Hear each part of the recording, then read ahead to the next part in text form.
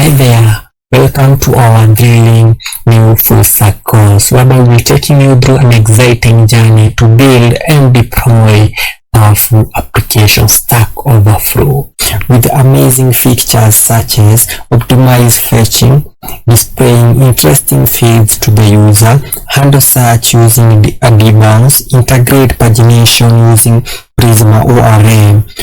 All of these while running Next.js with server-side rendering, group route, nested layout, server action, and dependencies like React, TS, Shadcn, Aiven, Tailwind, Prisma, Mysql, Clerk, Zod, React hook form. So let's get a quick demo of the project. So basically this is the home page whereby we have the left sidebar and the right sidebar, and also on our header here we have that is the tago, that is for the and so you have the system, we have the dark, and also we have the light. Okay, so then I also like to use the dark mode. So here you can see we can also be able to filter using Debounce, so you'll be able to see how we can use the Debounce to filter. So maybe you can search for something like HTML, so without hitting any key like enter or something else, you'll be able to filter like that. Also you have these filters here whereby you can filter by recommended. That will be available when you have signed in and you have your tags right here. So also you can also be able to filter with the newest. So with the newest here you can see the params are changing, the search params, and then here you can see the upvote. Also you can be able to search by the most with the most upvotes, and then with the one that are unanswered. Okay, so you can also be able to delete something from the search params like that. Okay, so we'll be able to see how we can do that. And when we hit more than 10 questions here, you can be able to use use pagination down here. You can see here we have pagination. So and then you can go back to previous. So also you will be having this community here whereby you'll be able to search the user and also filter the user with the most oldest. Also you can see this is the oldest user, and also top contributors, and also the newest user. Okay, so also we have I think that is enough for now, but you can visit the profile of the user. You can see what they have done and what they have. Okay, like that. So let me visit this one here. So this one here is the one that I'm using for this project. So here you can see we have the portfolio, and also we have the question that the user have uploaded, and then we have the answers that they have only one answer here. So let's sign in and let's see what we can be able to do when we are signed in. So let's sign in. We are using Clerk to sign in or sign up. So you can also be able to customize our colors. Okay, so just give it a moment, continue. So you should be redirected to the home page. So we'll see how we can be able to do that with the new Clerk version. So now you can see be able to see our tags here. You can also be able to add any tag here like something. Let's see, anyone here,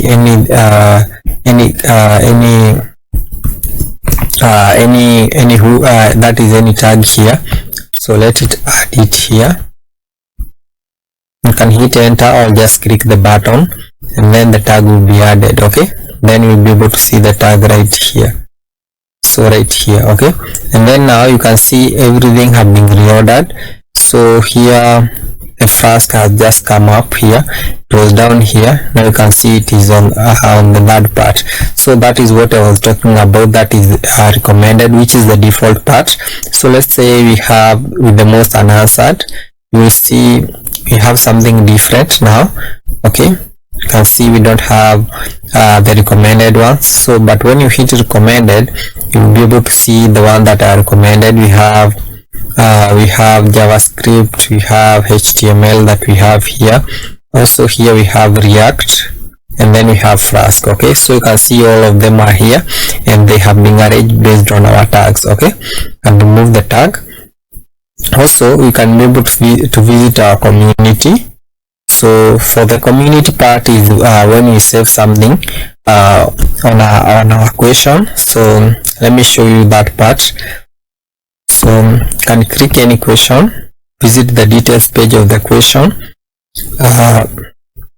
So the details page of the question, here you can see you'll be able to have, that is the code text.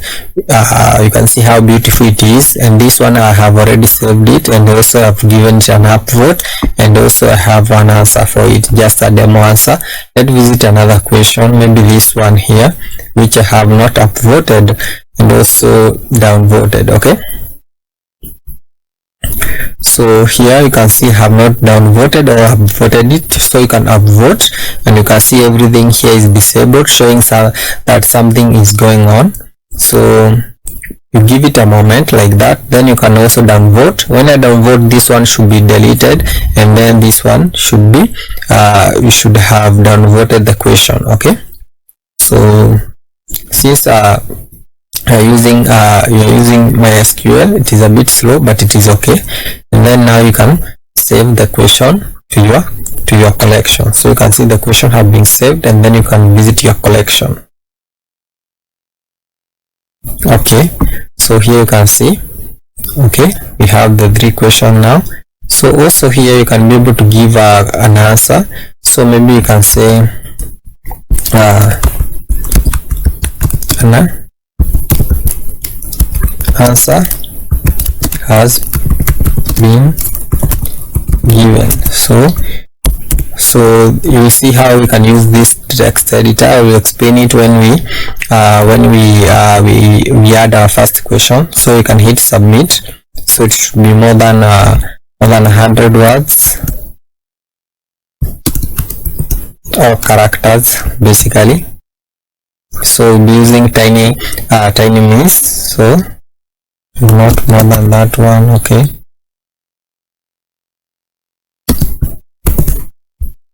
so now you can be able to submit the question. So after that we'll be able to see the question, the answer here, and also you can see you will be able to filter based on the high upvote, lowest, and then most listened, and the oldest. Okay, so and also upvote and downvote. Okay, so something that I have not mentioned is basically that we will also be able to edit and also delete. Okay, so since we have been inspired by the questions that we have seen, you can be able to click ask question here, and then now I would like us to add our first question. So I just copy the one that I have here, okay. So you can visit Stackoverflow, and then you can maybe copy the one that they have there just for demo purposes, but you can add your own questions. Okay,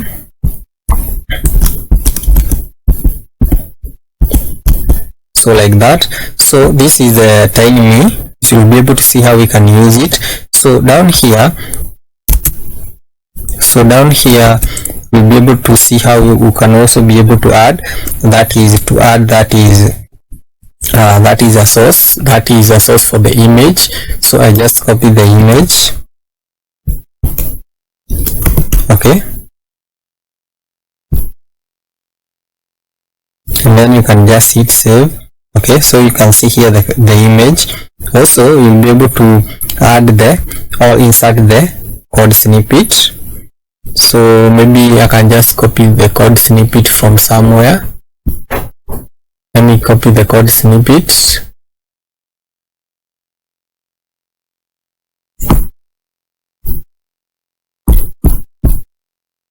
So just give me a moment. I just want to copy this code snippet right here, and then I can be able to choose that is the language, and then hit save. Okay, so here you can see the code snippet, and then you can give some tags here like React.js, then hit enter. So we'll be able to see here also we'll be having autocomplete, that because we'll be using a special package to do this. Okay, so you can maybe add even Python, okay, and then hit enter like that, and with that now you can be able to just ask the question. Okay, so we should be redirected to the home page after this. Okay, so it should be somewhere. So you can basically search the question, or maybe you can just head over to the next page. Okay, head over to the next page and you'll be able to see the question here. Okay, just click on the question. So you can see here now we have the question. You can see here we have that is the code snippet. You can see how beautiful it is, and then here you can be able to see the image also. So you can also be able to edit it since we are the owner of the question, or we are the one that have uploaded the question, and be able to even edit the tag here. You can remove that one, then hit edit. Okay, just give it a moment. Question had been edited successfully, and then you can maybe can try to visit it. So here it is. So here you can see we don't have the tag, and also here you can see we don't have the tag. So also on the profile part here, I forgot to explain that we didn't see the edit button when you hadn't logged in, but here you can see we can also be able to edit the question here. Can be able to give this one, to edit the profile right there. Okay, so here after successful edit, here we'll be able to see the username here have been edited. Okay, so let's now get started by actually now actually understanding the file structure of Next.js. Let's continue from there. So before we continue to the folder structure and all that, we basically need those files, and therefore we need to set up our project. To do that, you need to visit this URL, that is nextjs.org. You can just search for Next.js, okay, and then hit enter. Then the first link should be good for you. So what you need to do after that is scroll down. Here we see the installation, okay, like that. Copy it, and then here we need to set up our project inside a folder. So create a folder at any directory of your choice, and then just drag it and drop it inside your code editor of choice, like that. So it should reload now with the name of the folder as the project name. Okay, so here it is, and then you can just hit Ctrl J to open the terminal as it is open on in my case. You can just hit Ctrl J like that, and then the terminal should open. Okay, so you just give it a moment to load, and then you should be able now to paste the CLI like that. Okay, so let me zoom in a bit. So here you can see that is npx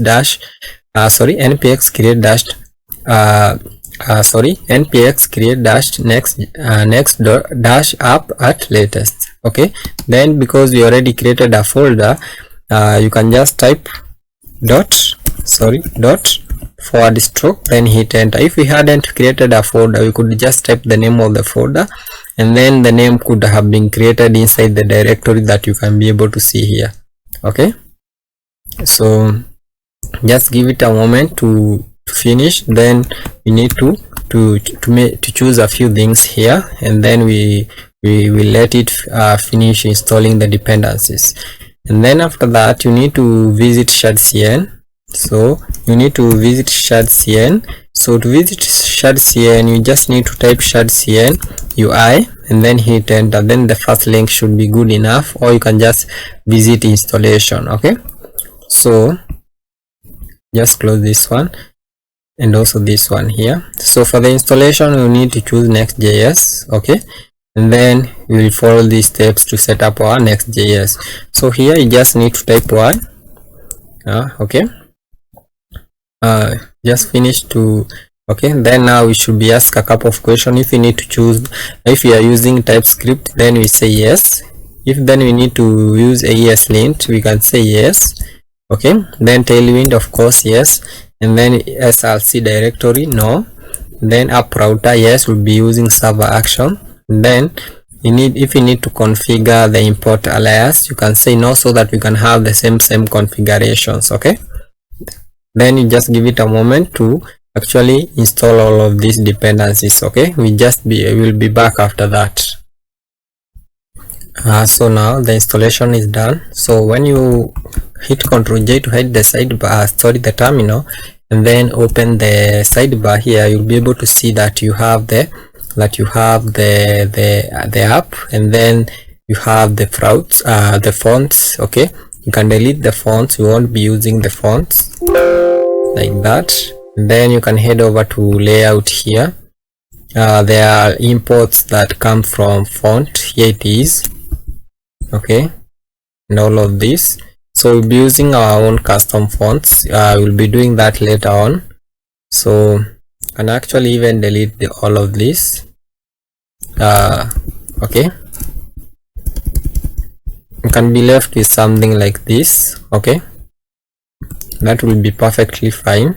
So what you need to do now is open our terminal, okay, hide our sidebar, then control and that is clear everything by typing CLS, and then create another terminal here, okay, like that. So this one here, we'll use it actually to start our project. So you just type npm, okay, run dev. That should run our project.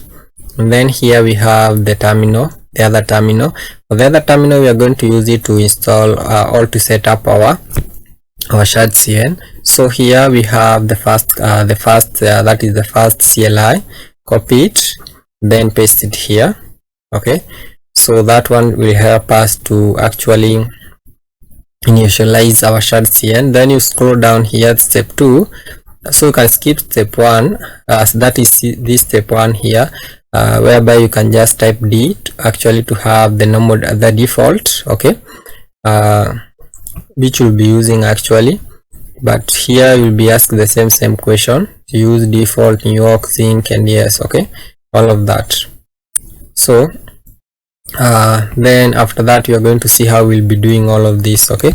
So type Y, okay, and then now we should be prompted with a few questions. So everything is ready, so go to localhost. So here we'll be using default, okay. So let me just pause the video. I want to check if you'll be using the default or the New York. I want to confirm that part because it's very important. So let's continue. Basically I will be using default, okay, and also we'll be using slate, okay. Then for global variables we need to say yes, okay. Then we need to give it a couple of moments to actually install the dependencies and set up everything, and also update that is the Tailwind, and then lastly install the dependencies. I will be back after that. So we are done with the installation part. So you can clear the terminal, that is CLS, then head back to that is to Next.js, that is Next.js Shadcn UI installation. So here the next thing we need to do is be able to know how we can actually add our own components. Remember that Shadcn, you can add one component by one instead of adding all of them. You can be able to see this inside the package JSON. We'll be able to see here you don't have the dependency for all the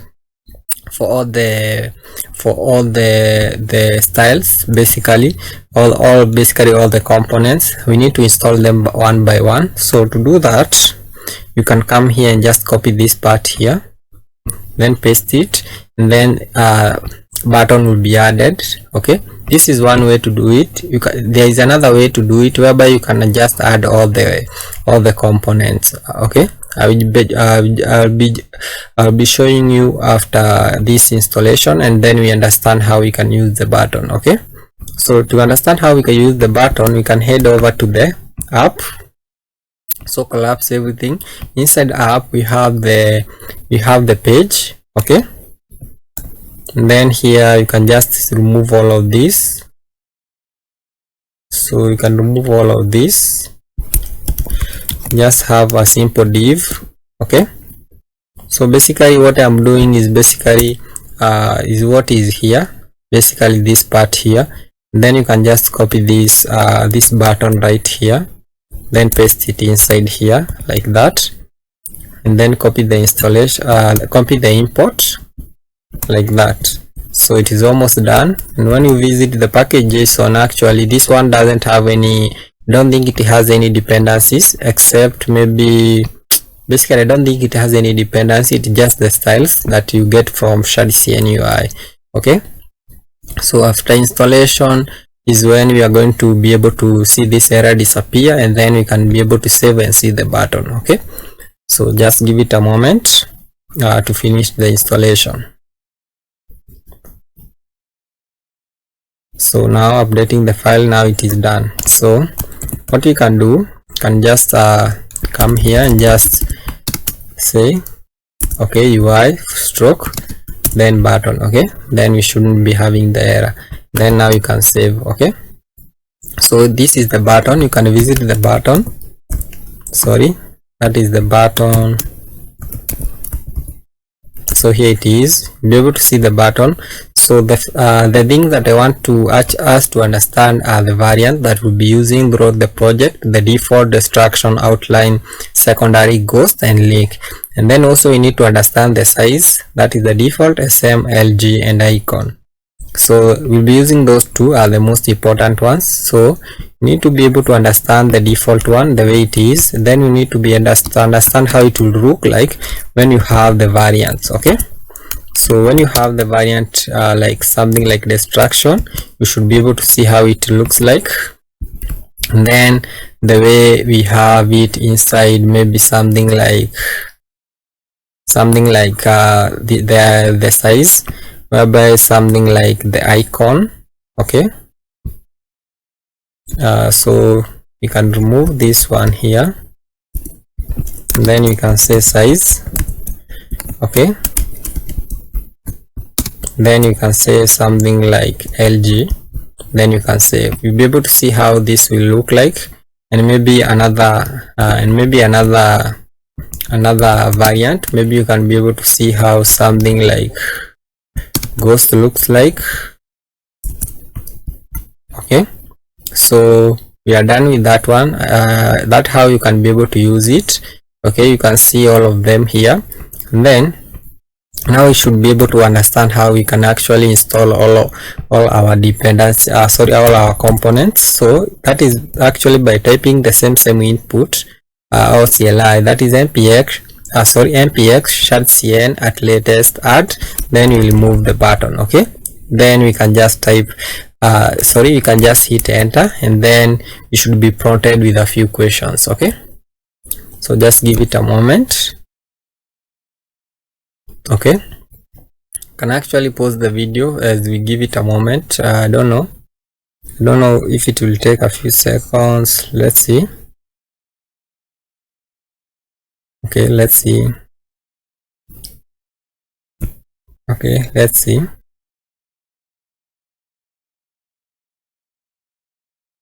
So let me just pause it. Okay, so here I have been prompted with all of this, that is all of these with all of these components here. So you can see when you hit the downward arrow key, you'll be able to see all of them. Okay, and then here you have which component would you like to add. So you can choose spacebar to select, so spacebar to select like that, and to deselect, and you can hit A to toggle all. then hit enter. So we'll just hit A and then hit enter. So you can give it a moment to do add all our components, and then we'll be back to actually finish the video with all of that. So now we are done with this installation. Now we can continue with the folders. Okay, so but first, before we do so, I would like to actually have something JSON package JSON here. What you need to do is actually visit the git repo. Okay, it will be free. The source code will be free, and then you can visit so you can expand the file, then visit that is the package JSON. Where is it? This one here, package JSON. Okay, and then you can actually see the dependency that will be using. So I want you to actually install all these dependencies. Okay, by just typing npm I, then you can just copy the dependency like crack here. You can just copy crack like that, and then you can hit space, and then you can copy something like Prisma. Okay, I think Prisma we will install together, but I want you to have all these dependencies installed because we will use them throughout the project. Okay, so let's continue now with the folder structure.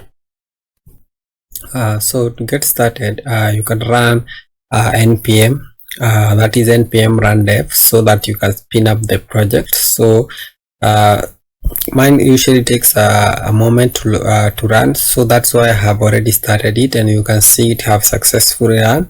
And then you can also see the version of the Next.js that we are using. Okay, so just give it a moment, but if your computer is faster, it will be just a second. Okay, I will just hide the terminal by hitting Ctrl J. Okay, then now we need to understand about the files that we have. Okay, for the files that we have, I will be explaining the most important file that we'll be using throughout this project. So files and folders basically. So let me start with this one here, the app folder. The app folder is the one that will be having all our routes, including our API that we'll be using for the webhook. Okay, so all our route will be there, and also our API which will be having our webhook. Okay, and then for this part here, we have our component, then instead there we have the UI.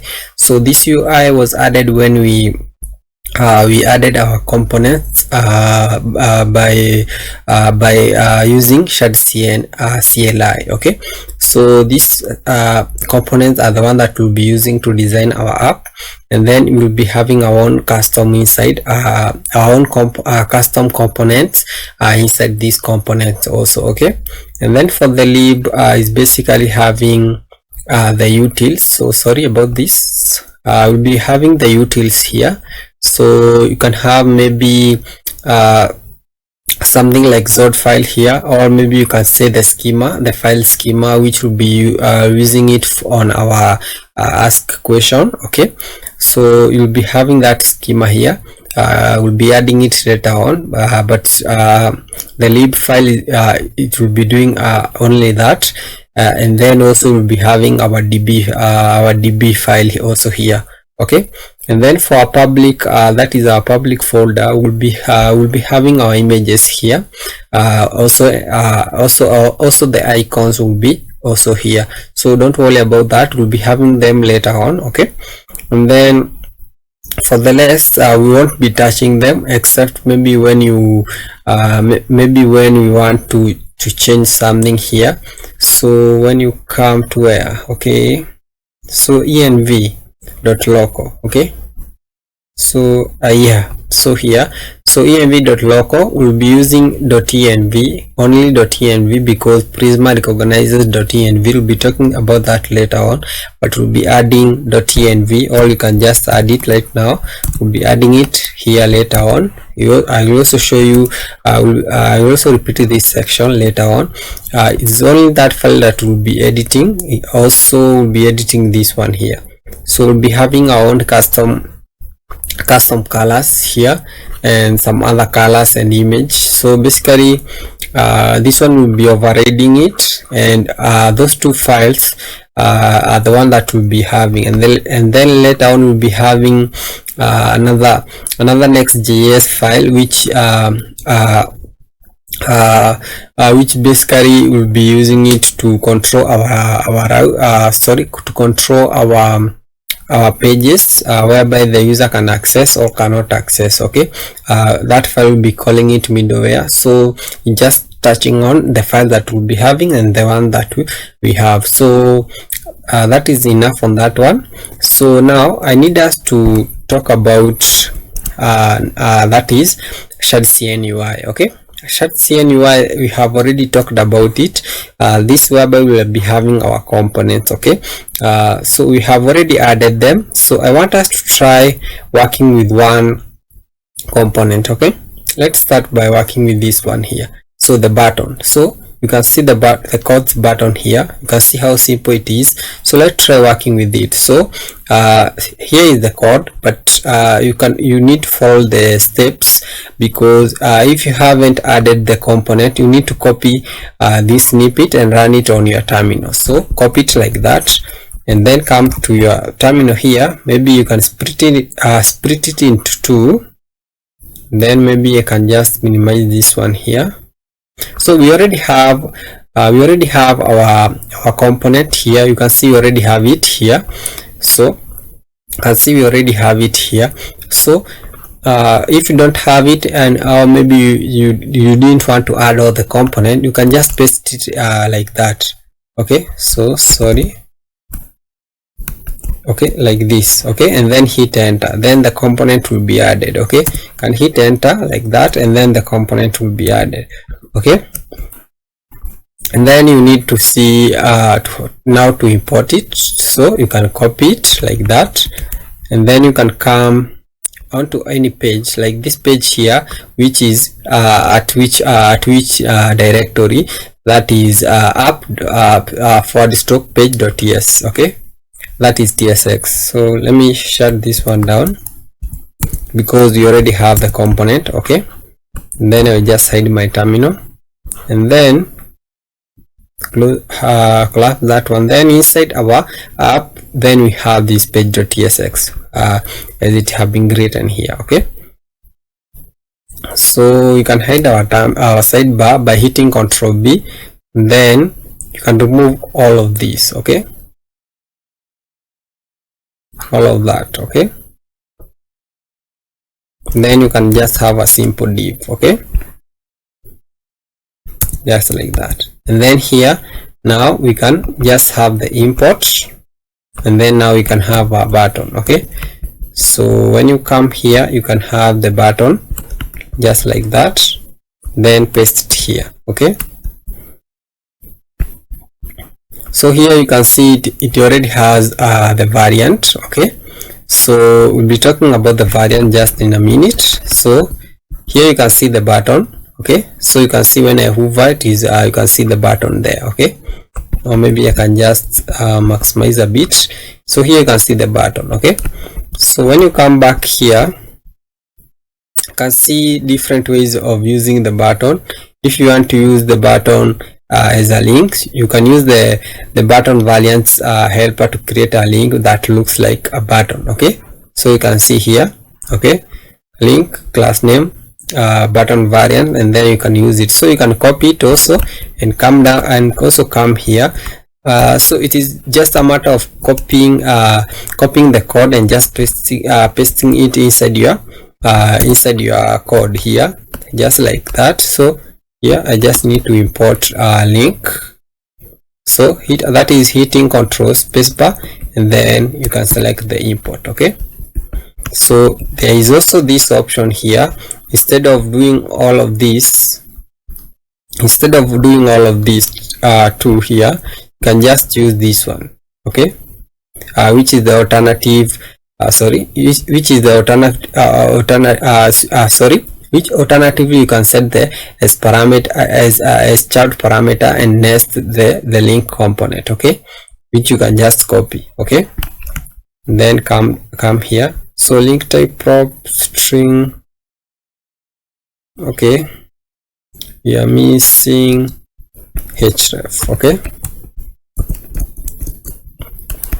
can just have forward stroke. Okay, Then also we can also paste this one here. Okay, and then you can see we'll be having the same buttons. Okay, so you can see it is just a matter of choosing what you choose. Okay, just as a child. Okay, so this one has a different variant, but if you want to have the same variant as we have there, you can just choose variant. Now we can talk about variant. Okay, so I just paste the variant like that. Okay, so and see all of them are the same. So you can talk, when you talk about variant, we have a few of them. So we have the default. So default is the one that we had before adding the variant. Okay, so when I remove the variant, also is also the same button that I'll be having. Okay, and then also we have the destructive. If you want to indicate danger, you can use destructive. Okay, also maybe you can use link or something. So but what I want to talk about next is also this button also has another prop which is size, which you can use icon, all default or large. So you can have something like large there, so you can see all of this. Okay, so you can see here it is a bit larger than the others. Okay, so something else that I need us to talk about is so let me just open the button. So here are all the variants. Okay, so which basically you can just edit them by yourself. Okay, but also you can also edit the size, and also that is the default variants. Okay, so you can also edit the default variant here, but also you can have your own custom variant and also your custom size. So for example, here I can have my own here and just say primary. So I want to have a primary here, and then maybe I can say BG green. So here we don't have the IntelliSense, so BG green 500. Okay, and then you can save. Okay, so this is just an example. And then here when you come here and change this one to primary, so here when you hit Control space bar and then hit P, you can see it there. Okay, and then you see this one will change to green. Okay, so like that. So that is how you can have your own custom that is how you can have your custom variant. And also you can also have the size, so it's just the same, which you can say something like LA, and then you can have your own classes right there. Okay, and then I can just change this one back the way it was, just like that. So this one way you can use the button. So for each component here, which you can see here, which include even the something like import here, input, you can see here they are just the same stuff, whereby you can just copy and paste and then you are good to go. Okay, so we are done with this one here. So I just close this one and then close this one because the next thing I would like us to talk about is routing. Okay, so I will come here, that is onto my Next.js documentation. So this link will be down in the description, or you can just search for something like Next.js routing. Okay, and then hit enter, and then you are good to go. Okay, so you can see it will be on this page here. Okay, routing. Okay, then you can just choose which one. Choose what you want here. So let me see. So it is the same thing I have here. Okay, you can choose pages and routing. Okay, but I will just share this link here, so it is just the same link. So here the most important things I have already highlighted them, but you can go through this documentation so that you can understand what routing in Next.js is all about. But the first thing we need to run is in Next.js 14 is about rows of folders and files. So the most important things is to notice that folders are used to define routes. Okay, earlier it was files. and then files now are used to create UI. Okay, so that is it. So here I hope you have understood that. So folders are used to define routes, and files are used to create UI. Okay, and then here we need to scroll down here. The most important other thing is file convention. So you can just read that one, but I just skip it. And then here there are all these things here which you need to understand. So I will just mention the important ones. So for the layout here, shared UI for which will be used as shared UI for segment and its children. So when you come back here, you will see here you have this layout here. Okay, for this layout here, you will notice that we have children. That means this file here will be shared by these children here. So that is what it means here when it says shared UI for a segment and its children. Okay, and then we have page, which is unique UI offer route and makes route publicly accessible. So when you create that is a folder like this one here, where we have app, you must have page, so that this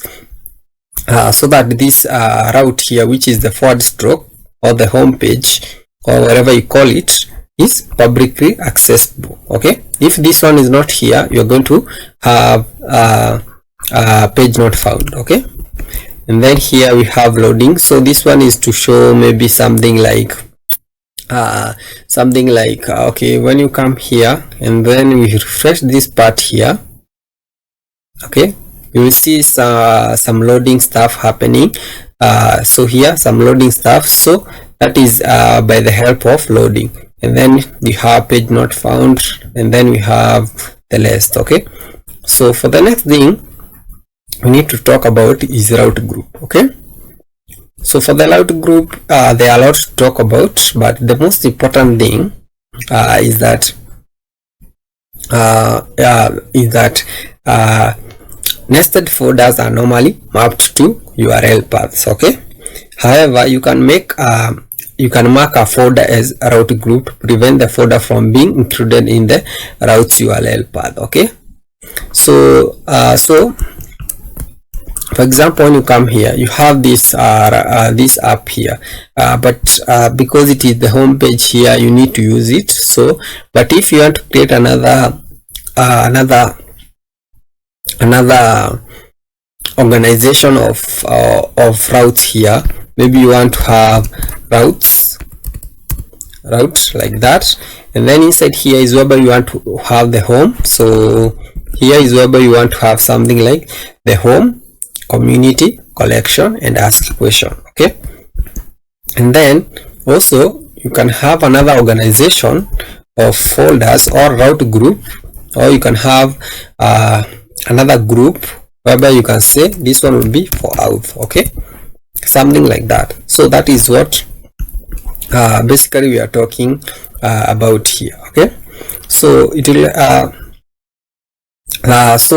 this will allow you to organize your route segment and prevent files into logical group without affecting the URL path structure. So that is cool. And then you can read all of this stuff here, but the most important thing is the convention which you have just applied it there. Okay, that a route group can be created by wrapping a folder's name in a parenthesis. Okay, which is this the way I have done it here. Okay, and then you can scroll down and just go through all of this, but now we know how to create our routes, and then also we know how to create our route groups. So I will just use this organization of these routes sorry, organization of these routes to make sure that we have something like the home page. So now I want to show you how we will not affect our URL by having a home inside a parenthesis like this. Okay, like that. Hit enter, and then I just drag this and drop it inside here, okay, like this, and then say move. Okay, so here, even when you refresh here, you will see, you will notice that there will be no changes because because the home page is still this page here. Okay, so that is very important. And then also this this route here can also have something like layout, which you have talked about, which can be shared by children. So inside here, when you have something like layout.tsx, sorry, and then if you have this file here, don't worry about it, it is not our file, it is coming from .next.js here. What you can do is just save it and then close it. Okay, that happened because we moved that page from the app here inside to onto our home. Okay, so now here you can see it was not affected, and then also we still have our page and our content. Okay, so here you can see the default is not a component, so you can just refresh it. So okay, it's because I have already created a file here, and I have not I don't have any script. So I want us to have a script inside here, whereby I'll be using RAFCE. So for RAFCE, so that we can have a code snippet whereby I can say route layout, just like that. And then when you save, you will notice that will be showing that is the root. Okay, because everything inside this group here is being passed inside here. Okay, so we'll be passing it inside here using children. Okay, so when here I come here and then pass in the children, okay, like that, and then we'll be giving it type just in a minute. And then here you have the children, just like that. Now you'll notice that we'll be able to see the page. Okay, just wait. So now you can see the page. That's how you do it. Even when you have a route inside here, even when maybe can have a route here like something like ask question. Let me copy it so that we can use it. So you can see here I haven't created a page inside here, but when I navigate inside here, I expect to be greeted by a not found. Okay, but when I come inside here, but first you can give this one type here so that we stop having the error, whereby you can say children, then you can say it is of type, so semicolon. Okay, can say children,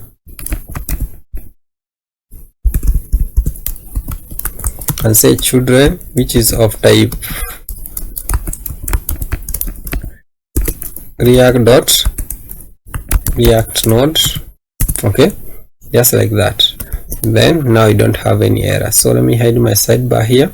So then collapse this one here, so like that. Okay, so okay, so now you can see how it is. So children is of type react node. Okay, and then I can save. So I can close this one for now, and then now, so now you can see here we have a not found. Okay, but when I copy this one here, so copy the page from home and then come inside here and then just paste it here. Okay, you will notice that now you will be seeing something else. So let me change also the content so that we can notice. So I will just say, okay, you can say ask question. Okay, ask question, or maybe you can just have the proper one, ask a question. Okay, and then now you should be able to see the changes. Okay, so now you can see ask a question. So that means what we ran earlier, you must have the page inside the folder, so that the folder can be publicly accessible. Okay, so for the RAFC, I forgot to share that it is an extension that we have inside here, which is which we call it ES7. Okay, ES7 plus. Okay, don't know, ES7. So here it is, ES7. So you need to install this one here, which is ES7, which is usually that is for React, Redux, React Native, JS snippet. Okay, and then here you can say ask question. Okay, so now what I want us to do, because now we have understood how we can create our routes, I would like you to take a moment and then create a few routes. So for me, I will close this one, collapse everything, then come inside the app here. Okay, come inside the app here, and then inside the root, whereby we have home. Okay, and then we have ask question. Okay, I will create another route here, which one will be community. Okay, just like that. I will create another one which will be profile. Okay, and then for the profile part, I'll just show you in a moment that will be having a nested nested route. Okay, but for now I can just create another one here, which can be for the question details, or for the to view the question. Okay, and then we'll be having another one which will be not inside the question. It will be not a question, will be a nested one also, but I will show you in a moment. And then also we'll be having another one which will be the collection. Okay, okay, so those are the routes that we'll be having. I believe they are enough. Okay, and then inside the app folder here, we'll also be having another one which will be the API, so you can have it right there. Okay, then now we can work on collection first, whereby you can create a page. Okay, a page.tsx, then we can say RAFCE, give it a moment.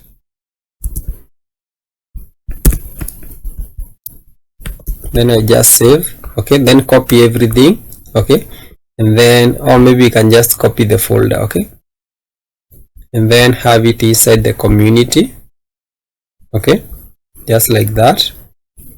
And then for the folder, so here, and close it, collapse everything. Then inside the route also, so for these two here we are done with them. So but for the profile here, we'll be having a profile inside the ID. So we need to get the ID of the user so that we can get the profile of the user. So inside here is whereby we are going to have the page. Okay, and then inside here also we are going to edit the profile. So you can say edit. Okay, and then, so don't worry about this, something that usually comes on and then disappears. Okay, and then also here you can have the page also. So this is nested, this one is nested routing. So here nested routing is whereby I have created two folders inside, or maybe when you is whereby you create a folder inside another folder. Okay, so for example, when I come on to go on to this page here, I can say profile. Okay, and then forward stroke, I can write anything because it is a dynamic it is a dynamic file, sorry, a dynamic route. Okay, so a dynamic route is usually inside square brackets, is whereby you make sure you define it as dynamic route. So when I write anything like that and then hit enter, so here you can see I have just scrambled a few things here, and then you should be able to see this page. And when I change here and say user ID, I'll be showing how you'll be getting, for example, this user, it will be a user ID here. I will show you how you can get it. So here you can see now we are inside that route. Okay, and then for the ID here, you need to go inside profile, you need to say edit. Okay, so that is profile stroke edit. Okay, now you can see we are inside here. So here you can say edit, and then you can see it will change. Okay, so that's how you can work with nested files, sorry, nested URLs. Okay, or nested routes. So also inside here we'll be having another folder here whereby you can say, or maybe you can just say ID. Sorry, it will be a dynamic one because we need to pass in the user ID. Okay, and then inside here you're going to have the file. Okay, just like that. So the same case, when you come here and say question,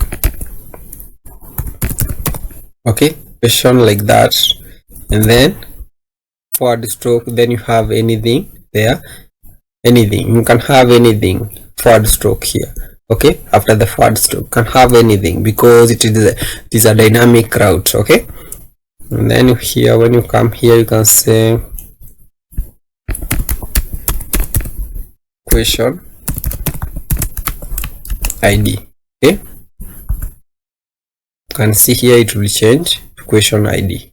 Okay, so that is how you can have you can use dynamic routes. You'll be using them to get the user the question or source. Let me show you here. When I click it here, so just give it a moment. So Aiven is usually very slow. So here you can see we have the question ID, and then here we have the question. The same way we have it here. We have the question, and then we have the ID here. Okay, sorry, it is the same thing we are using there. Okay, so for now we are done with this. So on the next part of the video, we'll be working on the authentication part here. For the authentication part, whereby we'll be using Clerk. So let me meet on the next part of the video. So now let us work on our authentication. So here we'll be having our authentication.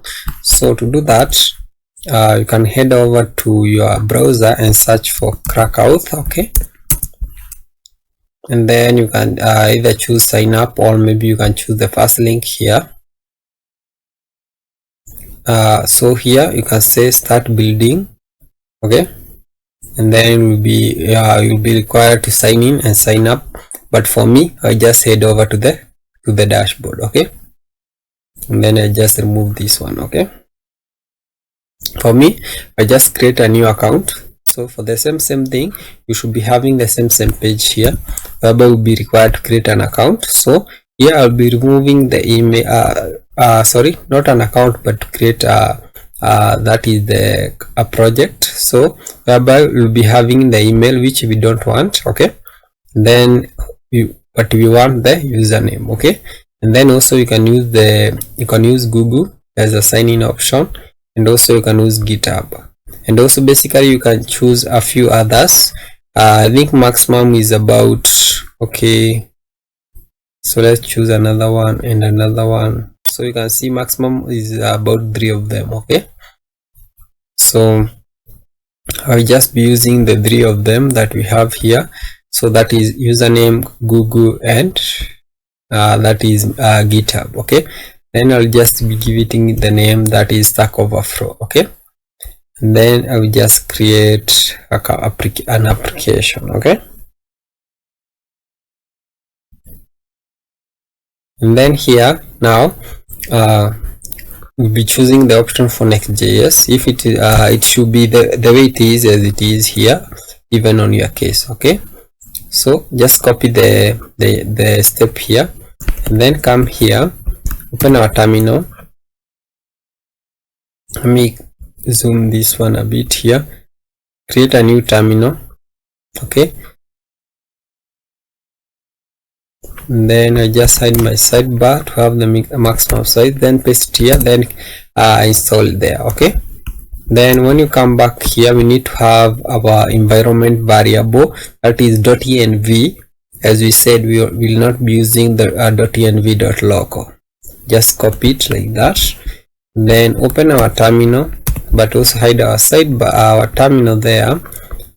Okay, so you can tap here or click here and then create an account, or you can also click package.json and then create an create .env, not an account, create .env.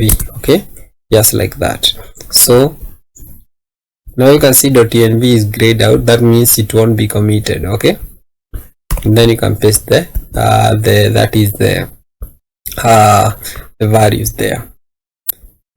So when you come back here, you can see here we have the middleware. So the middleware.ts is a reserved file that is for Next.js. So you need to make sure the way that it is written here is the same way you'll be having it here.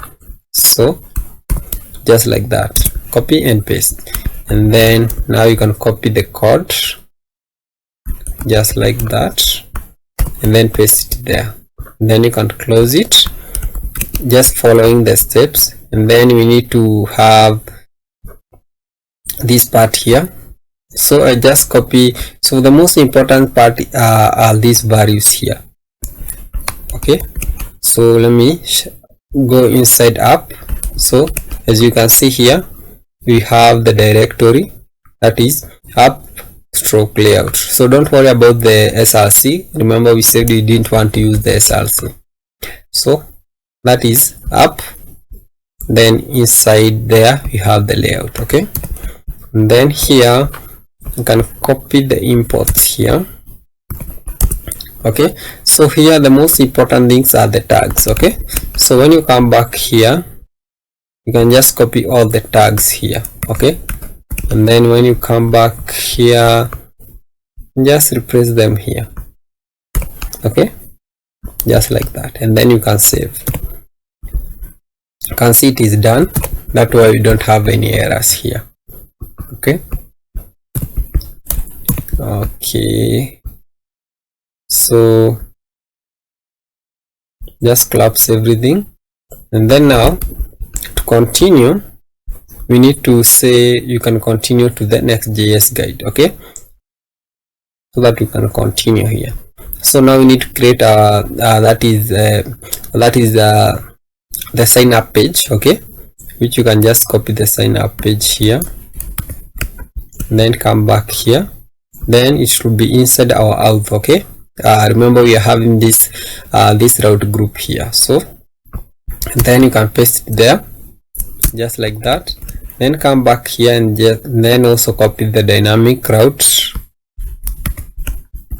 then have it here also, and then now we can have the page.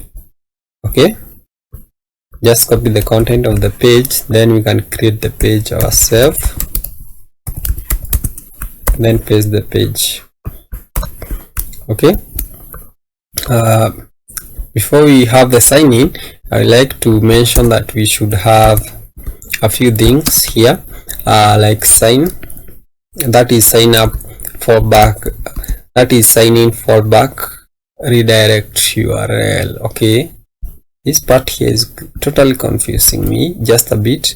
So you can see here we have, that is the the sign in, but we don't have the sign up. Okay, so maybe, okay, I just used it the way it is here without even noticing it while I was building this project.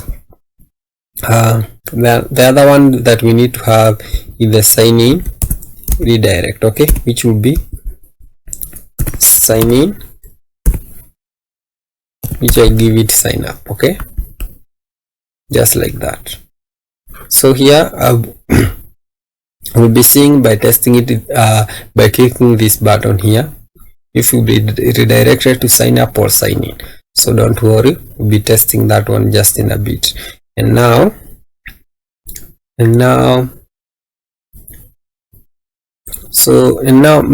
maybe we should also mention what this does. That is the sign in fallback redirect URL. So this one will help us to navigate after successful signing, where we'll be navigating the user after successful signing. Okay, and then this one will be the path that the sign in component will be linked to with. Okay, so this one you don't have to worry about, you just need to know which one to pass in here, which is the sign up. Okay, then when you come back here, we have the sign in. Okay, the sign in. Now we need to have the sign in. It should be inside our auth. Then here we need also to have the dynamic route. Then we need to have the page.tsx. Then we need to copy the content of that page. And then here, let's see here what we have here. Here we have force redirect URL. Okay, here we have sign in fallback redirect URL. So we have opposite of what we had earlier. So here I'll be just giving it forward stroke also. And then here also we have, that is the sign up, which will be sign in. So let's see. So you should be having something like this. Okay, that is inside out here you should be having, that is the sign in strokes, the dynamic sign in, then sign up, the dynamic sign up, then the pages inside of both. Okay, so let's try to navigate to sign in. Okay,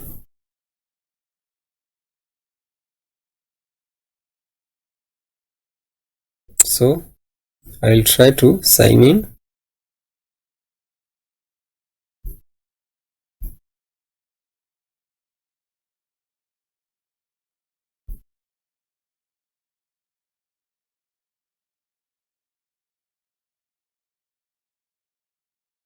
Just have a simple username. For now it's just a guessing one,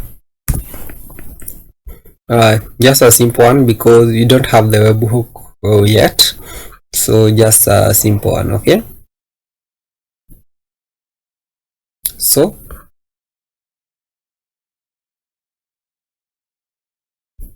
you can see it is working. So you can see here, let me sign out. Okay, like that. Then I can change this one to that is sign up. Then I can change this one to sign in. Okay,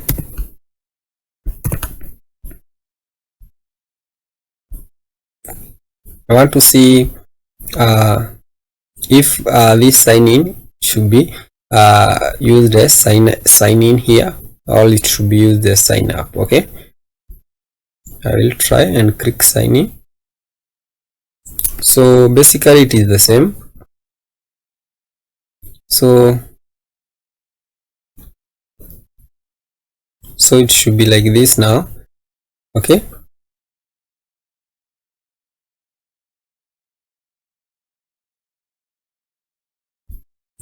so it should be like this now. Okay, so you can see now it is working.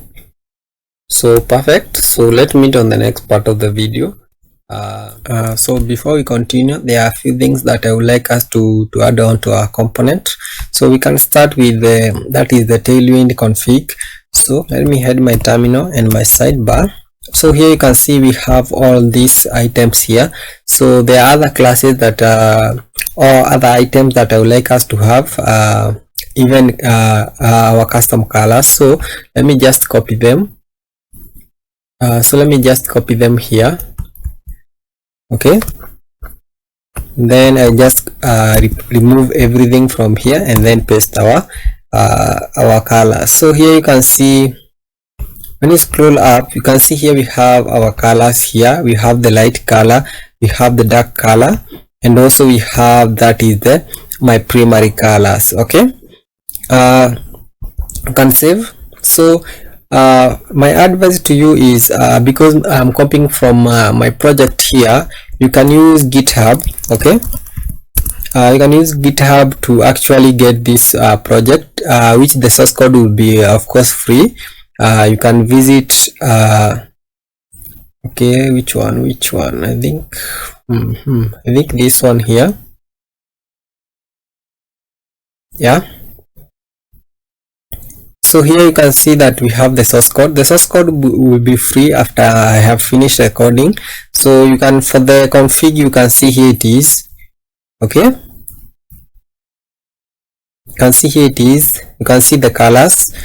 So what you can do is just copy from here, and then the rest, like the public files, which will be copying next here, which we have the asset and the asset which are the most important on this case. You can also copy them from here. So let's continue. So I will what I will be doing, I will be closing this one, and then on my sidebar here I will be coming here and deleting this public that is public folder here, like that. After deleting, I will add my own public that is public folder here. Okay, and then accept the copying of that file. Okay, sorry, of that folder. You can see here we have our asset.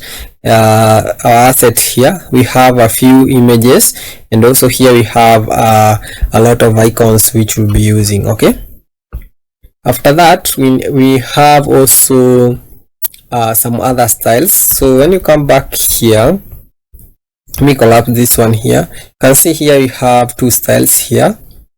You have the prism. The prism will be the one that we'll be using to color our, that is our code snippet. Okay, you can see the languages here is the one that we'll be using to do that.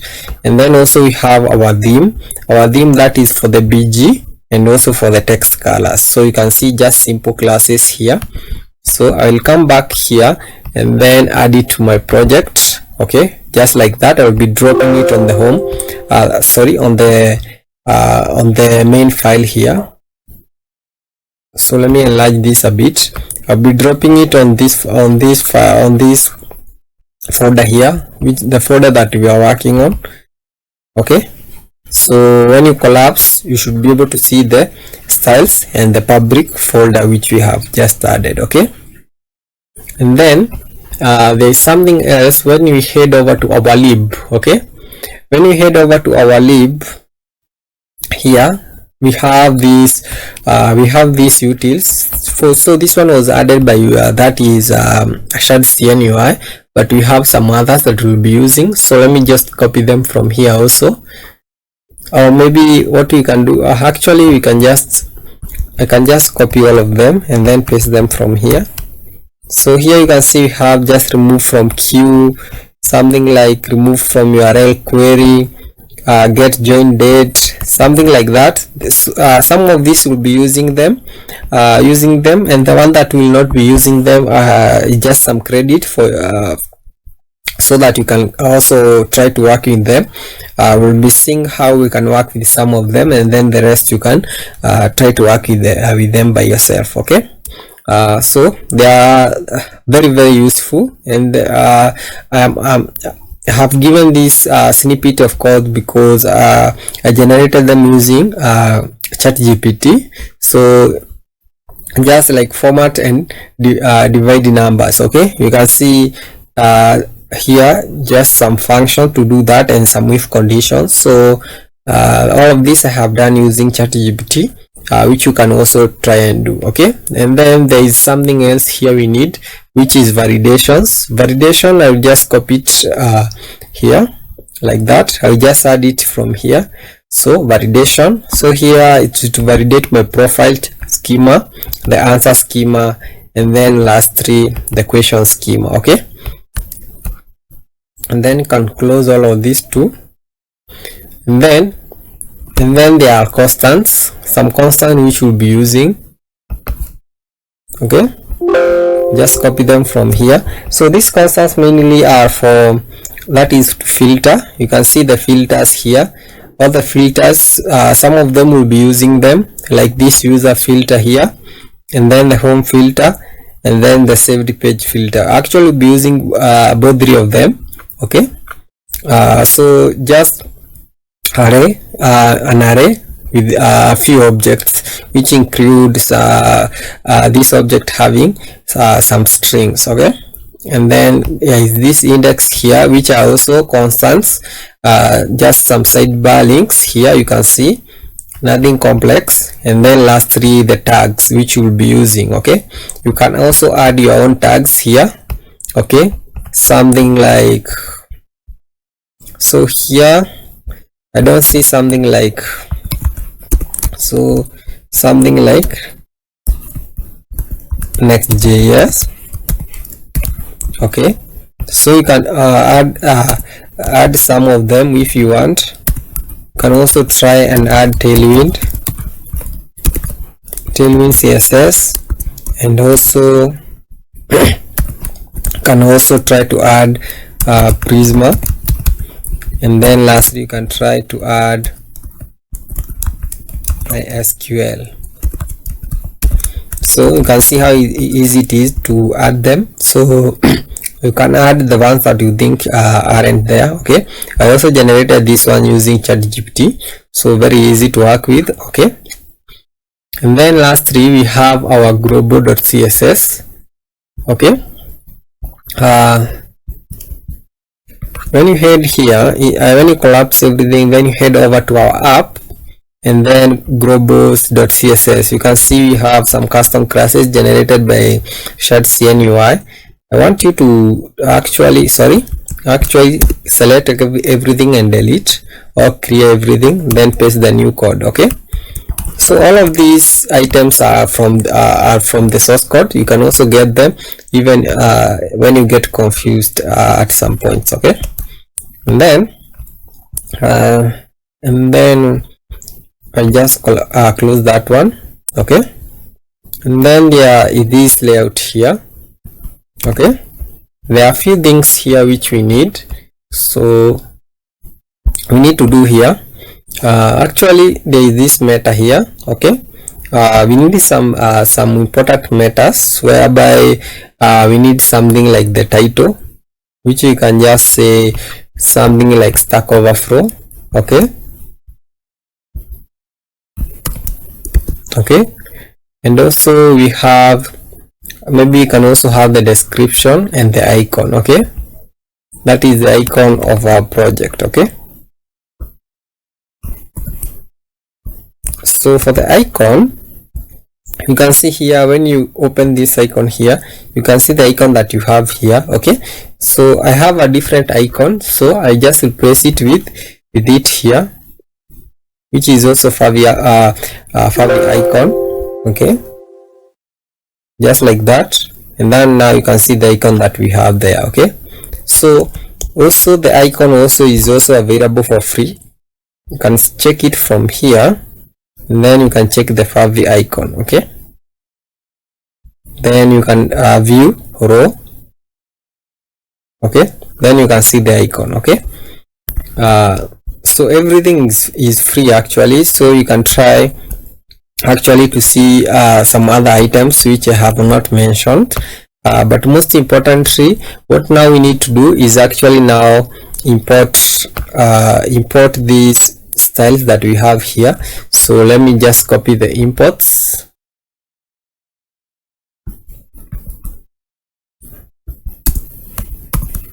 okay, Prism, and also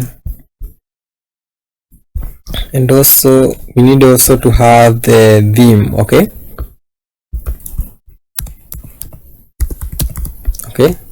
so we need to have 3 of them, that is global.css and then styles stroke prism.css. so these 2 of them.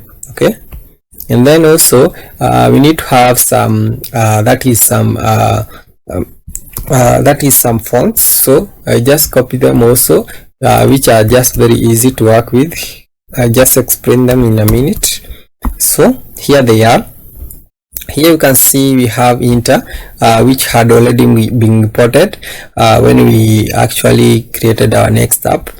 So here you can see you pass in an object to this inter, okay, whereby you have a subset which you pass in an array, and then you can define a few items inside here, whereby we define a Latin. Okay, and then you can define some weights inside here using that is a string array. Okay, whereby you can define all your weights here, and then lastly there is this variable here which you can pass, that is the font that you want to use, or the variable that you want to use, that is the font hint. Okay, and then lastly we'll be having this font also here.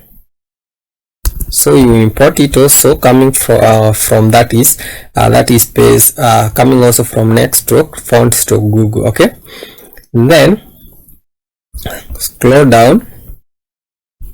Now to use these fonts, I just copy the body. Okay, copy the body here, and then here we have the fonts. So you can do this by using cn. So when you open your utils, okay, when you open your utils here, you can see we have this cn. Instead of doing this way, where how I did it, you can actually close actually comment that one and come here and say class name like that, and then wrap this one using an object or a parenthesis. So what do we call this?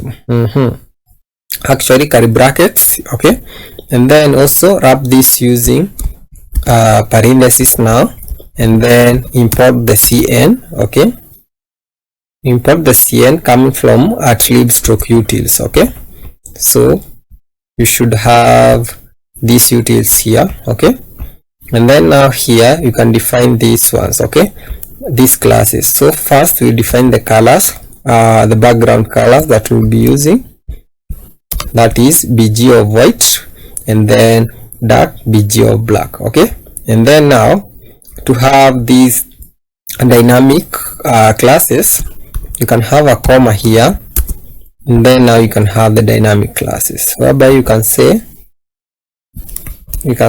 enter. Okay, and then also you can have a comma and also have that is space growth text. Okay, so like that, and then you can save. Okay, so you can use either choose to do this, or you can either choose to do this. Okay, actually it is by your own choice, which one you see the most easy one to work with. Okay, then the next thing that we need to do is actually pass some classes to this crack provider here, whereby we need to define some appearances. Okay, come here and then we say appearance. Okay, for this appearance here we'll be having an object inside here, whereby we'll be having an element. Okay, and then this element will be having an object, whereby we'll be having that is font button. Okay,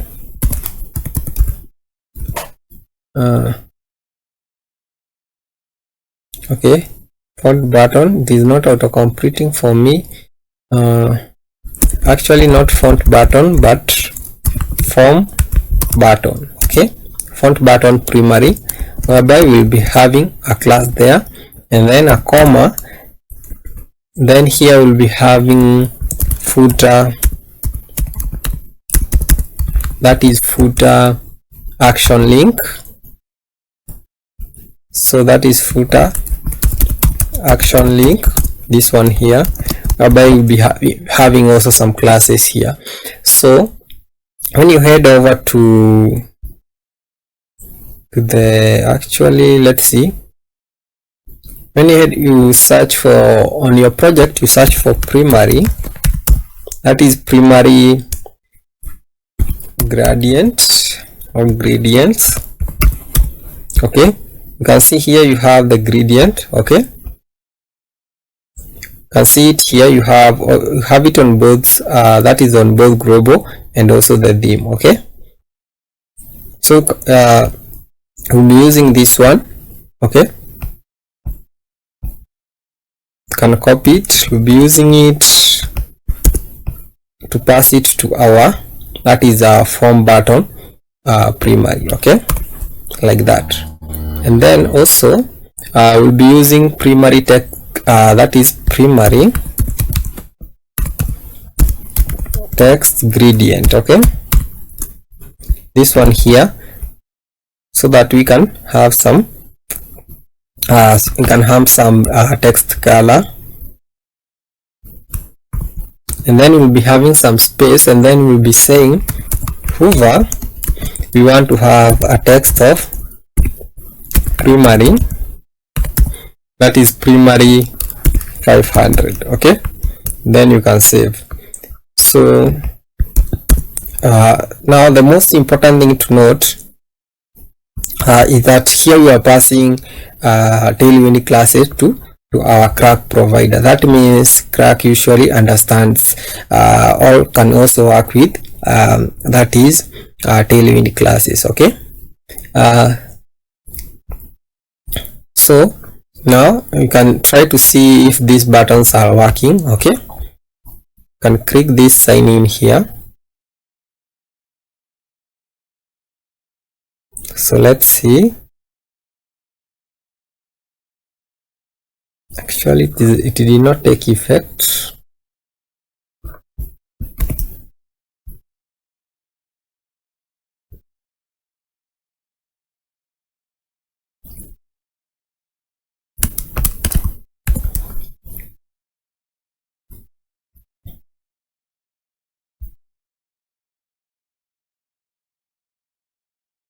I don't know why it is not taking effect.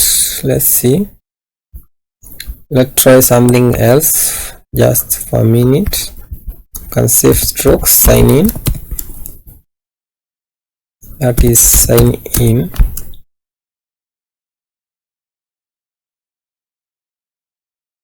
Let's see. So the next thing that we'll be working on is the header. So when you come on to our, that is to our app, and then root, we have this layout here.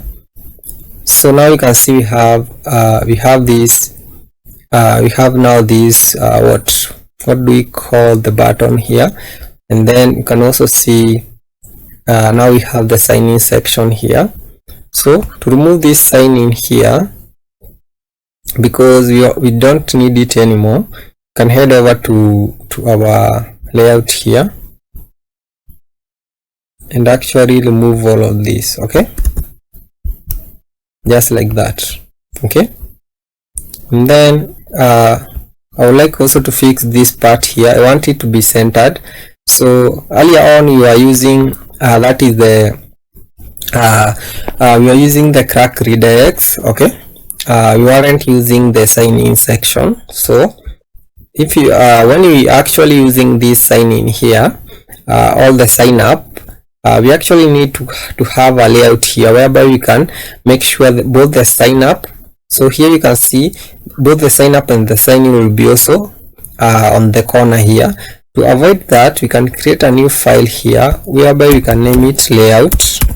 So you can see it is also on the corner here. So to avoid that, we can say .ts, actually tsx, and then you can say rafce. Okay, and then let's import the snippet, and then here we can say auth layout. Okay, and then we can save for now. So it will be accepting children here. So let me come here and copy the children props, or actually we can actually copy the whole of this. Okay,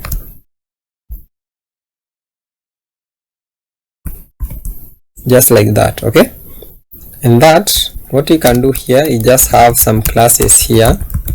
Okay, whereby we can say flex, justify center, and then item center. Then you can save.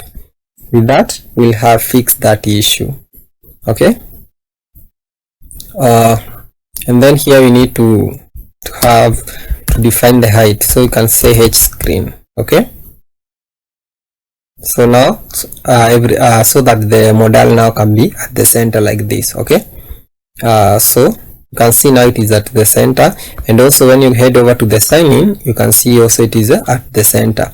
So earlier on we could not have noticed this, and also we could not have noticed the continue section, because when we were clicking the sign in button, we were actually being redirected to the that is to the Clerk redirect. But for now you can see it is working.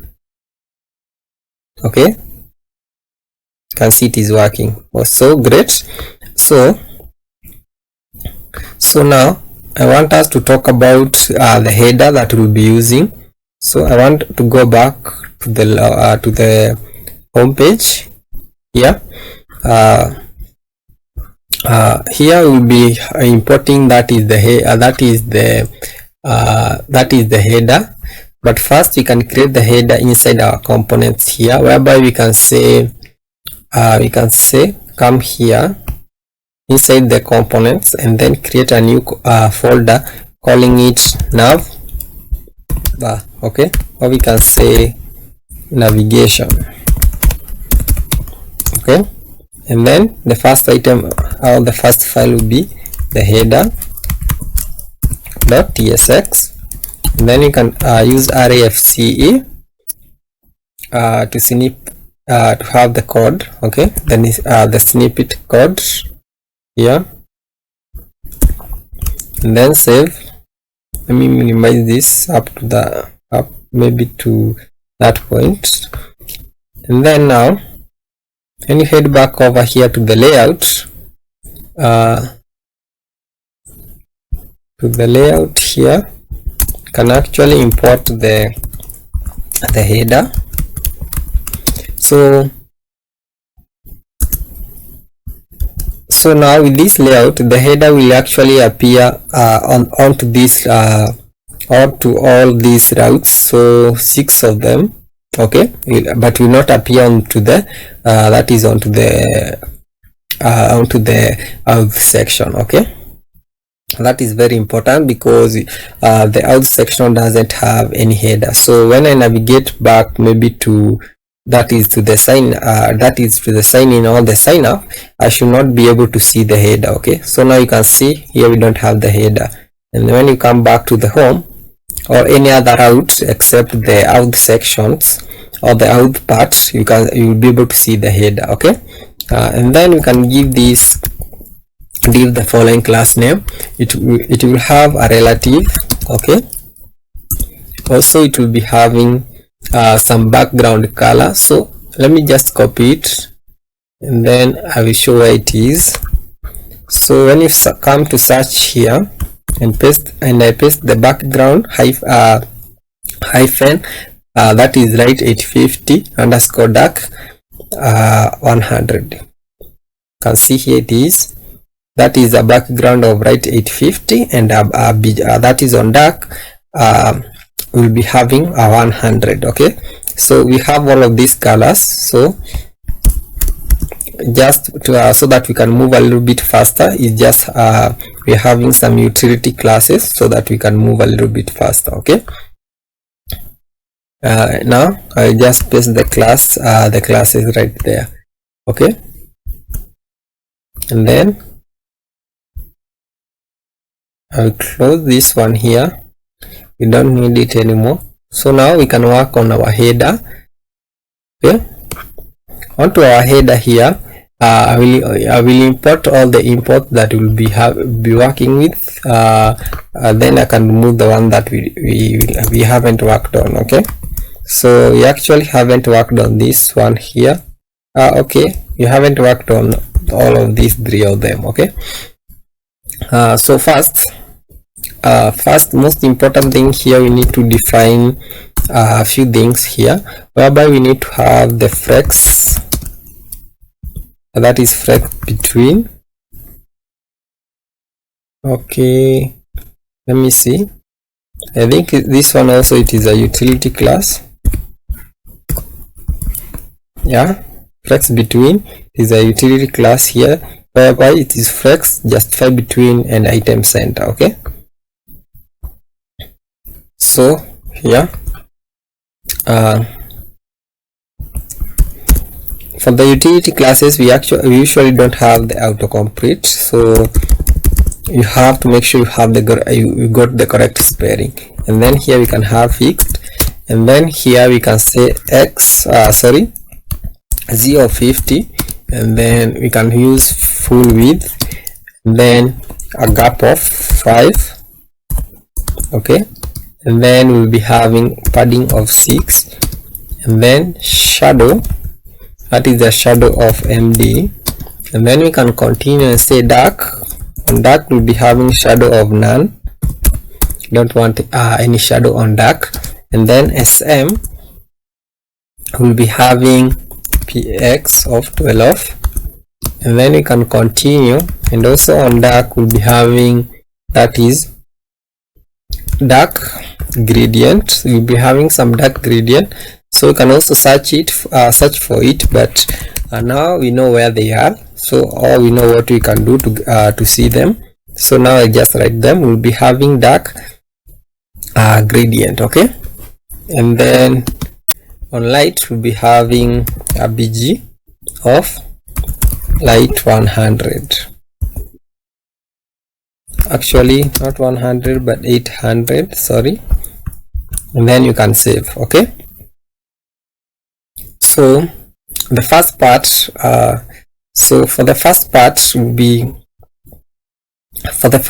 we'll be having 2 sections. We'll be having the right section and the left section, sorry, and then also we'll be having the right section. Okay, so for the left section here, it will be inside a div, so can maybe just duplicate them. There will be 2 divs, the left one and the right one, because we are using justify between. Okay, and then this div we can give it the following class name,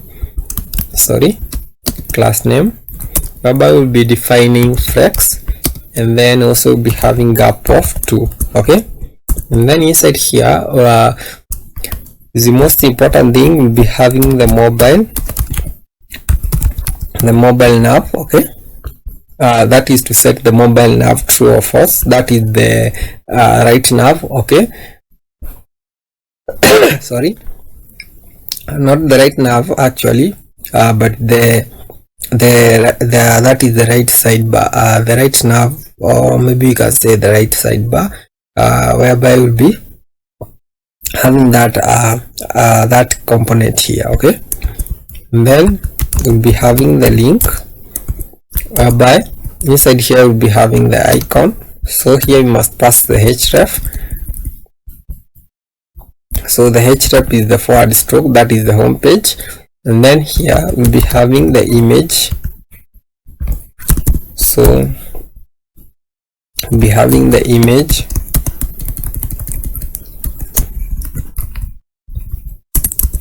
So here we need to have the source, which is the stroke favicon, that is the favicon.ico, and then the size, we can use width of 23, and then the height of 23. And then lastly, also we must have alt, whereby we can say icon. Okay, So you can save and see what you get. And then after the image, we'll be having a p tag. Inside this p tag, we'll be also having a span. Okay, then inside this span will be saying over, that is overflow. Okay, and then before the span will be having stack. Okay, and then this p tag will be having the following classes, whereby we'll be having h2 bold. Okay, that is a utility class.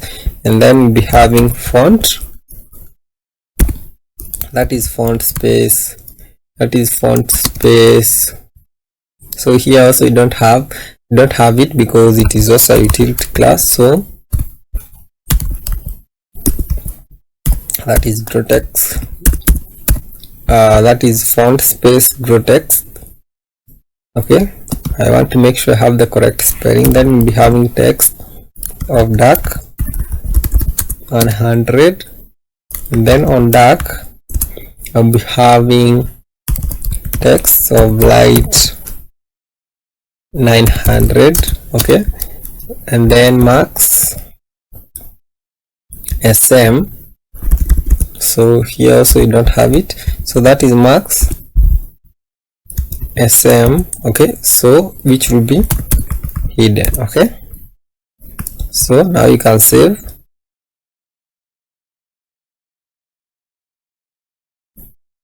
So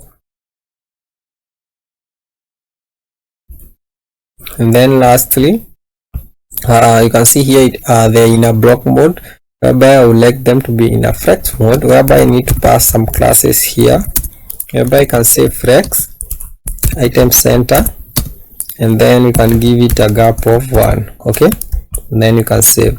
Then lastly, there is this div here, whereby we need to have flex between. Okay, like that, and then also we need to have a gap of 5.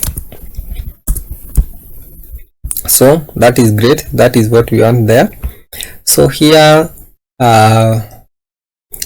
we'll be having that is the theme component, and then also here we'll be having user button. Okay, and then we'll be having the right nav. Okay, the right nav. So the right nav is whereby will be actually being able to actually add your own tags. And then here this is the mobile navbar, which is the left navbar. Okay, here, sorry, I confused this one with the right navbar, because we usually mostly have one navbar, which usually is on the left sidebar. Which is usually the left sidebar, which you usually mostly work with. But for now, we are actually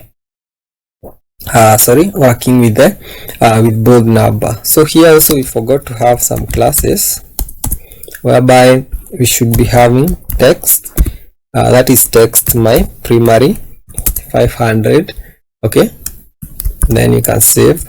And then here for the user button, so you have already seen how it is.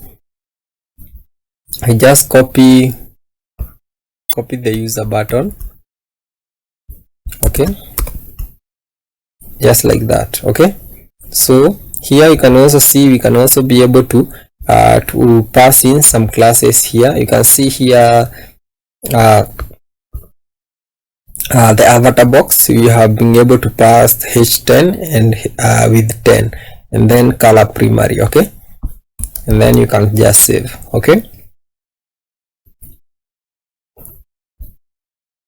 so you should not be having anything on the right, so it should be like that until we have the nav, the right nav, and also we also have the theme. Okay, so on the next part of the video we can or maybe we can just work on the theme, then we can continue.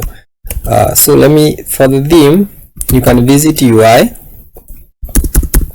can visit Shadcn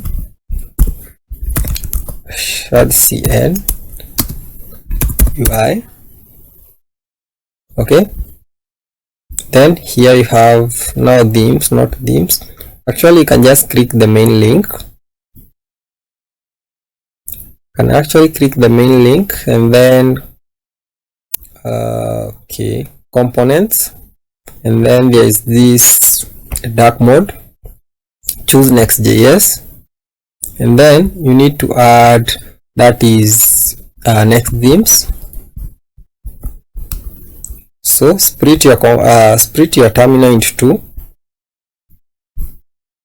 and then you need to paste in the that is the CLI, and then we need to create a component, namely theme provider.tsx. So come inside here, collapse everything. Inside our components, we create a new folder, naming it theme.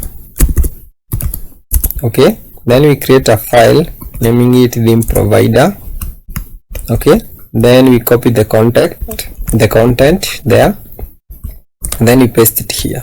Okay, then we save, close it, and then for this one here, we need to use it inside our that is our layout, our app layout. So I just copy this one here, just like that. Come back here, you can come inside our app, then the layout, then we need to actually wrap our children with it. Okay,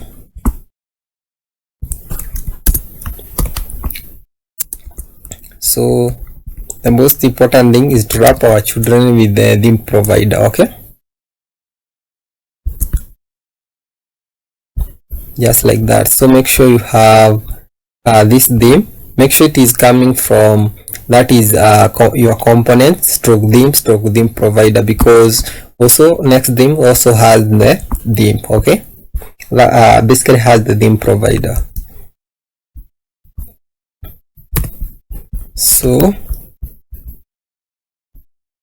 So here default system, and also we have the attribute, and then also I would like also to pass another one here, whereby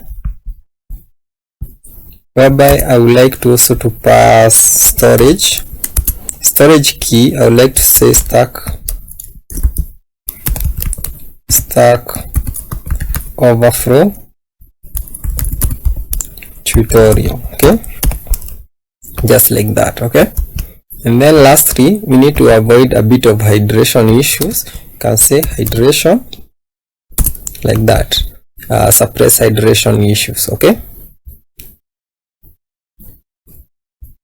so don't worry about that is the buttons here. We will work on the children just in a bit. Okay, and then we need to be able to actually do this with our theme. Okay, so you can navigate to the code. Okay, you can see how I can be able to navigate to the code. So here you can see we have this this snippet here. I would like to copy it and come to my components here, and then theme, and then create a new file, naming it theme. Okay, .tsx, then paste it there. Now maybe you should have named it mode, because the component is named mode, so that we can have some consistency. And then we can save. Then for the button, I will choose ghost. You can actually choose whatever you want. As we have seen, you have a few of them. So here you can choose ghost, and then come here, and then here we can have the mode. Okay, if you have an issue importing it, you can actually import it by default. Okay, coming from components stroke theme stroke mode. Okay, then we need to import it this way. Okay, now you can see you have the theme, and then now you can save. Okay, so let's see, should be having the theme on our right here.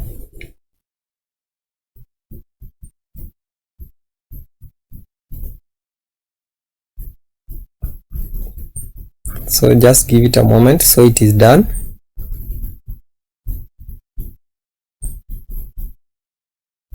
So now here we have our icon. Okay, so here we have our icon, just like this. You can choose light.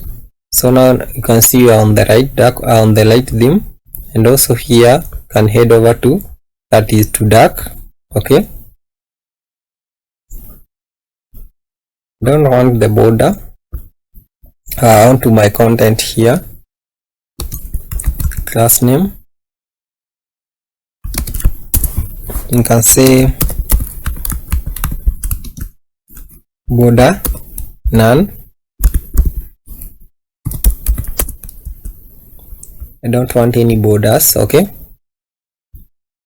so you should not be having any borders after that. So now I want it like this. Okay, so I think this way it is much better.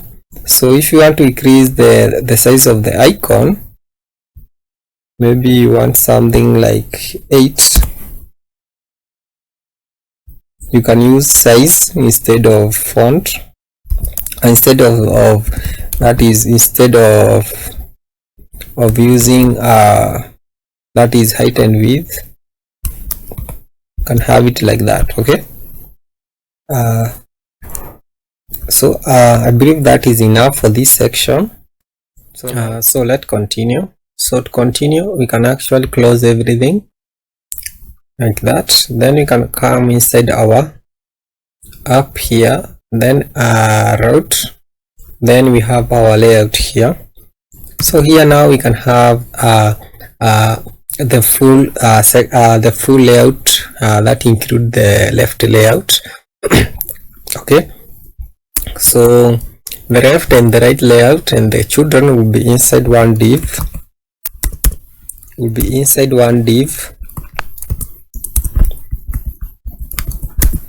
then this one div here will have the classes, actually one class that is flex, and then here will be having the left, that is the left sidebar. Okay, and then we'll be having the section,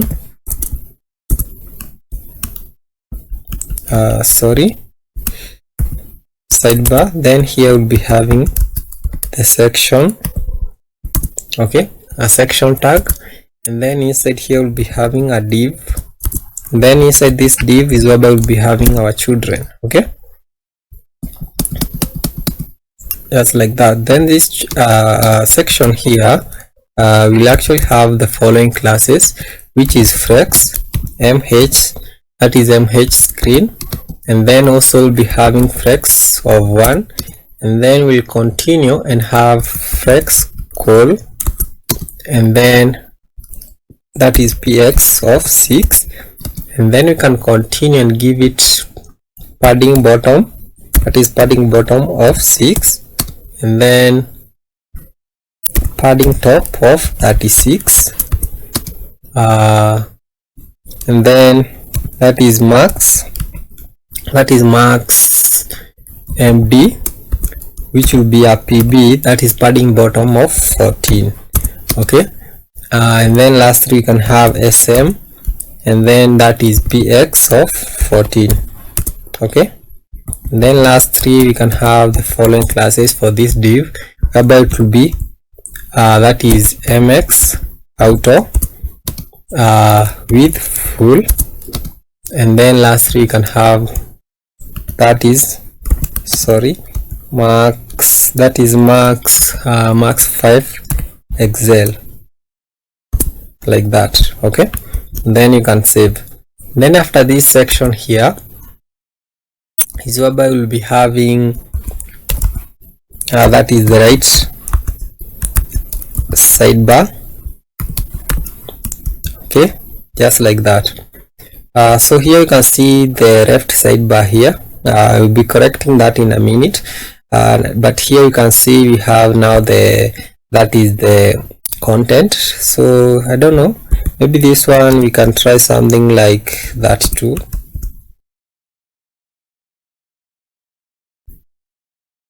Okay, that is much better. So let's create that is the left sidebar here, which will be inside navigation. We'll be having .tsx, and then we'll be having rafce.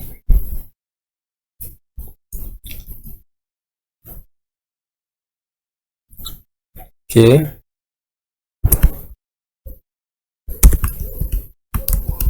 and then we can import it.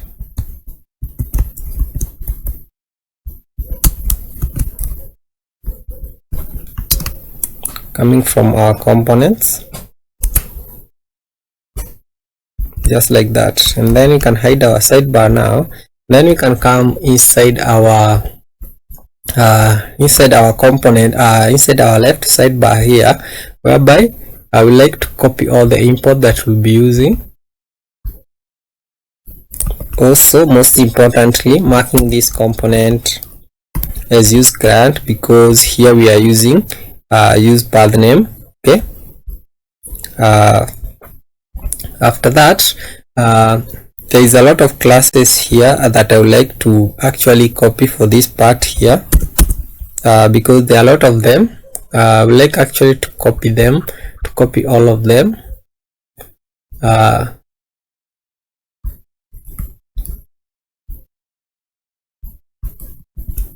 Now you can see there are a lot of them. That is include that is the right border, custom scroll bar, sticky, and then left border, top sorry, that is left of 0, top 0, flex, height screen, flex call, justify between, that is overflow y auto, shadow lg, py of 6, that is padding top of 36 actually, which you have changed to 32, and then mx of sm hidden, and then lg, it will be having a width of 266 px, and then of that we are having gradient, and then bg light 800 on light mode. Okay, then you can save. You can't see anything because here we have removed the left sidebar. Okay, actually you can be able to see something because we have just actually given it some width. Okay, we have actually given it some width, so here you can see we have given it some width, therefore you can be able to see something on your right here. So let me head over to light mode. So on light mode you can be able to see something here, but I like working on dark mode. So here let's start by having the items. So for the items, they will be inside a div because we are using flex between. Okay, okay, you can see here we have flex core, h screen, and then we have justify between. So that means we'll be having two divs. Okay, and then inside here we'll be having our item, but before that we can have some classes whereby we can have flex, and then we can have flex 1, and then also we can have flex core, and then lastly we can have a gap of 6. And then now we can have our sidebar items. Sidebar links, okay, dot map. Then here we can have the item. Then here, since we'll be returning, we can use curly bracket. Then we can say return then we can have parentheses. Then inside here we must have a tag. For this tag it will be a link. Okay, it will be a link which you already have. So now we just need to make it a tag, and then we must have a href, whereby the href will actually be the item dot href. Okay, so hover on it. So here you can see, okay, you should be using route. Yeah, route. I'm confusing it with something else, so it should be route. And then here we'll be having some icon and some text, but before that, since we are using the TypeScript, we must also have a key. Okay, whereby it will be item dot route. Okay, and then also we'll be having some classes. As I said, you can either use CN or use the normal one. So here you can use CN. Actually I didn't use CN when I was writing this code, but here I think it is a much better option. So for the first string here we'll be having the classes that will be taking place for all the items, whereby we'll be having flex, that is flex item center, and then justify start, not normal but start. Then also we'll be having a gap of 4, and then bg transparent. Okay, that is bg transparent, and then also we'll be having a padding of 4, and then on hover we'll be having primary, that is primary gradient like that. And then also on hover we'll be having some text of height, that is right 900 like that, and then rounded LG.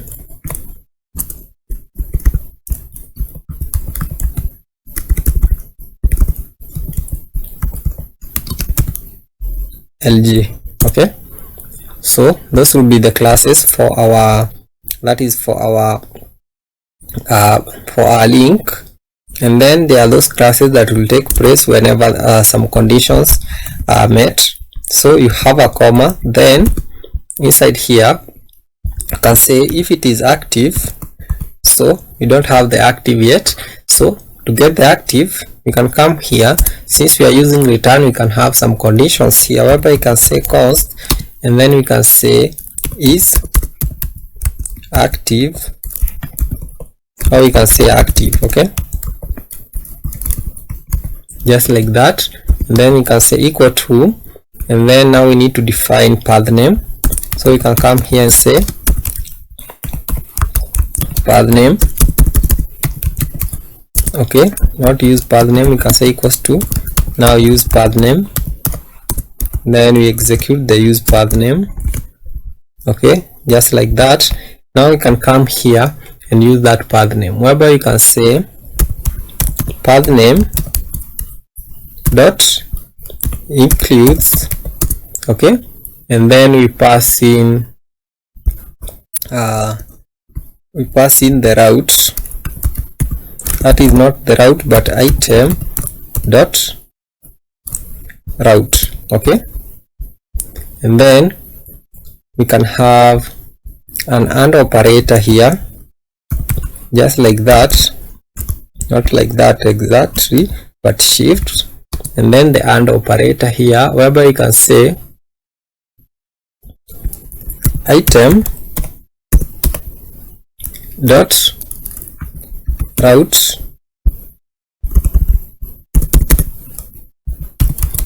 item dot route dot length the IT is greater than 1.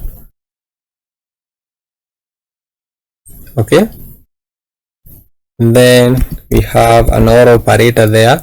Then we say path name, so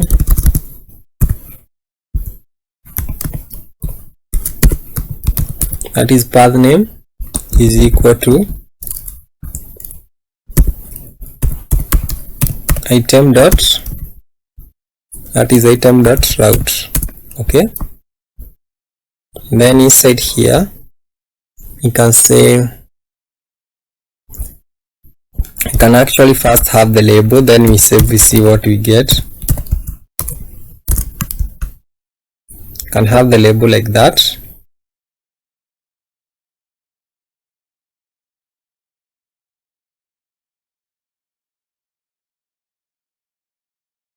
So here I hope you have understood what you have done here.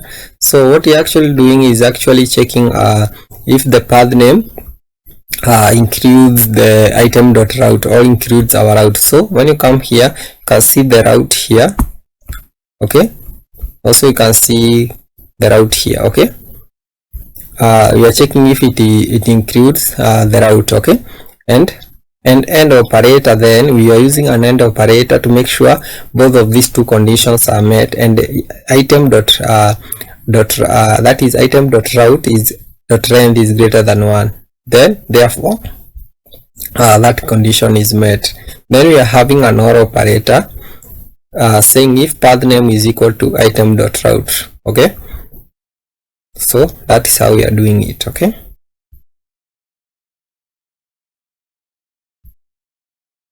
so let me just refresh it, and then here we're having if active, you're having some classes there. If not active, you're having those classes there. So let's start if it is active, whereby we'll be using primary, that is primary gradient.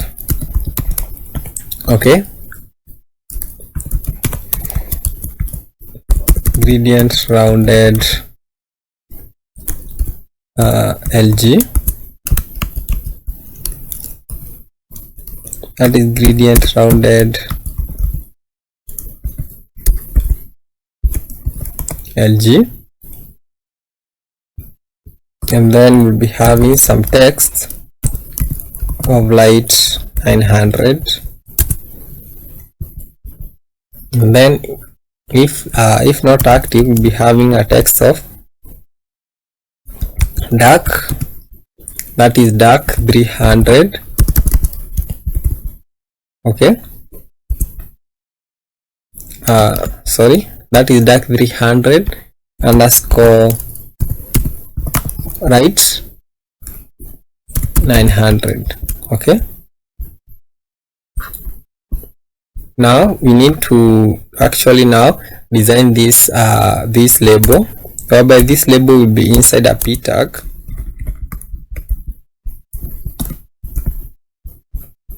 So this label will be inside a p tag, whereby we can say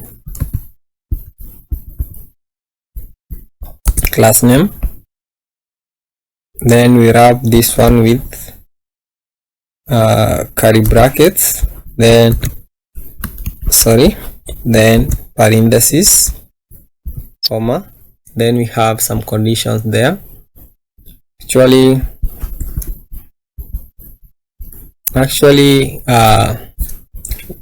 can leave it like that. Then we can have the conditions, whereby we'll be having active. If active, we'll be having some classes there. Then if not active, we'll be having some classes there. Then here, we wrap this one with a cn. Okay, so here if active, we'll be using base of bold. Okay, and then if not active, we'll be using base of, that is base of medium,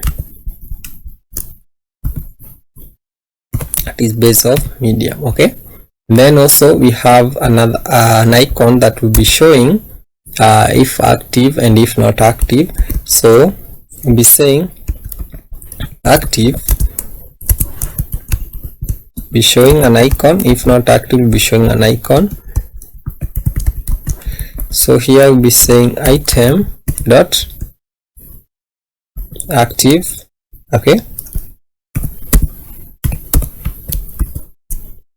then we'll be giving the following class name, that is a size of 8.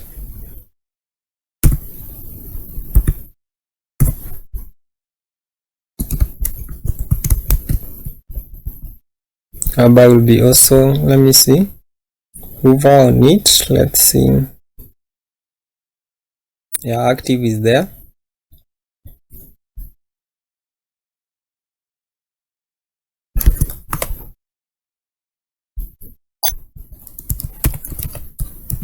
Dot icon, I believe, yeah.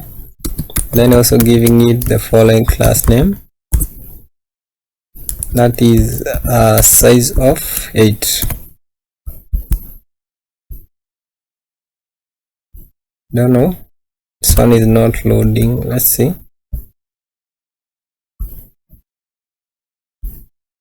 We close this one for now.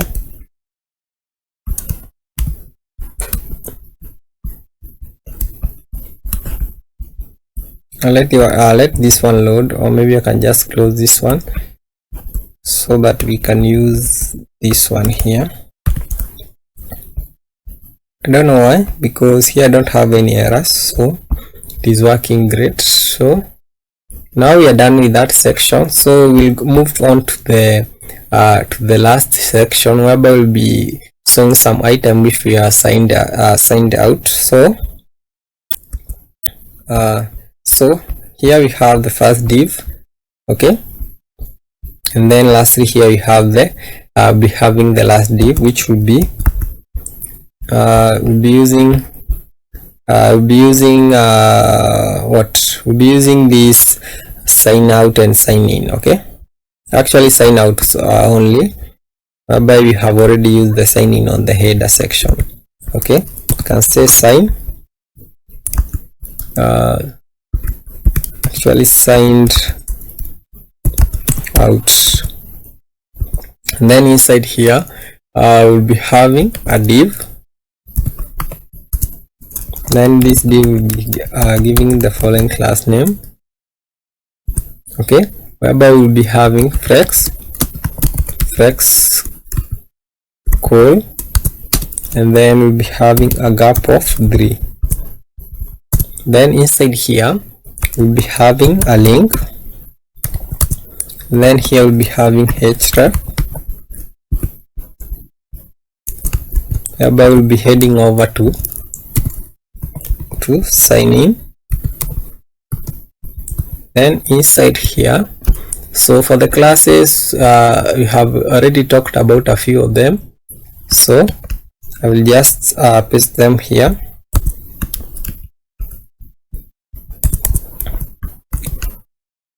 So here you can see we have the classes, okay, and then here you can see also we have the link when you hover. So also we missed something, so now we have it. So I thought we missed, that is LG load LG. So we also have it here, so you can also actually remove it here, because it will only occur whenever it is active. Okay, so you can only you can just have it on this part here. Okay, and then for the button here, actually this one here, it should not be coming to this link here, it actually be coming to a button here. Be using a button inside here, and then we'll be having the following classes. Okay, the classes that I have just copied, so those classes there, and then inside here be having an icon,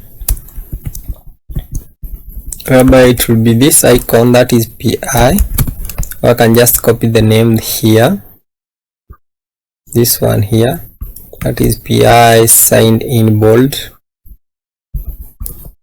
Then I can give it the following class name, whereby it will be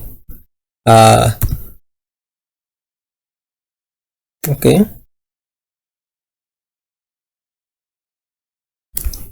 it will be hidden on large devices, and then we'll be having a size of 7. Okay, then after that we'll be having a span, whereby we'll be saying log in. Then this span here can have the following class names for it, whereby we'll be having primary, that is primary text, gradient, like that, not like that, but missing an end there, gradient, then mx of, that is mx of lg, that is mx let me see, mx of lg, and then it will be hidden.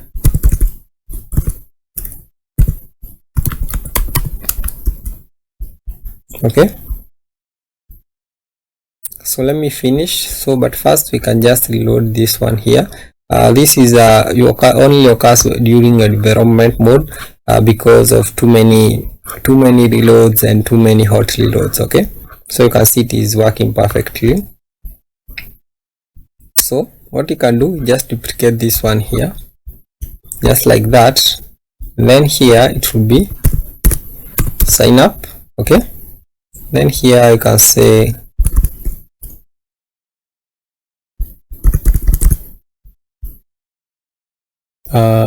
what, sign up. Maybe also here you can just say sign in. Okay,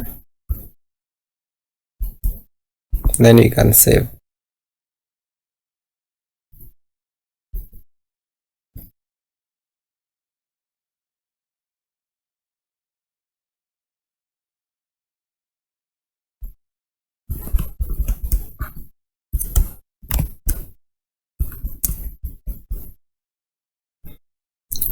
So let it finish loading. So here you can see we have the sign in and the sign up.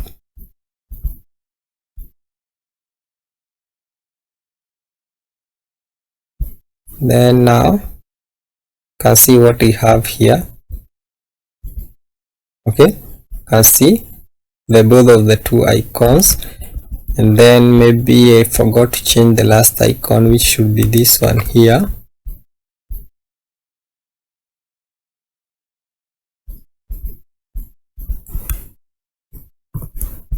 And then I also forgot to do something whereby if the user is not signed in, we should not let them access the profiles, that is the profile. Okay, that will be, you can say, to check if the user is logged in, we can use auth. Okay, this one here, we extract the user ID from use auth. Okay, whereby we check if we have the user ID, then we can redirect the user to this URL, which is the user profile section, else we can return null. Okay, so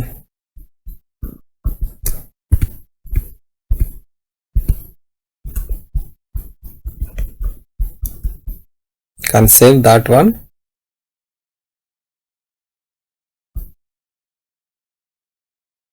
Can refresh. So here you can see that we are not hiding text. So here you can see we are not hiding text whenever you are even on mobile devices. So let's try and fix that. Let's try and fix that, whereby we can say, we can come here and say mx lg, then we can say hidden. Okay, so now on small devices, we can only show the icons. Okay, also here I made a mistake when I removed that is LG, rounded LG, because on hover I also would like it to be rounded. Okay, so I'm waiting for it to finish loading here.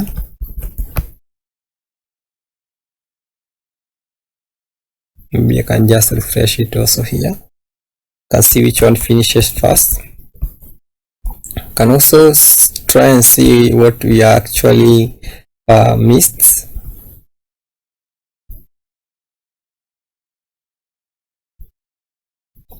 So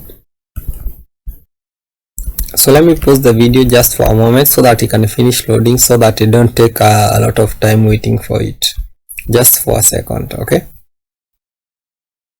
so now you can see how it is both on large devices and so on these large devices and also on small devices. Okay, so you can try to navigate either pages and then you can see how it is, if it is working. Okay, so let's continue from there. Okay, we have successfully worked on sign actually on the sidebar, which actually looks amazing. So let me from there. So let's continue.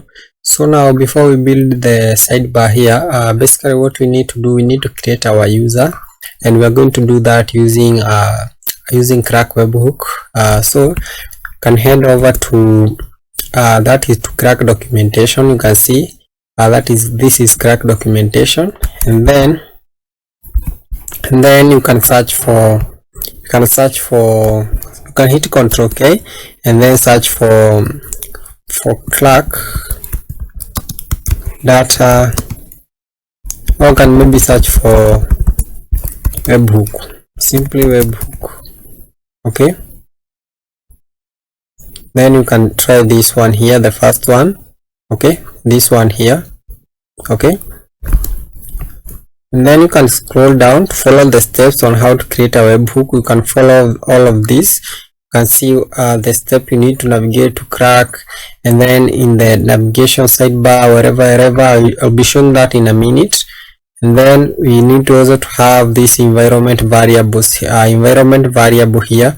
So you can first copy this one here so that we don't come back, and then come here and then paste it right there. And then when you come back here, we can scroll down. So this, we have already done this already, so that is allowing Clerk to that is Clerk Webhooks to work freely without any interference by the middleware. Okay, then the next thing we need to do is install Service. So Service, we're going to create another terminal here.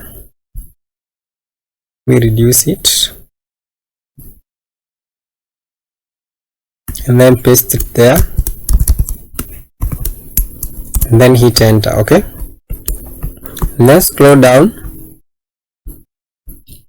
There is something here that you need to see, which is the create the endpoint in your application, wherever.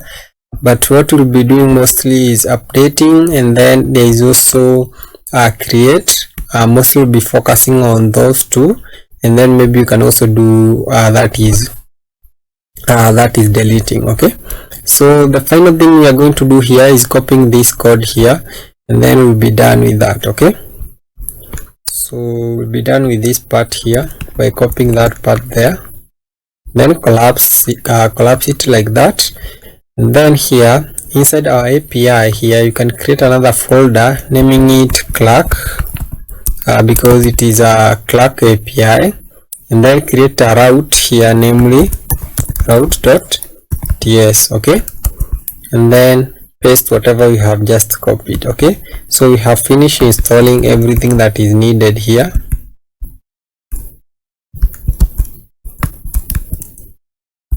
Okay, let me hide my terminal. So let me hide my terminal, Ctrl J, then to hide my sidebar, Ctrl B, and then you can scroll to the top, and then you can see everything that we have right here. Okay, and then I'll just be saving that one, and then this one here. Now we need to get the webhook socket. So to get the webhook socket, you can visit the dashboard. You can visit Clerk dashboard. Sorry, okay, yeah, this dashboard here.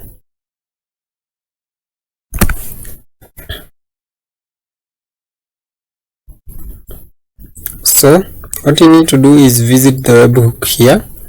Okay, so can you refresh it?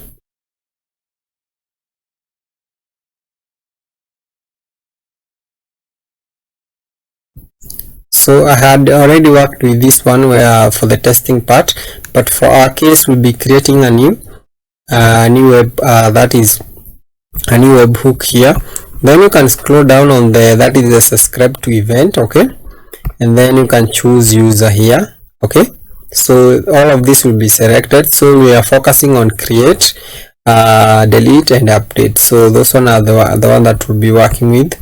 Then as you can notice here, we need the URL. To get the URL, we'll be hosting our project using Parcel, and then also we need to push our project to that is GitHub. Okay, so create a new repo here.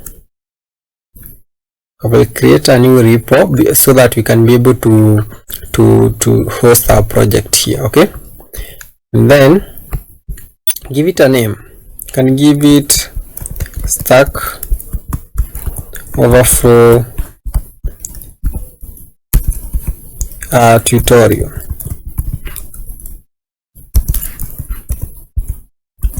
Okay, and then it will be public.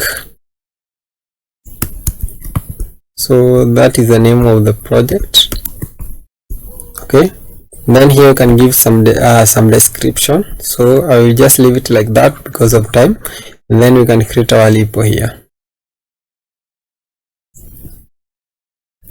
So we need to copy up to this point here. Okay, to copy from git commit -m, and inside template we are going to, or maybe you can inside a string we are going to write something like fast commit. So just copy.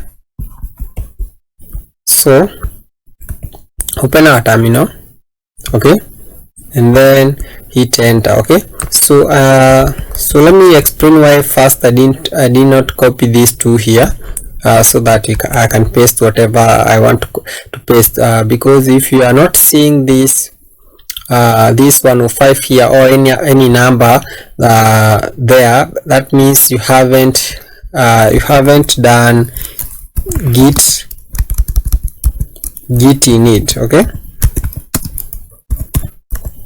Okay, that means you haven't done git init, and basically nowadays our Next.js project have already done that part, so you don't have to worry about that part. Okay, so for the other most important thing is, as you can see here, git add is basically adding readme. Okay, and you can see we have that readme here, which will add, and basically you want to add everything inside here except the grade part. Okay, so that you can remove whatever you don't want to be added to GitHub, you can add it right here. So as you can see here, earlier on we added .env. Okay, if you don't want .env to be to be pushed, you need to add it, or if you want it to be pushed, you need to remove it. Okay, and then now you can just paste whatever you have just copied. Okay, here we seem to have an error. Okay,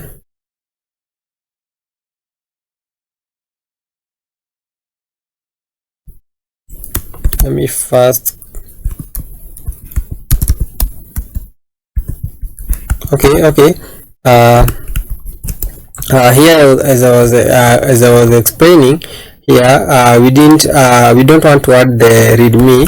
Basically we want to add everything here, so I forgot to do git add and then dot, so that you can add everything here inside our project like that. So that is why we got the error.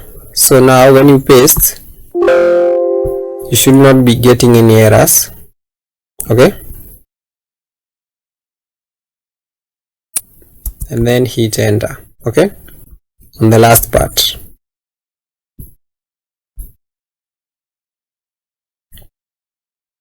So let's finish doing its thing.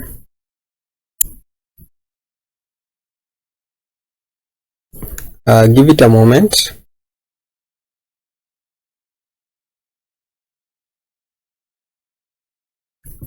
Just give it a moment. So now it is done. I believe it is done. Try to refresh your repo.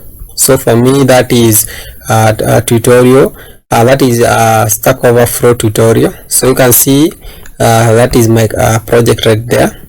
Okay, so what now we need to do is actually now add a new project. So you can come to your Vercel. So for the Vercel you need to have logged in already. Okay, you need to have an account. You need to have a GitHub account that will use to log in to Vercel. Okay, and then add a new project. So you want to add a new project, add new project. So here you can see what you have just added 47 seconds ago, and then now we need to import it. Okay, so that now we can add a project or publish our project. Okay, so here the most important thing now we need is actually the environment variables. So these two. Okay,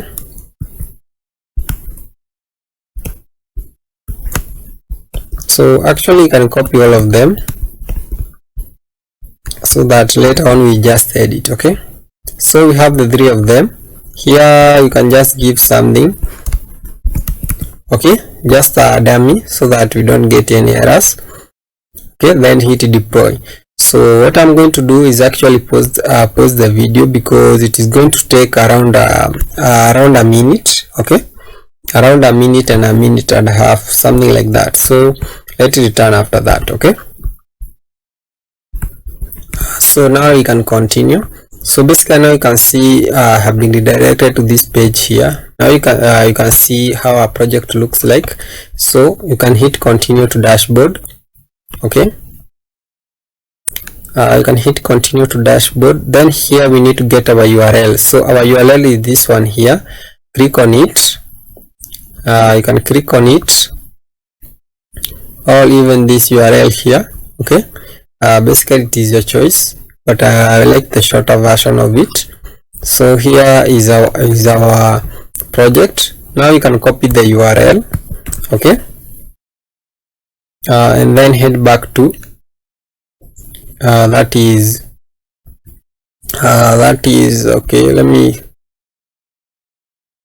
me sign in first with Clerk. I think it is have signed. I was signed. Something happened and I was already signing out. Okay. Now we need to add a new endpoint, and then paste the URL. Okay, and then after pasting the URL, you need to remember something where we added our route. Okay, our Clerk route. Okay, so inside API, then inside Clerk is whereby we have our route. Okay, so that is the directory we need to give, that is Clerk forward stroke, and then we need to give, okay, sorry, I have skipped API, so it should be API forward stroke Clerk. So it should be like that. The URL that we have just copied, forward stroke API forward stroke Clerk. Okay, directing the Clerk to this specific route. Okay, and then lastly, what we did earlier, we need to select the user there and then hit create. Okay, after hitting create, on your right you should see these dots here. Okay, and then you can hit the eye icon there, click on the eye icon, then you can see the environment variable right there. So this is where the webhook secret. Okay, then now you can save. So then we need to come back to our self project here. So here, remember, we didn't add that webhook secret, so here we need to come here under settings and then environment variables, then scroll down, then we have this webhook secret right here. So when you reveal, you will see it just a dummy that we just added. Okay, and then now we need to click edit, and then now we need to replace it with the correct webhook secret. Okay, so now after doing that, you must deploy. Okay, you must redeploy. Okay, so that the new webhook secret can be added. So you should head over under deployments. Under deployments, you will see the only deployment that we have, which is this one here, and then click on it and redeploy. Okay, redeploy like that. So it will also take about a minute and a half right there, about. So let me post the video, then you can come back after it is done. So now it is done, just about 1 minute and 44 seconds. Okay, so what now we need to do is basically now test the webhook. So you can head back to our project right here and then refresh. Okay, and then now you can hit sign in or sign up. So let's sign up. So I'll be signing up with Google. Then I'll just choose an account, then continue,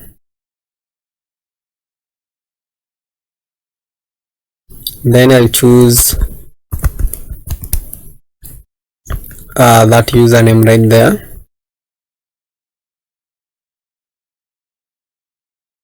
So if you are redirected to this page, basically your account was created, just something that I have been dealing with. I'll be just correcting it on the next part of the video, or maybe after that one. Okay, so now we need to see if the webhook is working. So just refresh here.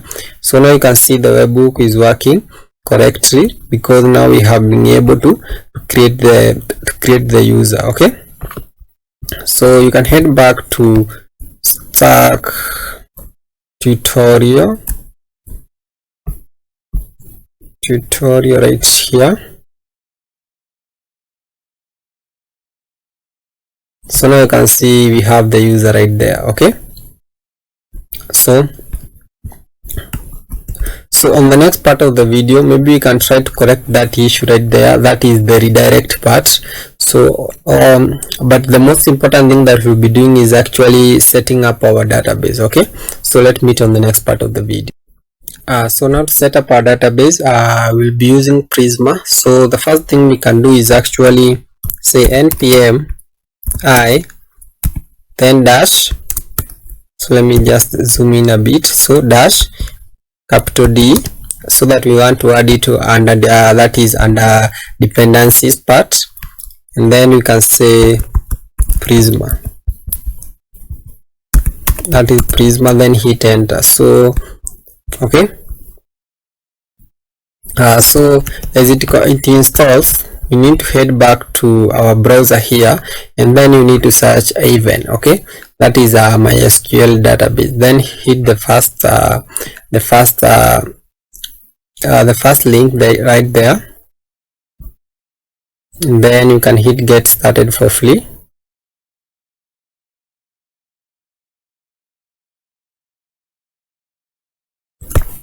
So here I don't have an account. I think I should create one. So let it finish installing. So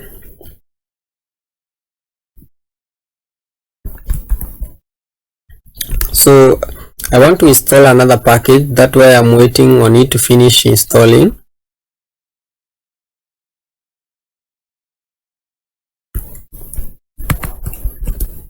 Yeah, this part here loads.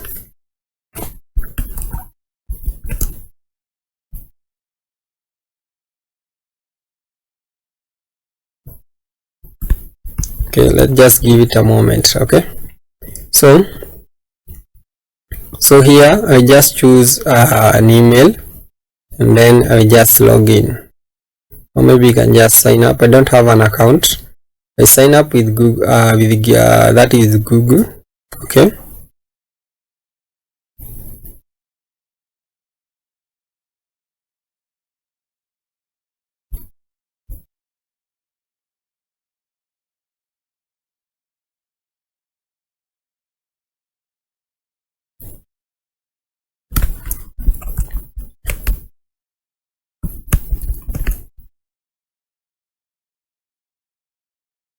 so it is taking time to load. I don't know why.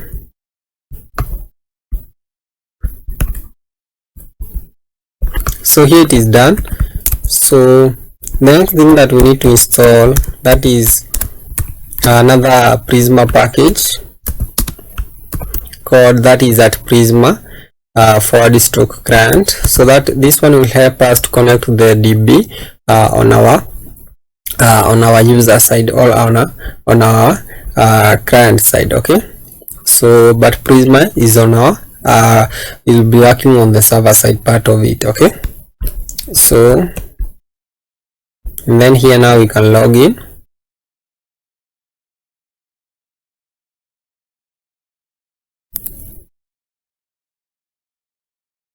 So mine it is personal, choosing the same credentials.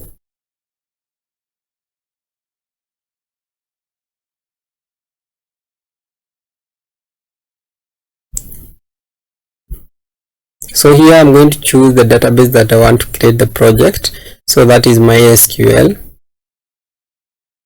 So make sure you choose the free version. Okay, don't choose the trial version, choose the free version, because no credit card required. So here also no credit card is required, but remember after 30 days you'll be required to pay up, but for the free version, just the free version. Okay, so you can see here, make sure here it is $0. Okay, and then now you can hit create free service. Okay,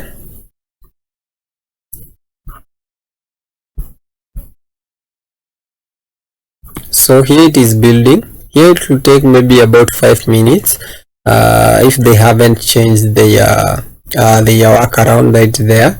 So but let's give it time. Okay, so here it is done. So the next thing that we need to do, we need to initialize our, so let me close everything here. We need to initialize our Prisma. So I will write npx. So I will write npx. So npx Prisma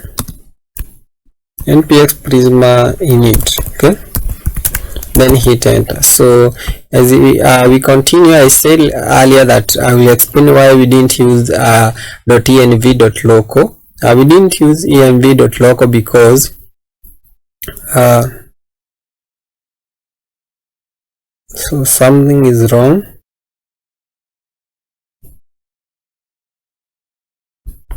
So I think I made a spelling mistake of Prisma. Okay, so don't make the same spelling mistake I did that there. That is Prisma. So as I was explaining, .env.local is not usually recognized by that is by Prisma. Okay, so when you see here they write Prisma, they write, so let me hide my sidebar a bit. So here you can see they write .env, they don't write .env.local. So make sure you have .env as we did earlier, and then I emphasize on that where we should have .env. This is the reason why. And then here you can see something was added inside here. Okay, so you can remove all the comments here. Okay, so it can be like that, and then don't worry about the next all of that. So what we are going to do is open our sidebar here, and then here you can see we have a new folder, and then inside there we have a new file. Okay, so here you can see a lot of things. We can remove all of this, and then here you can see we have the provider, which is Prisma client.js, and then here we need to change this one from Postgres to MySQL. So you can hit Control Spacebar, and you can see all of the services that are provided by Prisma. So we need MySQL. Okay, so you can save on that part first, and then here we can copy the database URL. Then you can just paste it here, just place the one here just like that, and then hit save. Okay, and then now you can close this one. Okay, and then here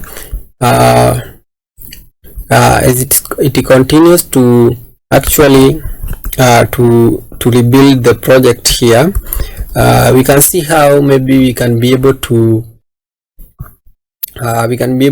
create our own tables and also have those relationships. Okay, so for now I just hide my terminal. I will create my first table, which will be the model. Okay, the model, which will be model, then it will be the user model. Okay, so this is the first table that we'll be having, that is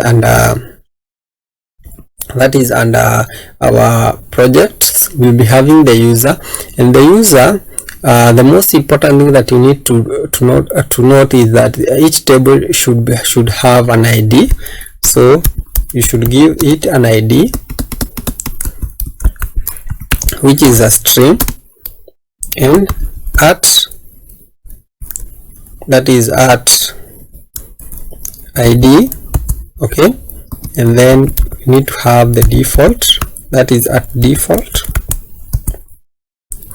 and then we need to identify the default. The default will be using the auto generated ID, which will be CUID. Okay, and then now you can have the other things like the user ID, which can be the Clerk ID. Okay, remember the Clerk usually have its own IDs. So, and you need also to note that this one will actually be unique. Okay, and then you can have the rest like name, which will be a string, and then also we'll be having the username, which also will be string. Okay, and then we'll be having some other items, and then I would like to create another table so that I can show you how the relationship usually works. Okay, I will create another table, which will be model, and then I'll be saying question, like that. And then I'll just copy the ID right here. Okay, then here you can have something like title, which will be a string, and then maybe you can have something like explanation,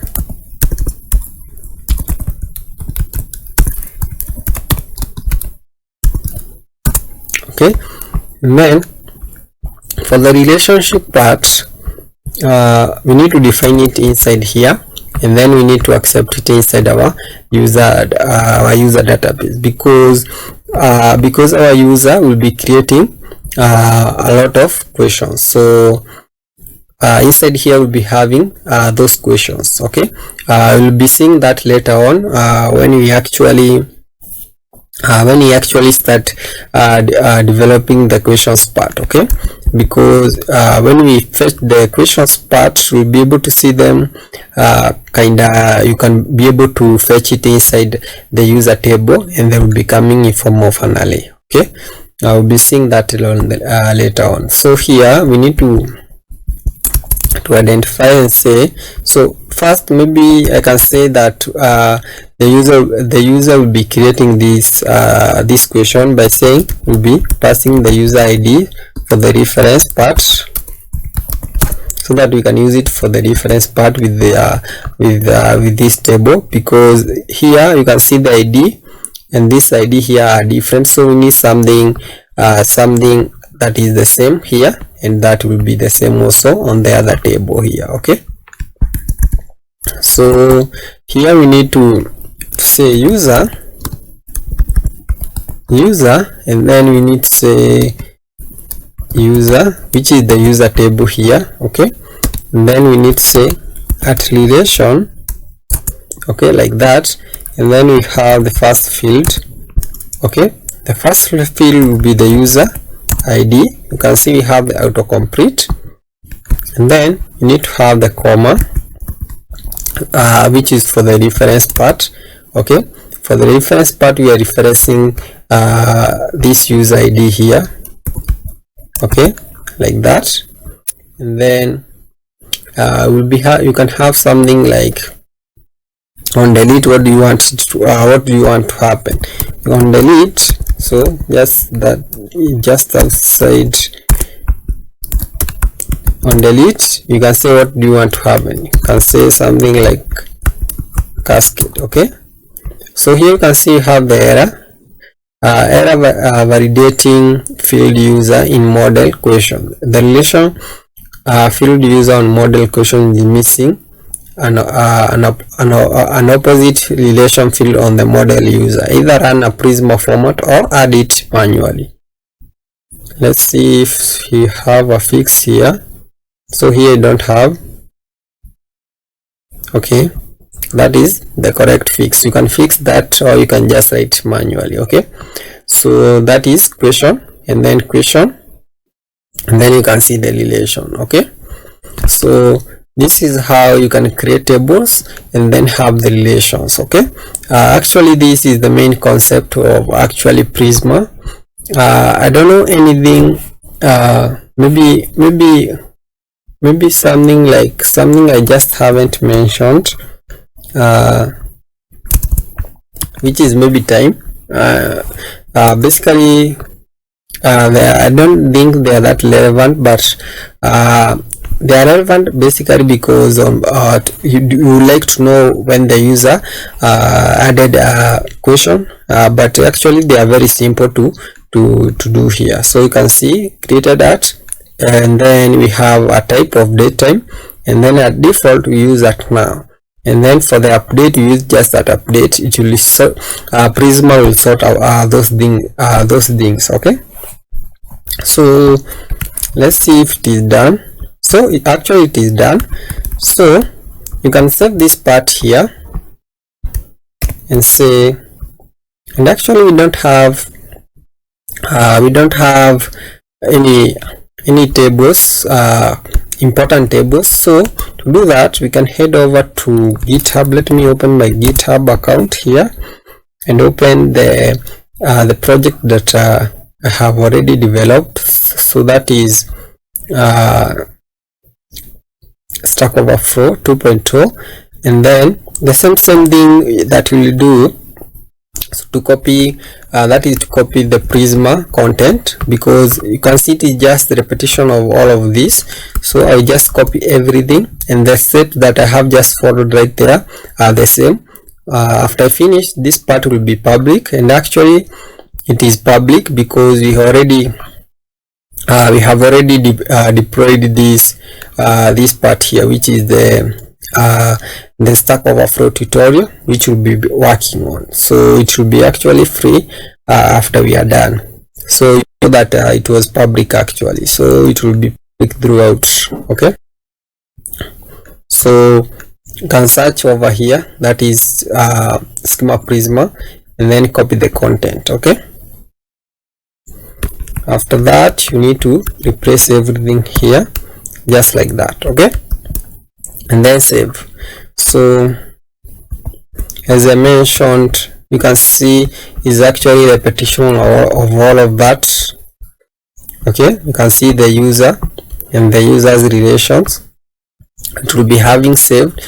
Saved is actually the collection. You can name it collection.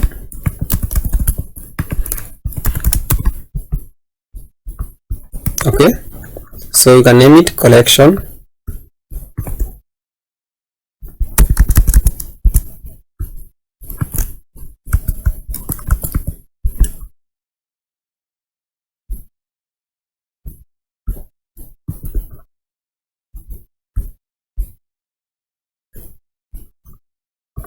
So you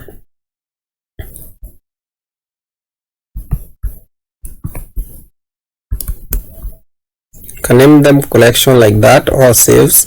Basically you can choose either. Actually no, nothing of importance right there. It's just what makes sense to you. Okay, so you can see there is nothing new other than what I have just explained, but maybe something like this one here, whereby if you don't want to make sure that the user adds this part of the field, like that is like user ID or any other item, you need to add a question mark after the type, so that when adding these two fields can be left empty if the user doesn't have that information to fill there. Okay, that is also very important, because maybe you are adding a portfolio URL, and basically the user doesn't have that portfolio URL. You can be able to let him you can able to let her or him leave that part free, so that they can add it later on. Okay, so nothing else that is new, so just basically that one. Also you can see on the relation part, you can also do the same thing. It is not a must that you have the relation. Okay, so the next thing that you're going to do, you are going to push this this DB. So I just close it and say npx Prisma, that is Prisma DB push. Okay, then hit enter. So those are the two commands that we'll be using with Prisma, that is npx Prisma init and then npx Prisma DB push. Okay, so here you can see Prisma loaded from schema data or whatever, and then you can see here it is trying to see if this DB is live. So you can see now your DB is now in sync with your Prisma, so everything is running as it should, and then now everything is perfect. So we will clear the terminal, and then to see our tables, you can hit the third command that we'll be using. Sorry, I forgot about that one, but it is Prisma Studio. That is Prisma Studio, and then hit enter, so that we can be able to see what we are actually working on. Okay, so wait for it. So here it is now. So here you can see all our tables. So here you can see answer, and then now you can see all of this. So actually, let me show you the user part. So when you come here for the user part here, you can see the question, the collection, and the upvotes are actually kind of an array. As I said, there will be arrays. Okay. So on the next part of the video, we'll be working on creating the user using the webhook that we have already worked on, and then we also have created we have now set up our database that we can use to create the user inside of that database. So let's meet on the next part of the video. To create our user, we need to what we need to do is actually create an instance of our database so that we can be able to import it into our own project. So we need to head over to our project here, that is inside our lib. You need to create a new file, naming it db.ts, not .tx but ts, just like that. And then now we can hide our sidebar. So the first thing we can do is actually import Prisma client. Okay, that is Prisma client coming from at Prisma client /stock client. Okay, and then here we need to declare a global variable, so which will be global. Inside there we're going to have a variable Prisma of type Prisma client or undefined. Okay, then after that we're going to export our db. Okay, I'm going to export our db. So this db will be of type will be global dot that is global.prisma, or it will be new Prisma client. Okay, so I want to explain why we have done this. We have a db which will be global.prisma, or it will be new Prisma client. So this is because due to the hot reload that we have during our development period, that is when we are developing using our local hosts here, you can see here we have a lot of hot reloads whenever we save our project. So for example, when I save this part here, you will be able to see how whenever you save something, you'll be able to see something happening here. That is what we call hot reload on our server project. Okay, so during that period, a new instance of Prisma is usually created whenever you have that hot reload, and due to that you will have a lot of Prisma instances. Okay, so that is why we have two of them here. We have we have global.prisma and we have new Prisma client. So for this Prisma client here, it will be used during production section. Okay, and then we have this Prisma here, which will be used during our development mode. Okay, so there is another way to do this, but this one is the simplest way. Okay, so let's continue. I will close this part here and then open my sidebar, collapse everything, then add a new folder, naming it. So this folder is on the root of our project. Okay, so let me just remove it, then escape. Then on the root of our project here, click outside here. Okay, just like that, and then add a new folder, naming it actions, just like that. Okay, and then inside there we're going to create our first file, which will be the user.ts, that is .ts. Okay, then I will open my sidebar. I will close my sidebar now, because now we need to actually do a few things here, whereby we need to have the user types and the import that we'll be having.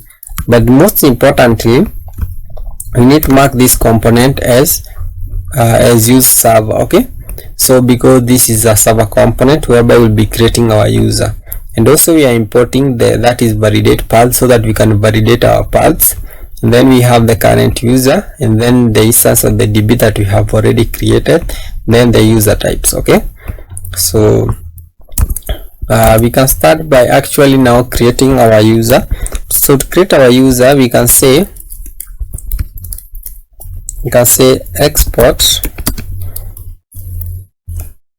or we can just autocomplete what we have here, then we can just change everything up to that point, move everything here,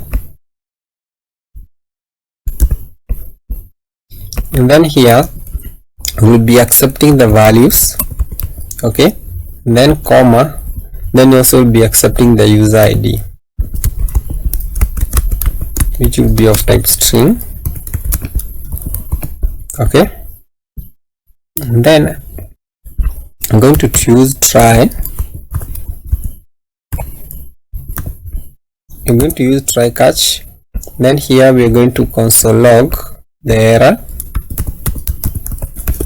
just like that. Then here we are going to use an await,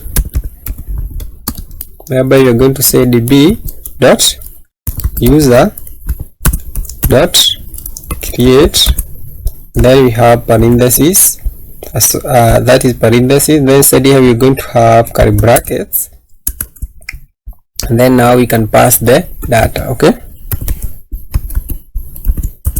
so inside here we actually be passing everything, all of this. Okay, and then also we'll also be passing the user ID,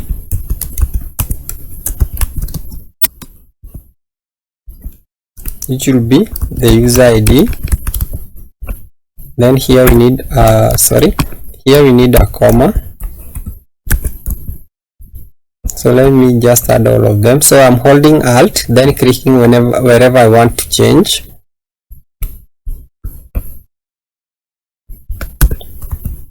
Just like that. And then here actually we can say values dot name. Here also you can say values dot username. You can also say values dot,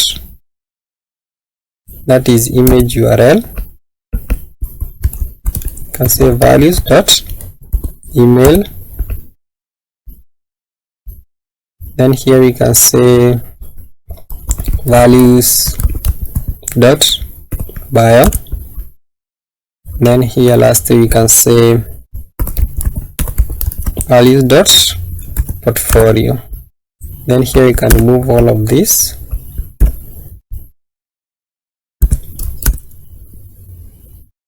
So here you can see it is saying type undefined not assignable to type string. So to change that or to correct that, you can hold alt on both of them, and then here you can add an all type, then you can say or a string. Okay,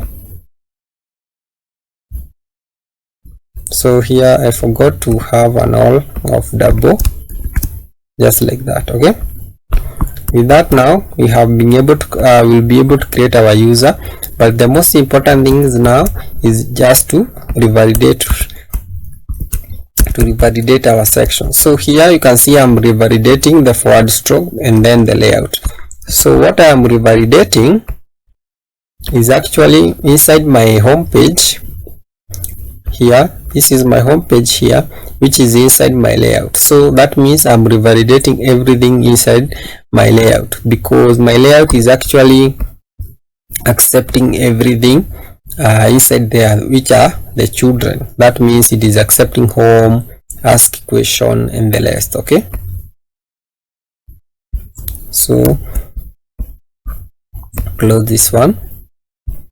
So now I just duplicate this one here, but here we can have a comment and say create user. Then here we can say update user. Okay, so here it is create user, not update user. create user. Okay,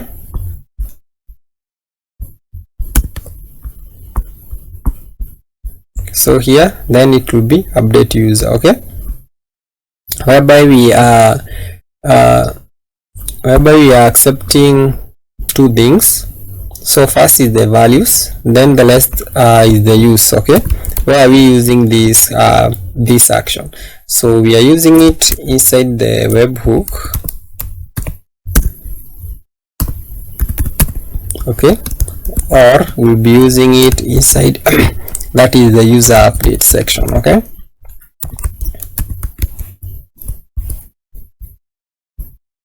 just like that. So here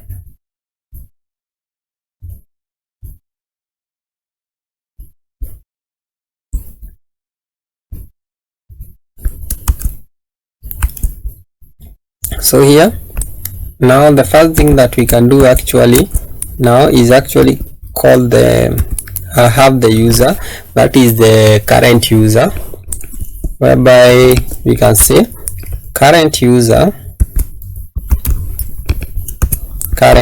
like that is equals to await current user. So here you just have capital C so that we can have that change there. And then I can say if you don't have the current user, we just want to return. Okay, that means we cannot be able to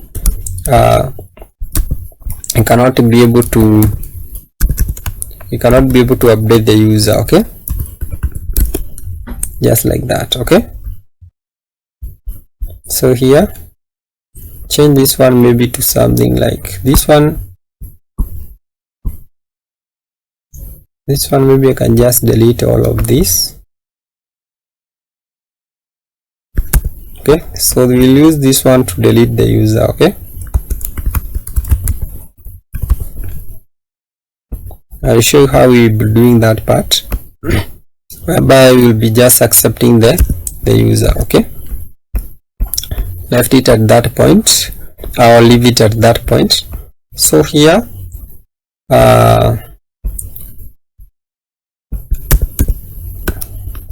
it should be capital C. So if you don't have the current user, basically we just want to return. Okay, so for the first part we want to try to use the actually to update whenever we are using the webhook. We can say if use is equals to, so you can hit Ctrl space bar, then you can see webhook. Then that means we want to update the user whenever we are on the webhook part. So we can say db dot user dot update. Then inside here we can have the first thing, which is the where clause.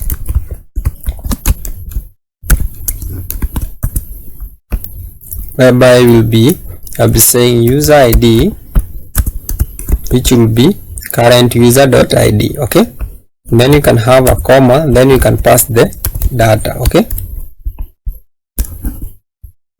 scroll down just like that.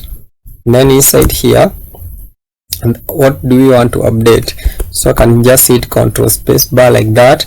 On the webhook part, I don't want to update the portfolio and the bio, the first things there. I would like to update the name, username, image URL, and the email. Okay, can leave it at that.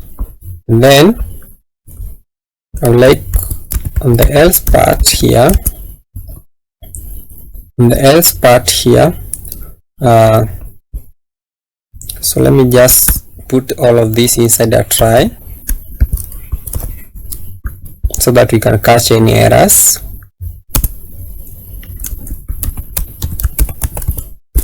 Just like that. Just move all of this to the top. So hold Alt and the upward arrow key, just like that. And then just copy up to that point, up to try section, and then paste it inside here. Okay, so on this part here, there is a few things that I don't want to update, or maybe one, actually two of them. So these two here, I don't want to update them whenever we are on the, that is on the user part, so I just remove both of them. But I would like to actually update, I would like to update these two here, the bio and then the portfolio website. So I just copy those two from there, then I just paste them there. Okay,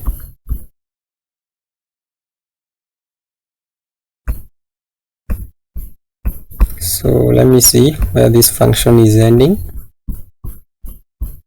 So actually you can remove all of this. So like that.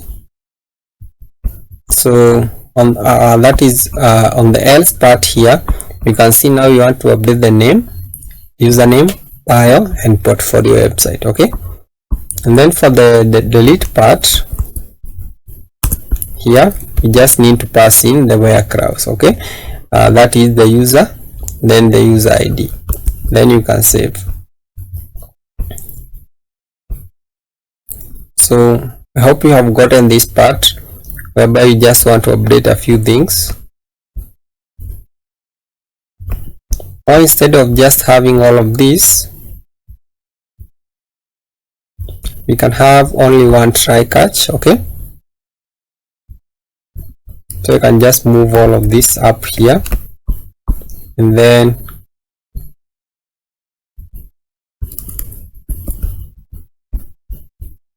just put everything inside here.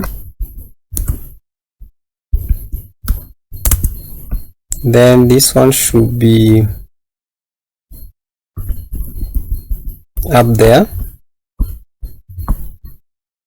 Then I just cut all of this, and then remove the last closing there, and then have it here on the else section.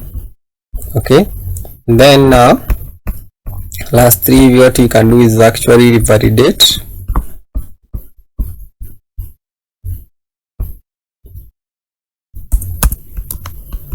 Just like that. So now you can see now we have only one try. Okay, inside the try is whereby we have the if, that is the if section. Okay, so now since now we have all our functions, we can close it and head over to our, that is onto our app, then API. And inside API we need to head over to route. Okay, so I just close my sidebar there, then I just remove all of this up to that point, and then the data here. So you'll see how we can use the data. You can see how the data is being used here. So when you move on the data section here, you can see what it contains. Actually you can see it contains the user JSON. So let's see. So but the most important thing is when you hit a comma here, and there's control space bar. Okay,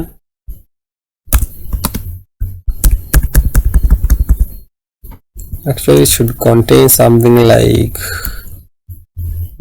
email. Okay, let's see how we can use it. I don't know, it should have something like comma, image URL. So maybe it is because it is not inside any that is any event type. So let's try to use it inside any event type.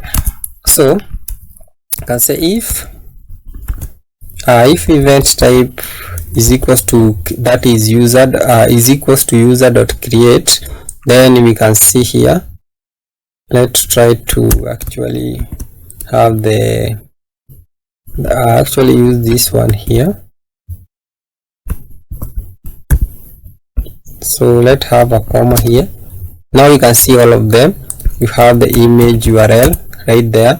So now here is how you can get all the user information inside the webhook. Okay, so when using it outside there, you can see we could not be able to get all that information, but inside the event type, you can be able to get all that information, and then now we can use all that information to update our database. So what I can do is actually copy all of that information, okay, because you have seen how you can get the user information. So okay, so you can see we can get image address, image URL, username, first name and last name, and then now we can pass all that information to our function here, that is the create user. Okay, and then here we also need to import the next response. Okay, so also we need also to actually update the user.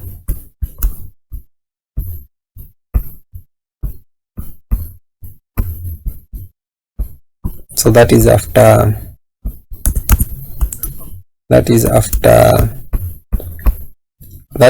create user in your database.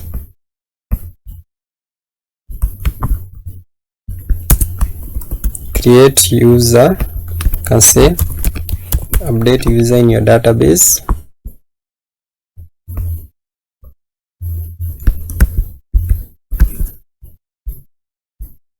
So here you can say update user. Okay, then last three is actually deleting the user.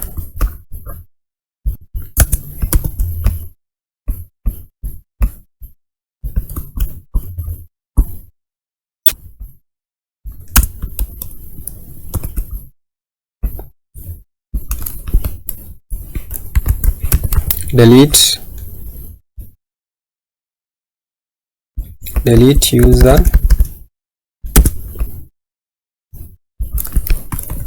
from your database. Okay, update user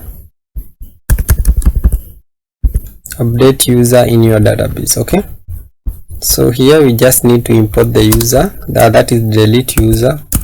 Okay,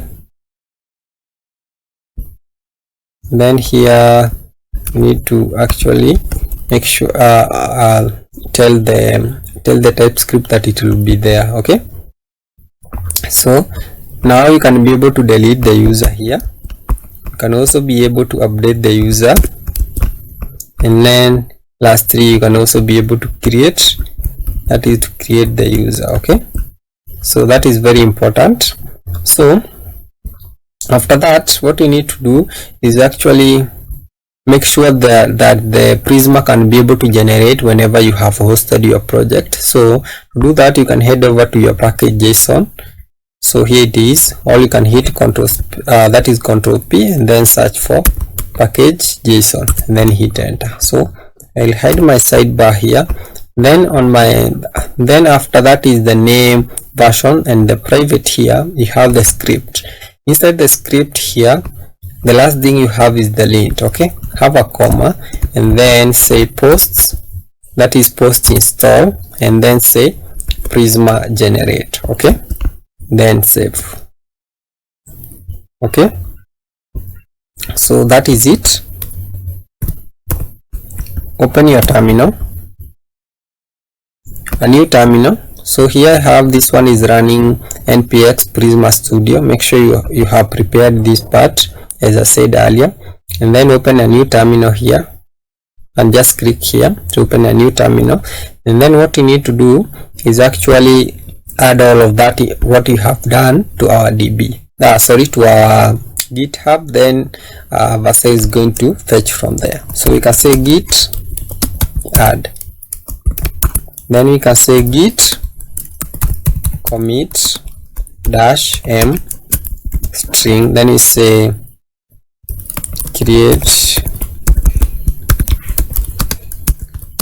create user on our DB. Okay, then you can say git push, then hit enter. Okay, so there is one thing here. Let me just close it just for a moment. Okay, let me just close it just for a moment before we push. So because I want to actually have this, that is the database URL added to my, that is to my Vercel. So when you head over to settings, so let me zoom in a bit. When you head over to settings here, you can see we have this environment variables on your right, on your left, sorry. Scroll down, you can see we don't have any database URL. And remember, when you head over to schema, you can see we have defined the database URL.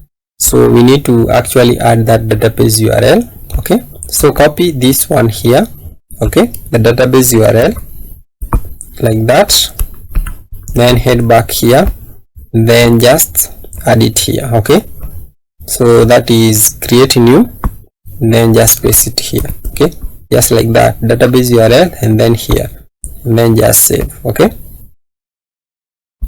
just like that. Now you can see that is the database URL. Then head back here now and say cls, then say git push.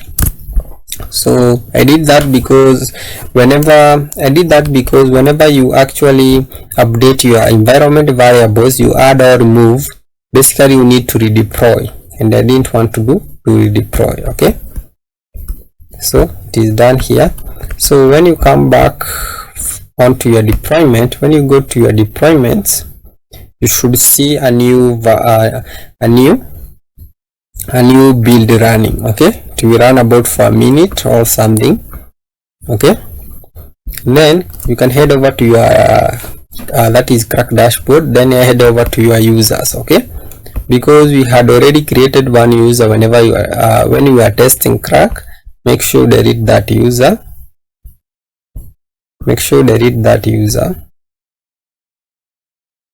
Okay, then head over to Webhook,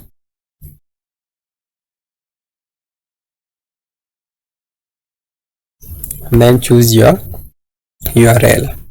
Okay, so I have tested a few times, so because you have deleted, created, so that is why I have a lot of them. So but you should have a few of them if you haven't tried any time, or you haven't tested any time. So here it is done. So what you need to do is actually come here, refresh, and then sign up. Okay, and then sign up with Google or GitHub, then choose your email, then continue, choose username,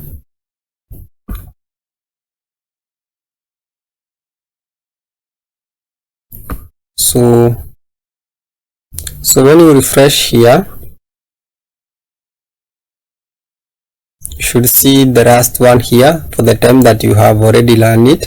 So for my time is actually 110, and now it is 111.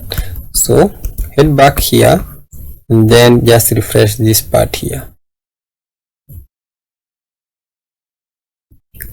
So give it a moment. Now here you can see, now we have the user, so that means our book is working correctly. You can see here now we even have now the relationships, but we don't have anything here for now. So on the next part of the video, we'll be actually working on this part here. Actually we'll be working on this part here, whereby we can be able to add our own tags. So I just close this one, and then let us continue from there. So before we get started, there is that issue that we were facing about that is after sign up or after signing, we were being redirected to our Clerk page, that is a Clerk sign-in page, or a different URL, we might say. So that issue I was able to fix it by removing what I have highlighted here. So you can do the same, just remove it like that, and the same thing here, what I have highlighted here, just remove it that way. So in case you are wondering what it is, that is the sign up fallback redirect URL, and then for this one here it will be the sign up. Okay, that is the sign up fallback redirect URL. Okay, so it should be like that now. Okay, so I will close everything and then collapse everything, so that now we can get started by creating our right sidebar. So inside our components, inside our app, we have the layout, and then inside here we have what we should be having a right sidebar here. So we should be having a right sidebar here. So I will create this right sidebar inside my navigations. So you can head over to your components, then navigation, then inside here you can create a new file, name it tsx, that is right sidebar tsx, and then here you can use rafce, and then here you can spin up the React fragment very quickly like that. Then now you can import it, that is coming from our navigations. Okay, so you can see we have all of this coming from navigation, and then you can save. So to get started, we can start by actually that is importing these three here. So we have that is import sign in, that is signed in and then signed out, coming from at Clerk Next.js. Then we have current user coming from at Clerk, that is Next.js server. Okay, and then lastly we have the DB. Okay, and then get started. We will get started by having our content inside an empty React.js fragments. And then you can move the right sidebar there. So here we can start by showing what will be showing when we are signed out. So like that. So here you can say that is signed out.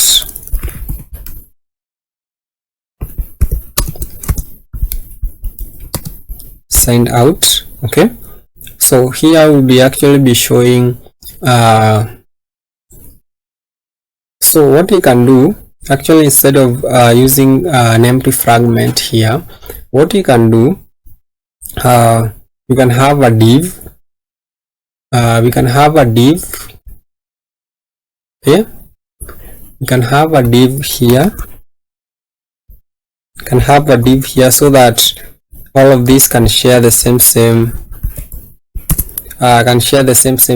So basically I will have that is the signed out and the signed in.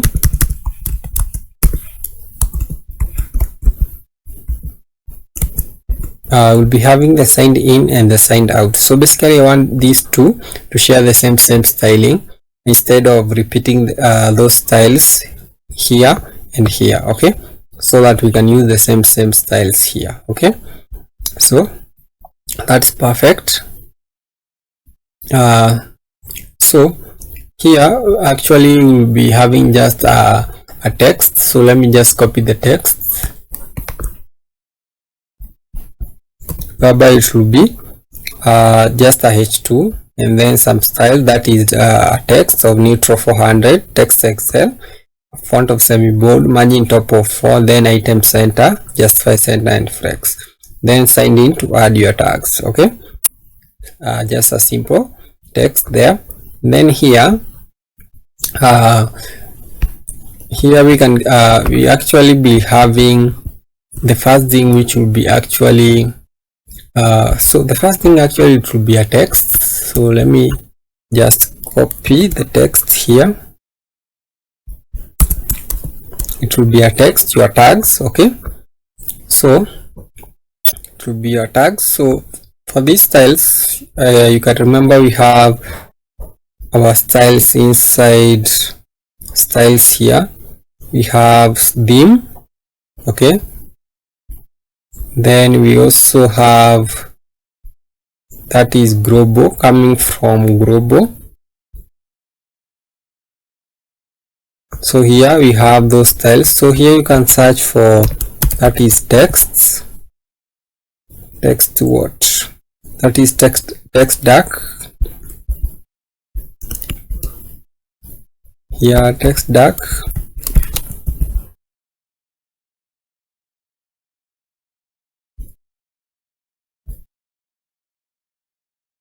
so it is not there, it is actually here. Yeah, here that is text dark 9 light 9, that is dark 200. Okay, so here it is light 900. So here is the text that we are using. So you can actually search for them like that, or you can actually, the simplest way to do that is actually by copying that text there, then coming here and then just pasting it here. Okay, then you can have it here. Okay, so this is what you are using. Okay, so let me just close these two.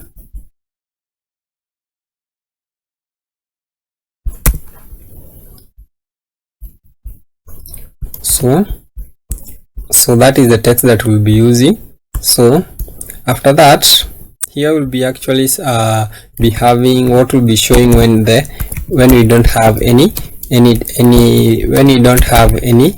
tags and the user has signed in. Okay, you can say empty tag. Okay, and then after that we'll be having a component to add tag. Okay, and then after that we can show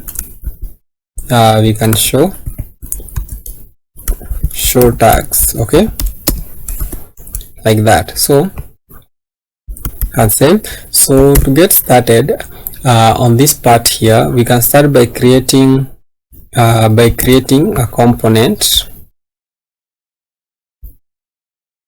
So to add tag, so sorry, it won't be inside app, it will be inside component. It will be inside components. Okay, so here inside navigation, here we can say add tag. Okay, .tsx, then you can use rafc.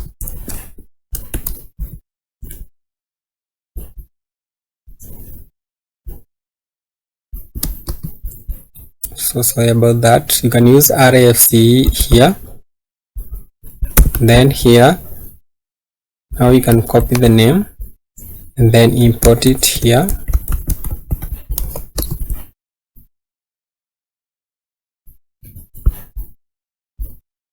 Right there. So here you should have this. So you can change this one to / components / navigation. Okay, so now you can save. And then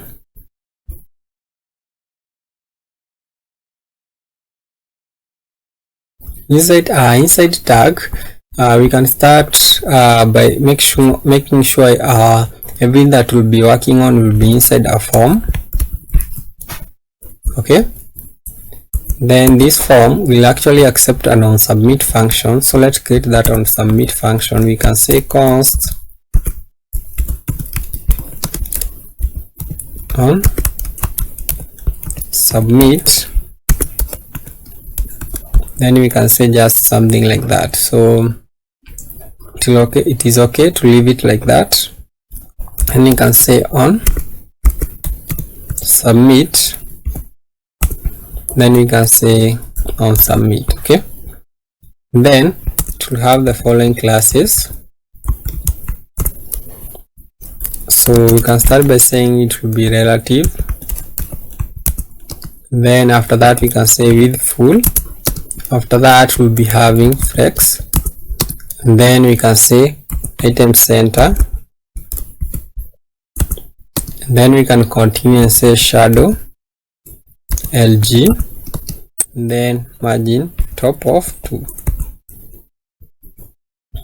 Then inside here we can use a Shadcn component. So actually we can just copy, or maybe you can just write it the way it is, to be input component coming from our UI component here. So actually it is coming from UI right there. So here I would like to change this one to add components, like that. And then here the first thing, actually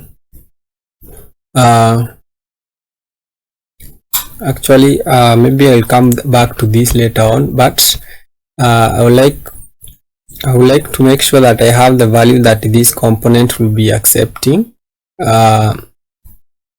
So let me come back on this later on, but for now we can just have the placeholder whereby you can say we can say add tag.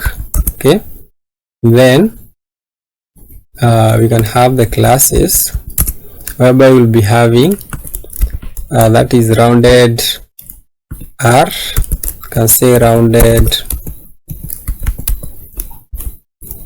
R none. Okay, and then you can say focus, that is focus visible, that is focus visible ring of 0, then focus visible ring transparent. Okay, and then we can continue and say focus visible, okay, ring, that is ring offset of 0. Okay, and then after that we'll be having, so let me come back on that part also, whereby we'll be having this X icon here so that we can cancel. Okay, actually not that one, this X icon here, so that you can cancel like that. So for now we can actually add a button.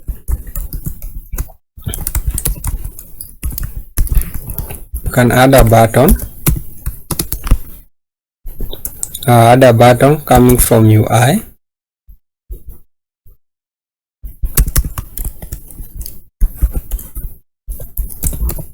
Components, like that.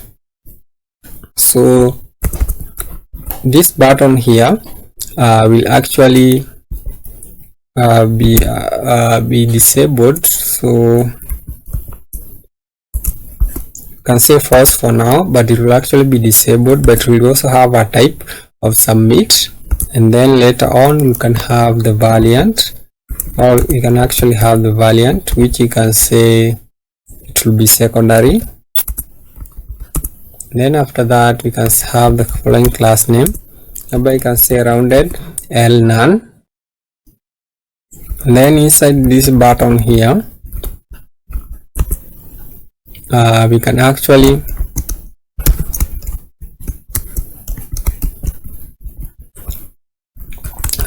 have an MD, that is MD add tags, like that. And then we can give it the following class names, whereby you can say size of 5, then we can say text muted,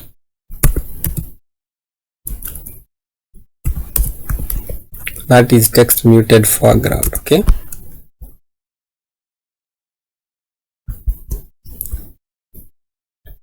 so let's separate these two, that is our local imports and then the global imports. Okay, so now we can actually now start preparing how we work with our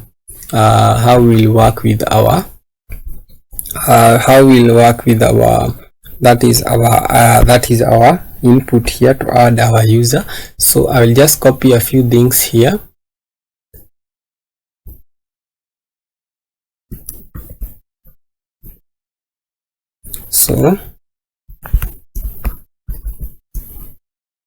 So here we have that is the use state and the use transition, then the X, and then we have the toast, okay, and then that is the MD task, and then the use user. So because we are using the hooks here, we need to convert this component to a use grant. Okay, so you can see here we are getting that error. Okay,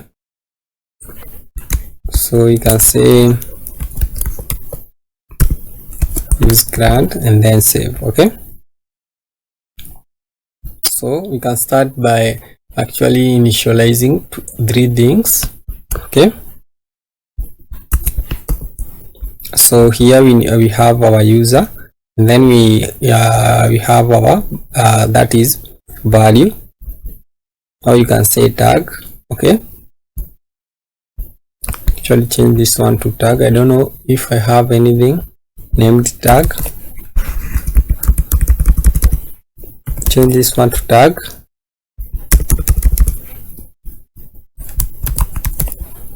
Okay, just like that. And then inside here can prepare this earlier on, whereby we'll be using start, that is start transition,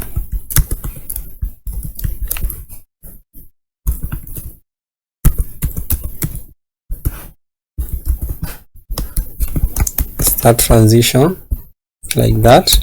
Then inside there is whereby we are going to have our function. Okay, so now we have the pending, and then also we have the tag. So when you come inside here, inside our input here, we can start by actually having our value,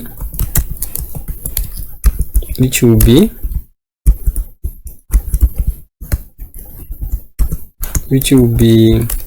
actually that is tag. Okay, and then it will be disabled. It will be disabled when it is pending,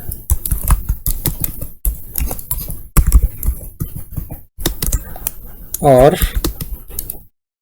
when you don't have the user.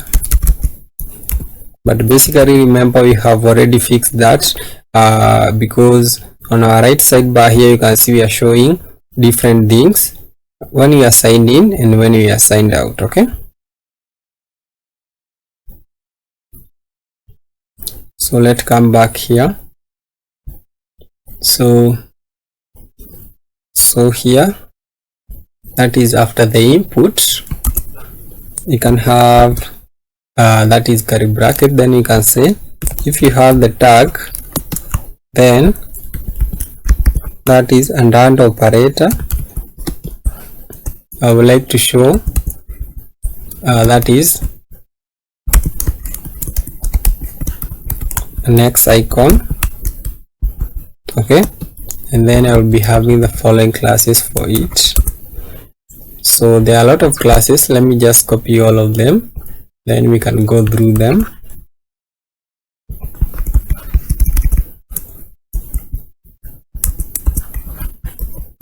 So here class name, whereby it will be absolute, then it will be a top, that is top of 2.5, right, 14, and then here we can just simply say size of 5, then text muted foreground, then cursor pointer. Okay, and then hover opacity of 75, then we have some transition. And then to clear this X icon will be used to clear, that is to clear the input. So as is illustrated earlier, so we can say const, we can say clear input, like that, where we'll be setting tag as an empty array. Okay, then we can say on click then we can say clear input. Okay, then we can save. Okay, so here I would like to see what we should be seeing when you are on large devices, because here we are not seeing anything, so maybe something is wrong. So let's see. So that now we can be able to add our tag.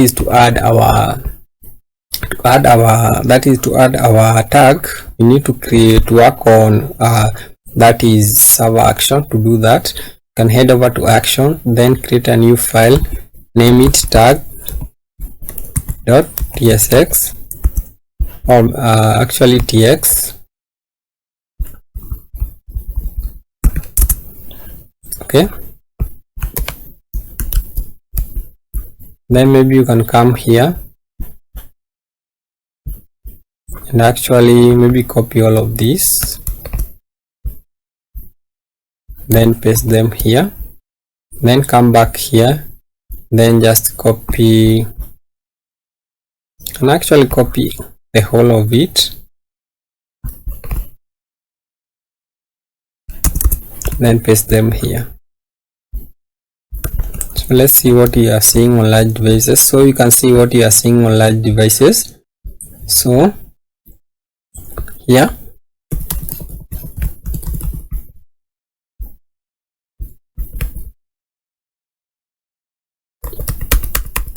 here we cannot be able to add anything.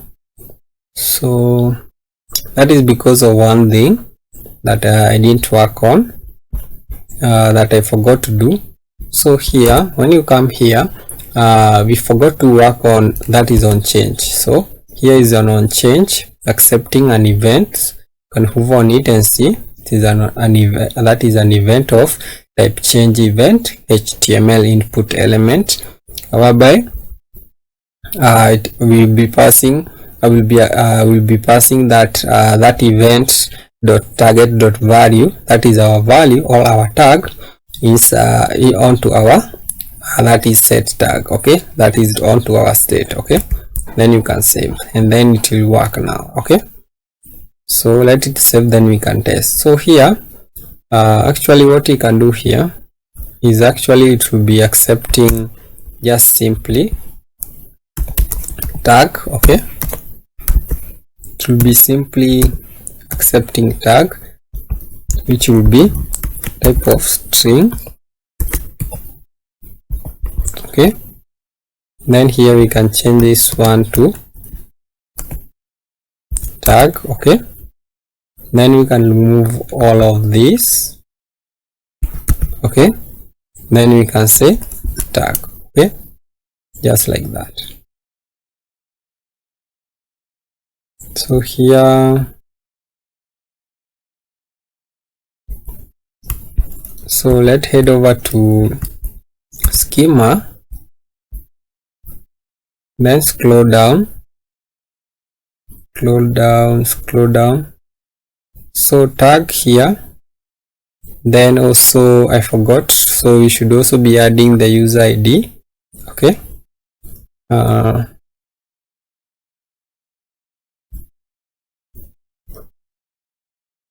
so the user ID, we should getting the user ID from that is the current user ID, or we can simply say user.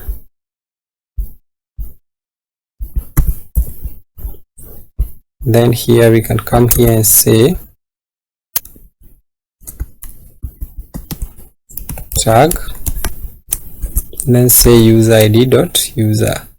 Okay, so here user ID is of type, so no, then say we can leave it like that. Then we can come here and say that is all a string. Okay, and then if like that, it is okay. So this is how now we can be able to add our tags. So when you come back here, or maybe you can test it this one first. So let me refresh this one here.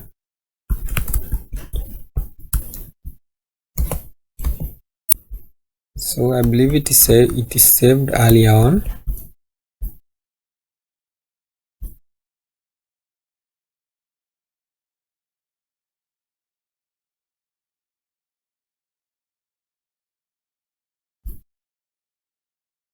So now you can see it is working.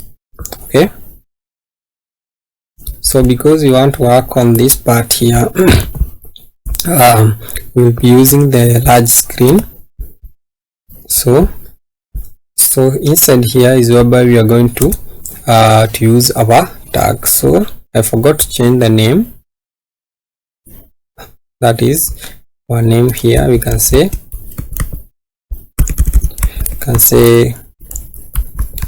create tag. Okay,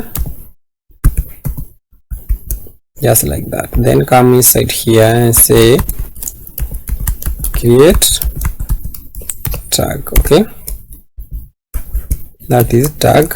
Then we pass the tag. So we make sure now we import the create tag coming from our actions. Okay, and then there are two things we should do before actually running our start transition. Okay, which are prevent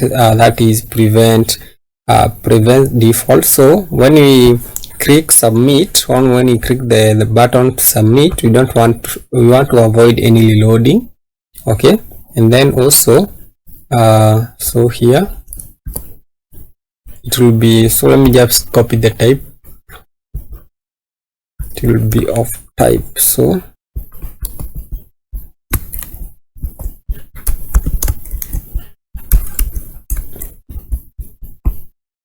I already showed you the type, so you can see the type. Okay, so here this one will be of type tag, just like that. So when you don't have the tag, we should actually break the function. Okay, and then here you can say dot try, or you can say dot then we can toast tag added successfully. Then we can say dot catch, then we can toast the error, something went wrong. Okay, and then also we can console log the error. Okay, so with that now, so error is coming from here. Okay, just like that. So after when we are done with this part here, we'll actually, so I'm waiting for it to finish loading, so that now we can actually test it, so that now on the next part we can actually fetch our tags and then display the tags. Okay, so just give it a moment to finish loading, that is finish saving. So I think it is done, so you can see it is done right there. So here your tags, so here we can say, so we are working with Prisma. You can hit enter.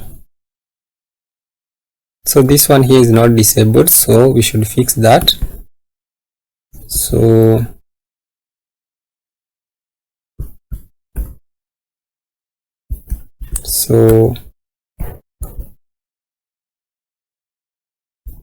let's fix that first, because that one is the one that will be showing us that something is happening.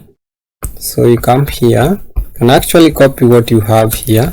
Okay, and then just have it here, just like that. Okay, and then to check if something happened, you can check over your Prisma Studio, and then add the tag.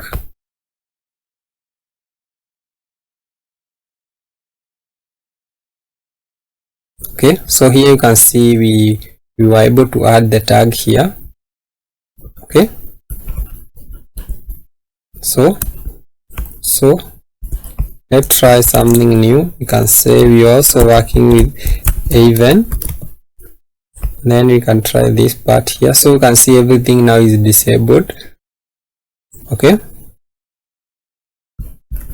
so now when you refresh this part here, now you can also be able to see, but you are not seeing the toasts. So why are we not seeing the toast? That is because we have not imported the toasts. So you can head over to your app, then inside your layout, then scroll down,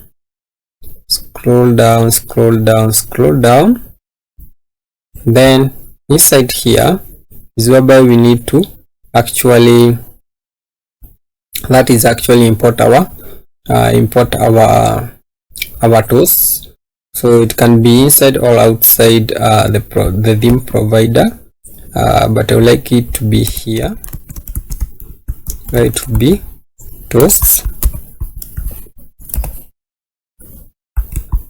Actually toaster coming from Sona. Okay, and then for the position, so here you can see we have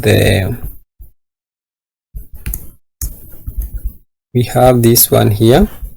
Then we can move all of this because actually it's not being used. So here we have the toaster, and then there is one thing that I would like us to add, that is the position.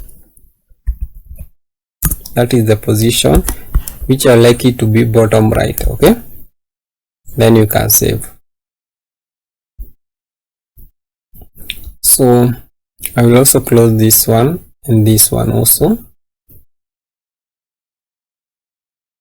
So that now we can try to fetch we can actually fetch our user, our tag. Okay, so but since it have finished saving, we can try another thing.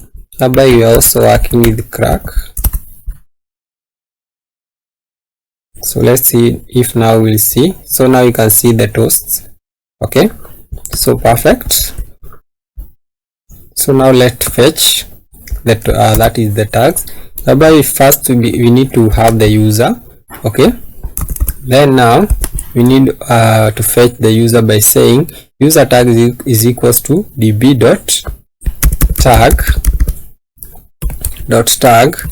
Okay, .tag.find many, then we have curly brackets, parentheses, sorry, then inside there we have the curly brackets.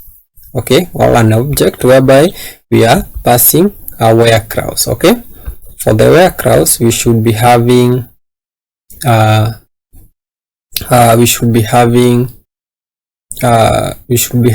user ID, whereby it can be the user ID. Okay, so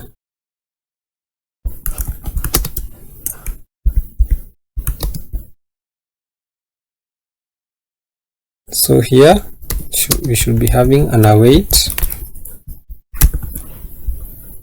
Okay, and also here we should be having an await. Then this means this function will be a cyclic function. Okay, then here now we can get the ID. Okay, and then so we'll be having two types of tags. Okay, we'll be having the user tags and then the question tags. Okay, for the user tags, when you head over to schema, for the question tag it won't be for the user tag they won't be having any question ID. That's why they are optional. So to differentiate between the user tag and the question tags, that will be the difference. Okay, so for that, here you can actually come here and say question, that is the question ID should be null. Okay, so that is the where clause. Okay, and then say console log the user tags. Okay, then save.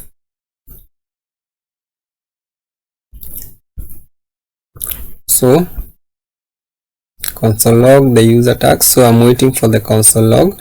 So I'm using Ninja for that. So make sure you have installed Ninja. So when you head over to your extensions, you can search for ninja.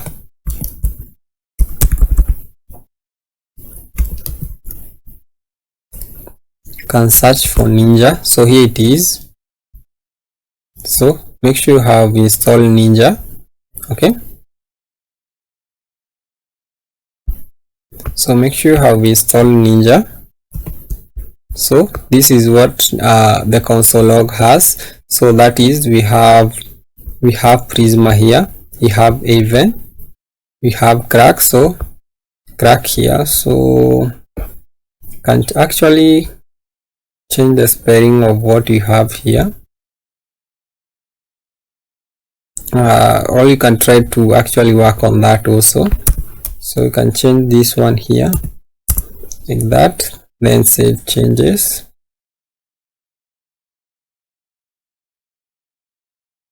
So can be able actually to see all of that. We have 3 of them. So but when we add, so this one won't work because it is a relationship. But when you have a question ID, this can't work because it is a relationship. But when you have the ID there, it actually won't appear here. Okay, so we can discard the changes. So for that, it will be a relationship. That way we can you cannot be able to add any ID there. Okay, so you will see that when we create our own, that is when we create our own question. Okay, so now we can actually work on what to display actually the tags themselves. So first, I would like us to show something when you don't have the tags. So when you have when the tags are empty, you can say user tags.range, that is user tag.range is equal to 0. Then I would like to show this one. Okay, and then after that I would like actually to display the tags, that is after the add tag. Okay, so here it will be inside a div. Okay, then inside here is whereby we can map over the user tags. Okay, something like that. So it will be actually tag. Okay, so and then we can give this the following classes, whereby it will be flex call, and then second last three we can have a gap of 2, and then last we can have margin top of 2. So for the tag, to show our tags, it won't be in a div, but basically it will be a tag card. Okay, so inside our components, since this is a reusable component, it will actually create it inside the component. So we can say tag card. Okay, .tsx, and then we can use RAFCE.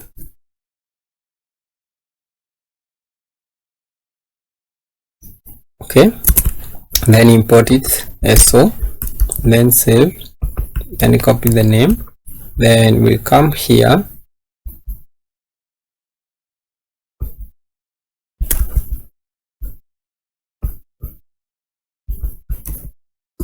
then import it. Okay, just like that.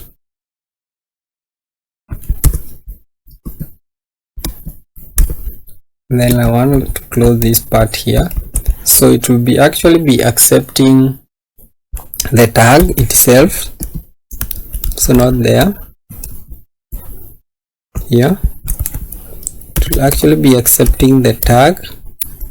Okay, and then also it will be accepting, that is the ID, that's the tag ID. Then lastly also it will be accepting the use, where are we using this component. Okay, so let me just first change this one here.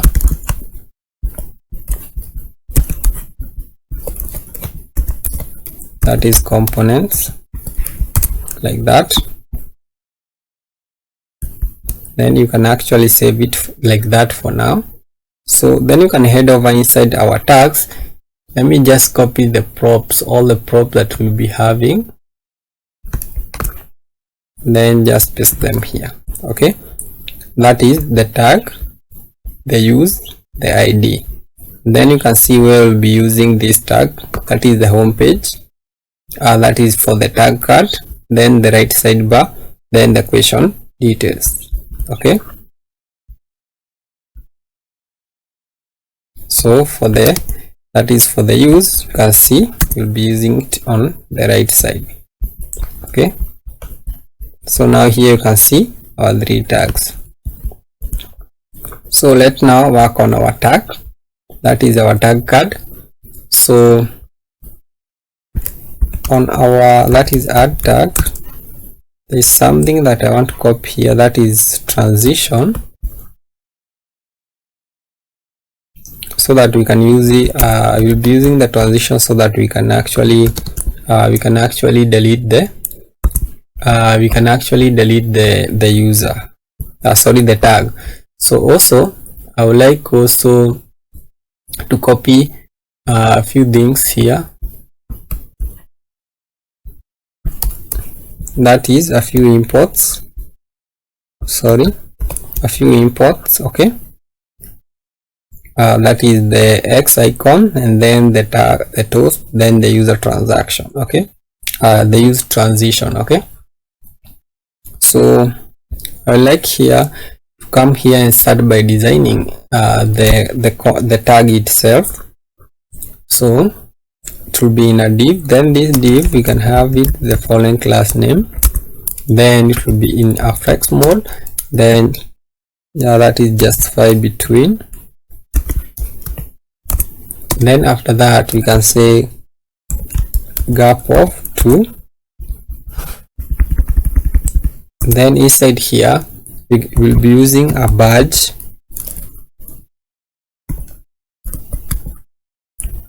so that will not have a right badge, it should be like that. Then this badge is coming from our UI, so let's change this one to add components, like that. And then this badge here will be accepting a lot of classes, so let me just copy all of them. So yeah, just a lot of them.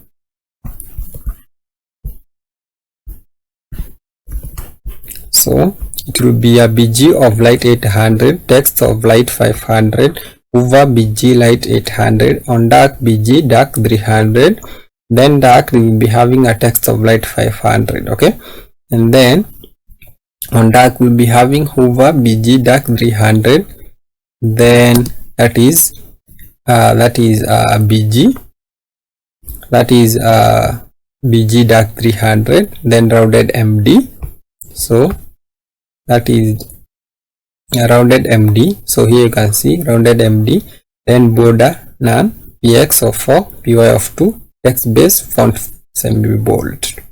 Then inside here is where we'll be having the tag, like that. And then after, just after the tag we'll be having now the X icon to delete. Okay, but this X icon will only be showing it when we are on the right side, that when we are on the this component is being used on the right sidebar. Okay, so when you can say use, you can say is equals to right sidebar. Okay, this is when we actually want to show the bar, that is the button.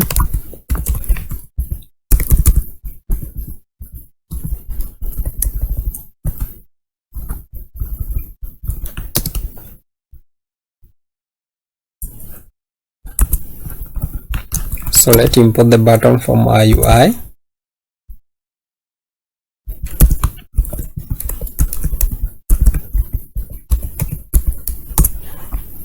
Like that. And then inside here, but first maybe you can give it a few props, so it will be of type button. Then also it will have a variant, that is a variant of ghost. Then we'll be having class name of padding of 1, and then to have a size of icon, and then we can continue and say it will be disabled when it is pending, and then on click, not on play but on click, we'll be using delete. We cannot use delete tag, we can say on delete. Okay, so let's create this on delete function and say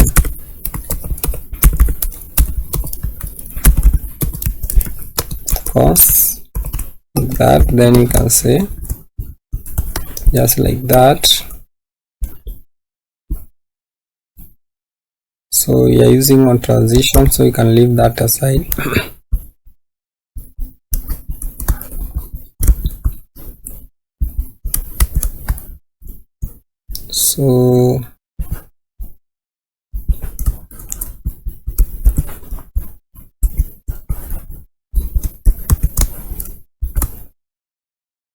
So it can be like that. Then we can close the function. Okay, so there is something that I also forgot on to our, that is add tag. I just have seen it right now. So here we didn't add an await, but it is advisable that we use an await. Okay, so here we say await. So we await until this function finishes learning. That is when we can display this part here. Okay, perfect. So here also the same thing will be happening here. Okay, but for now we can finish this part, whereby we'll be using the X icon that we used earlier. So actually the same thing. Okay, then you can just save. So now we are done with the design. So now we can worry about this part functionality here, whereby we can head over to our tag. Okay, that is our tag action.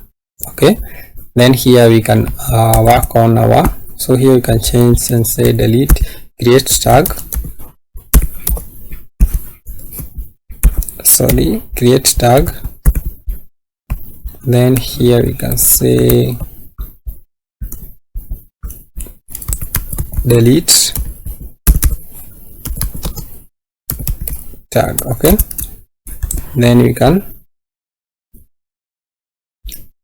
okay, so we should be passing the ID of the tag. Okay, and then we can say where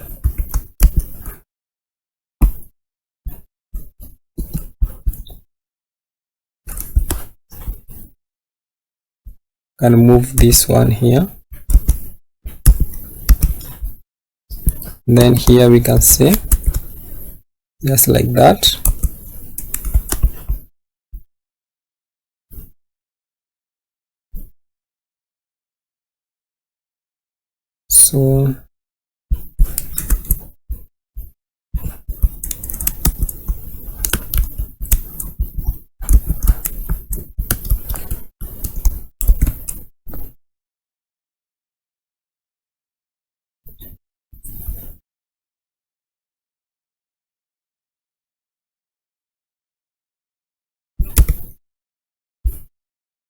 So let me just fix this part here.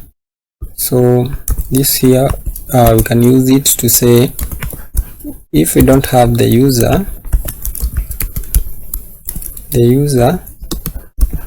just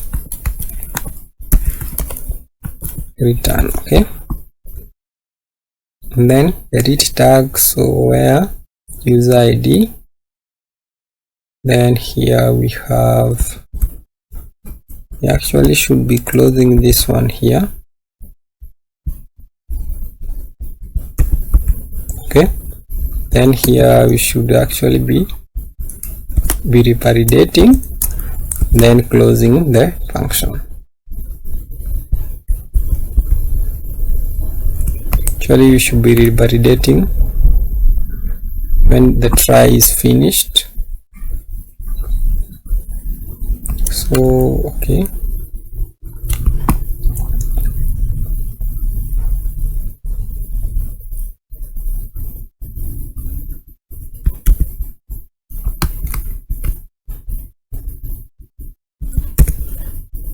so it should be like that now. So await db.track.delete, then curly brackets up to that point. Okay, so let me just save so that it can be arranged well.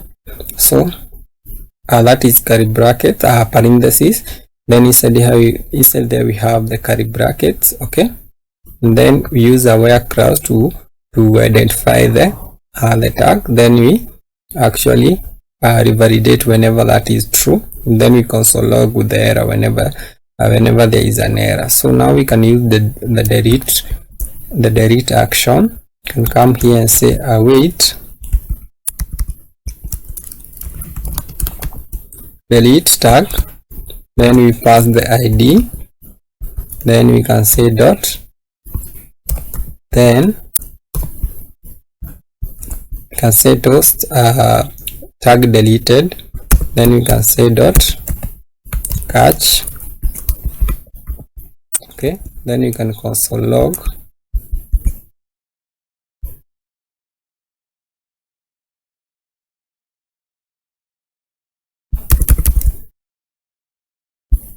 the error.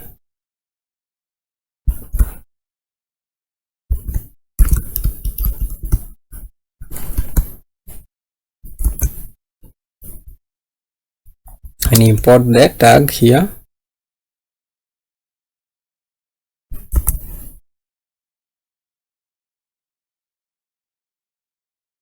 So ID actually should not be undefined. Okay, so but you can change this type here.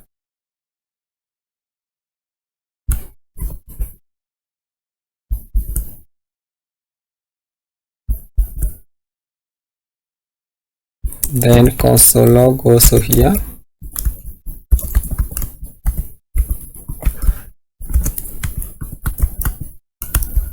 Then just save. Okay, so that now we can actually, so you can see what we have here now.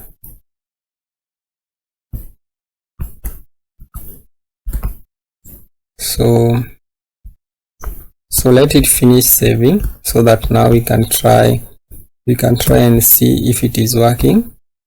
So also we can comment on this part here, then you can close everything.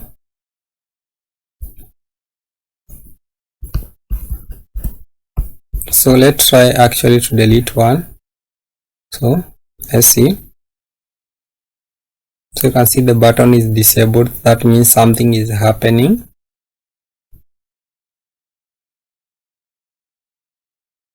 So tag deleted, so then you can see we have also being able to revalidate. Okay, so let's try to add something like, okay, something like Mysql,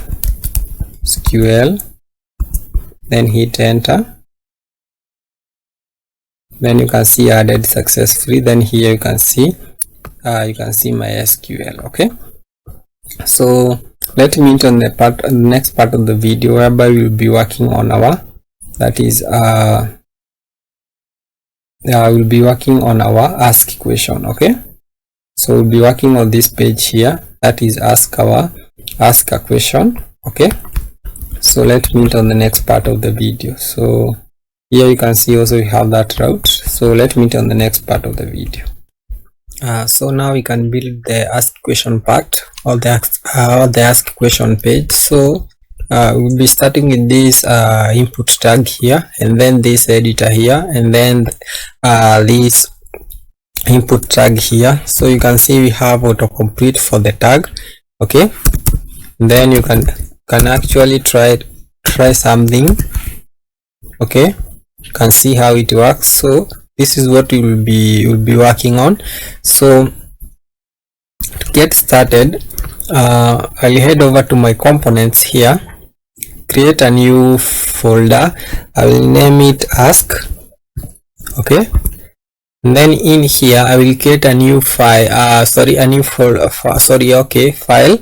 I will name it ask question.tsx. then we'll use RAFCE. So actually this ask question file, we'll actually use it to ask and also edit. Okay, you can say ask edit question. Okay, now we can use RAFCE. So just give it a moment to load. And the next thing what we'll be doing is actually importing every file that will or every components so that we'll need here. So here I will import everything that we'll be needing here. So I will copy everything that we'll be needing here. So we'll be needing all of these global imports. So you'll be working with Zod. This is how you should import Zod. That is at hook forms /resolver /Zod. Okay, and then we have Zod resolver, and then this one is the Zod itself. So you can have it like that.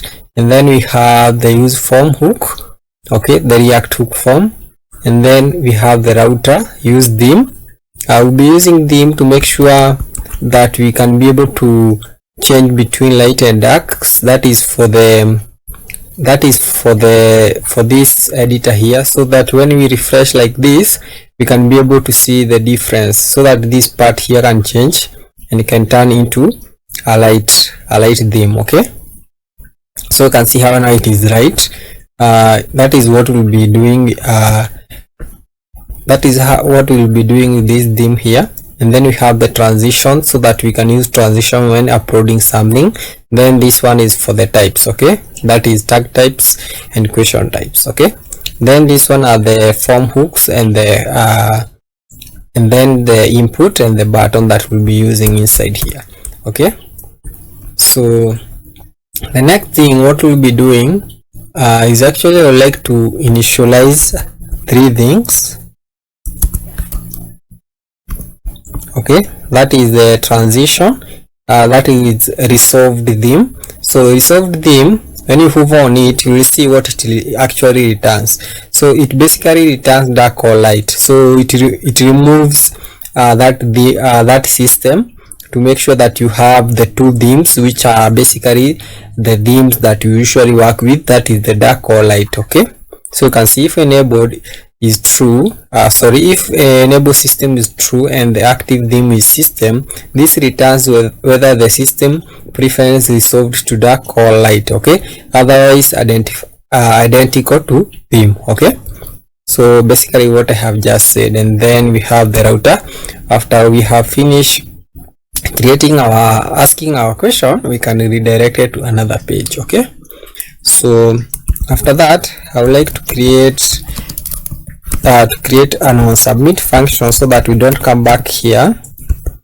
You can have it like that. To do here, we'll actually implement submit logic. Okay, so after that we can scroll down on my end. Actually here we'll be starting with a div. So this div will be just be a div, and inside here we'll have a h1, and then in here we can say ask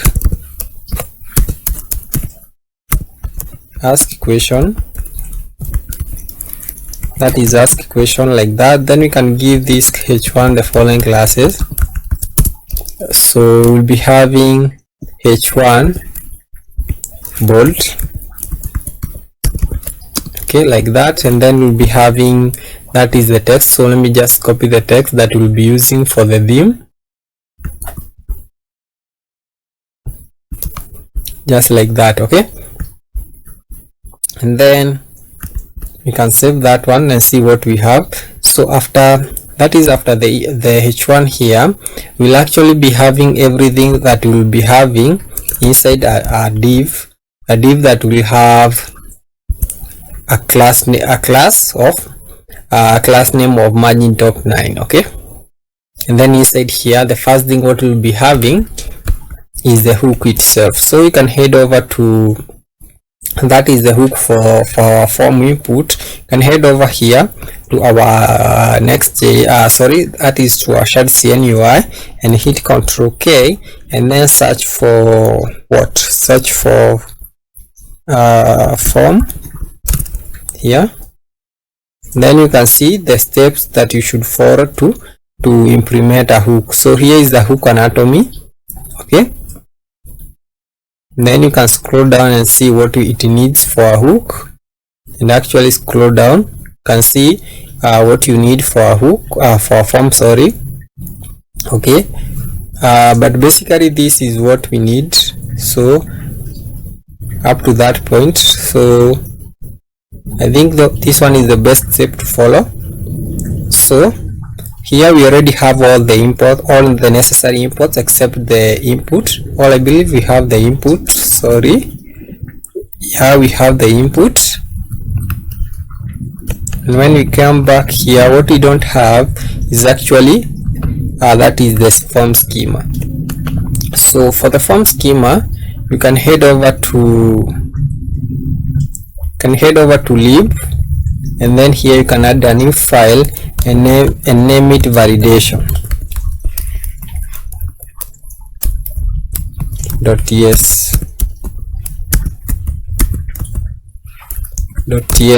So I'll just copy all the validations, so you can check them out on our Git repo, okay. You can check them on our Git repo. So I'll just copy all of them. So this is all the form validation. So what we need to do now is just actually come to our form on submit here, and now we can add values. So it will be receiving values, and then it will be a form of question. So you can import this question coming from validation, okay. That is question schema coming from validation, okay. And then we'll be having the form. So this form here,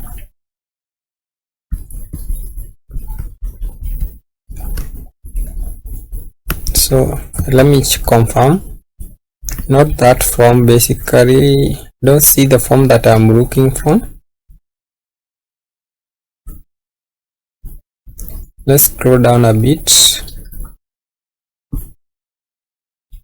Okay, I'm not seeing the form that I was looking for. Yeah, basically I was looking for this form here. Yeah, up to that point. When you come back here, I would like to add all of that here. So here we have, so here we should change this one to question schema, like that. And then that is for our validation, that is our default values. For now we'll be just using these ones here. Let me just copy them.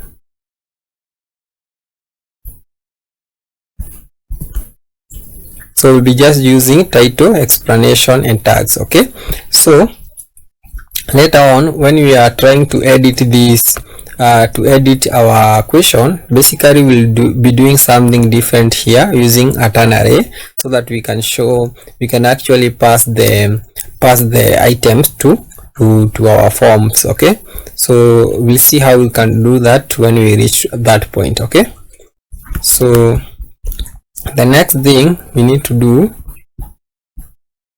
is actually copy the input here. Can actually copy this one here.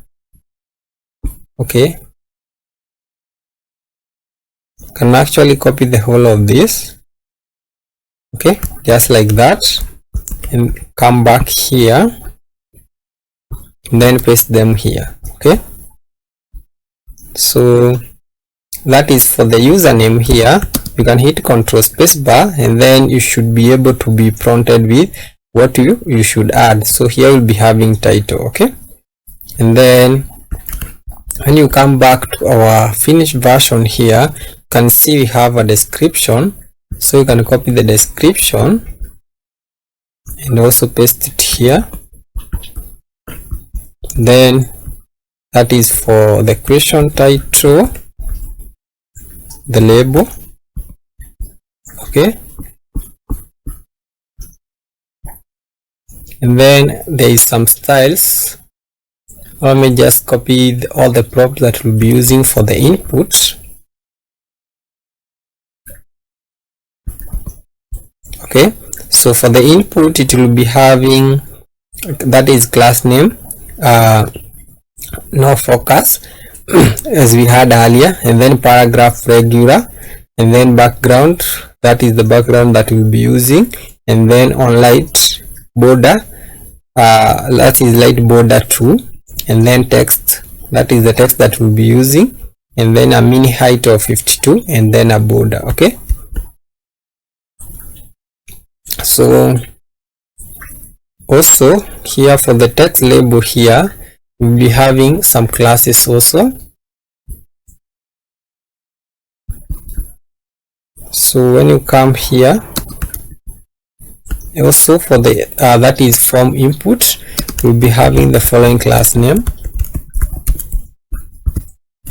So it will be actually be having flex with full flex call, but won't be having any gaps. Okay, it will be like that. Okay,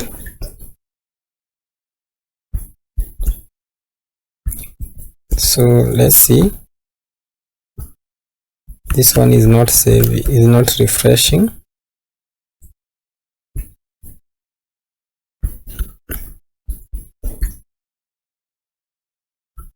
So sorry, so it is perfectly fine.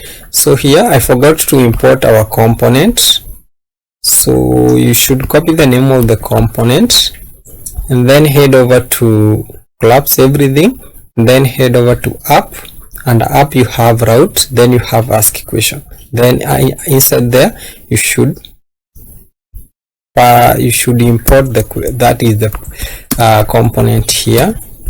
Okay, and as we do so, as you can see here, we are using hooks. So this is a hook, this is a hook, this is a hook, then here is a hook, another hook basically. So when you are using hooks like that, or even one hook, what you should do, you should convert your component into a use client, just like that. Then come here and then save also this one. Okay,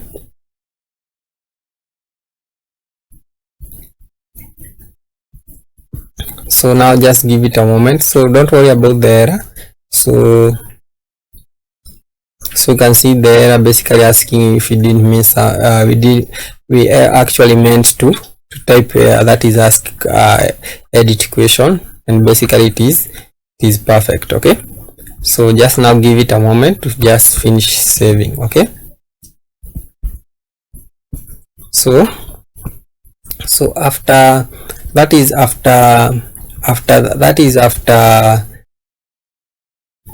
this actually, after this input here, what we'll be doing, but before that I should actually give another classes here. So now you can see we have the results here. Okay, so that is great. You can see you can be able to add something. Okay, and then here for the form control, you should give it a margin top of 3.5. okay, and then for the description, so let me just copy the description, come here and give the description these classes, that is a body regular, and then margin top of 2.5, then this text here, text light 500. okay,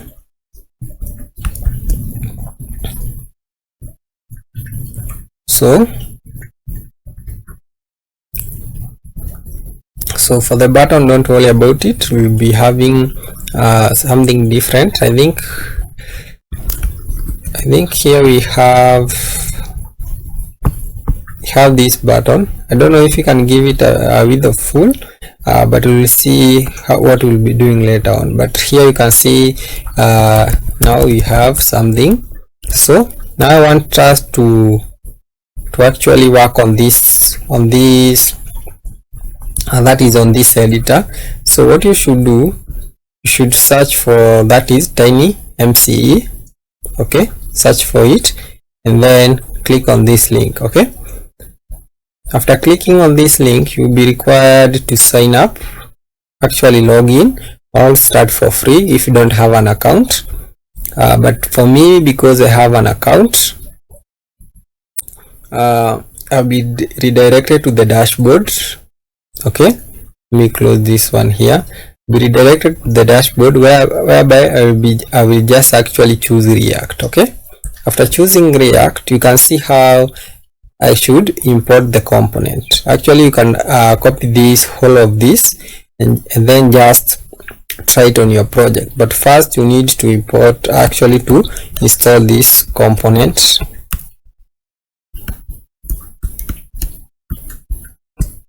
So let me remove this and then open another terminal.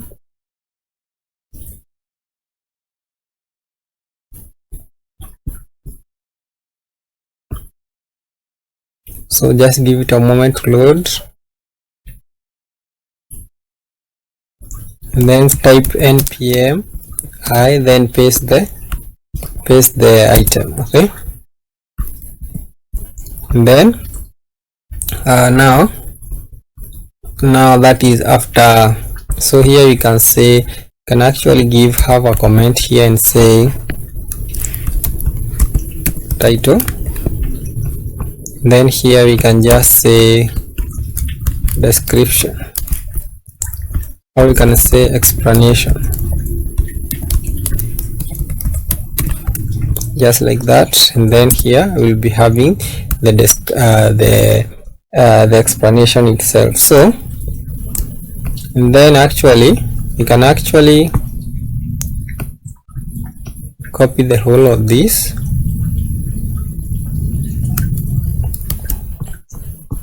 then paste it here, just like that. What will we actually be changing is actually this one here, just like that. And then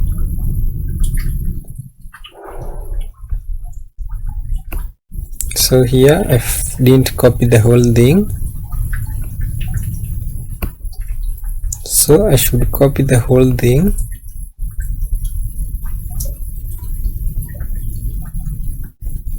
So up to that point,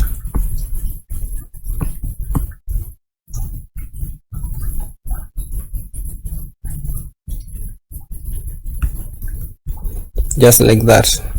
Now you should not be having any errors. So what we'll be adding here is actually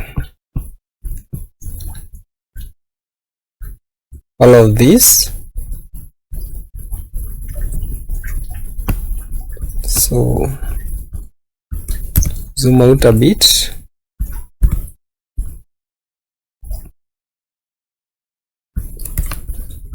then come back here and then paste. Okay, so here what will be required is actually to actually import this editor here. Come back here, then just copy the editor here.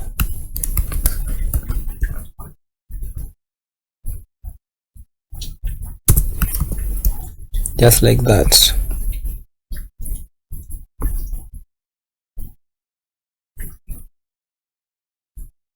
So for this one here, seem to have an error there. So let's see if it will resolve itself. So that one have resolved itself, but here we haven't. So first I would like us to first add the environment variables for the for the editor. So here you can see my environment variable, that is the API key. You can head over to env, then have a let's public tiny editor API key. Then you can just remove this one here, then paste it there. Okay, then make sure you have the right environment variable there, and then come here and say process inside curly bracket, say process dot env dot the environment variable. Okay, just like that. So before I forget, okay, we have the prop here, so we should also have that prop here. Here we can just say welcome to Stack Overflow. Okay, so this one you can actually remove. Actually you can remove all of these items here, all of these plugins, all these int up to that point. So you can be left with actually the initial value for now. So for the initial value, later on we'll actually, or we can actually just we'll have something different. So let me just show you what we'll be having. So here it will be inside curly bracket initial value, and then it will be either field dot value, or so that is an or operator there, or welcome to Stack Overflow. Okay, so now I want to copy all the props that we'll be having here. So there are actually a lot of them, so that way I don't want to light them.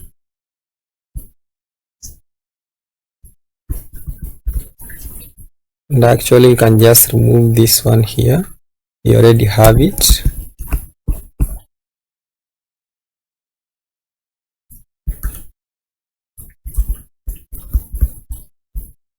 Like there, then maybe you can, okay, just like that.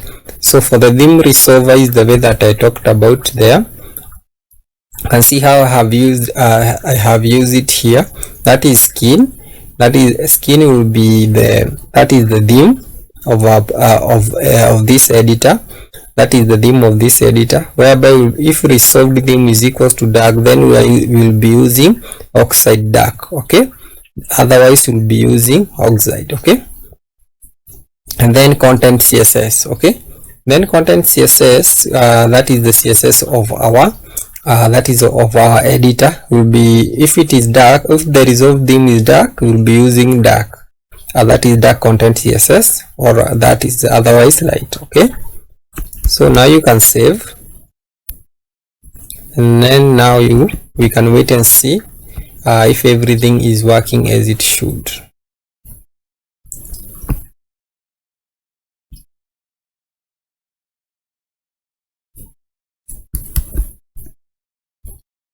So the next thing I want us to do is actually see this button here. So it will be having a primary gradient and a width fit. So you can actually have a width full, okay, and then here you can say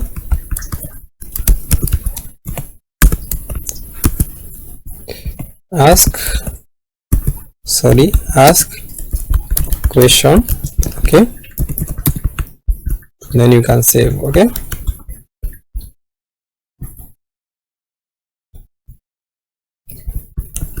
So just give it a moment. So it is reloading because of we have changed the environment variable, okay. So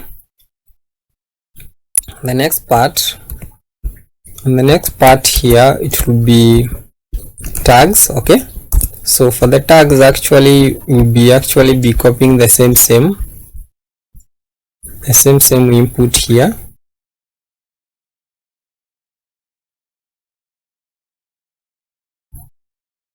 okay. Then here we forgot to change this one to actually explanation, okay. So you should make sure you change that one. So, and then here we can actually remove all of this. So for the tag, it will be something different. So you can open your sidebar, collapse everything, then inside your components, then ask a question. Here we'll be saying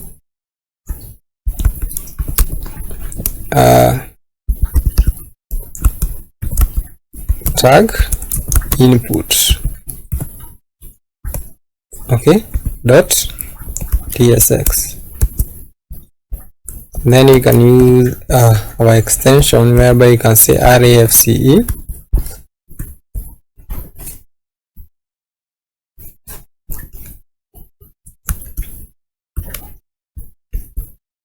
so then here you can remove this one. So it will actually be accepting a few things. So let me just copy the prop that it will be accepting.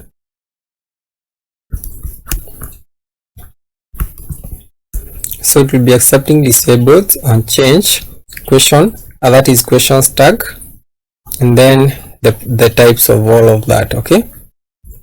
So for the types of the tag prop, here it is. So the tag props, so the tags prop, this one here, okay. Then now you can come here, copy the name, and then paste the name here, and then basically import it, okay. So it's actually reloading. So let's collapse it up to that point.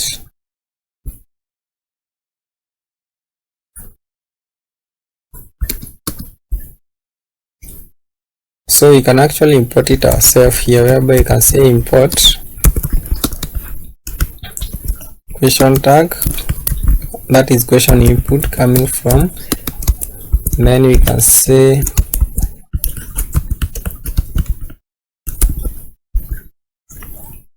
not shared, basically change that one in a bit. This one will be ask, okay. So when you come back here, it will be passing a few props. So we have already passed the disabled prop, which will be is pending, and then we have question, that is question tags, which will be field dot value, okay. And then there is an onChange function, okay. So for all the onChange, it will be a Kubrick R function, whereby we'll be saying field dot on change dot that is a function, then we accept tags. So these tags are coming from here. Okay, so that's how that will be looking like. So that is for the input tag here. We'll be using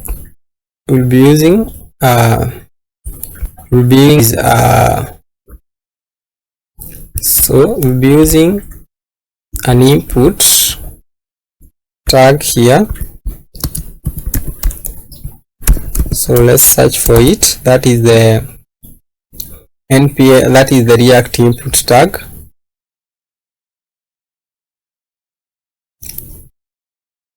So this one is the one that we'll be using. Okay, you can see how it is.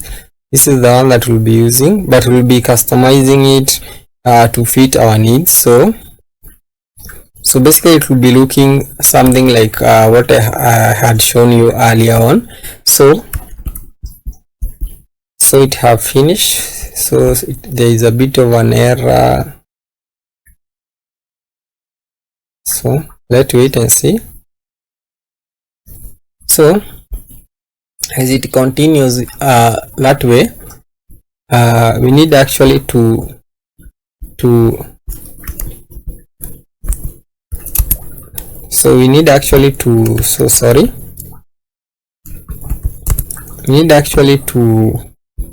install that package, that is npm I, then hit enter. Okay,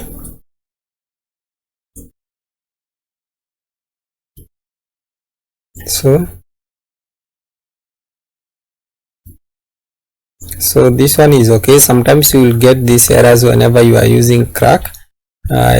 Sometimes I don't know why, but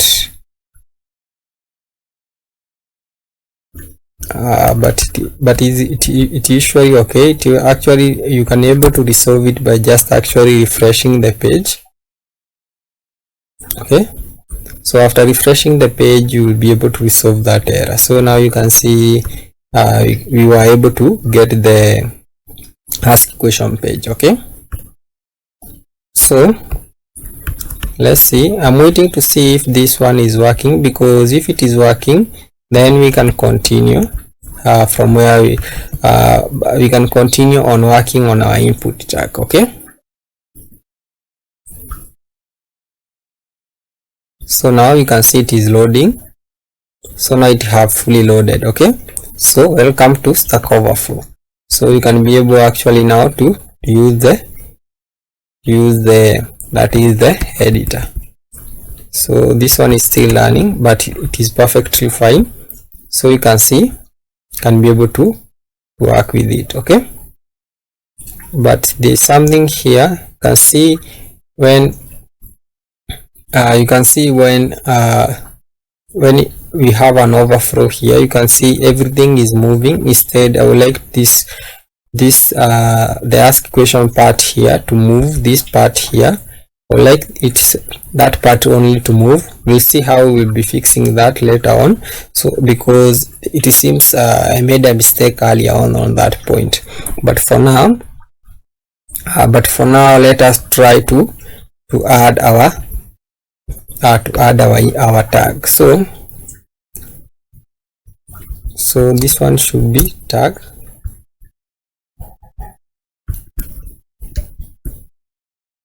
So let's see the error. What is the error about? So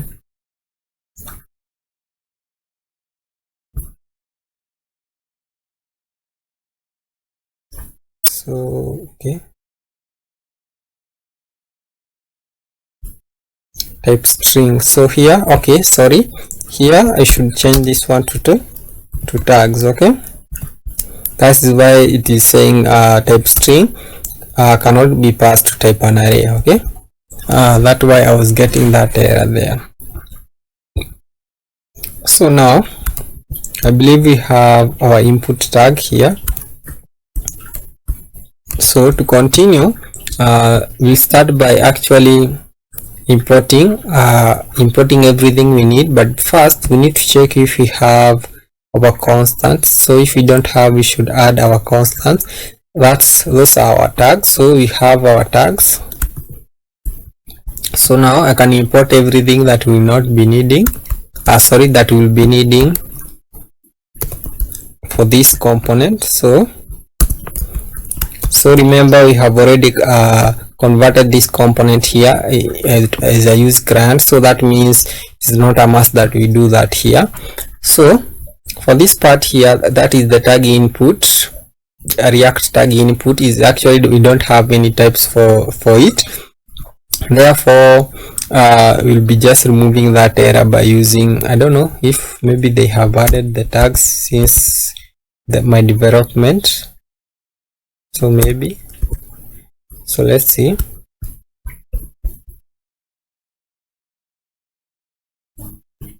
Let me see if they made an update. So they made an update 2 months ago, so that seems, so you can also see here now it is also working. So we'll fix this part later on, so because it should not move like this. So for this one, the types, they have not fixed that the type for that, so I just remove the error for that type. Okay, and then for this one they have removed it. Okay, so perfect. So there are a few things that I would like to initialize first before we continue. So a few things here.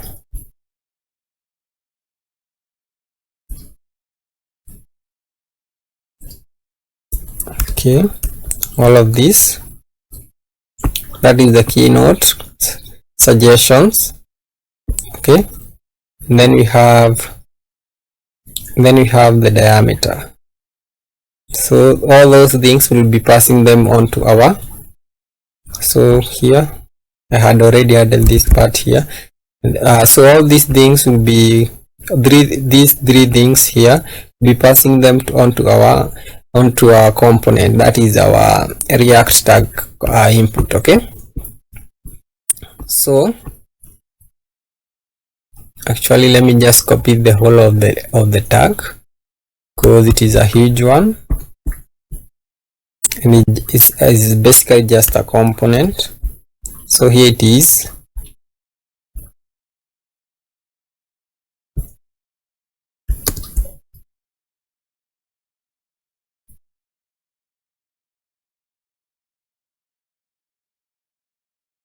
So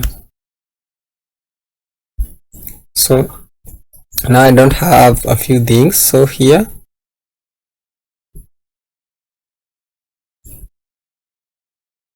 class name. So for the class name part here, I don't know, maybe they changed it to class name. They changed it. Okay, it is still the same, it is still class name. So let me see.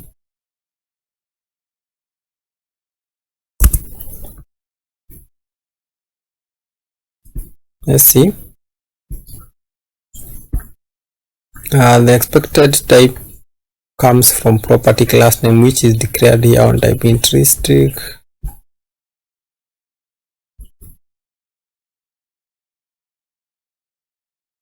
So okay, so on my end actually it is okay. So I will see how I will fix this part, and then I will see how we'll continue from there. So for this, handle delete, handle that is suggestions. So first let's start by having our tags. So for our tags, it will actually be a use state. So we'll be having a use state here that will be having our tags. Okay, and then after that we can handle delete. You can say const handle delete,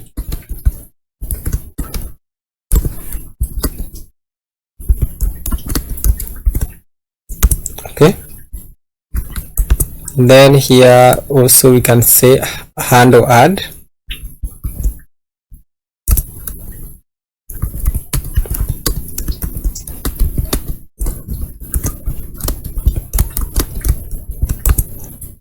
then can say const handle drag,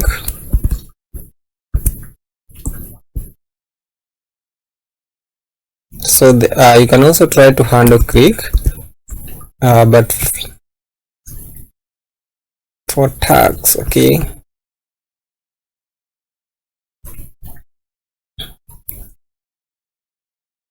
so also on any changes, that is on any changes, okay, any changes that may occur during our interaction with the React tag here. Basically we would like to change our, that is to change our React hook form, okay. So that's why we are using this hook here, because whenever there are changes we'll be able to change using an onChange function here, okay. So we seem to have an error here, okay, so let's try and see here.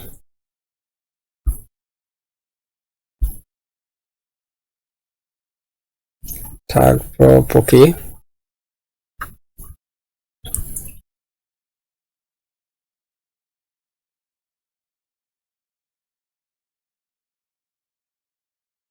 so for the tag I can basically see it is a type of tag prop, so this one here,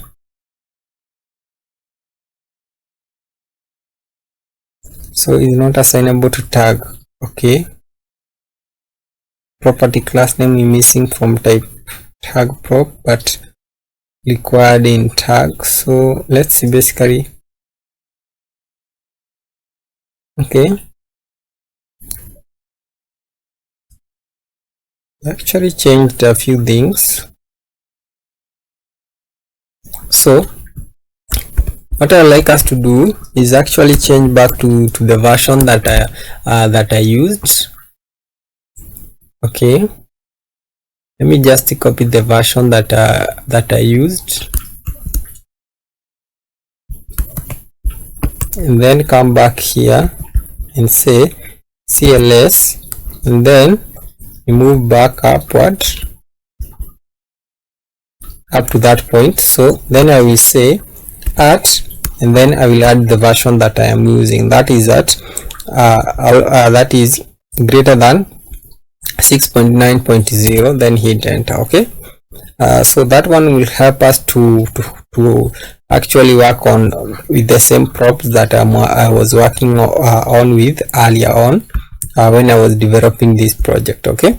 So that we can avoid any more issues. So because when you head over to package.json, you can see it is over 10, okay. So and I am using basically using 9, okay. So I like us to just drop it up to 9, okay. So that is 6.9. so that one basically we can be able to interact with perfectly, okay.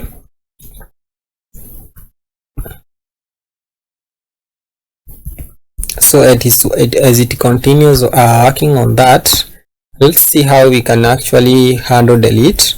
Handling delete is actually by removing that tag that we don't want. So you can say set tags. Basically it is simply just filtering and basically removing that tag that is not equal to the one that we are passing, or basically the one that we are receiving from our component from our function here. So you can say I can just say t, actually sorry, we can say I, which is a number, that is the index, okay. All basically it can also be an ID, okay. So Typescript is actually working.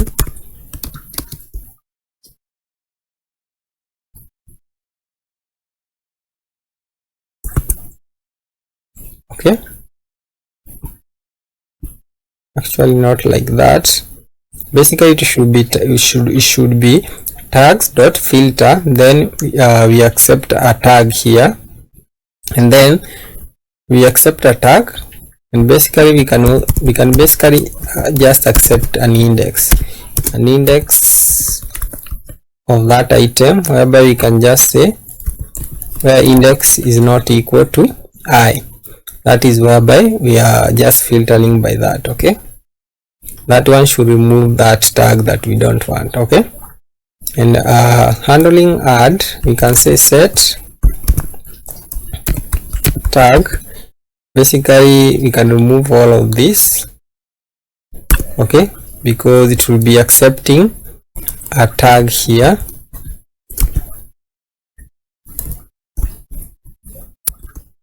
which will be of type tag props. Okay, then we can say tag. Okay, and then handling drag, we will start by, so let's see.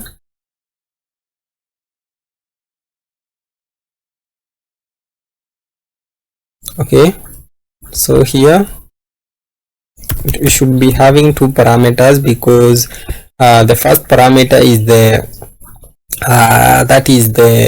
a single object of an array. Okay, because you can see here it is just a tag prop, that means it is a simple object, and then the second parameter is the index. Okay, so you can hover and see that mistake that I made. You can see how now it is making all that sense. Okay, and then that tag now can be compared with the tag that that index that we are receiving from a function. Okay, now to handle drag, so now you can see we don't have those errors that we are having earlier on. So to handle drag, we can start by saying const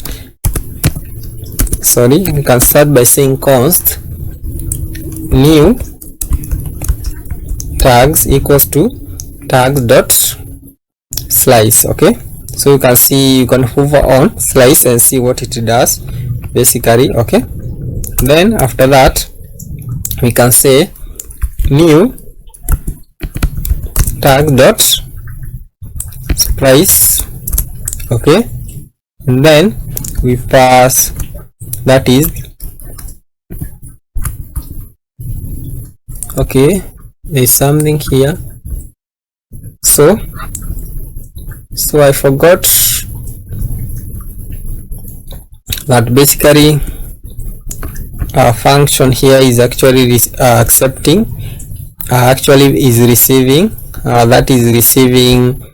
this prop that are passed whenever we are using this component here. So it is accepting tag, as we have been doing here, accepting tag or any index or cursor pointer or cursor position, which is a number, then new position. Okay, so here we can say cursor position. Okay, then comma 1, so we should splice. So you can see splice actually we should pass two, that is two parameters. Okay, and then for the next one it should be new tag.splice .splice, then we pass three parameters here. Basically that is the new position, comma 0, and then the tag itself. Then lastly, what we should do is basically just re-render. Okay, can actually have a re-render there. Okay, then you can save. And then now we can see why I actually had ignored the error here, because the earlier version didn't have the that is the types. So you can see that is why I was ignoring that error earlier on. Okay, so now you can see we have the input tag. So here let's try to have JavaScript, So you can see here you can also be able to add JavaScript, and also you can be able to add Java script, Java, Python, just like that. Okay, so when you head back here, so we are done with this. When you head back here, you should be able to console log. You should be able to console log our values because everything is working perfectly. So I will just copy all of this, paste it there, then here we have the types. Okay,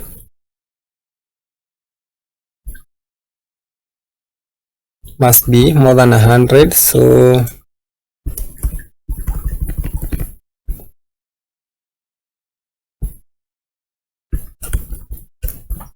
here you can be able to see now what you should be having, that is the title, and then you can now be able to see that is the tags input. Okay, so great.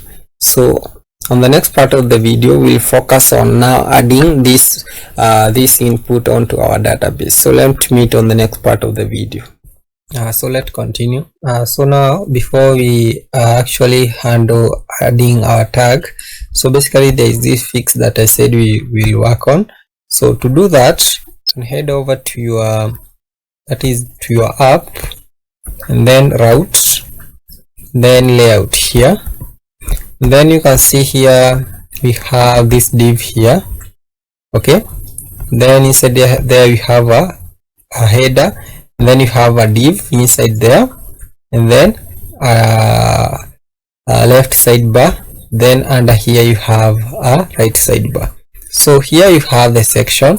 So for the section is the one that will be making changes. For the classes here, that is flex, then here it should be mini h screen instead of max h screen. Okay, then flex 1, and then flex call px6, pb6. Okay, so here pb, and so can leave it like that, it is okay.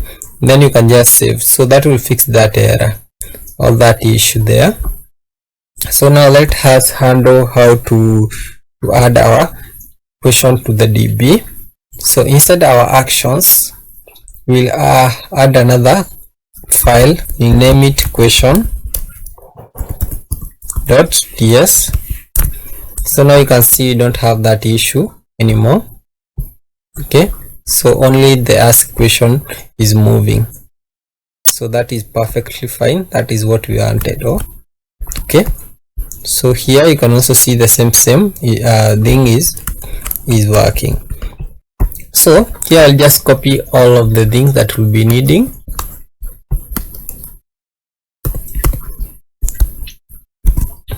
Just like that. So handle validation there. So we'll be importing Zod revalidate path, so that we can revalidate after input to the database, and then current user from next that is at Clerk Next.js server, and then the validation we have talked about, then the DB. So you can say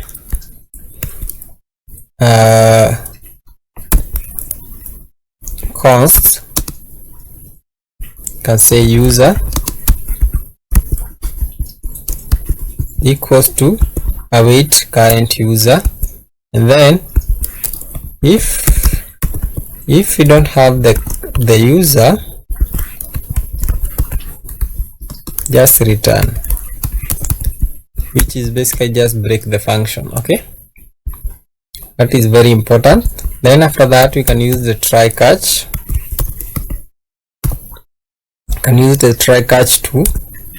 To add our function, to add our input. So we can say console log error, like that. So here we can start by doing await. Okay, then we can say db dot So here we can say question because we will be needing the question ID so that we can add it to the question tag. So we can say question equals to await dot question dot create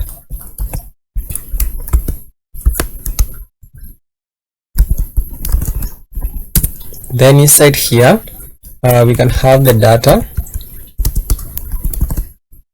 Then inside here we'll be having the title, which will be the value dot title. Then we'll be having explanation values dot explanation. Then lastly we'll be having the user ID, which will be the user.id. Okay. And then now we can use the question ID, whereby now we need to actually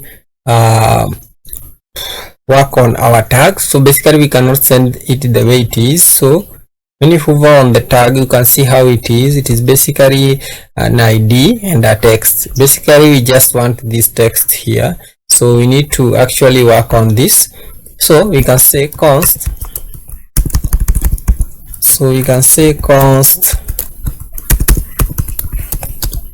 then we can say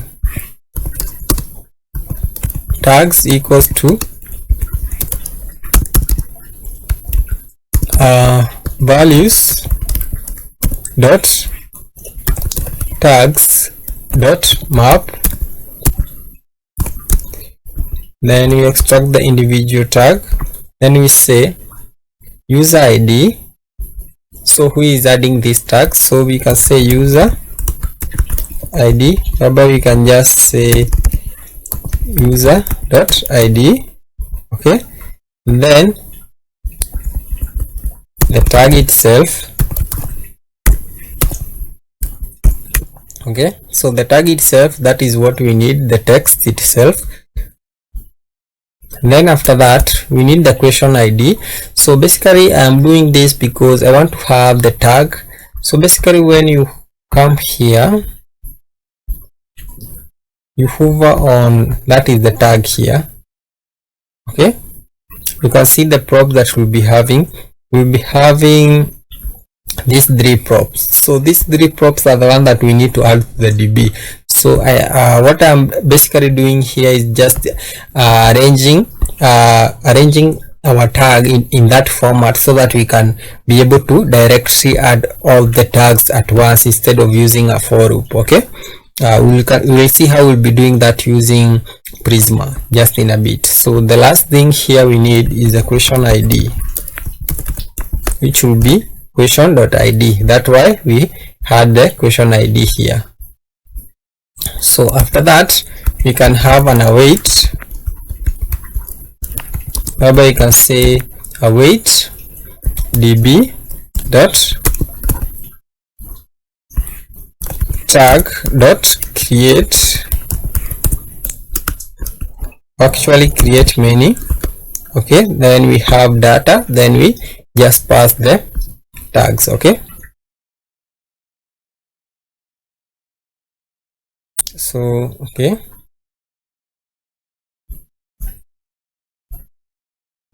so here, okay, type of property tag are incompatible with the type ID. So okay, user ID. So basically, so here it should be tag dot text. Okay, so when you hover on this one here, you will see we are basically having an ID and a tag. Okay, so what you should be accepting here is basically tag and that is tag dot text. Then you can just save, and then lastly what you can do is just revalidate.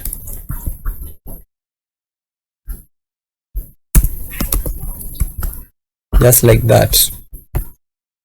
Okay, so this one will be ask question. Then later on we'll be working on edit if time allows. Okay, so can just copy the name here, then close it, then scroll down. So here is the work that will be working on the logic. So here we can say, so a cyclic await, make sure it is a cyclic function because this is a server action. You can say that is ask question. We import it from our action dot then we execute it and basically pass the values. Okay, then we say dot, then it is a callback function, then we use toasts. So basically so that we can move a little bit faster, you can just copy that is the basically that is the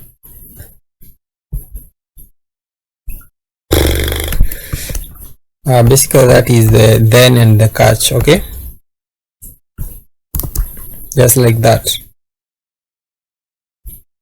So but here I don't know if I have the toast, so I think I will import the toast. You can say import, I will use the toast so that I can showcase that I have been able to add the function. So not hot toast but from Sona. Okay, then when you come here,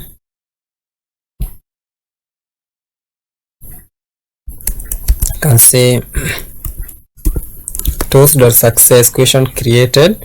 If there is an error, you can say something went wrong. Okay, so like that. Earlier on I didn't use this part here, that is the toast, but I think it is a great idea to have it because in case of any issue. So come here, head over to Stack Overflow,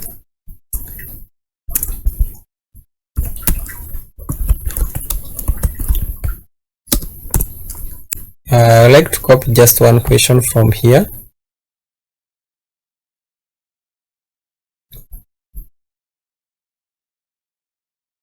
From the question part. So here I will copy this question here after it finishes loading.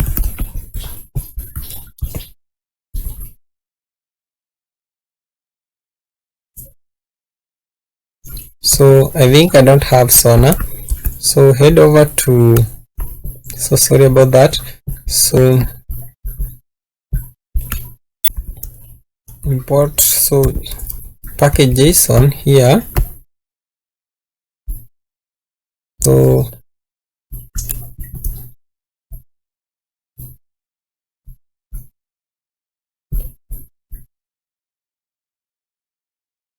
So let me see the issue.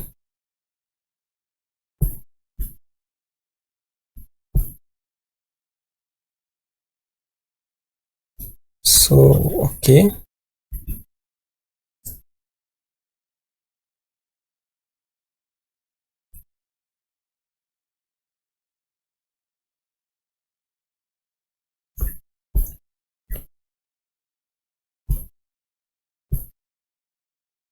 okay, so this, I don't think this is because of the issue of the toast. So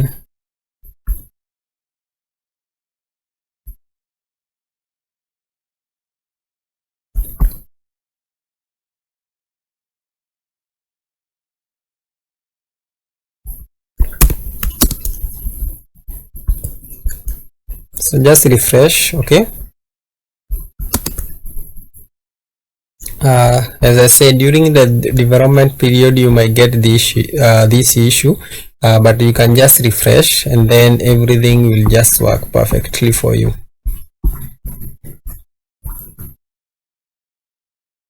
So I want to see why I'm getting this error, because toast here should basically be working perfectly.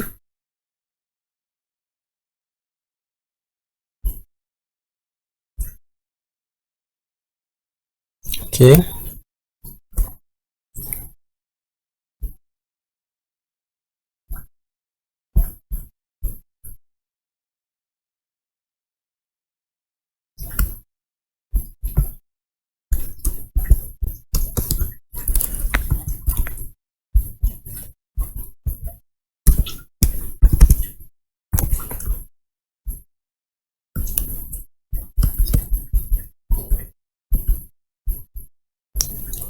so I don't know why it is taking so much. So let me close one, also close this one,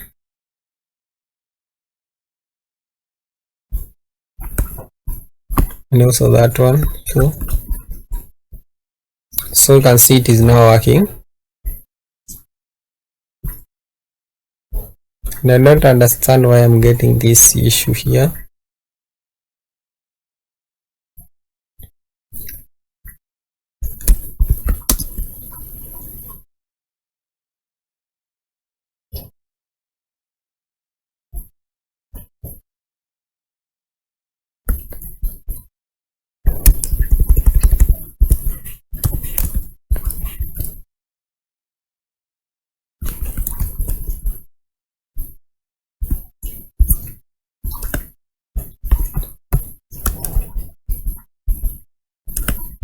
So can just head over to Sona. So let's see. I think I'm perfectly fine on that part. So okay, I know the issue. That is not how I should also import toast. So it is not exported by default. So you need to import to actually have it inside curly brackets. So you can see how they have done it here. Okay, and then you can also now you can be able to use it here. Okay, so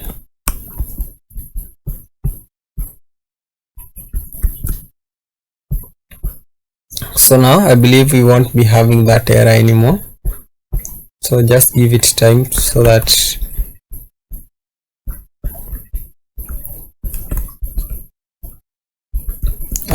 now it can finishes, so that it can load basically.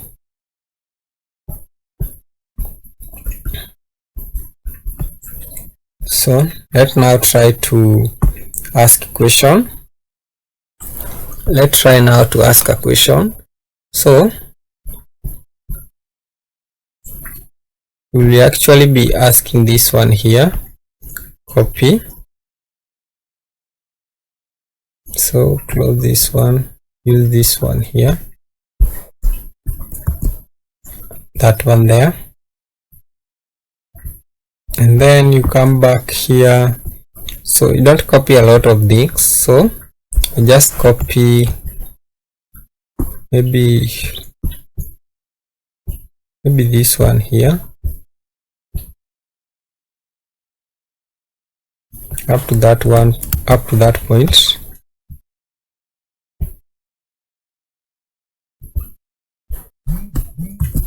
Up to that point, so you can see how it is. So I should also copy some code. I don't know if they have code, so I can copy our own. So now you can see you don't have any errors, so we can copy our own submit function. So remember, this is just for trials only.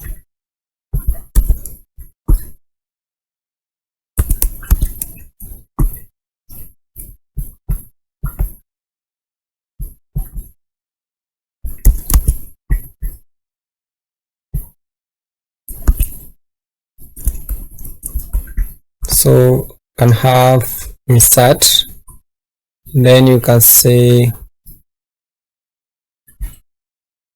okay, tools, media, code snippet, format, can say code here. Okay, insert, then code sample. Okay, here it is, paste it here, then here change it to JavaScript. then save. Okay, so here you can see I went under insert, then I have code snippet. Okay, so great. So now you can see we have that code right there. So I actually like to remove a few things here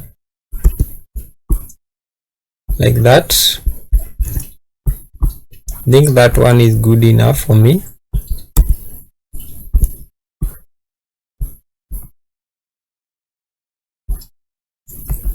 I'll remove all of these.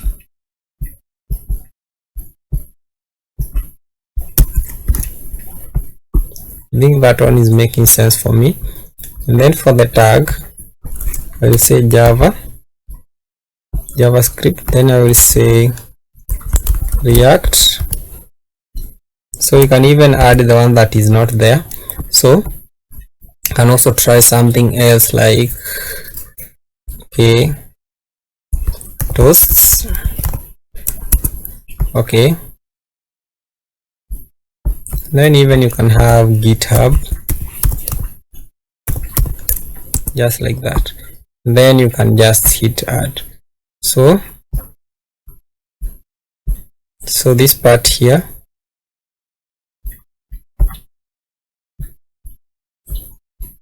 copy this, then paste it here, then just ask a question.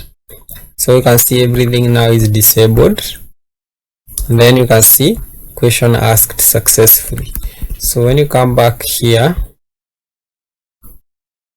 so here you can see we have all that information right there. Then here now we have our data. So for the relationship, you should be able to see the user that who uploaded that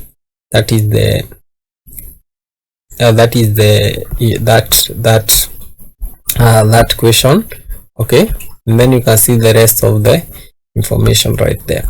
So let's meet on the next part of the video, whereby we'll be working on our home page. Okay, so let's meet on that part of the video.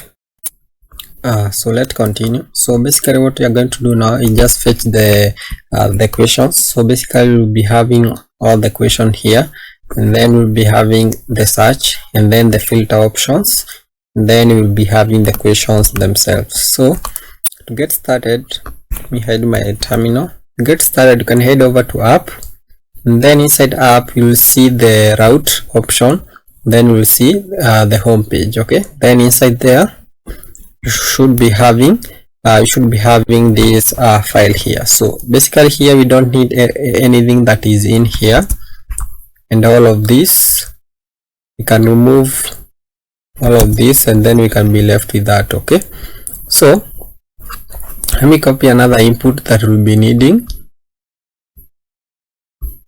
Okay, this one here. So first thing that we are going to do is basically we are going to fetch the questions. So basically to fetch the question, we need to confirm to convert this function into a acyclic function. So you can say asynchronous function like that, and then here you can come down here and say const and say questions equals to say await, that is await db. So we import db. So here we are not getting db. You can say you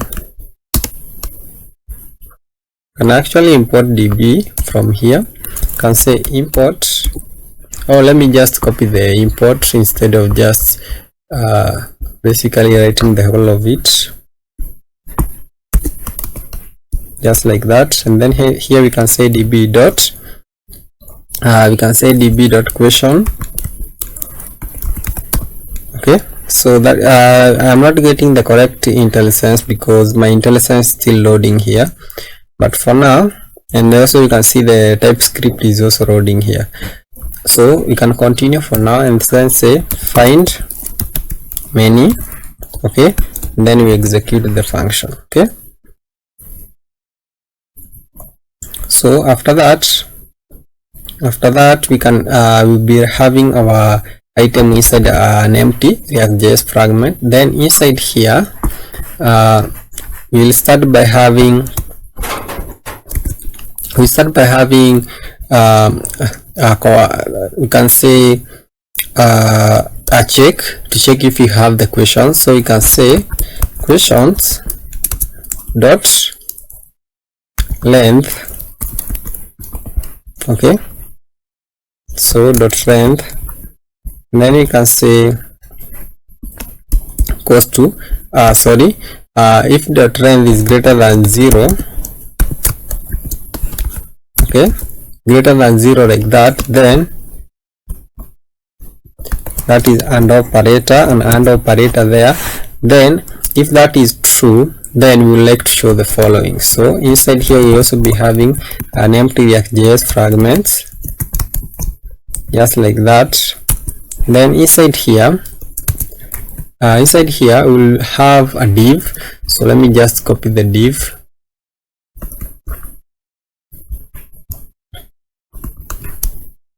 Okay, so this div will be having a class name of flex with full flex that is flex column reverse. Okay, you can check it here, the complete what it basically does here. You can see it is a flex direction with the column reverse. Okay, and then justify between gap of sm of flex row, then sm of item center. Okay, and then inside here we'll be having a h1, that is the all question, sorry,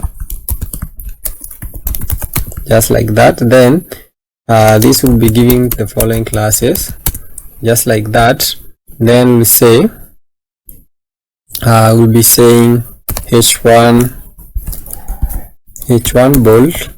Okay, and then we'll be having a text of dark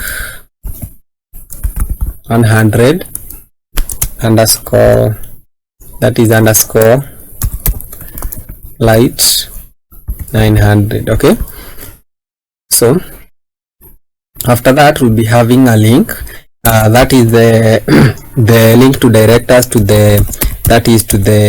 to add question href. We can say href, then you can have a forward stroke of ask question. Okay, and in here we'll be having a button. So I should add actually I should not have removed the button option, but there it is, we need it. And then in here we'll be saying ask a question, just like that. Okay, and then these will be having the following classes. It will be flex, and then we'll be having justify and not justify center but justify and, just like that. Then we'll be having a max of sm of basically with full. Okay, and then after that we'll be giving this button the following classes. So let me just copy the classes because of the colors that we'll be having. So here it is. It will be having a class name of primary gradient, min h of that is 46px, and then px of 4 and py of 3. Then we'll be having a not important color here of text light 900. Okay, and then you can save. So basically here we are getting an error. Basically fundament does not exist on type question delete. Okay, let's see if I have made a mistake, but I had okay. So here the DB is basically running. So okay, so let me basically pause the video. Basically I think my DB is not running for now, so I believe it is that the part of Aiven they basically have paused the project. So let me just unpause it, so we can continue now. So basically that is after the ask question here. So you can see how it is now, just after that fix. So basically here I had made a mistake. So here it should should not be a small m here. Basically it should be a capital M. So with the IntelliSense you will not make the same mistake as I did, okay? But for the Aiven part, the project was not paused, but basically I hadn't turned my Wi-Fi on, so sorry for that. But for now we can continue, and then after this div we'll be having another div. So I would like to copy the div.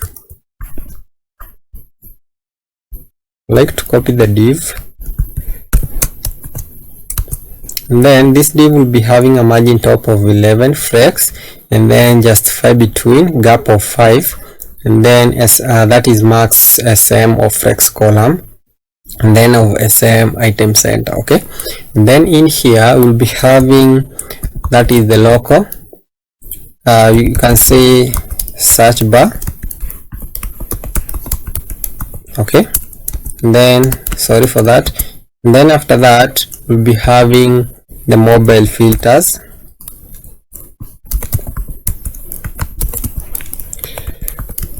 okay? And then after that here we'll be having the home filters.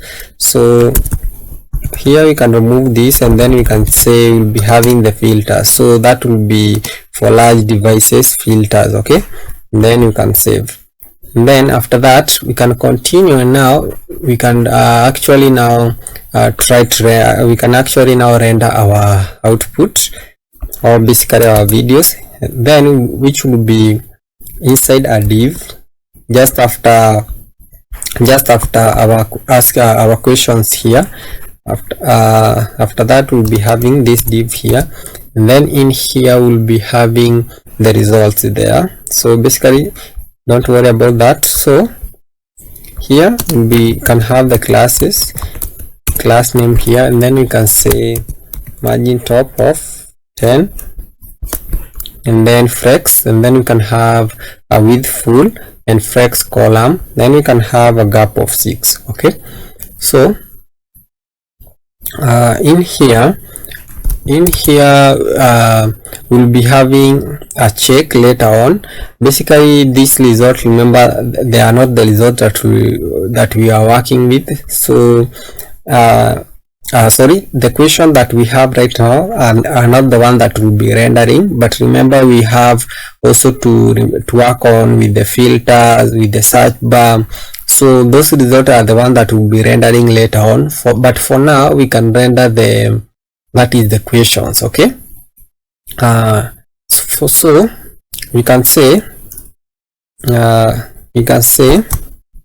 so this one will collect it later on. So we can say questions dot length, okay, if it is greater than 0, okay, if it is greater than 0, just like that. And then we can have an empty React.js fragment like that. Then we can say or there, so like that. If basically these questions are not greater than 0, then we'll be showing this sorry, if these results are greater than 0, we'll be showing this tag here, then an else there, which will be showing this tag if this condition here is not met, okay? So in here basically we'll be showing something of no results. So you can say no result. So we can work on this one first, but let's first work on this part here, so that we can see if we can be able to render the questions. So here we'll be having a curly bracket there, which we can say questions dot map, okay? Then we can autocomplete there. So we won't be doing this exactly, but we will be having a question card whereby we can come here, collapse everything, then inside our components here we can create another folder here which we can call global. Okay, then in here we can create a question card component which will be reusing multiple times. So here we can say RAFCE. So give it a moment to load. So as it loads, okay, it is done. I want to copy the types that we'll be using. So we'll be using a few types here, so let me just paste them here. So in here what you can do is just import the tags, the types that you don't have, but remember all these types are coming from Prisma client, so you can import them from Prisma. Even the question, even the user tag, the tag itself here, the answer, okay, and then the vote itself here. So you should be having all that, and then now you can auto import it from global. So you should be having that import there. So here for the ID we won't be needing the ID, so basically you can remove all of this. You can remove the views itself, we won't be needing the views, the other, so we won't be needing the other, but we'll be needing the user. So basically we'll be needing the user, not the other. Okay, you can see. So then you won't be needing that that is the question, the title here, sorry, and the ID. So it will be something like that. It will be needing we'll be needing the question. So I don't see the question.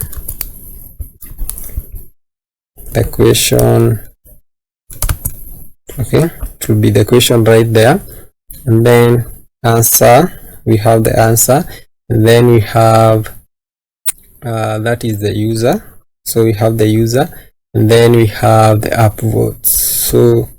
So here we have the upvotes. So let's make sure you have the correct spelling, the upvote right there. So let's get all of this stuff there. So I don't know if basically let me see, if we head over to the schema, then here the question, you can see we have all of this. Okay, so you can basically be able to pass them to our, you can basically be able to pass them to our, that is to our question. We can be able to fetch them together with our questions. So let me copy everything that we'll be needing here. So okay, so this one here will be needing it for the filter, so you can remove this one and just give it a page of 10 for now, and then that is a take. I will be explaining these two parts here later on when we will be working on the pagination section, and then for the include part is the one that we are working with now. So for the pagination part, for the include part here, which we are working with it right now, because we want to get the question, we want to get the questions with the tags, the answer, the downvote, the save, the up, that is the upvote. So basically include will help you to fetch the tables related to the table that you are currently fetching. So for example, here you can see we have this question table here, and it has these 5 relations here.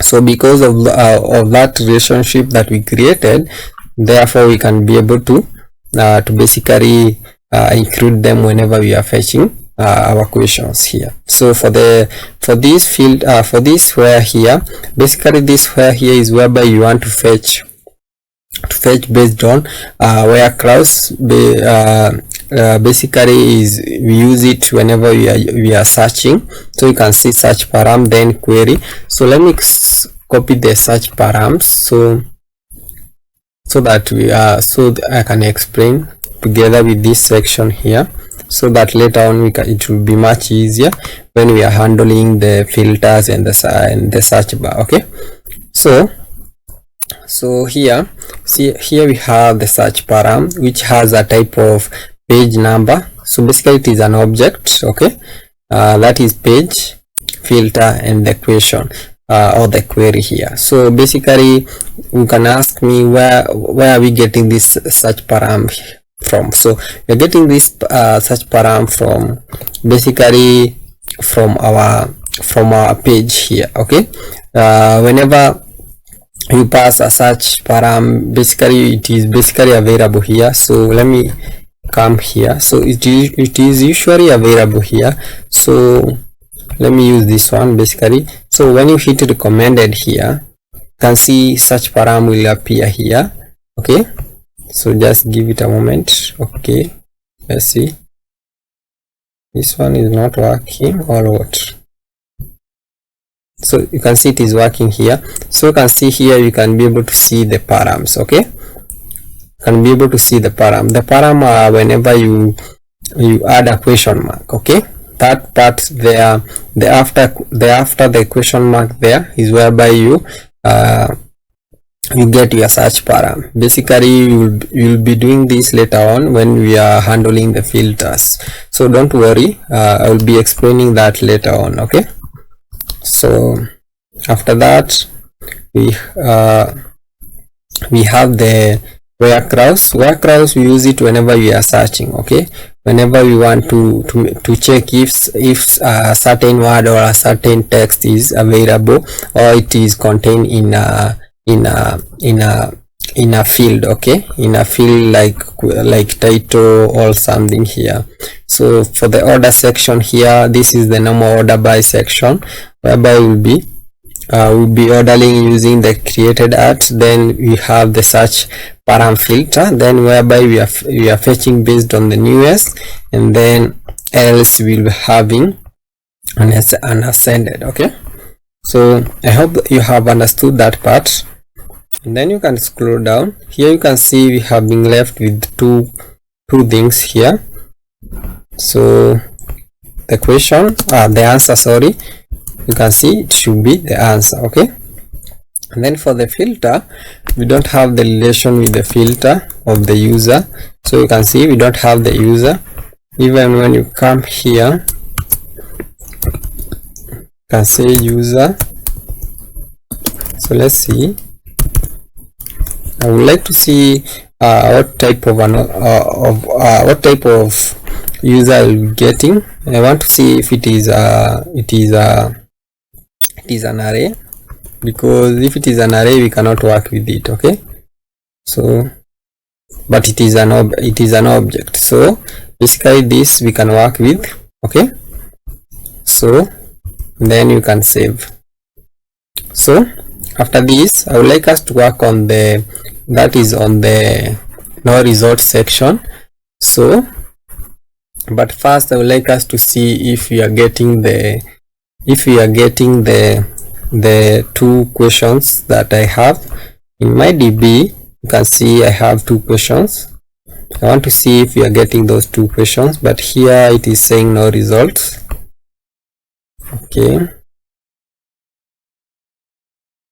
Okay, so what we are going to do is we are going to console log the question.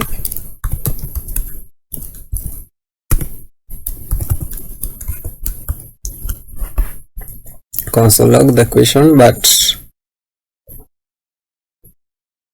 but I tend to think maybe it is the pagination section here that we don't have, that we are not using. So let's see. these two here.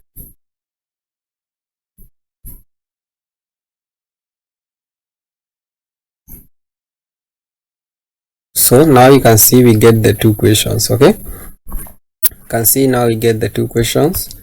So this one will be dynamic because this question number here will be basically this one. I think it will be the something like page number or something. That is why we don't have page number. That's why we are getting that we weren't getting any questions because the page number is 10 here and we have only two questions here. So that's why.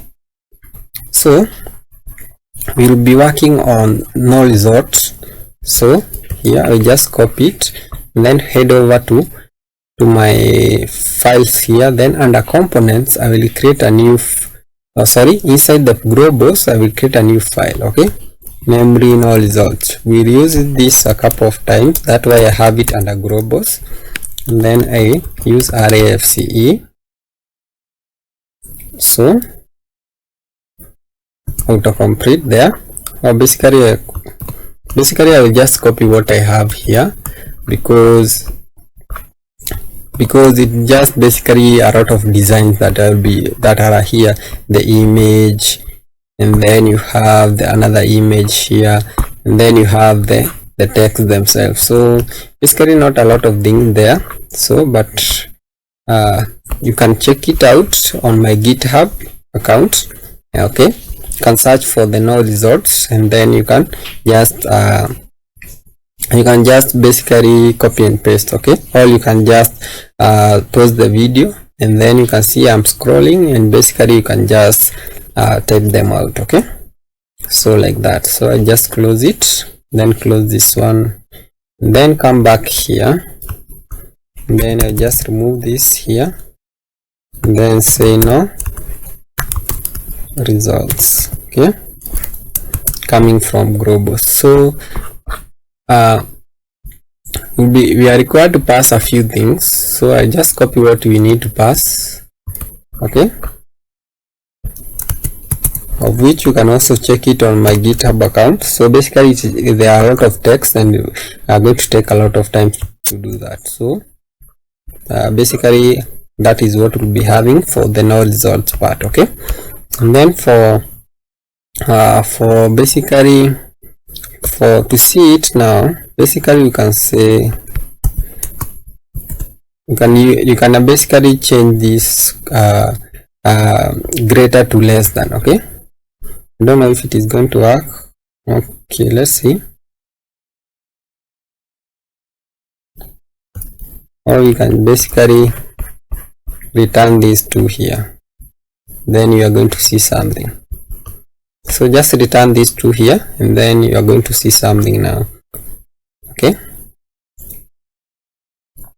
so now here you can see in the ask no question, then we have a button right here. Okay, so you can change this button colors to what we have, to what we used here, and come here and copy the questions and then head over to no results, and then we have a button here. So this button here,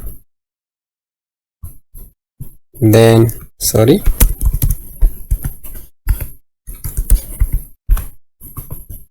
then you can use that one. Okay, I think that one will basically match with what we have for the design that we have. Okay, so let's see if we get the text. So you can see just like that. So I think that one is much better.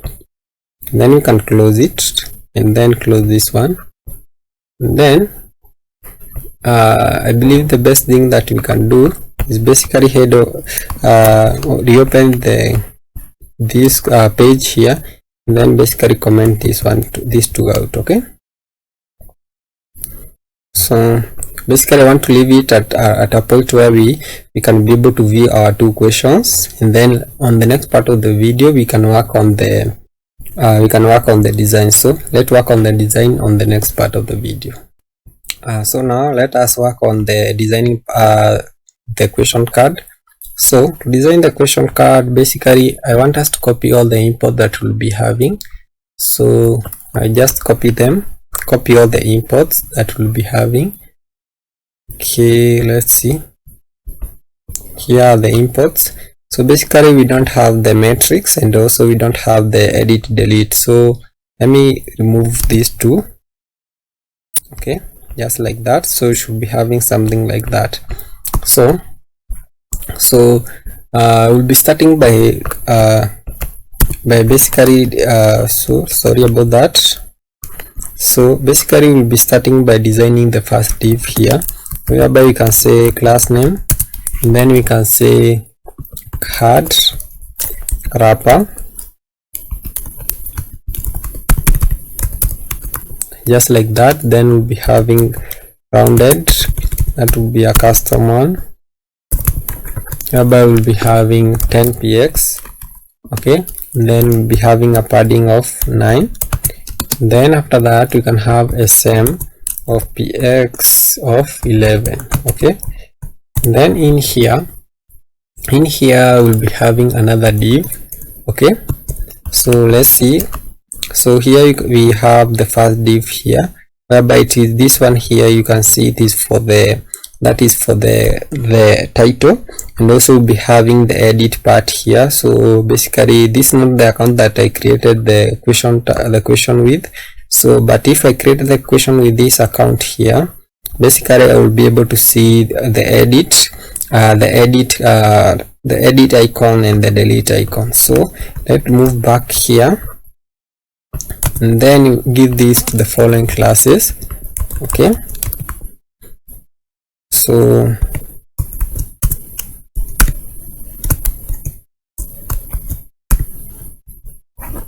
here we'll be having flex, and then flex that is flex core reverse, and then we'll be having item start. And then after that we can have justify between, and then we can have a gap of 5, and then sm of flex row, and then we can remove the sm of item center, we don't need it. And then inside here the first thing we'll be having is a div. Okay, then inside that div will be having a span. Okay, so let's see.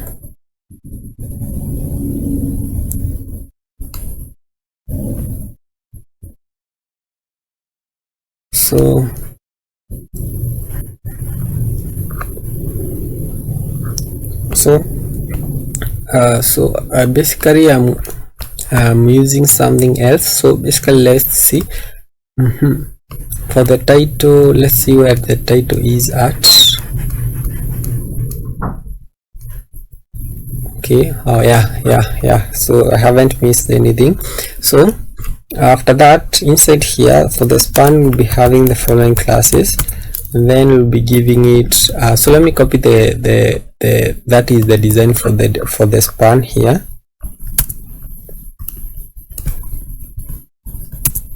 So these are the design for the span. It will be having a subtitle of regular, text of dark 400, light 700, line cramp of 1, flex sm of that is sm of hidden. Okay, and then inside here we'll be having a moment.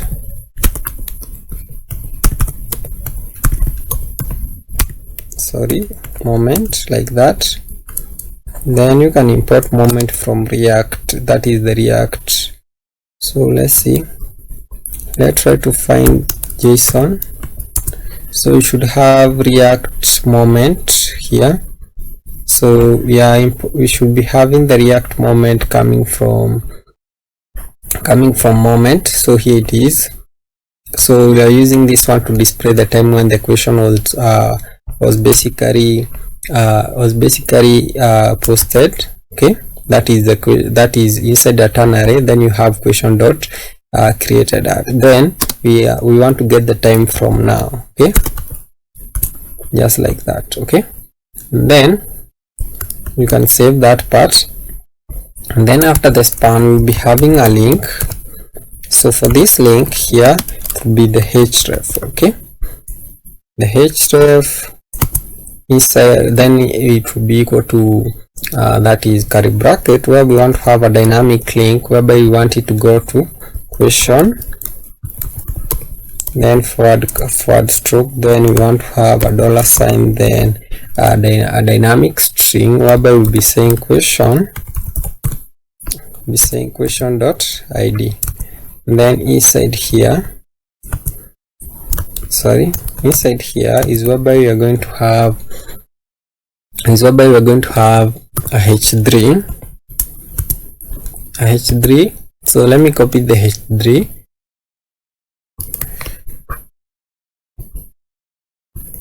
So this h3 will have an SM of h3 semi-bold, basic semi-bold, then we're having text of dark 200, light 900, then light of that is line cramp of 1, then we're having flex 1. Okay, so for the moment here basically it is not working. So basically here I cannot be able to see I don't basically see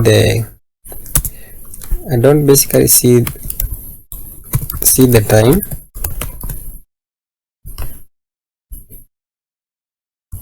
So okay, let's see if I'm using another time.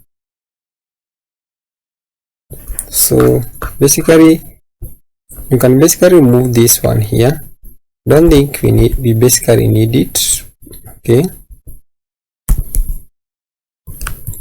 because it is not showing over here, and also here it is not basically showing. So let's remove it, or basically what we can do is just comment on it, then we can come on it later on if we need it. Okay, but after the link here and then the div here is whereby we are going to have, so inside the curly bracket, then you can say you'll be showing the button whenever I'll be showing this part here. So let me just say edit delete buttons. Okay, we'll be showing these buttons here when this question belongs to this user. So basically we are using so basically let's see user, we are using this user here. Okay, whereby we can say const. So let me just copy everything that I have here and then paste them here. Okay, so I'll be showing the buttons whenever this crack here. So this is the ID from crack. Okay, then we are getting crack.id if is equals to user dot user ID, then basically we will be showing those buttons. So you can say show buttons like that. So be showing buttons like that. So we can copy this name here like that, and basically remove this part here and this one here. Okay, and then here this part here will be item ID like that, and then we'll be having a type, basically because we'll be using it on the answers, and that is on the answers section and also on the question section which you are working on right now. So you can say question. Okay, just like that. Then basically you have copied that name there, then head over to components, then that one we can basically create it and can basically create it here, not a folder but file .tsx. okay, so I'll copy everything that we need from here, just paste them here. Okay, and then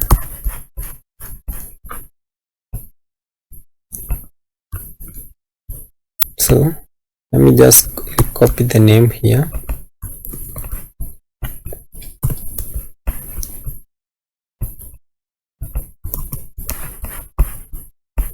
change also the name here. So as usual, you can find this code on the GitHub, on our GitHub account. So okay, then for the question for these two here, can basically remove them, and also for this part here can also remove it. So can head over to the question. I don't think we have the delete part, and also that is the edit part. So you can see here the edit part is very simple. The delete part is very simple. So let me just copy the whole of this. Okay, then just paste it here, then change this one to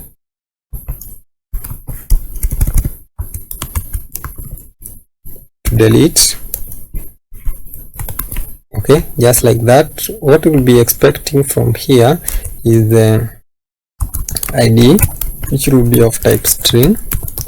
So then we'll be saying if basically you don't have the user return, and if also you don't have the ID return also. Okay, then we want to basically remove all of this,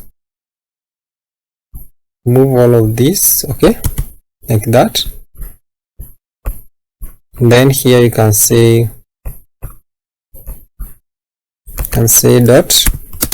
dot question, then you can say dot delete, like that. Then you can say inside here, you can say where user ID, and then you can also basically also add this, the user ID dot ID. Okay, because basically you need these two basically to match. Okay, if they don't match, then something has gone wrong. Okay, but basically remember, we have already worked on made sure that this, if you don't have the user, if you don't have the ID, then basically we want to break the function, and if you don't have the user, you want to break the function. And also when you come here, this button is shown whenever this condition is met. So basically we are working on those two. So this here, delete question, we have it now. Then here we'll be passing the item ID. So for the user, for the answer, we don't have it, so you can just comment on it. Can just comment on it right there. So, and then now, so basically this is just to handle delete. You can see just a simple function. Then this one is to handle edit. Basically we'll be routing the user to this page here to handle the edit. I will be creating that page later on. Then here we have a router. Okay, and then in here just basically are designing and displaying those two icons. These are the two icons which we'll be using to make sure that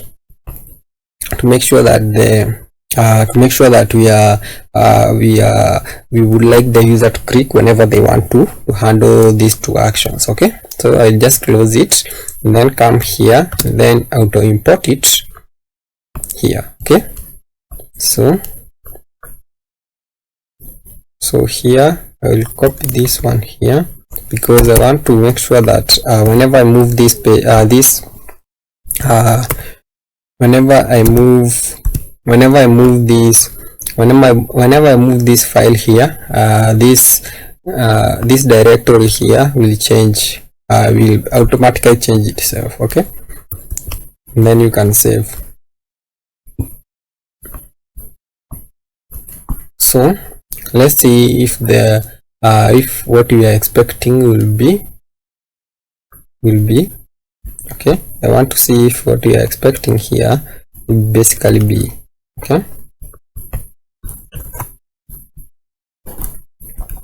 So just give it a moment, but basically after this div here, okay, just after that div we'll be having another div.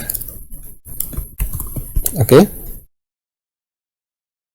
so inside here will be basically be showing the tags. Okay, so that is the tag for our questions. Okay, so for the tags of our questions, basically we haven't we have them already.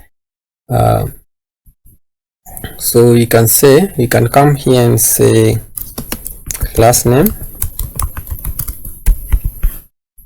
just like that. We can say we can say, so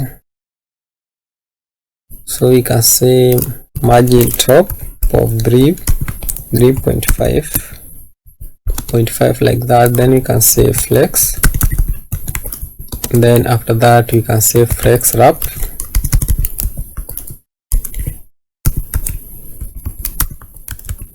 like that. Then we can say gap of 2.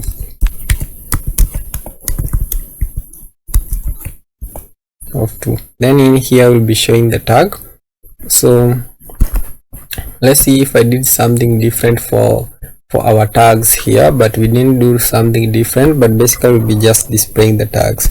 So you can say tags dot map, then basically we get the individual tag here, then we basically just render it here inside here. So basically can actually autocomplete there. Basically the tag, you can head over to the tag and see what basically it is expecting. Is expecting the use, okay, is expecting the tag use ID. Okay, so basically tag, you can say tag. Okay, then here you can change this one to tag. Okay, and then here not basically underscore ID, but basically ID. Then now we can auto import the tag. So we already have the tag, here it is. So let's see what the issue is. Oh, basically we are missing the use. So we can say, so let's see what I used. I said home, just like that. So let's see what we are getting from here.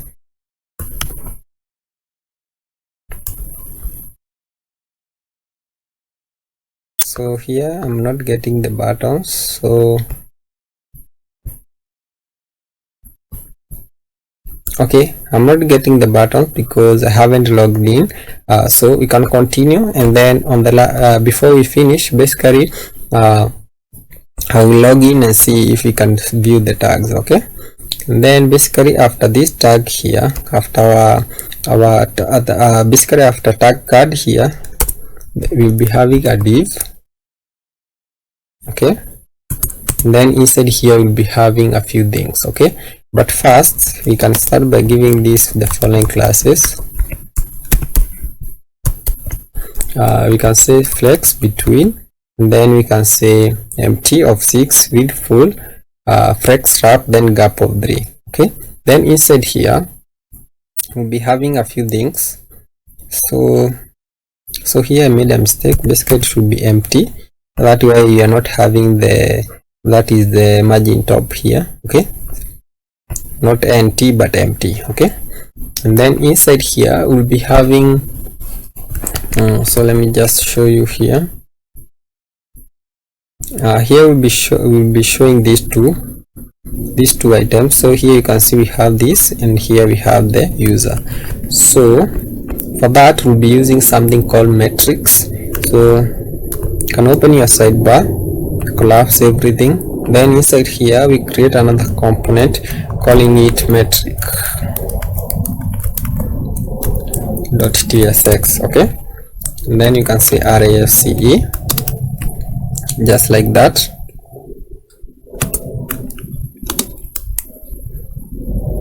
So metrics.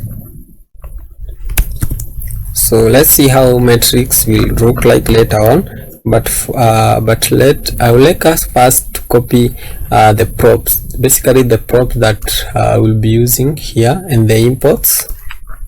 Okay, just like that. Then we import the, basically have the props like that. For now we can have it like that, and then we can come here, okay, we can have our first metrics. So metrics, let me just copy the metrics itself, basically because of the props, of all the props, just like that. So here you can see we'll be passing the image URL, we'll be having an alt value, title, href, then is author, then we'll be having a text styles. Okay, so let's import this this one here. So metrics coming from dot stroke. So here I will also like to have the same thing, just like that. Okay, so here we have already imported get time from lib, but is author here. Let's see how we are using. Let me firstly is author here, basically it is a boolean. I don't know how we are going to use this part here, I just forgot a little bit, but I don't think the way you have used it here is the right way, but for now we can have it like that. And then after this matrix here we'll be having a div. Okay, we'll be having a div, then inside here we'll be having other metrics. So let me just see all the metrics that we'll be having, just like that. Okay, and then for the views, for this part here we won't be using the views section. So if you want you can build that part, but the video will be much longer if we include the view. Okay, but we can leave it at that, but for now we can just basically design the div here. Okay, whereby we'll be having flex, then we'll be having item center. Basically we can autocomplete what we have here, item center, gap of 3, sm of flex wrap, and then we'll be having max of sm justify start. Okay, and then so you can see what we are having here, the metrics, and then you can see also we are having the tags. So the same thing that we are having here. So great work. So let's save these ones and then see what we are having here. So after it finishes we can see how we'll be working on with the matrix itself. So you can see here we have the matrix, the other two, and then on large devices you can see there. So for the matrix, basically we'll be having the matrix content. So let me just copy the matrix content first. Basically it is a matter of just designing. So here you can see the matrix content will be having the image, that is the p tag or the value, then we'll be having a span here. If it is the author, then basically we'll be having that is max of sm hidden. Okay, so for the author you can come basically is author. You can copy this part here, can say is author, like that, because if it is author, the clerk and the user ID, they are going to match. So you can have it like that. Then you can scroll down here, then you can say equals to, like that. So this part here will be true because it is a boolean. Okay, then you can come here, then here if it is author, it will be this part here will be different. Okay, and then let me copy the last section, whereby we'll be saying if we have the href, then we want to return the link. Okay, after that, now we can render the matrix itself. So you can come here and replace this one with the matrix content. Okay, then just save. So let's see.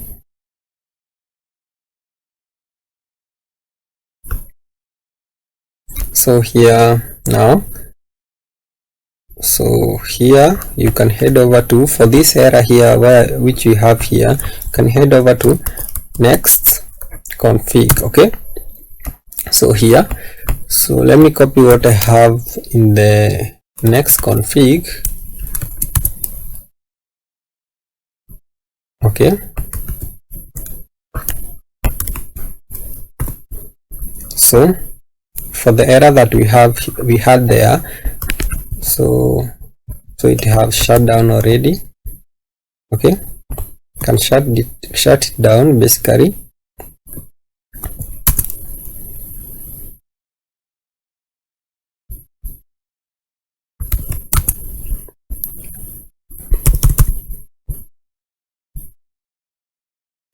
We'll use another one. So for the error that we had there, that was because we didn't have we were using so when you come here, we have this image here whereby we are using next image. When using next image, you must define the the host name of that image. Okay, so here we must define the host name of our image, which is the clerk image. Okay, so let's run this one here, just like that. Okay, which is imgclerk.com. okay, and then you can have something else, other protocols there. So if here you want to define the other protocol that you don't know, you can use this part here. Okay, allowing other host names. Okay, you can just save. Okay, basically I had forgotten to save, but it has not run yet. So basically, instead of wasting time waiting for this part to run here, I will just pause the video, then we can continue from there. So now you can see that is after the final reload. You can see here we have now our user, that is the asked, when the question was asked, then we have the votes and the answers. Okay, then I logged in, so after signing, now I can be able to see the edit and then the delete here. So this is how it looks on large devices. So you can see how it is beautiful also on large devices. So in the next part of the video, we will now start worrying about the search bar, the mobile filters, and the filters themselves. So let me turn that part of the video. So let's continue. So basically for the next part, we'll be working on the search bar. So on the search bar, we can basically start by closing. You can come here and say close others, then scroll down. Here we have the scroll bar. So here is whereby we'll be having that scroll bar. So for the scroll bar, you can just copy the name. Okay, or basically come here, collapse everything, then come to globals. Okay, then we can basically use it a few other times, but basically it is what you want. But here we can have scroll bar, or let's basically see. Okay, let's remove it from there and let us just have it under components. Okay, scroll bar .tsx, then close sidebar, use RAFCE to spin up a component.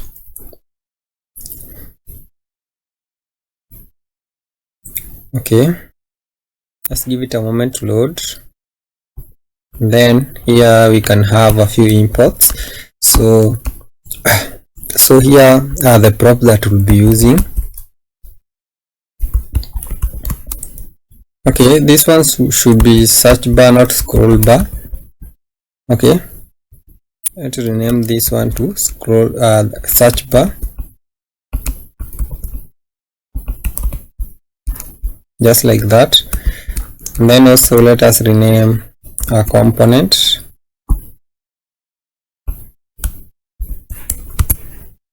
like that. Okay, and close it. Then head over to this component here, and then here we can basically import it.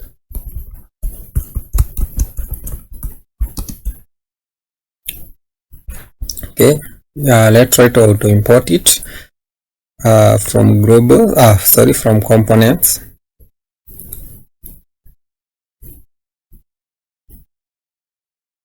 So you should have scroll bar here. Okay, so basically later on when we build our mobile filters, basically we won't be seeing this mobile filters. We basically hide it on large devices, so don't worry why it is there. And then now we can continue. I would like us to basically start by building this component, whereby this div here will be having, let us remove everything from here. And basically before we continue, I would like us to copy the props that we'll be using. Okay, so here like that, and then there is that for the div. I want to copy the div. Then I want to replace this div with that div. Okay, just like that. Basically you can see that's the background color of the scroll bar. And then we are having flex, mini height of 56px, grow, and then we have item center, gap of 4, rounded of 10px. Okay, and then px of 4. And then other classes instead, if you would like basically to build another search bar. Okay, so here we are expected to pass a few things. So I would like us to, I would just like to copy those props. Okay, so that we can remove the errors. Here we have the route where we using the component, and then basically the icon position. So the icon position will basically work on it just in a little bit, whereby it will be left. And then here we have image SRC, which is the icon of the image, icon of the search bar, and then placeholder. And then lastly we have the other classes which I was talking about, whereby we add flex1. Okay, then save. Then we come inside here, whereby inside our search bar is whereby we are going to have the that is the icon. So when you come here, you can see we are starting with the icon, then we are heading over to the input itself. So let's move back here, whereby we can say curly brackets, whereby you can say icon position, and then you can autocomplete. If icon position is equals to left, then I would like to display this image here, basically, which is the image SRC, and then I give it the alt of search icon, and then width and height, and then basically cursor, class name of cursor pointer. Then after that, I'm going to have the input. I'm going to have the input whereby it will be that is text, type of text, and then placeholder of placeholder. And then after that, we're going to have the value. The value will be having something else, don't worry. And then let me close this one. And then here after that, we can have an on change. But first let us have the classes, because there we have the autocomplete, whereby we are having a paragraph of regular, non-focus, placeholder, and then that is background so basically we don't have the background, we have text, that is text. So let me just remove this one here. That is text of dark 400, just like that. Then underscore, we have light, that is light of 400, just like that. So that is text of dark 400 underscore light 400, sorry, 700, not 400, like that. Okay, then border none, and then we have we should be having, that is bg of transparent. So, and then we're having shadow none, outline none. Okay, so you can see the autocomplete was not correct, so make sure you double check to see if the autocomplete was perfect. And then for the value here, but first, before we have the values, I would like us to have a few things that we have to initialize on this component. Basically this one's here, sorry, this one here. So we have the router, so that we can navigate to another page. The path name, we will be using the path name to check where we are currently at whenever we are using this search bar. So you can hover on it and see a current component hook that lets you read the current URL path name. Okay, and then here we have use search param. So this to get the search param that we talked about earlier. So you can see a current component hook that lets you read the current URL search params. Okay, and then here you get this is how you get a search param.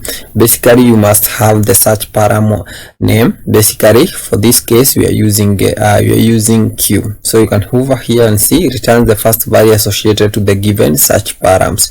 So basically if you have two of these, basically it will return the first value. Okay, so after that here we have a use state, whereby you will be using this use state to store the search value. So you can see here we are making it, or we are initializing it with a query or an empty string. Basically because you can share this URL, you want to make sure the search param is filled with the query that we have on our search params. Okay, so here you have curly bracket, and then you can say search. Okay, and then after that we can use an on change here, and then pass an event. So you can see it is a type of that is a type of change event, HTML input element. Okay, and then here we pass our event.target.value to our search that is search set search state okay, use state. Okay, sorry. And then after that I would like us to show something else here. So I want to check if the icon position is equals to right. I would like to display the image here, so that is the image src. Yeah, so basically it is the same thing here, but basically different icon positions. Okay, so you can save up to that point. So on the next part that we are going to do right now is basically we are going to do some debounces or some search value, how we are going to search our values. So I like us to see even on the large devices. So this here you can remove. So let basically remove the come here and basically just remove this or drop it under there, or basically just comment on it. Okay, that I believe that is much better. And then now you'll be able to see the changes on large devices. Okay, this input will be up to this endpoint. Okay, so let's continue. We'll be using because how we have built this input, you can see here we don't have any basically we don't have any input button or any submit button. So to do that, we need to use effect, whereby we need to monitor whenever the user have finished inputting their search value. Therefore, after that, we can basically reroute them to the search page. Okay, or basically to the same page, but to the same page, but basically with the search param. So here you can use effect, then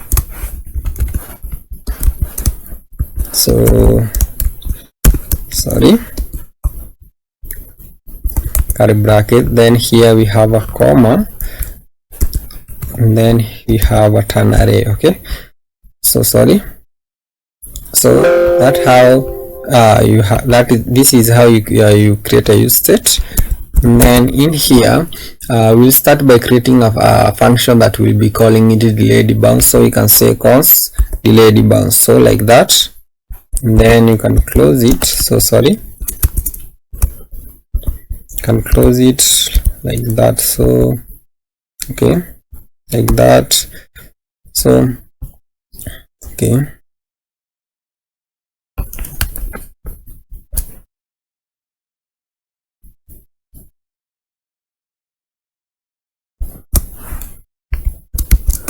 so let me close this one. So I'll be explaining just in a bit. So this is not how we create a use debounce. So let me just explain first. So this is a simple function whereby we have a that is delay debounce, but basically we set a timeout. So you can see what timeout does here. But to be able to basically use this timeout here, whenever this use effect runs, we need to have a comma here. Okay, we need to have a comma here like that. Then you need to pass the seconds that you want to delay the reroute. Okay, the time that you want to delay for the function to be executed. So this function will be delayed by 30 milliseconds, 300 milliseconds before the function is executed. And then we need to return the clear timeout. So that is after we run this function and it runs successfully, we need to clear out the timeout. Okay, and then so after inside this timeout, all these debounce, we'll be having an if statement whereby we'll be saying if you have the search param, then we want to create a URL. Okay, this URL from URL query, we're getting it from our util. So you can see what it does here. So basically all of this I got it from ChatGPT, and I shared them earlier on. So basically it's just basically you are using that is QS. So you can head over to QS here. So you can scroll up to this point here. So here we have this query string which you must install. So basically you must install so that you can be able to use it. So I have installed it earlier when I was checking something to see if we be running in any errors when working on this part right now. So you need to install it. So to install it, basically you just need to create a new terminal. Okay, and then just run npm i, that is query string, and then hit enter. Okay, so that let's head back over to that form query. So here you can see use the that is current URL equals to q.pass param. Okay, so we are passing this param from here, whereby we are getting this search param from this point here. Okay, and then after that we are getting the current URL, then dot key equals dot value. Okay, and then we return qs dot string. So this is how we form the that is the URL. Okay, so basically this is the work of ChatGPT. So you can try and see how it will work for you. Then after that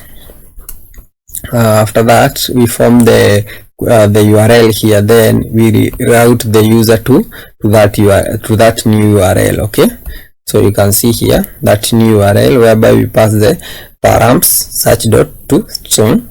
So we convert the search param to string, and then we pass the key, which is q, and then here we pass the value also.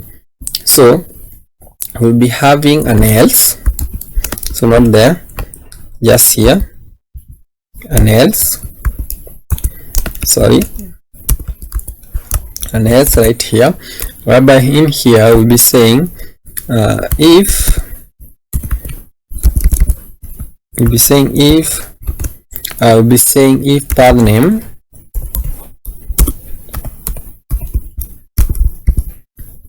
path name is equals to route, if is equals to route, and then we can say const is equals to remove keys from query, then we pass in the params, then we also pass the keys to remove. So the same thing here. This is the work of ChatGPT also. I don't know how to explain it, a lot of more time. Basically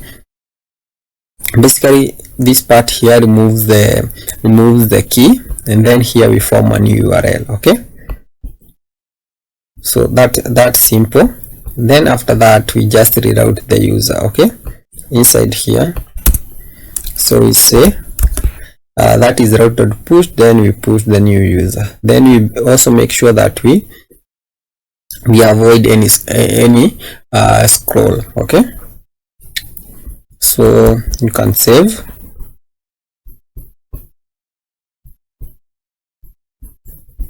and then we'll be done with this part here.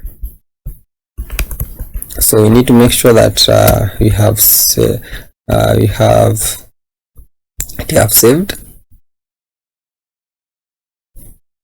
So I believe now it is done after these two.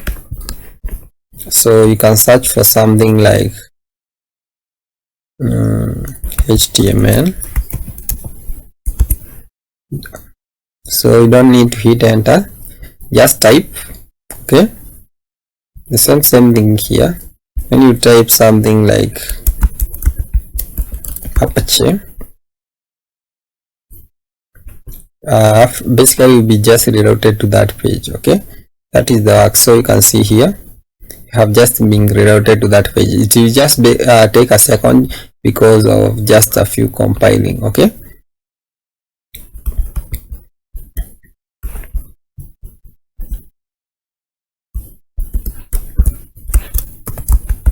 just give it a moment. I don't know if it have finished saving, and I hope we haven't made any mistakes. So search, if we have the search value, then we pass the new values. Okay, perfect. Then we route the user. Okay, perfect, and then perfect. Okay,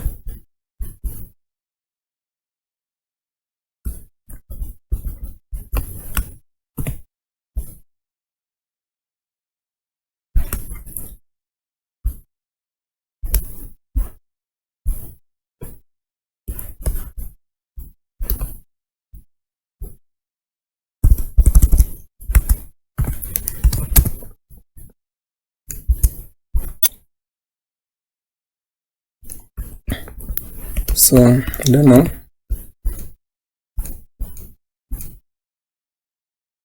Basically it should be working. So let's try to console log the value inside here. and say console, that is the search, and also you can try outside.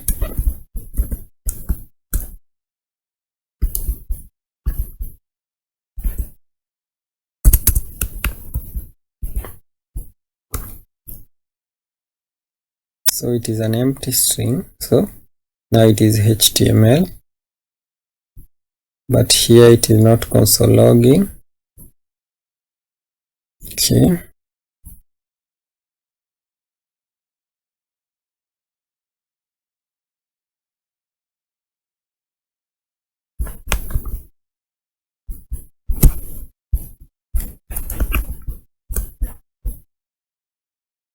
okay,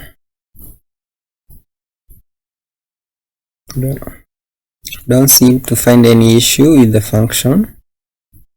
Okay, I know what the issue is. So basically we need to pass a few things to the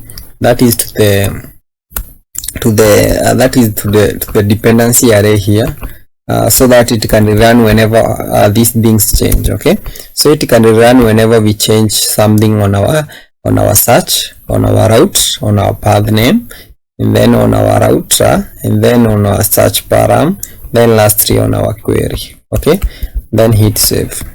Sorry about that. So make sure you pass this basically about 6 items to the params. Okay, sorry, to the search dependency array, not search dependency array, but to the dependency array. So you can see basically to read more about use effect hook, we basically can click the link, then you will be redirected to the use effect page. But basically you can see it accept a function that contain an imperative that is possibly effectful code. Okay, so for the dependency array here, if present, effect will only activate it. Will activate it if the values in the list change. Okay, so as what I have said, if present, effect will only activate if the values in the list change. Okay, just what I have said. And then here we can try something. HTML. So now here you can see now it is console logging. So basically I believe now we should be basically now I believe we should be yeah, now you can see we have been redirected to that page, and then you can see we have the search also is working, so like that. And then now you can see the search is working. So you can try something like audio.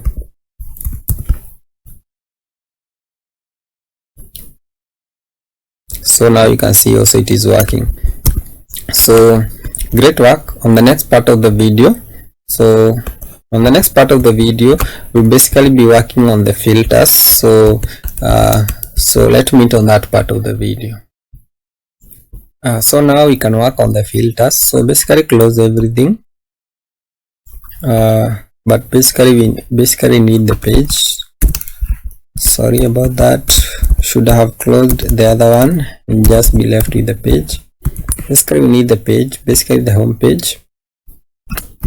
Basically the home page here, we can start with this filter here. You can say basically we can call it the home filter, but I think we'll just be passing basically we'll be just be passing filters to this filter, so we need to make it dynamic. So for now we can try to create the filter, whereby we'll be calling it filter, then open our sidebar, then collapse everything, then inside our components, then inside global, create a new file, call it filters, then just type tsx. Okay, and use RAFCE. So basically this component will use it on a couple of pages, so that we don't have to work a lot of to create a lot of files. so it will make our work very much easy. So I want us to import a few things. So basically, let me import them here. Also converting the component also converting the component into a use grant. So after that, I want us to have the types just right there. So here we have the filters.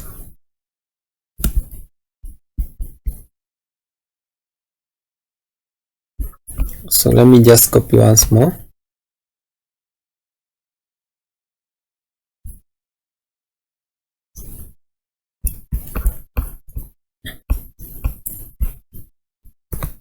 So like that. So basically we have the filter itself, then it has a type of an object whereby it has a name and a string. Okay, then you can save. Then now you can try to auto import it coming from that is Grobo, just right there. So you should be having the filters here, then you can save. Then this filter here, basically you need to pass it the filter. So let's see, let me see where I'm getting the filters from. So okay, so you can say filters, whereby it will be coming home filters. Then you can try to auto import them,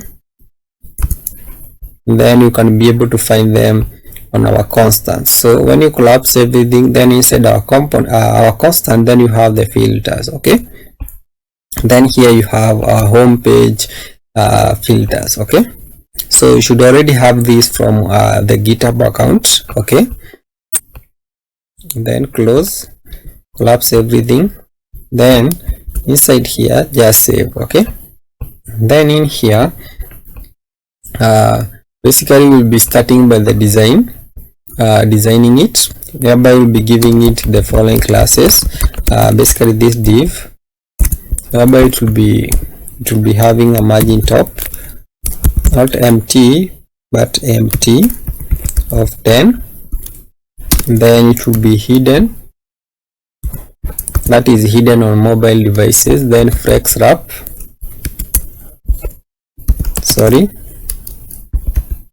wrap like that, then having a gap of 3, then after that md flex. Okay, so that we can be able to see it on large devices.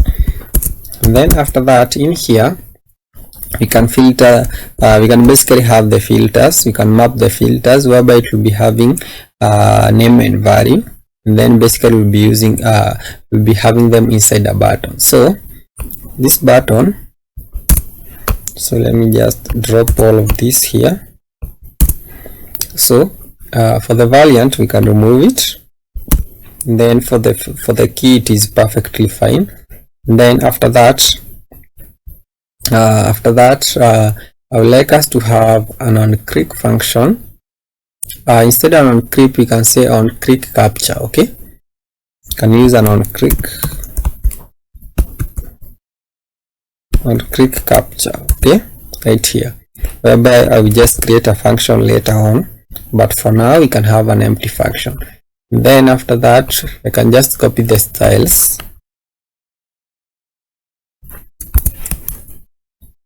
So the styles here, so basically here we have a class name here, whereby we have a body of minimum rounded LGPX of 6, then we have py of, that is py of 3 capitalized, then shadow none. Okay, then here we are checking if active, that is if active, whereby we say is equals to item.value. So here instead of item, here we should be using the filter.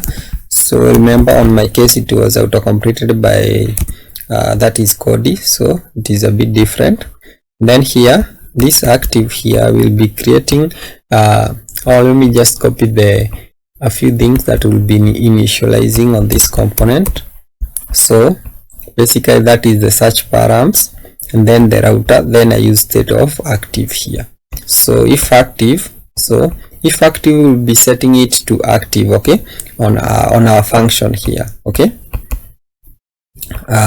just in a bit, okay.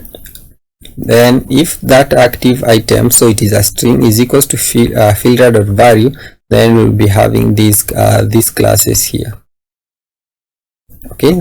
Then else we'll be having this. So basically you can find all of this on the GitHub account also. Basically we have a dark of hover bg, dark 400, bg of primary 100, and then here also after that we have dark bg, dark 400, dark text primary 500, okay. Then after that, so sorry, I skipped the second line here, whereby we have text my primary 500, hover bg primary 100, okay. And then after that we have bg light 800, text light 500, that is if it is not active, okay. And then we have hover bg light 800, then dark bg dark 300. Then on dark we have a text of right 500, then dark hover bg dark 300. So I hope you have gotten all that, but you can also copy them from the GitHub account and then just paste them. Remember, this is just the styling of it, and then you can see it is just about colors. A lot of work have already been done by Shadcn UI on the button part, okay. So what we have been left with basically is the function that I want to create. So for the function we'll be calling it handle type click, or we can say handle filter. So basically there I believe it is working for us like that. So here we can say handle filter. Basically we need to pass the filter.value, we need to handle filter.value, need to pass the filter.value, so it should be accepting the value here, okay. And then here I can just click, okay, like that. So I'll be saying if active is equals to value, okay, then I will be setting the set active to an empty string like that. And then after that, what we had done earlier will be just forming a URL, then passing the then creating a URL. Then the only change that we have done here is just the key. Remember, for the query, that is for the query whereby we had q, that is the search bar, the search bar, we had a q which is query. Simply q means query.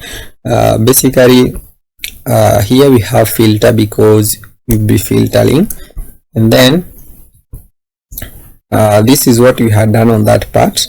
So we have just changed this part here. So then we'll be having an else part, okay. After that basically it is the same thing. The only thing we are doing here, basically just setting the active to value like that, and then say passing the value to our form URL, okay. So we need to say value dot to lowercase, okay. We need to lower it case. So here we are passing the form URL to the query. So basically what this will do, basically remove the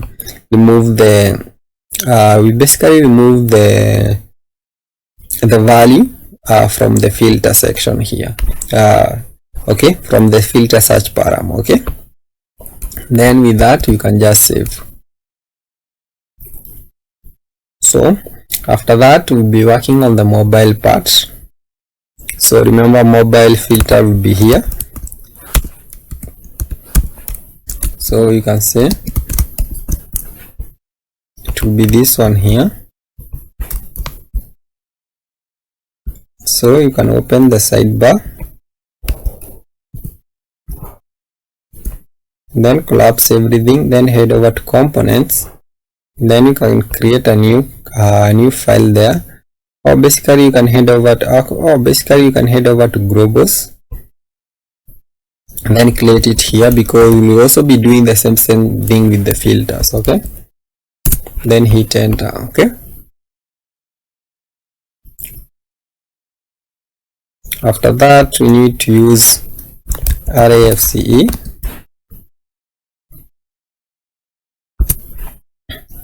So before we continue, I want to head over to large devices, because here is whereby we are going to see all of these filters here. Okay, so when you click one of the so let me close this one here.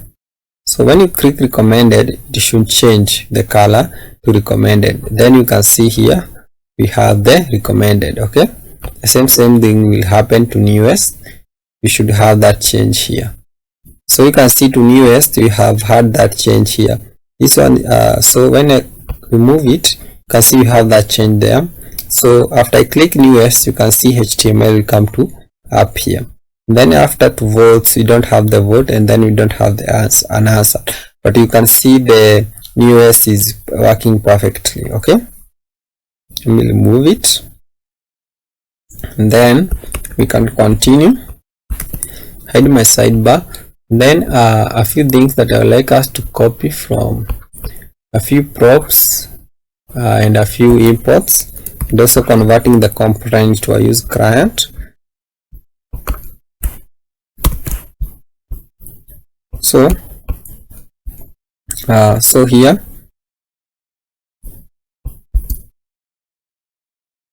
it should be like that.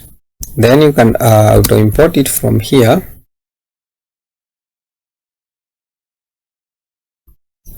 Right there. Then you can remove this space. Okay, then remember we need to pass a few things onto our component. So let me just copy all of them.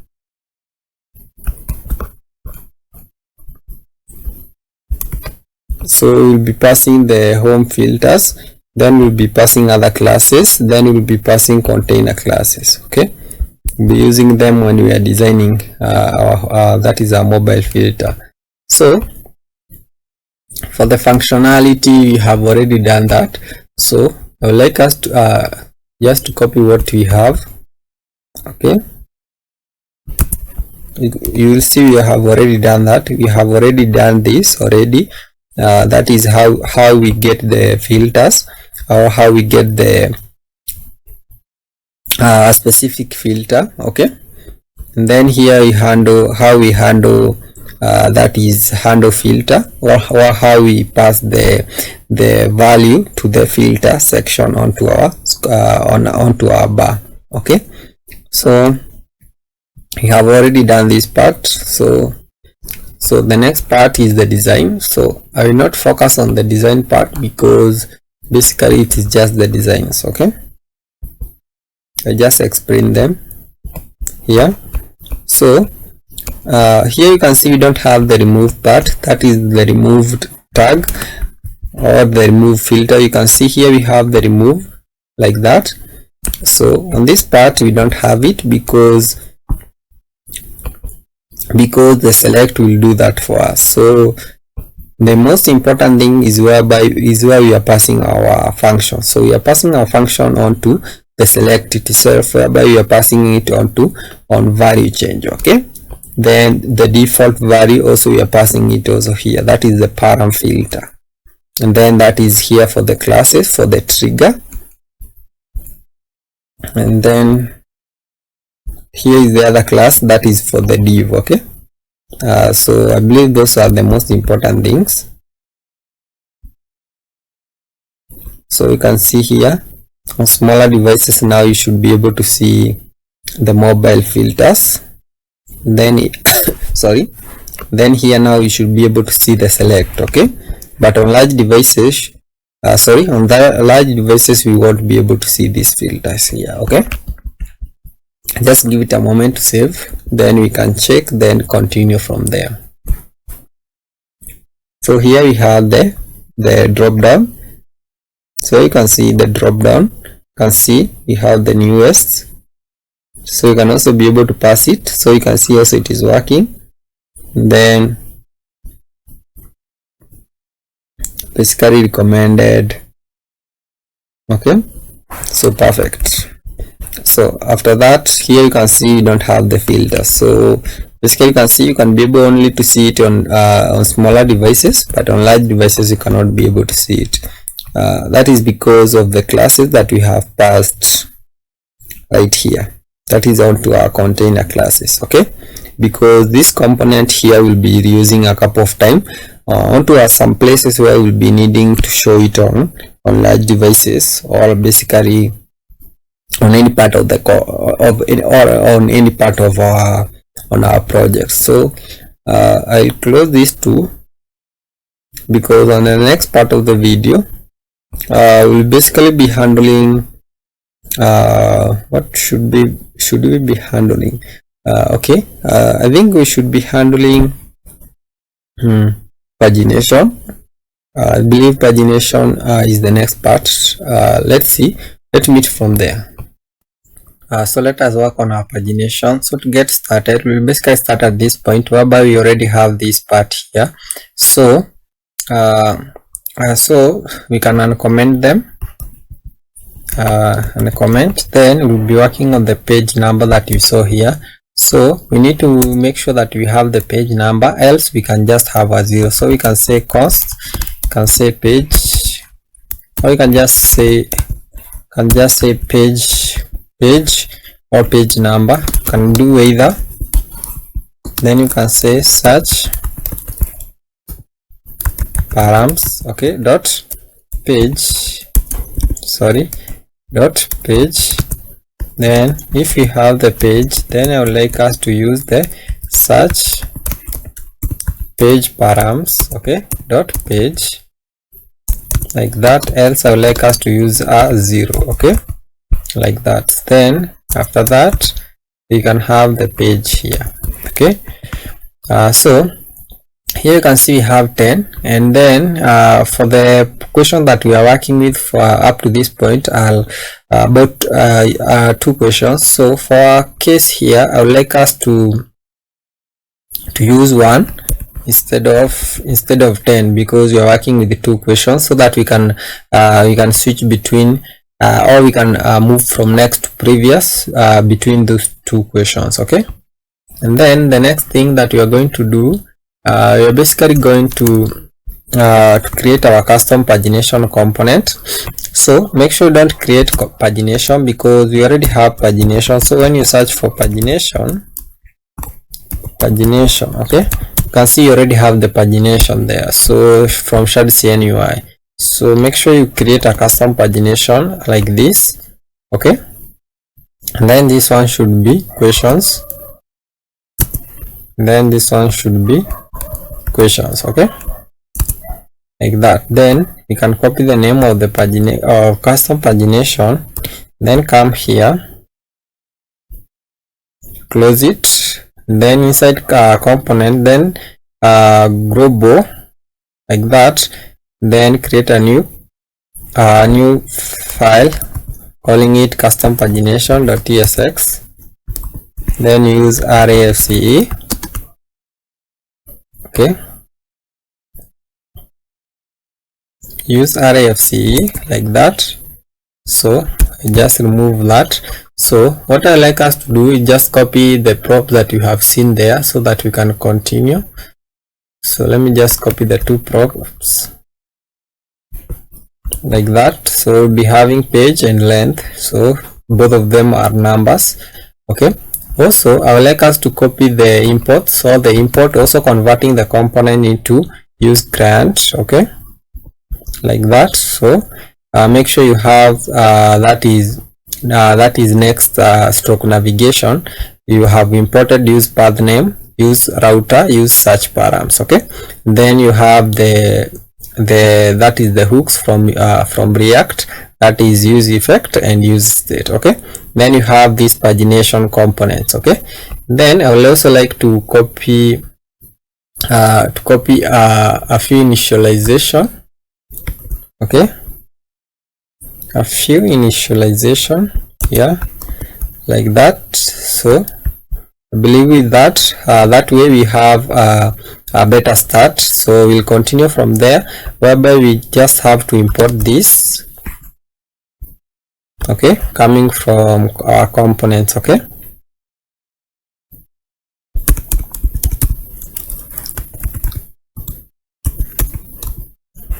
so let's see.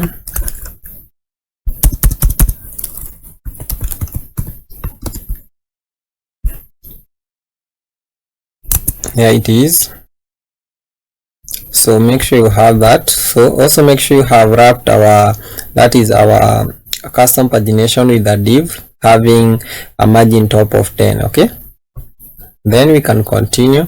So when you scroll down after it finishes saving, you will see basically we have the custom the pagination, the custom pagination word down here.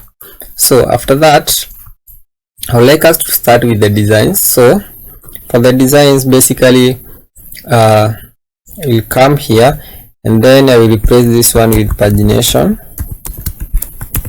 Okay, then I just remove everything inside here. Sorry, then you come inside here. So now also you can see basically we don't have the pagination.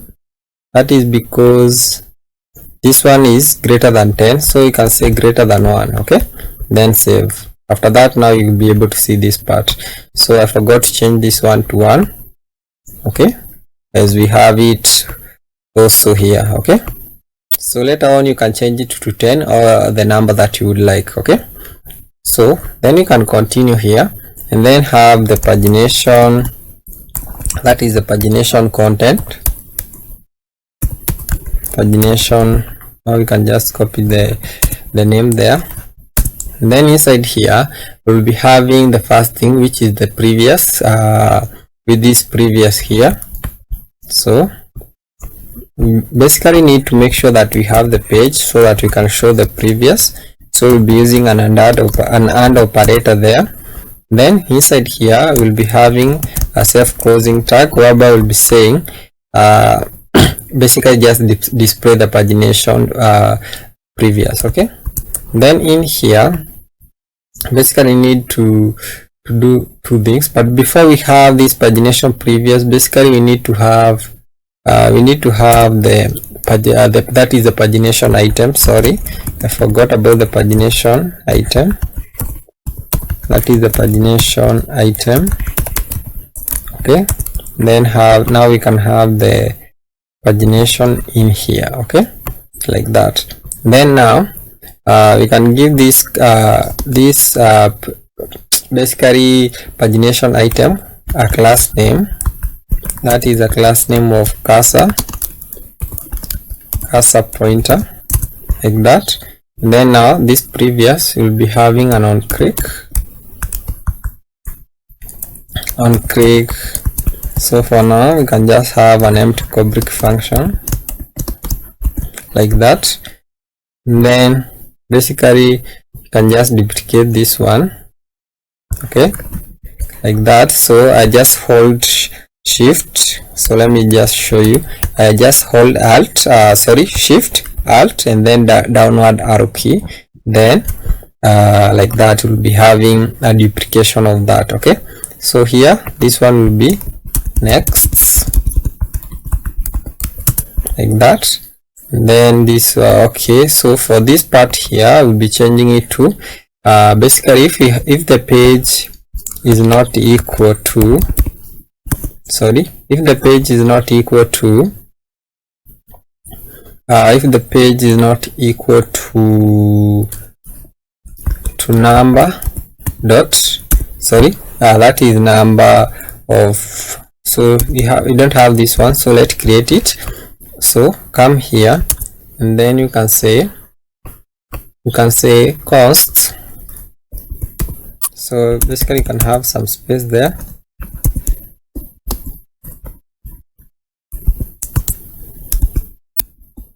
You can say const number of pages equals to, then you can say math math dot shell.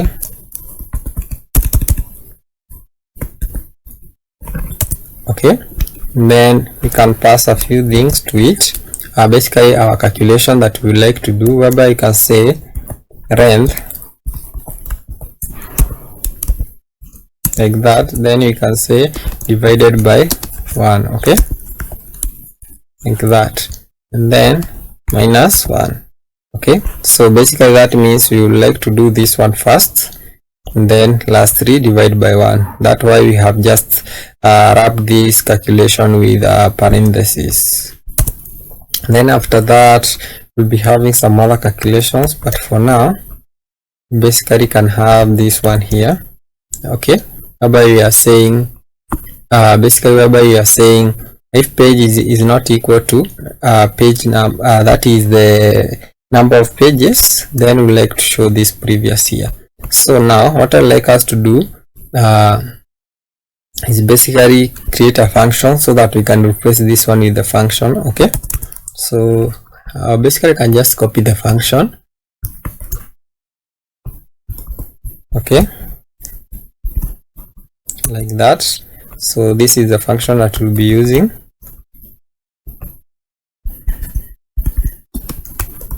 Then we'll be required to pass 2 things. So the first one will be previous, like that, and then comma, then be required to pass the use. Okay, then after that we'll be coming here and say create URL. So here we have imported something by mistake.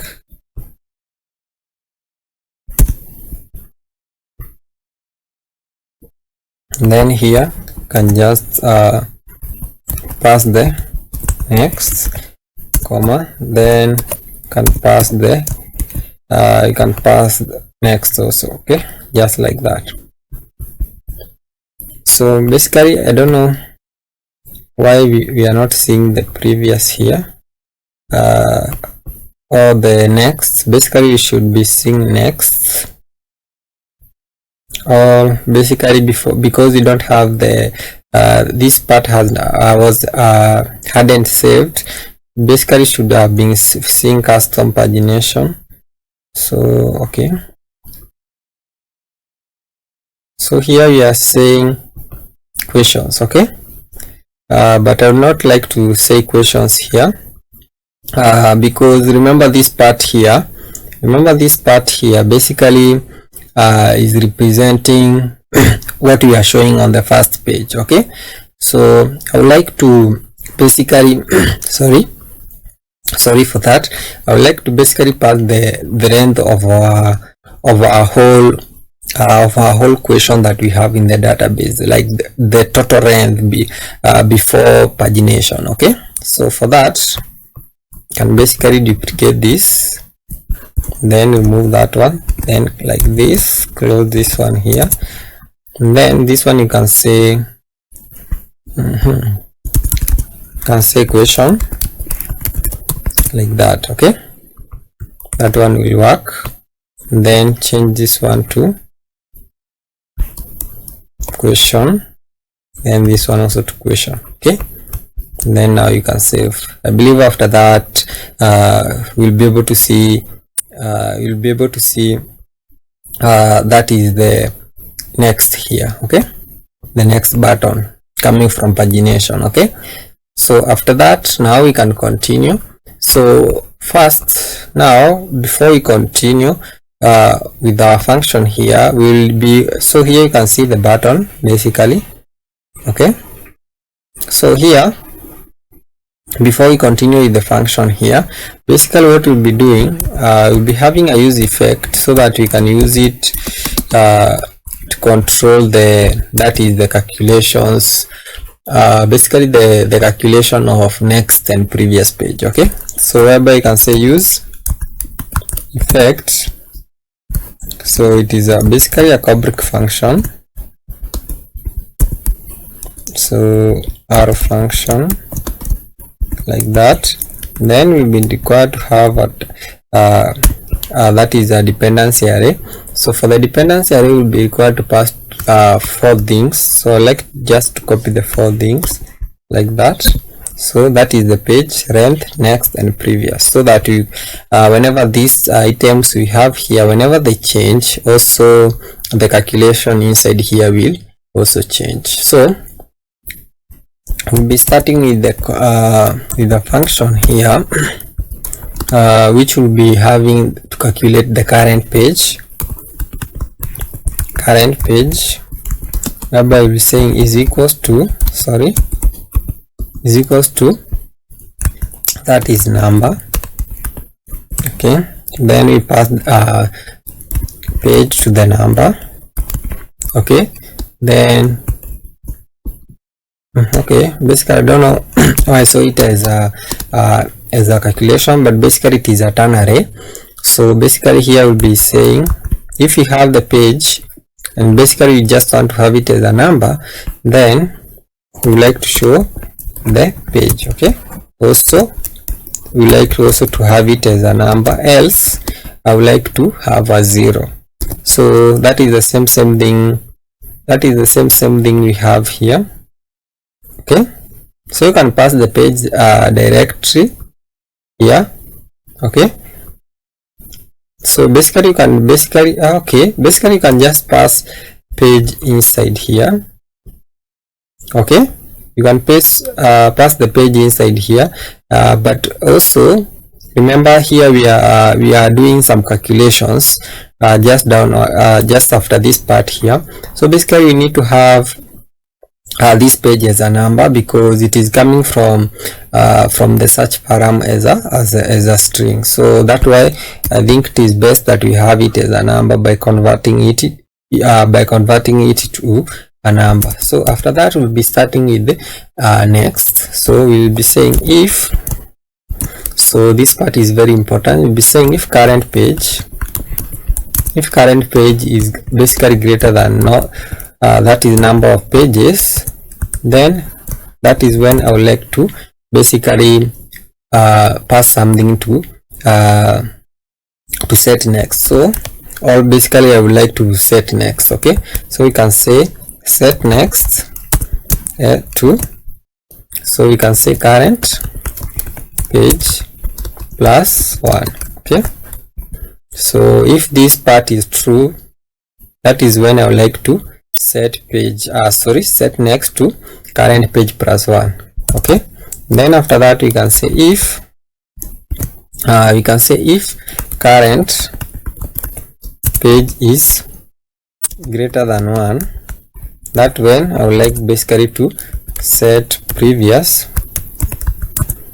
to, that is current page minus 1. Okay, so if this is true, then I want this part here to happen. Okay, so after that is now we can handle our function here. In here we'll be starting with an if statement. We can say if use is equals to previous. Okay, if use is equals to previous and number. So we want to have it as a number, that is page. Okay, page is equals to 1. Okay, then this part here will happen. Okay, so what will happen here? Okay, so what will happen basically here, will be saying const, then will be basically, so let me just copy this part here. Basically we'll be initializing that is the params. Okay, so this is another way to get such params or other params from our URL. Okay, so after that, after initializing or declaring our params, then we can basically delete the page, because basically remember we are moving backward, and basically this is the last page. So that means we just need to remove the page that is the search param page from our URL. So that is what basically we are doing here. Therefore we'll be saying param, okay, dot delete, then we pass what you want to delete. Basically that is page. So this part is very important, that you need to make sure that whenever you are whenever we'll be doing something else down here, whenever we, so I just show you, just don't worry about this part here. I will just show you why we are using page, okay, and where it is coming from. Okay, so after that we'll be saying replace, then now we'll be passing something here. So we already have the replace coming from user router. Then now we'll be just replacing the URL without the page. Okay, so it will be a dynamic template and then a dynamic string, sorry, dynamic string, why is the string, okay, like that. Then here we'll be having path name. Okay, so you already have path name up here. Okay, so you already have the path name there, which is a string, and then we combine it with that is the params. Okay, the other params, whereby we'll be just saying params, then we stringify them. We make sure they are strings whenever you are passing them here. Okay, so this is what we replace the URL with, so without the page part. Okay, then after that we'll be having an else, whereby, sorry, whereby we'll be saying else if,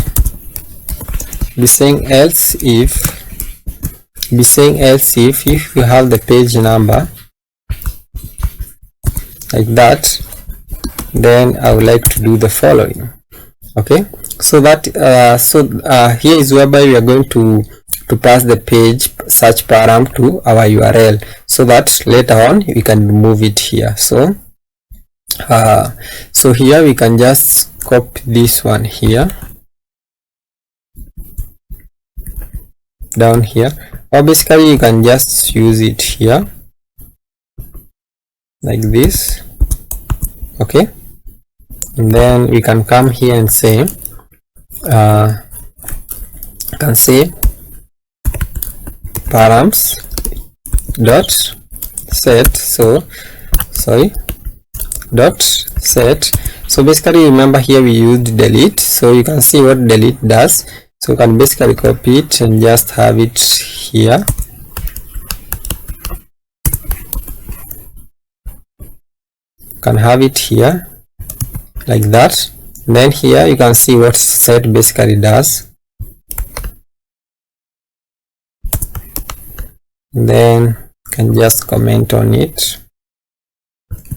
So you can see set the value associated to a given search parameters to the given value. If there were several values, delete if there are several values, delete the others. Okay, so we'll be setting what? So we'll be setting the page. Okay, so here is whereby we are now setting the page. So now you can see we have an error because we require to pass two things. Then that page we are passing, we are setting it as page dot page number dot stringify. So make sure we convert it to a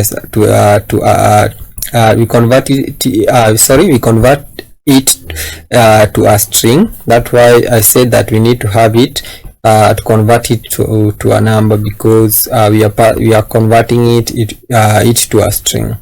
And then after that, now we can replace. So you can just copy this part here just like that. So it's basically the same thing what you have here. So I hope you have understood what we have done. Basically that this is another way to pass something to the search params. The other way we have been doing it, you can head over to, so let's see, constants. Okay, they are on the lib, sorry, the lib. Then you have the utils. So this is how we have been doing it earlier on, the remove key from query. So you can see another easy way to do it with basically 3 lines. Okay, with this tutorial, basically you have a lot of options. So here you can see doing it this way, that is deleting or removing from the search params and also adding it to the search params. So you can see you have 2 options now. So now let's try to see if it is working. So click next. So basically it will work whenever we have the search params on the page here. So you have the search param there. So now you can see, and then now you can move to previous. So move next. Okay, just like that. Now you can see now it is working. So great work. So basically you can meet on the next part of the video. Now let us handle the details page. So you can click the question. Okay, so you should be directed to the questions page. And then to get started, you can head over to app. Then that is route. Then that is the question down here. Then that is the page. Okay, so I would like us to start by copying all the necessary imports. And then also the props. And also I would like to convert it into a cyclic function. So I like to have it this way. Okay, so we'll be having 2 props here.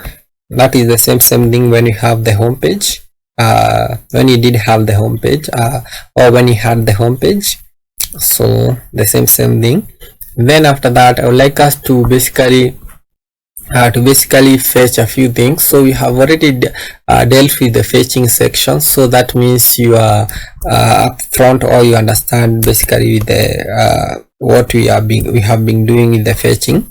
So here you can see we have everything that we need when it comes to fetching that is fetching the question, and also having all the necessary includes, that includes the tag, answer, the downvotes, saves, and upvotes. After that we have the answer, which we don't have yet, but we'll be having them later on. So you can see it just basically the same thing. The same thing we had in the question. It's basically you can head over to the home page and just copy the question and just edit this part here and this part here. Okay, and then last 3 you can edit this include here to include downvotes and upvotes. And then after that you can fetch over the user. Okay, and fetch the unique user from your DB, or you can remove it. Then come here, so you're having the question, can say include the user. Okay, and say true. So it is basically the same thing, but this one is much more simpler. Okay, then this one here, it should be save. Okay, favorites. So head over to schema. Head over to schema. So let's see what we had. Answer, collection. So collection, like that. Okay, so basically it should be collection. So collection, not save, not favorites. Okay, then after that we are going to continue by basically designing our page, how it will basically look like. It will be inside an empty React.js fragments. Then in here we'll basically start with the let me just show you. Basically start with this part here. Okay, and then we head over to the header, then this section, then then we'll be having the pass. So this is the pass here, and then lastly we'll be having the tag. So that is the question part. Then after that we're going to have the answers. You can see we have the answers right here, and then you can also be able to filter the answers. And then can also be using the same question card, so to render the answer, and then lastly we can able to answer the question. Okay, so let's get started. You can start using a div. So it will be, let me just copy the div so that we can get even the classes, so that we can move a little bit faster, because the tutorial is very big. So it will be a div with the class name of flex start with full flex column. Then after that we're going to have another div whereby you're going to say, whereby is going to be div with the class name of flex with full flex column reverse, justify between gap of 5, and then sm of flex row, sm of item center, sm gap 5. Okay, and then after that we're going to have a link. So let me just copy the link with everything that we should be having inside there. Okay, so inside here is going to be this link here, whereby it is going to be href, then heading over to the profile stroke question.id with the class name of flex, item center, justify start, and a gap of 1. Okay, so those are just the styles. So this one here we made it a little bit simpler, whereby you can just say question, question dot user. Okay, just like that. Then also you can just copy this part here, just press it with this part here. Okay, can have it like that. Then after that, so basically this is the image of the user. We are doing it this way because basically when you hover on it, you can see the user. Okay, the user image URL is basically a string. So let's see. Basically on my end it was basically an image. It was basically that is a string and also null, so that why. And also here basically you can have it as user dot name. Okay, so basically you don't have any error, so you don't have to do what I had done earlier. Okay, so this is the image of the user. Then we'll be having a paragraph, so with the question with the username. Okay, so after that we'll be having another div. So that is after the link here, we'll be having a div. So let me just copy the div.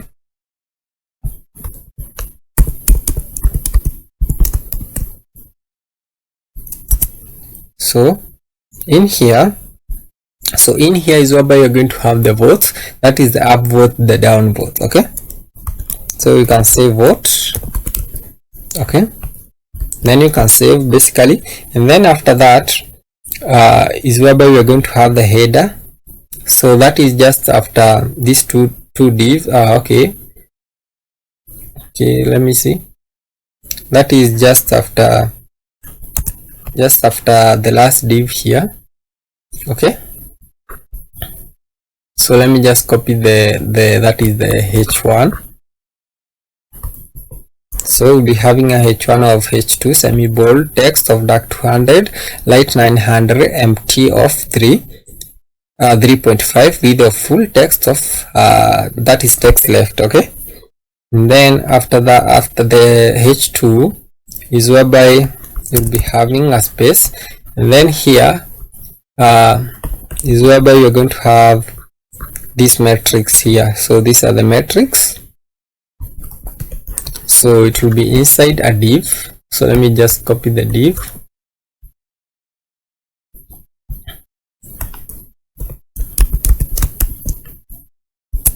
Just like that. So you can say matrix, or you can say metric. Okay, so here you can see what you have now. Basically the votes down after that. Then here we'll be having the matrix. So we already have the matrix, so let me just copy the matrix.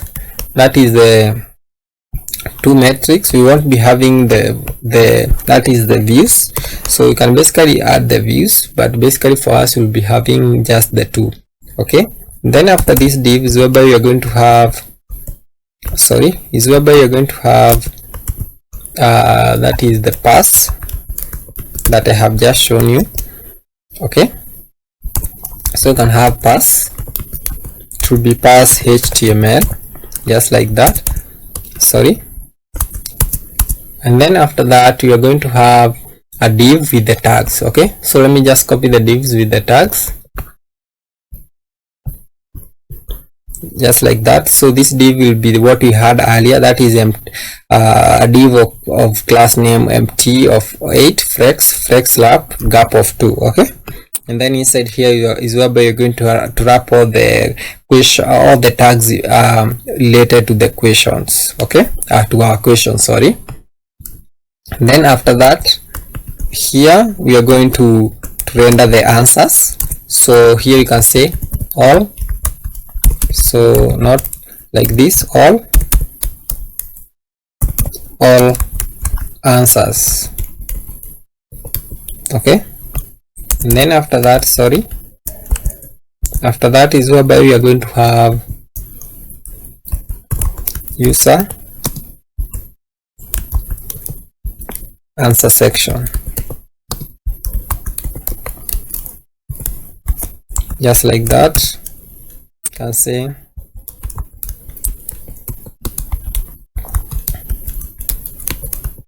user answer section. Okay, so this is the skeleton of what we'll be having. So the first thing that we'll be dealing with is what we have at the first part, so that is the votes. So I want it to save so that we can continue from there. So because now we have the skeleton, then after that we can deal with the votes. So as it says, maybe we can just create the votes. Okay, the vote component. So you can close everything there, then come over to components. So this part here will be used on this page only. So what you can do, basically you can create that is the votes here. Okay, dot tsx. Okay, and then use arrayfce.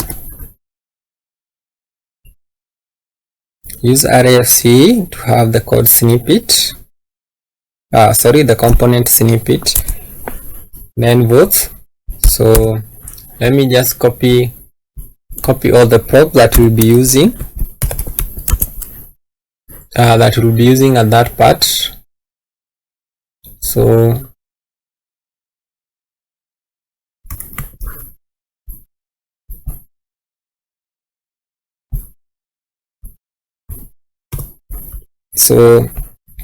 these are all the props that we'll be using.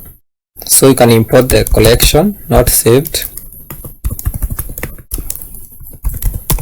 that is the user collection, and also you can import the downvotes, and there's also the upvote, and then you can just save, and then come here, close sidebar, then come here, then import our component here.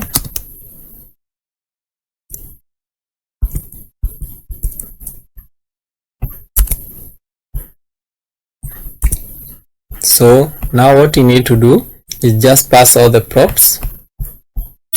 So here it is. So the most important thing the most important thing is what we are passing here, that is the type, whereby you are basically passing question. That is the most important thing there. Okay, and then you can just hit save. So here you can see we have the two sections that we'll be dealing with later on, and then here we have the pass, but we'll be starting the votes, then after votes we'll be coming to the that is pass HTML, then all questions, but I believe we should be starting with that is the answer part, because we should later on fetch the all questions, sorry, all the answers. Okay, so let me meet from there, whereby we can so let's continue. So I'll be continuing in this part here, that is the votes. So basically I want you to notice something before we continue. So you can see here we don't have the metrics and the votes, so I have just moved them to the global folder here, that is the metrics and also the votes.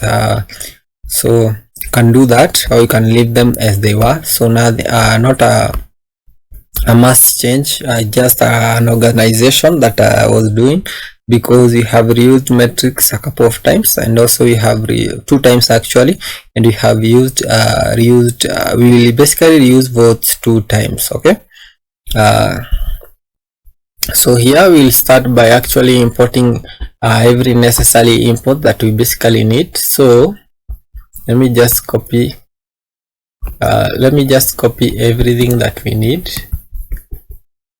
So okay, also converting the component into a use client.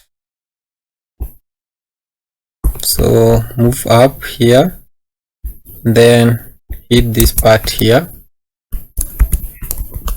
then here you can remove this part here.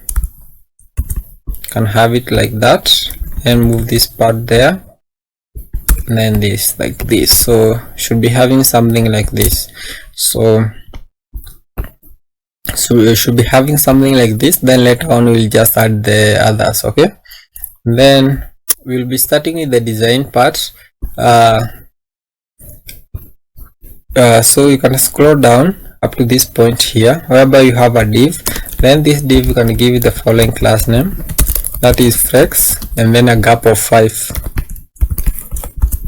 And then in here you'll be having the first thing, which is basically the votes. So that is the votes, whereby it will be basically inside a div, just like that. So then you can do I don't know, let's see. Okay, something different. So basically, and then after that we'll be having, or basically you can just duplicate these 2 like that, and then here you can say collection. You can say collection all saved, or the user has saved it. So this one will be inside a button like that. So you can start with these votes here, whereby we'll be having the following classes. So these are just simple classes, so you can just basically write them. So whereby we'll be having flex, center. So this one is coming from our classes. Okay, center, and then a gap of 2.5. Okay, and then you can start with the upvotes.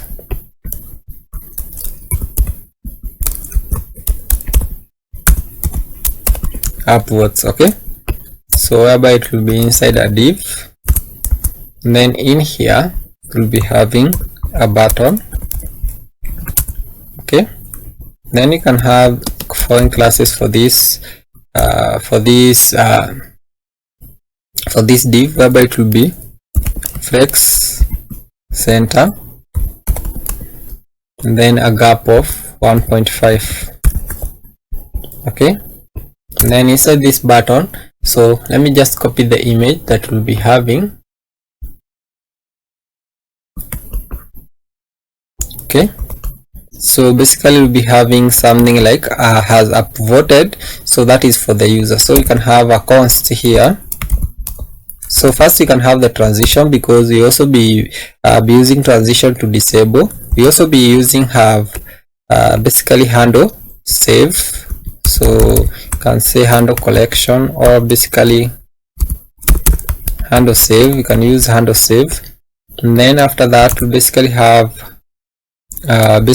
a const. Then we can say, so I believe it should be somewhere here, whereby you can say const, and then you can say equals to, sorry, that is equals to, okay, equals to true, whereby you can say has upvoted. Okay, sorry, so upvoted is coming from our props here. I forgot, sorry. So you can remove this part here, but basically you can still have the pending, is pending or pending, or basically you can also have the handle save. So this one, so basically these names for that is for this hook. Basically you can use any names that you want, but basically they should be in this order. So this one here will be used for the Kubrick function, and then this one also will always be used as a boolean. So you can see here it has also been written boolean, and then here you can see also start transition start function, okay. So here you can see you already have that has upvoted. So let's come back here and remind ourselves, has upvoted. Basically we are passing question that is question.upvotes.sum. then we basically check if the user has upvoted, because if we find the user inside our upvotes, inside the question upvote, that means they have voted, they have upvoted basically. So the same thing here, okay. That is basically we compare between the item ID, that is the upvote ID, with the Clerk user, okay. And the same thing will happen with the downvote here. So this button here, it will be having the following. So let me just copy them here. So basically it will be having an on click, whereby it will be handling upvote. So we don't have this part here. Can duplicate this part here, and then maybe I can just copy the types that will be accepting, so that we can move on, okay. Handle upvotes like that. So the action will be of type upvote or downvote, okay. And then for the pending, it should be is pending, so like that, okay. And then after that you can scroll down, then because we are, I think now we are done with the part of the image here. So we can skip the button that is inside there, that we have the image inside there. And then here we'll be having upvote count, and then it will be inside a div. So let me just copy the div. So I think it will be what we have been written here by Cody. Then inside here we'll be having a p tag,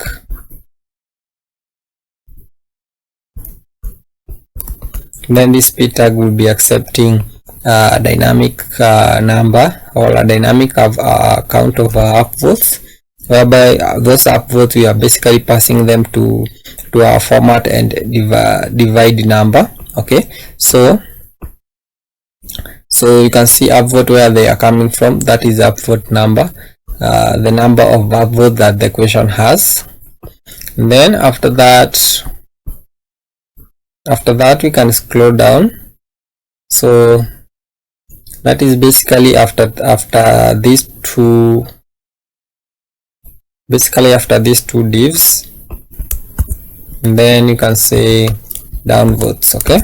And then it will be inside a div. So the same thing. So basically I just copy everything that we have for the downvote, because basically just a matter of duplicating what you have here for the upvote, and then changing the images, and also changing the type to downvote, okay, and then changing also here to downvotes, okay. So that is all that will happen there. So let me just copy what we have here. Can have it this way. So you can see I have just changed this one is just changing to downvote, and then this one here, because we're having something different, can say is pending. And then you can see the images, we have changed them here, and also you have changed the boolean. So don't forget to also change the boolean to has downvoted. Okay, and then also change the count here. Okay, so then hit save. Okay, and then after that we'll be handling we'll basically be handling the save or the collection now, whereby if it is of type question, that is when we basically will be showing this part here. Okay, so let autocomplete from Cody and see if it is correct. So remove the button here, but basically we'll be needing the button, so move it up here, and then just move the image inside here. So before we give the button a few props, let's see if the image is correct. So here for the image, for the source, basically it should be so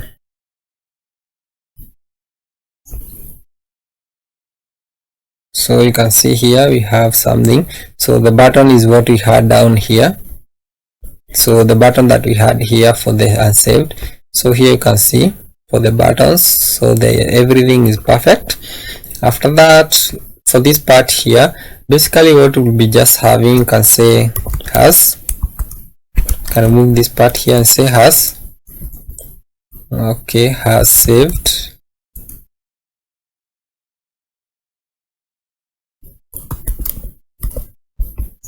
Which by we don't have, so that means we'll have to create it. So whereby you can say has saved like that, and then so has saved is coming from is saved. So is saved is coming from this part here. This part here is saved, whereby is saved is our collection here.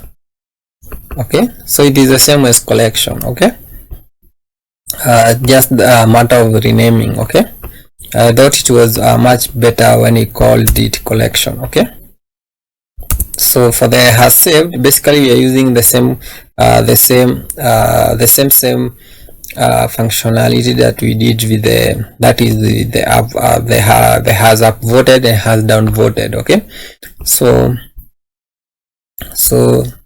this is the same thing here. We have the user ID and the item ID. We compare them and see if they are if we have them inside our saved array. Okay, so we come down here, and then now we pass the 3 props that will be having inside our button here.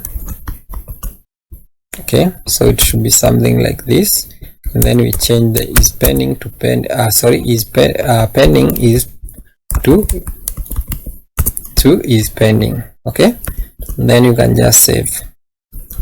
So let's see how it is, so that on the next part we can deal with the functionalities, whereby I think we can start with the part whereby we can start with the part of whereby we can handle the save. Then on the next part we can basically handle the votes, because the part of the votes is a little bit bigger, so we can handle that part on the next part. Okay, so let's handle this part here, that is the upvote, that is the save all, adding it onto our collection. Okay, so when you come down here, we already have the handle save.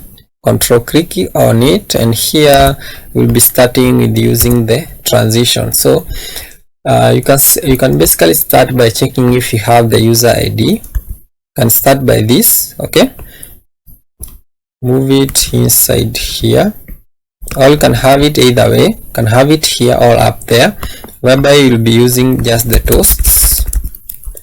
can say toasts. So I don't know if we have the toasts, so we should be having the toasts. Let's try to import it coming from Sona. Okay, so we should be having toasts coming from Sona like that. Then scroll down, then you can say dot, you can have it as an error, or you can have it as a success. So you can have it this way. You can have it as an error because the user was not able to save. So you can say you must be logged in to perform this action. So you can have it like that. Then after that, now you can handle save to DB. So here you can say toast dot success dot save. Then first here we can start with the functionality. So you can go over to, but before that we can start with checking if the user has saved. If it has saved, we should delete it from our DB. So you can say if the user has saved, okay, then we will be handling delete, else we'll be handling has saved. So let's open our sidebar here, then come here, then we create a new action whereby we call it collection all saved. Okay, you can do either done.ts. Then you can come to something like tag, and then maybe you can just copy all of this. Maybe you can just copy even the first function, or the first the first function, sorry, copy it, paste it here. So you already have the import. You also have converted it to a use grant, use server, use server. Make sure it is use server, not use grant. And then we come here and then we say handle save. Okay, or we can say add to collection like that. So then we check if you have the user. Then if we have the user, then I would like us, if we don't have the user, I would like us basically to return like that, not like that. Basically just return, just break the function like that. I think that one is okay. And then here basically we are not accepting anything, okay, because you already have the user from this part here. So basically what you need to do is just change this part here to collection, and then just come here, just remove all of this. Okay, so you have the user ID here. Then after that you can control spacebar and see what you have here. So you should be having the question ID. So sorry, this part here we should be accepting the ID of the question. So string, come here. So we'll be accepting them it there, whereby we'll be having the ID right there, and with that we'll be done. So we just need the user ID and the question ID.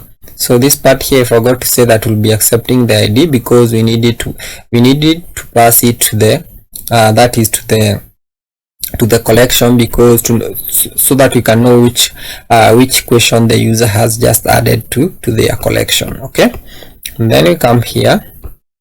First I believe we should copy the name of the function here, but also we should finish with this part so that we can finish with this part, whereby we should actually also deal with the delete part. So here is create collection or add to collection, then here delete from collection. Okay, then we close this part here.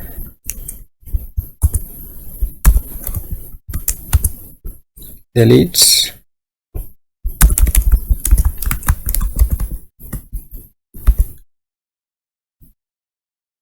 can say delete, just delete collection, not delete from collection, just delete collection. Okay, so we should be accepting that the collection ID. Okay, so for the collection ID, can basically just also copy what we have inside here, then just paste it inside here. So here you should also break the function if you don't have the ID. If you don't have the ID, okay, if you don't have the ID, just break the function, just return. Okay, just like that. And then after that, we should be doing delete instead of basically creating. Then you can here what we'll be doing, we'll be having the where clause curly bracket, then inside here we'll be having the ID. So you can pass it the ID like that, which is correct, and also you can have the ID like this if you have if the name is not the same as the name that you have in your DB. And then lastly, you can just validate. Okay, validate your path, then just save. Okay, so you can start with the that is the part of adding to collection. Come here, adding to collection, has saved, has not saved. So save to DB. So you can say await, add to DB, then we pass the item ID. So like that. Then this one you need to convert it into a cyclic function. So like that. And then also here what we need to do is basically do an await, then delete collection. Okay, then we pass the, that is the, basically we just need the item ID. No, we just need what? Saved. So we need this saved here. So remember we are passing the saved here. So that means we can get the saved from the this saved. Okay, so whereby you can say saved.id, just like that. Okay, this is a little bit different.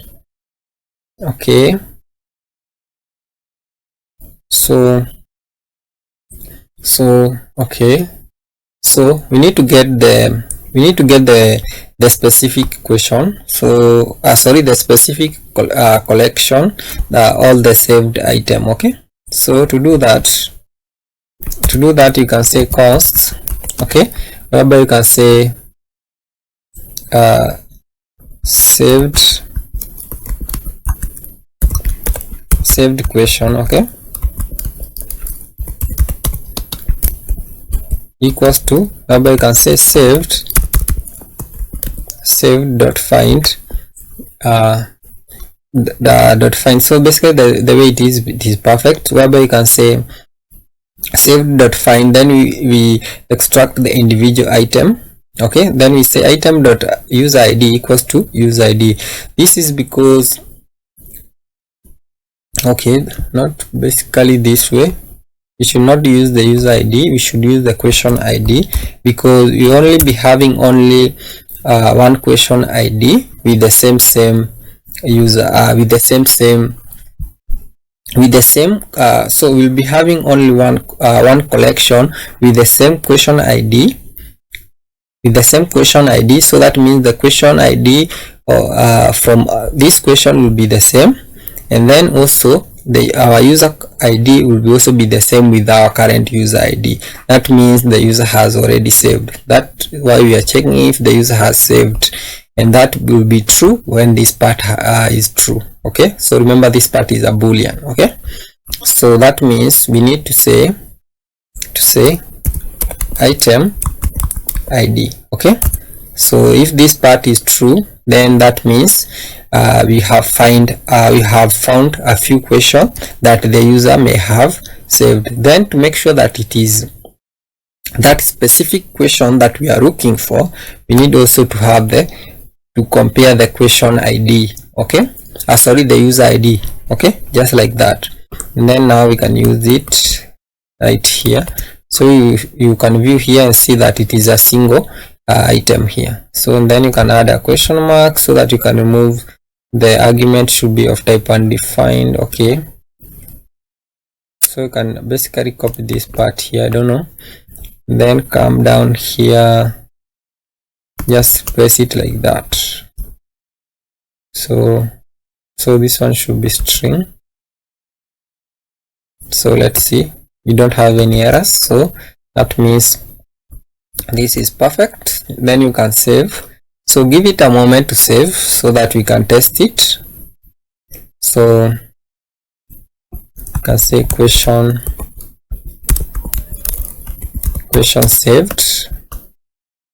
Okay, then so that on the next part we can deal with the handle vote. Okay, so let's give it a moment and try to click the button here. So sorry about that. So you can see here it is disabled. So you can see it is disabled. So now you can see the question is saved.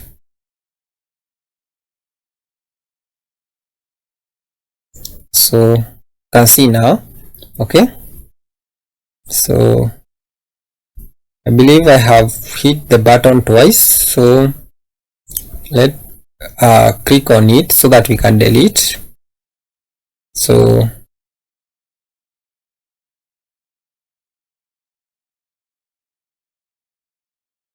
okay, I know why I'm getting this 2 times. Okay, but the first one is true, I clicked the button 2 times.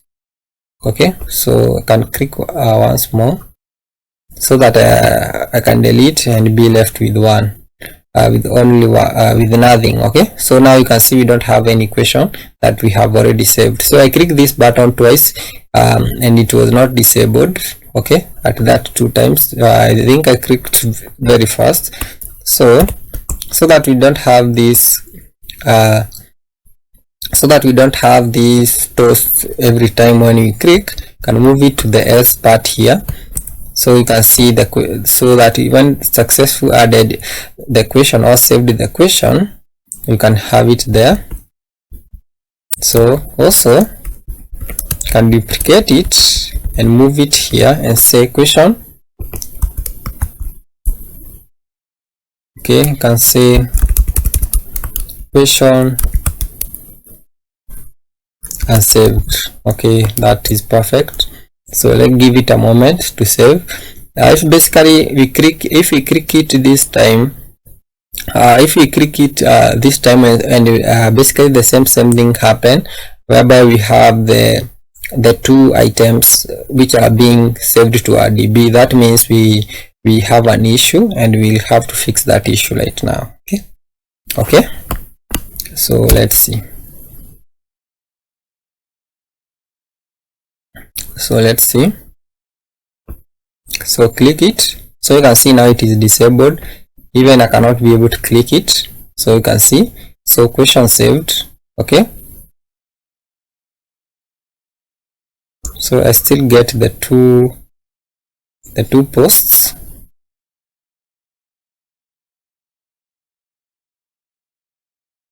So I still get the 2 clicks. So that means we have an issue.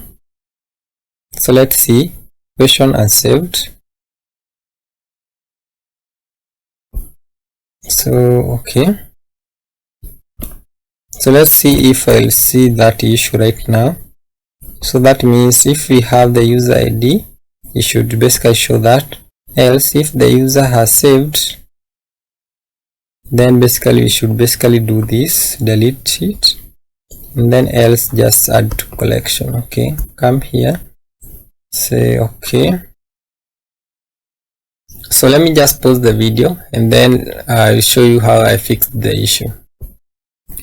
So basically there is no issue with our function here, and also there is no issue with this part here. Okay, so this part here is perfect. So and also this part here is also perfect. So the issue is when you scroll down here onto our saved or correction, this point here, okay, or to our button here, you can see inside the image here we have also have an onClick function.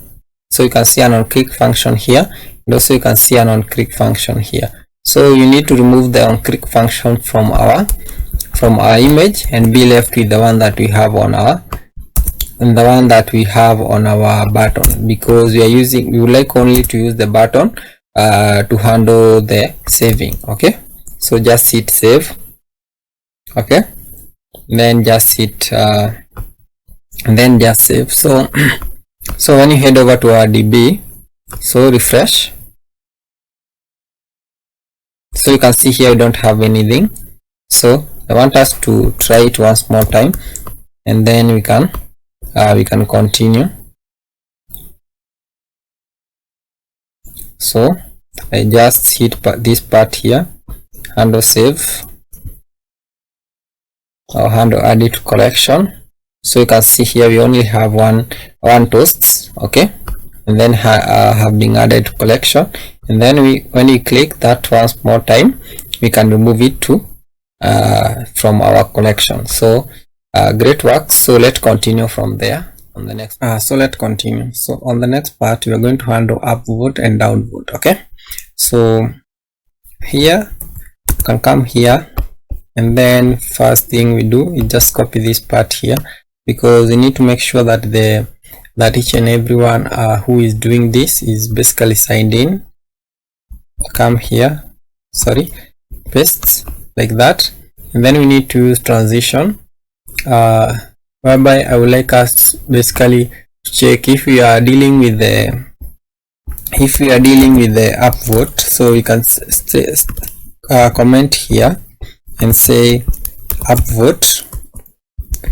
So we are starting with the upvote, so we can say if it is upvote, then we would like to do this part. Okay, so we can say action if is equals to, sorry, if is equals to, okay, if is equals to upvote, so this one here, and then I would like to do this part here.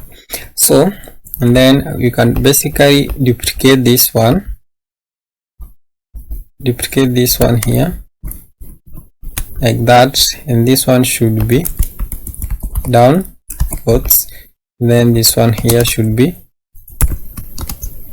downvotes. Okay, so in here basically what we will start by doing is basically using a start transition. So you can come here and copy this start transition here, so here like this. So basically we need to close curly bracket and then parenthesis like this. So I don't know if it is a good idea if you basically wrap everything here. So basically we wrap all of this with just one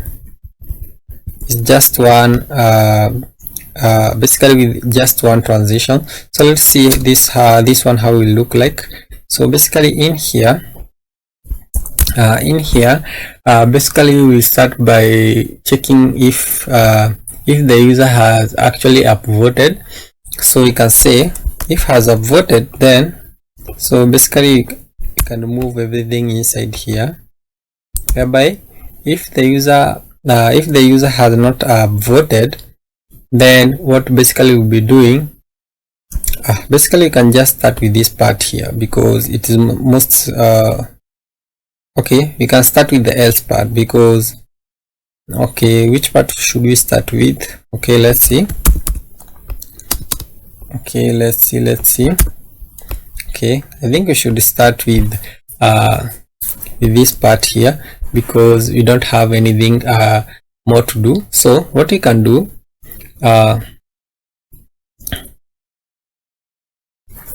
okay, so if the user has not upvoted, that means we need to upvote them. But first what we need to do is basically check if the user has downvoted. Okay, so we can say if if the user has downvoted, so we can say has downvoted. Okay, then we need to do the following. That means we need to delete the downvote. Okay, so but first we need to find the downvote. So how can we do that? Basically this same thing here. Okay, so you can just copy it, then come here, then paste it here. So basically so let's just copy the name that I used earlier, this one here, upvote, that is upvote result, this one here, that's basically one object. So you can hover on it and you can see basically it should be one object, whereby you can say upvotes like that dot find, basically. So this one here is a number. Okay, so scroll up, then you should use this one here, that is the capital U, upvotes, then you can say dot find, then we say item, and then we say item is equals to, okay, so let me first check the upvote that we are getting. So we are getting the upvotes from the, that is from the questions. That means we don't need to do this comparison. Okay, that means it is already done because we are getting the upvotes from we are getting the downvotes. So this one should be the downvotes, not the upvote, downvotes. So this one here, so basically it should be the downvote. So basically because we are checking if the user has downvoted, then basically we should be basically removing the downvote. Okay, so basically we don't need to do that comparison because you are getting the downvote from the user, from the question itself. After that we need to first delete the downvote. Okay, so we can say await, then you can head over to my sidebar here, create a new file here, whereby you can say downvotes, okay, .ts, then maybe you can come here, .tag, then just copy everything, close it, then come here. So basically what we'll be doing first, basically we can just create upvote or downvote. You can say downvote question, like that. And then you can say if you have the user, so you should be getting basically you should be getting the ID of the question, and also we should be getting what. So let's first work with the question ID, and then we can say if you don't have the user, then return, and then if you don't have the user, the ID, basically also return. Okay, so here we can say downvote, like that, whereby you can say this one should be ID, then this one should be ID. So basically question ID, not ID, question ID, like that. Okay, then we pass the question ID to the question ID from our DB. Okay, and then after that we need also to pass the user ID, like this. Okay, and then after that you need to revalidate, and then after that you need to delete the downvote. Okay, like this. So basically the same option thing that we are doing here, you need to do it here. Okay, just like that, whereby you need to change this one to downvote, like that. So basically you need to get the question the downvote ID, so that you can downvote. So to do that we need to copy this one here, come here and say await downvote, then we need to pass the ID.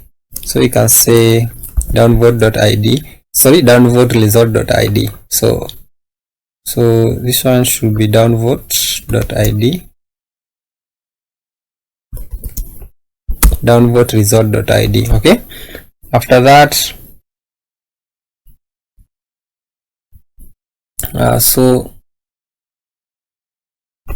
sorry, I seem to have done something different. Okay,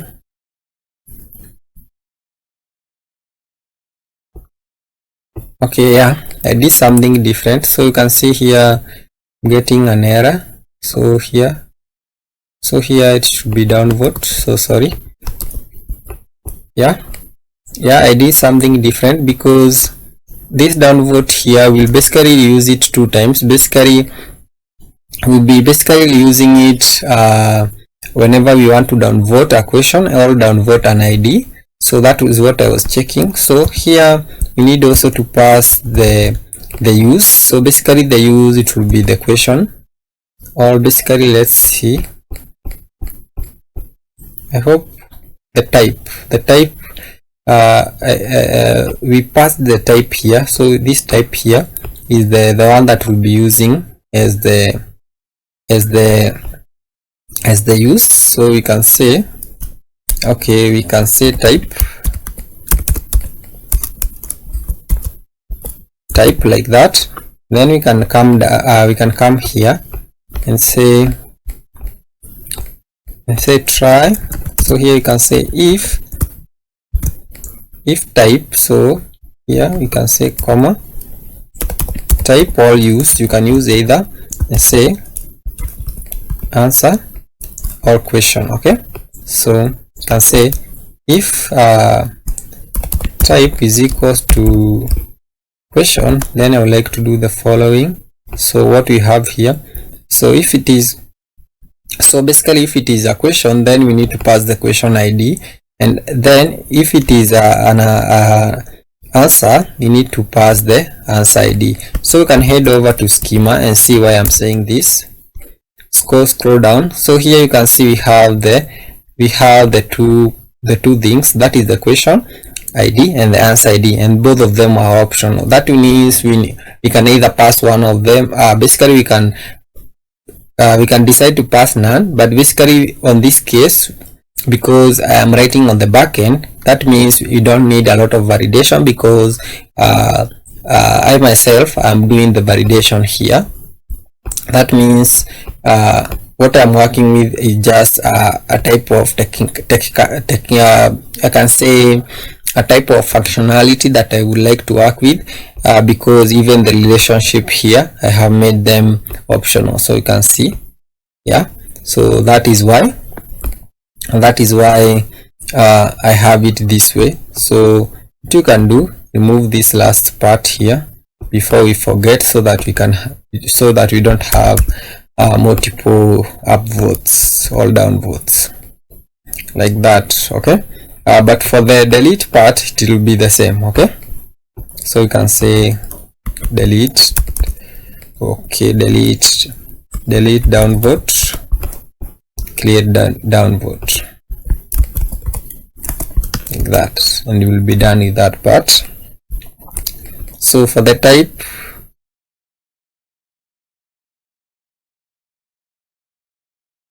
so it is expected but got 2. Okay, so you have already accepted 2 of them here. Okay, so no issue. I think this one will correct itself just in a minute. And then we need to have an else. If we don't have the downvotes, then what we can do, we can basically upvote, because the user, if the user has upvoted, basically we want to basically downvote them, basically to remove the upvote. Okay, to remove the upvote basically, and then if the user has not upvoted, basically we want to upvote them. So to upvote them, what you can do, you can open your sidebar,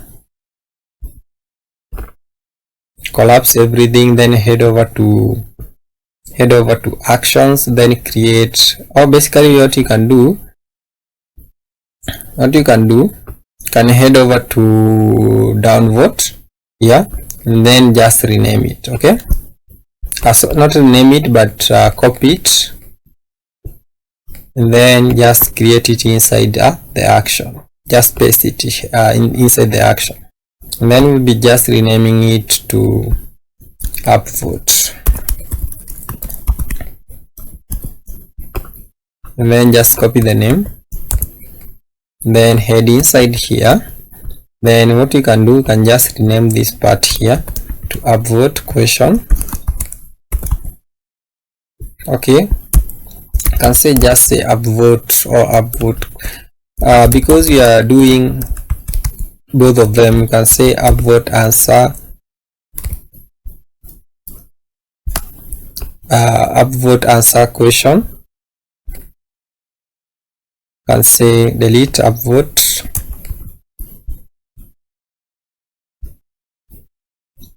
by now here you can just say delete down upvote, sorry. So the same thing, you can come inside here and change this one to answer, like that, so that we can have some consistency. Hereby you can change this one to so that one, so you haven't used the that is the downvote question answer. Okay, so inside here basically we'll be having the same options. Okay, so here you can just remove all of this, so you can just be left with one revalidate. You only be validating once, just down here. Okay, so now we are done with these two. So it is a matter now of the if statement, managing the if statement. So here you can say upvote answer question answer. Okay, then we pass the item ID, and also we pass the type.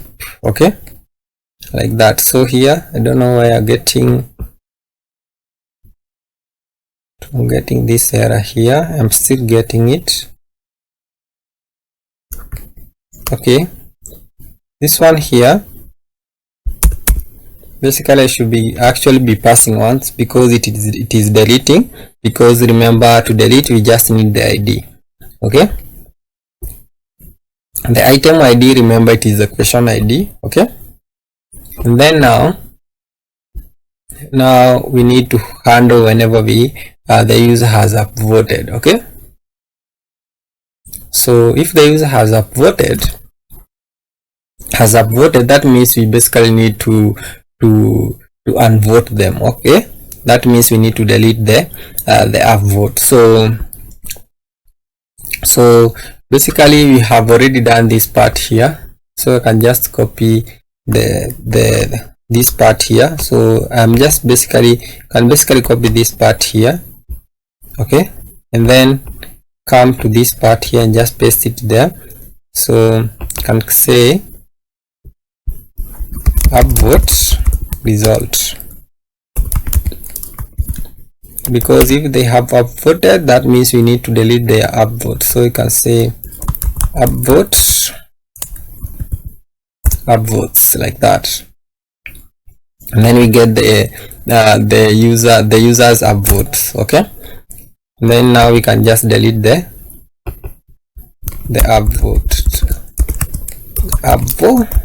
upvote coming from actions. Okay, then we just pass the ID. Okay, and with that now we just now unvoted upvoted that question. Okay, so that means this part is now successful. So now the next thing that we need to do is just basically just copy all of this. Okay, and then come here. Now what you can say, come here and say has downvoted. Okay, And then what we need to do now is basically change this one to downvoted. Okay,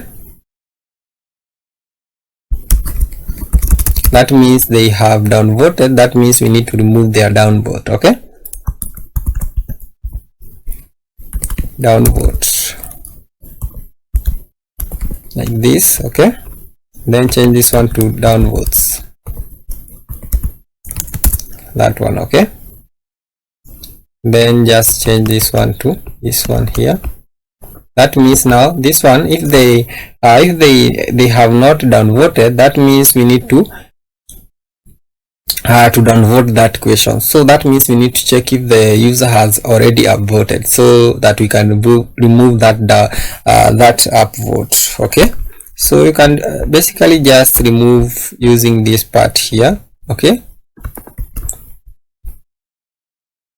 so you can just remove them with this part here, just like that. That means we'll be just removing that that upvote. And then if sorry, okay, let me see. I think I have made a mistake. So if they, okay, so let me see. Okay, so if they have downvoted,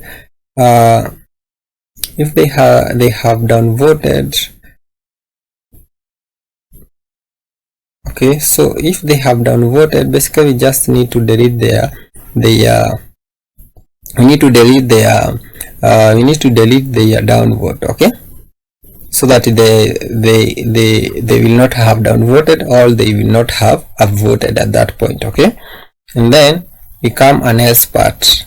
So that means they have not downvoted. Okay, they have not downvoted, and they want to downvote. Okay, so that means we need to check if they have upvoted. So we can say has upvoted. Okay, like that. And then if they have upvoted, that means now we can remove their upvote. Okay, after removing their upvote, and then now we can downvote them. Okay, wait,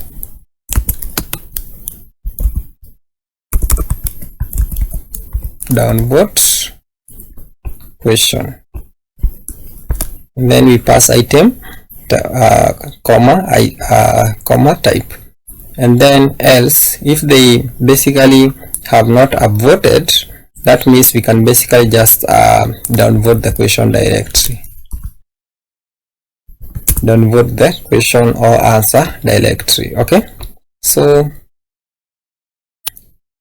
here I forgot something.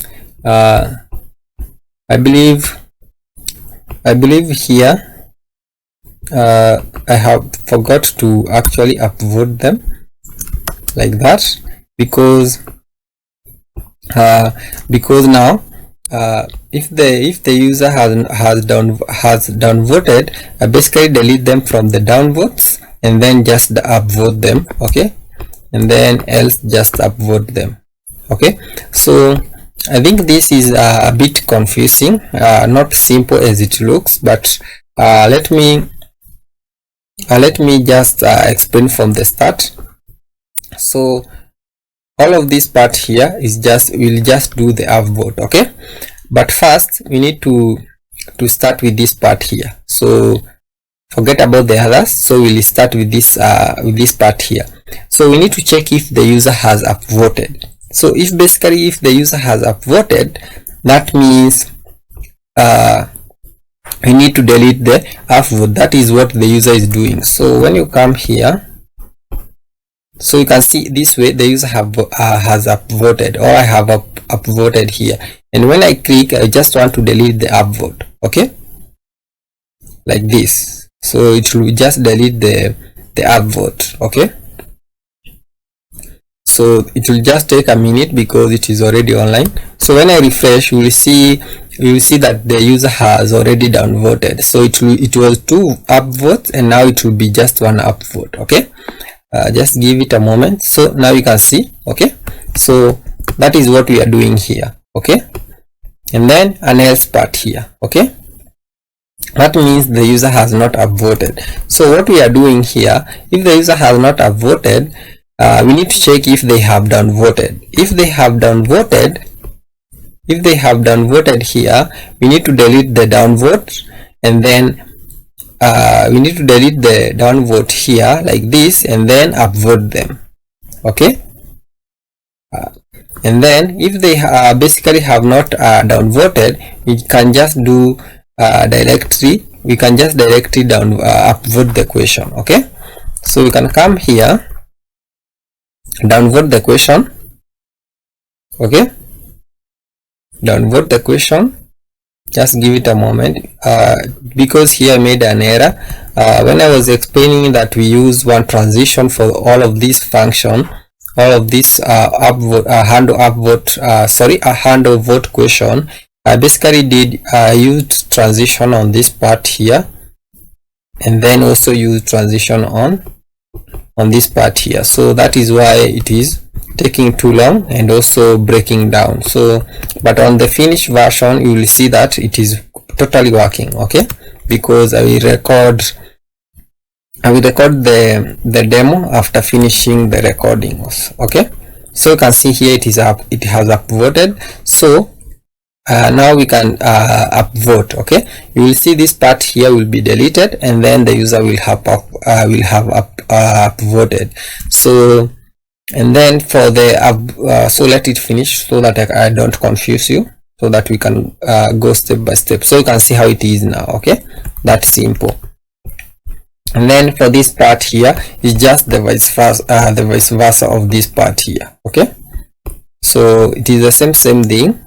So the first thing we are doing, so let me just not start by explaining this part here. Let me start by explaining this part here. Okay, so if the user has not downvoted, so at this point here the user has not downvoted. Okay, so the first thing we are doing here is checking if the user has upvoted. If the user has upvoted, basically what we'll be doing is basically deleting that upvote. After that we just downvote the question. Okay, so you can come here and then just click downvote. That means this upvote will be deleted and the user will downvote the question. So just give it a moment and then you will see the results. So the issue is what I have explained. You will see on the finished version it will be perfectly fine.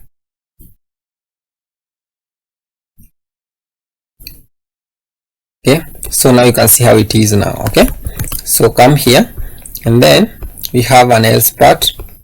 If the user has basically not upvoted for the question, we'll just directly downvote the question. Okay, without doing anything else. And then if the user has downvoted, we basically delete the downvote. So that is what is happening. When we click the button, we just delete the downvote and the user will not have done either the upvote or the downvote. Okay, so it will, at that point the user will choose one thing, and then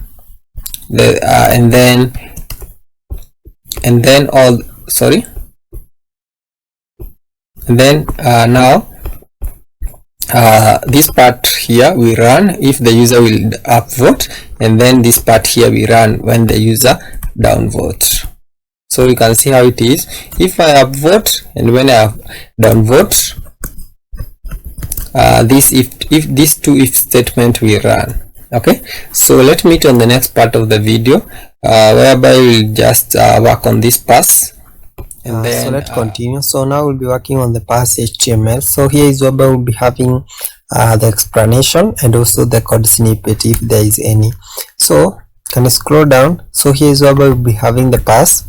So copy the name, open your components. Here we have everything our files here. So open your components here and then navigate over to global. So here is where we'll be having our that is our file, our pass file. Then we can use RAFCE like this. and then now we can just import it.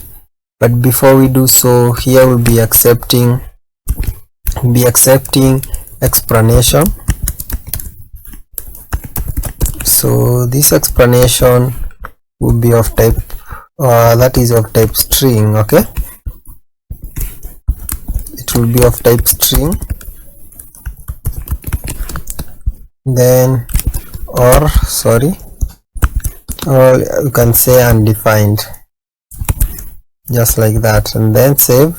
Come here, and then here you can convert this into a component.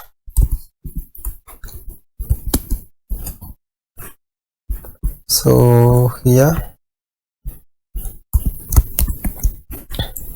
then auto import it from our components. So here it is.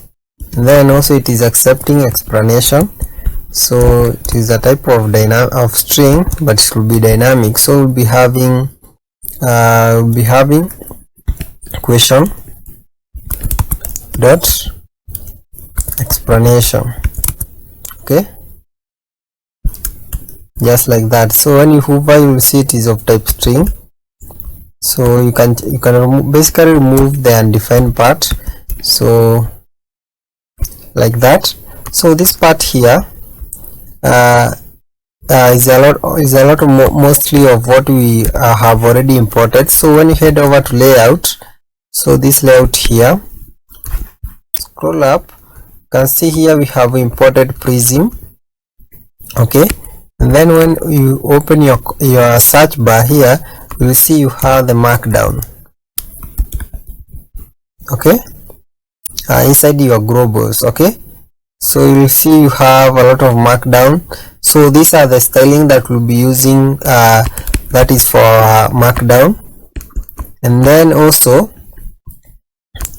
if you haven't installed, I don't think I have mentioned this, but you should also install two things here. So the first one is Prism.js, and then the second one is HTML parser, React parser, sorry. Those two you should install them. And then for the types, you should also install Next.js, that is at type stroke Prism.js. Okay, and then now we can continue. So here what we'll be doing is mostly now we'll be importing everything that we'll be needing, and also converting the component into a use grant. Okay, so like that. So we'll be using a use effect here to so that we can highlight our that is our code. And then also here we have the Prism itself, and also the parser. And then here is here are all the CSS. Here are all the that is CSS that we'll be needing for this part.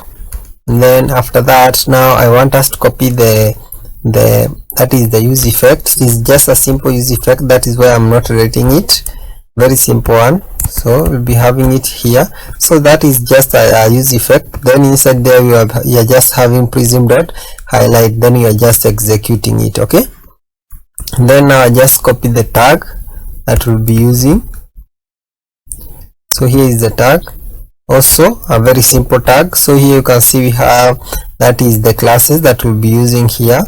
And then here we are just passing the explanation to the parser. Okay, so now you can save, so that now you can see the changes. So if you have any issues, so that now we can correct, and then we can continue with the that is will be first working on the that is the user answer section, so that we can try to answer the question, and then now after that we can fetch all the answers. Okay, so let's give it a moment.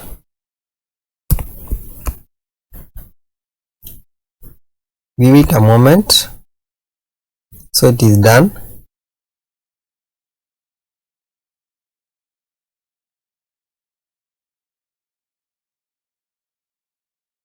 So here it is. So now you can see here we have the code, and then also you can see how beautiful it is, because that is the work of the that is the work of Prism. and also you can see here we have our explanation. So remember, everything here is in form of HTML, so that is the work of HTML parser. So now you can now I hope you have understood the work of the two packages that we have used for this section. So let me meet on the next part whereby so let's continue. So now we can work on the part that is this part here, so that the user can respond. So here we'll be creating a component user answer. So you can just say user answer, so for simplicity, and then copy it, then open our sidebar. So since this component we are not using it any other time, we just create a file just inside our component, and then say user answer .tsx, then we say rafce. Okay, so let for it to respond, sorry, like that. So here we'll be accepting one thing, that is the question ID.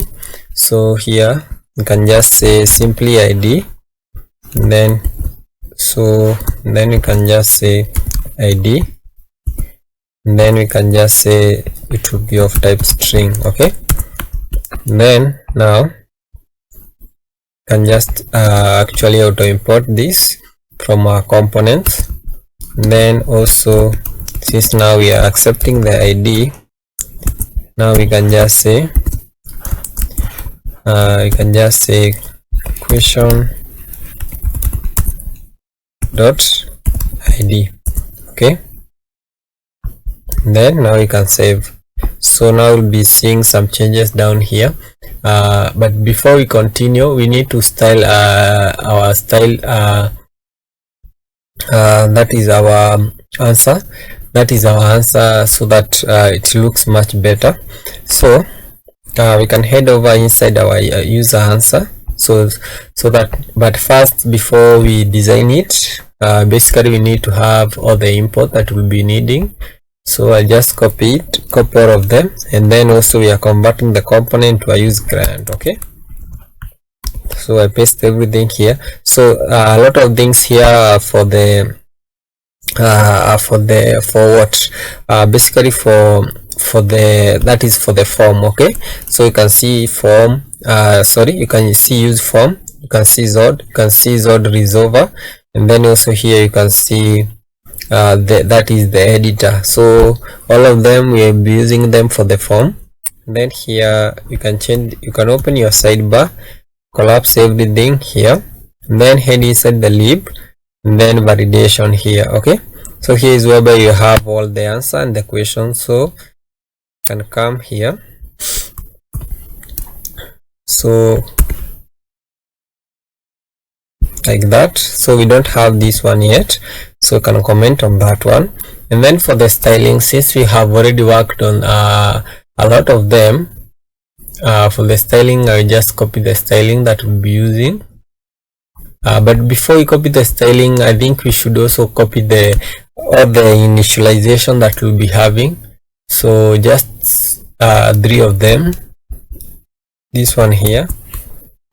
So we'll be having a use state here, just a simple use state that is submitting, and set is submitting. So this one is you can use this one, or you can use that one of the use transition. So you can choose either. So I just want to show you both of them, how you can do it. And then here is the theme resolver for our editor. So we use this theme resolver here. So I explained it earlier on, so you can also read on here and see what it will be working on. And then here you have the editor ref, so that all. And then now we can just copy, but first I also like to initialize the form itself. Okay, I think the form itself, since we have also worked on it, I think you are in touch with what this part here we are actually doing. So just what we did earlier on when we were working on our that is ask question. Okay, so now we can now I can just copy, or now all just all I can just say, now we can just copy the styling that will be using for this part. Okay, so everything will be inside a div the same way that it is here, but I would like just to replace everything. Okay, just like that. So you shouldn't be having any errors because we have all the import, and then also we have initialized everything properly. So you can save, but what you don't have is basically handle create answer. Okay, so now that is a function that will be working together, working on together, because this one we haven't worked on. So here I will come here and say const, and then I'll say handle resolve, that is handle create answer, then equals to, then here like this, then we use an arrow function like this. So this also will be a synchronous function. Remember, we'll be using I will be using that is use server component. Okay, so that is why I am using a cyclic function here. So I explained here that we'll be using is submitting and set is submitting. So here let's start by setting it to true, and then after we are done we'll be setting it to false. Okay, so here you can use try. Okay, you can use try catch. Okay, try catch. Okay, here it is. Can you try catch like inside here? So when you have an error, we want to set it to false. Set is submitting to false. Okay, and then also show the error. So console log the error. So error like that. Then inside here, the first thing we'll be doing is setting it to is submitting to true. Okay, then you actually duplicate this one here, because after when we are done, I would like also to stop there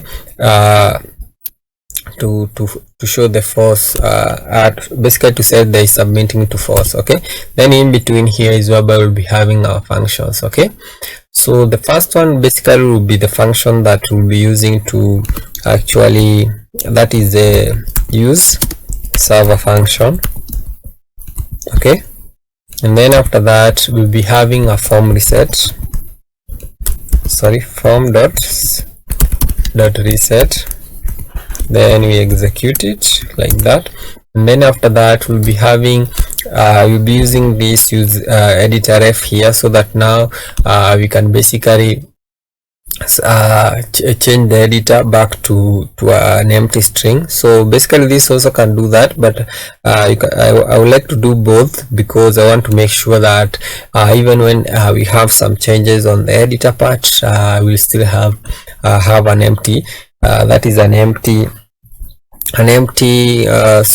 editor whenever someone submit the question. Okay, submit the answer, so you can say if so we can start by say if editor ref dot current. So this means if we have the editor dot current. So now is when I would like to do the following. So this one is because of TypeScript issue when we start working with editor here. Okay, so you can say const editor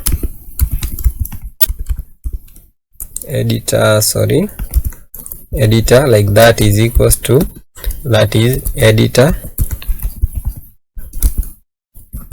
here it is, it is editor like that, as editor ref. Okay, dot current dot that is and we can say as any. Okay, and then after that we can say editor dot set, that is set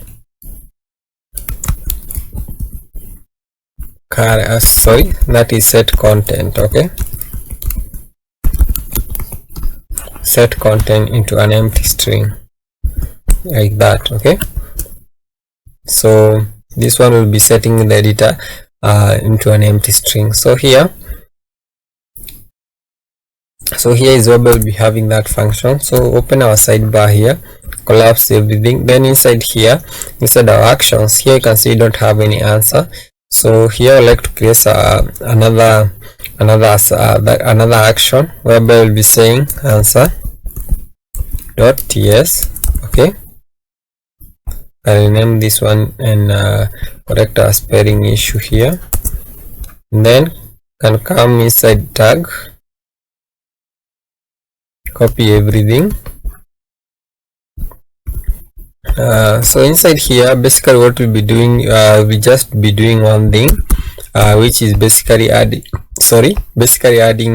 our answer. So you can say add answer, so that we don't have any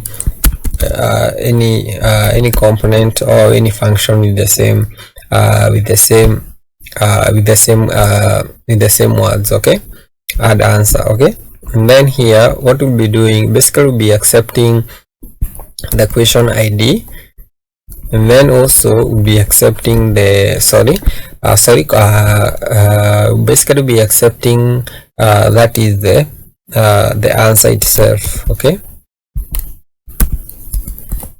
so it will be of type string, just like that. So here, when you don't have if you don't have the user, I would like us to break the function. So return like that. So when you don't have this user, okay, and then when also you don't have the ID, also I like us to break the function, because that means we are somewhere else. Okay, so here what you are doing, you are actually adding the answer like that. So it is basically should be accepting two things, that is the question ID,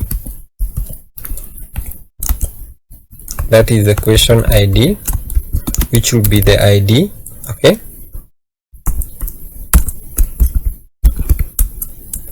comma, and then also it will be accepting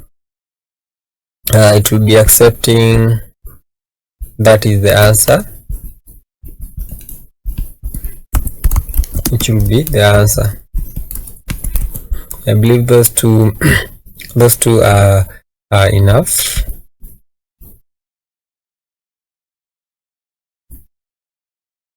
So question ID, so user ID is missing in type. Okay, you can also add the user ID, so you can say user ID, and we can say user dot ID. Okay, so now you can use this function here, come here and say await, and then have the that is the answer. So here you can remove this one here like that. So you can come here onto our function here, and then execute this one. So we already know it is accepting two things. So the first one is the question ID, so we already have the ID that we are receiving from this function here. Okay, that we are accepting from inside our component. Okay, and then we need also to pass the that is the answer here. So here we should also be accepting the values. So let me just copy the values. Okay, just accept the values from our function here. So remember, this function is passing on the values from our form. So here the values, we are actually having one value which will be comma, and then we can say values dot answer, just like that. So when it is done, basically we can test it and see how it will be.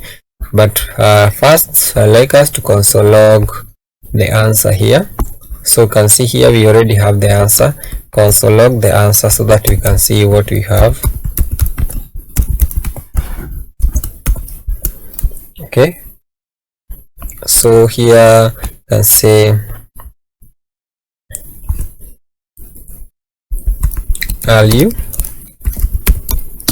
using Prisma. Okay, so that this is for just for test issues. So you can see, and then submit. So more than 100 words. Okay, so you can add something else. So basically I just want to test and see. Okay, so maybe you can just copy something on of our own here. Come here and then just choose JavaScript, then just add this one here, then save.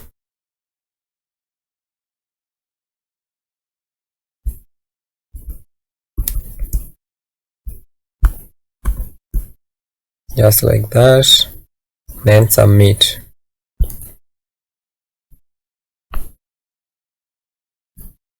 So another way to check if you have everything, so basically we have it. So you can see here it is. Okay, on our console log we have the ID, we have the question ID. So when you check here, you'll see this is the same question ID that you have here and the same one that you have here.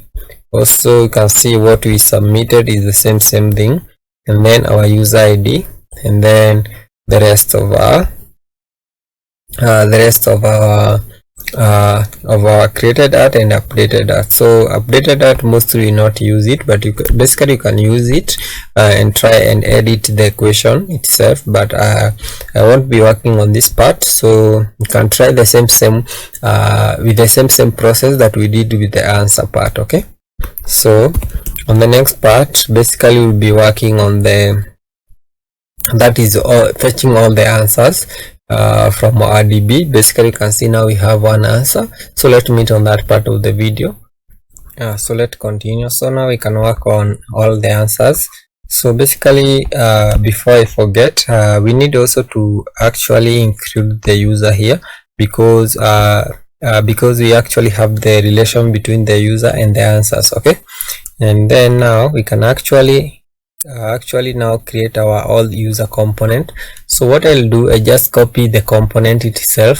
So I just copy the component itself because we have a few types here because that we'll be needing to pass here. So we actually be needing to pass that is the total answers and then the answers themselves. Okay, so remember these answers are with the pagination, so we cannot get the total answers from these answers here. Okay, so we need to pass the total answers. That is because we'll be having also the pagination inside there. So now we need to create this component.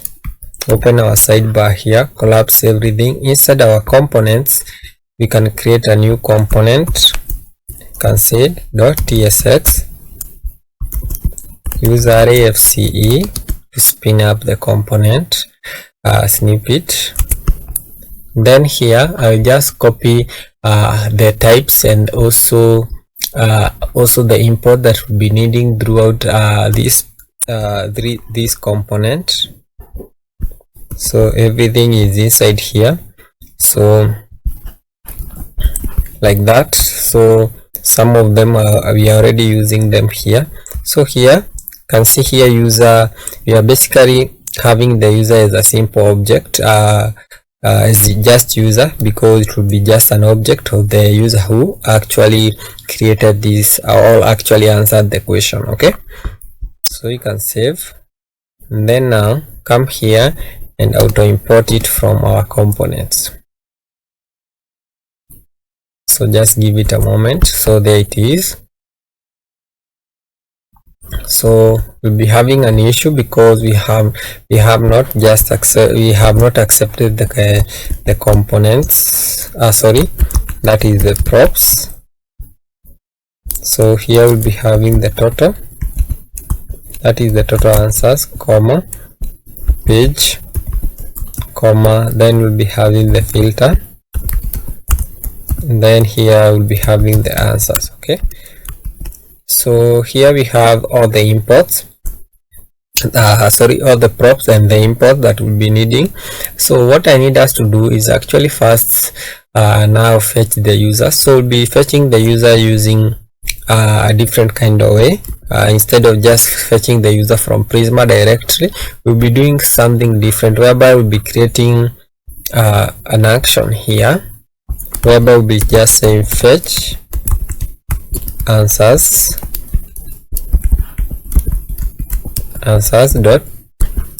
dot ts. Okay, then now you can just copy the tag here, and then close it. So here we can say close this one here, or actually delete everything inside there. Then here you can just remove all of this, then all of this here, then you also remove all of this. So here you can just say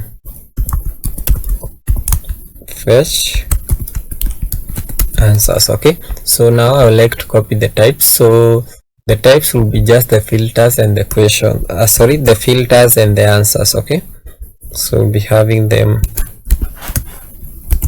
inside here, just like that. And then now we need to actually now have the import, that are the props coming from Prisma. So you can remove all of that.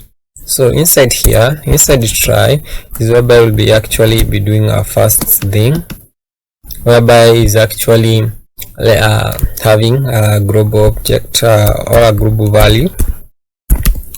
But you can say let, then we can say sorted answers. Okay, then after that you can say if we have the filters, or if we have the filter, and also if it is equal to, okay, if it is equal to recent, okay, like that, then or if filter is equal to, that is basically that is old. So remember, where we are getting the filters is from at this point here. So you can see we have all the filters, that is the recent, old, lower, that is lowest upvotes, and highest upvotes. Okay, so like that. So make sure that old, recent are the same spelling as you have them here, that is the values here. Okay, so then after, if these true are true, if both of them are true, then I would like basically to return the answer. And why are we returning the answer instead of just basically doing some fetching? Okay, is because we have already done that using Prisma itself. So here you can see here we have basically done that. Okay, so after that what we need to do is check something else. So we can say else if, okay, so we can say else if the filter, okay, if the filter is equals to, that is highest votes. So I just copy the highest votes here, like that. Then we like to do the following. So inside here we'll be saying sorted, that is sorted answer is equals to, whereby we can say answer dot, that is dot sort. Okay, so we sort to get the answers with the most high with the most high votes. Okay, so now here we use parentheses, and then we say we actually extract A and B. Okay, so when you hover on A and B, you'll see what they are. So let us finish first. Use an arrow, okay, like that, whereby we say B dot upvotes, then we minus A dot upvotes. Okay, just like that. Dot rend. So I forgot dot rend because we should not minus basically values. Okay, we should, or an array basically should minus the basically the numbers. Okay, so here you say dot rend,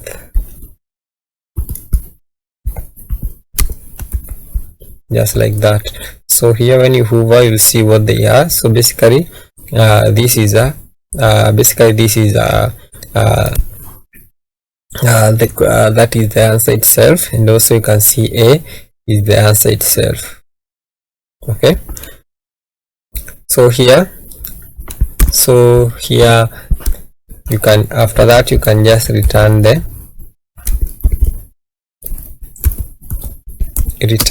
sorted answers. Okay, so actually inside there, so inside the else if, this else if here, okay, with the highest upvotes, so that here also we can say else if the filter is equals to that is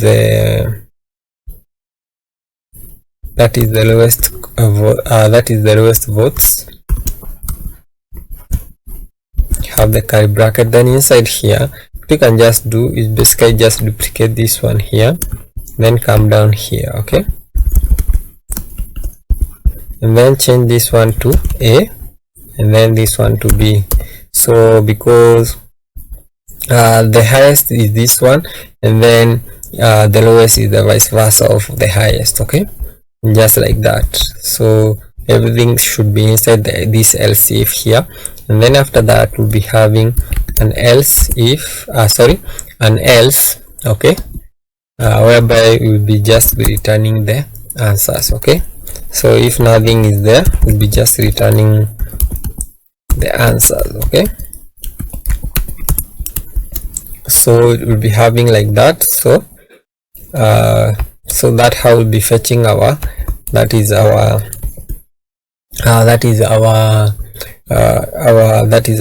answers. So we can close this one here, and then we can come inside here. So the first thing here is actually now getting the results. So you can say const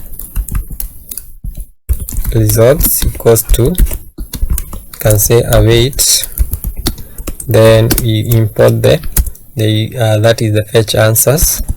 Okay, then we pass the answers, and then the first thing we should pass is the filter. Okay, and then we should convert this one into a cyclic function because we are using an await here. So after that we should break the function if we don't have the results. So you can say if we don't have the results, then just return. Okay, then also we'll be needing that is the user, current user or crack user, whereby you can say is equals to whereby we can say await current user,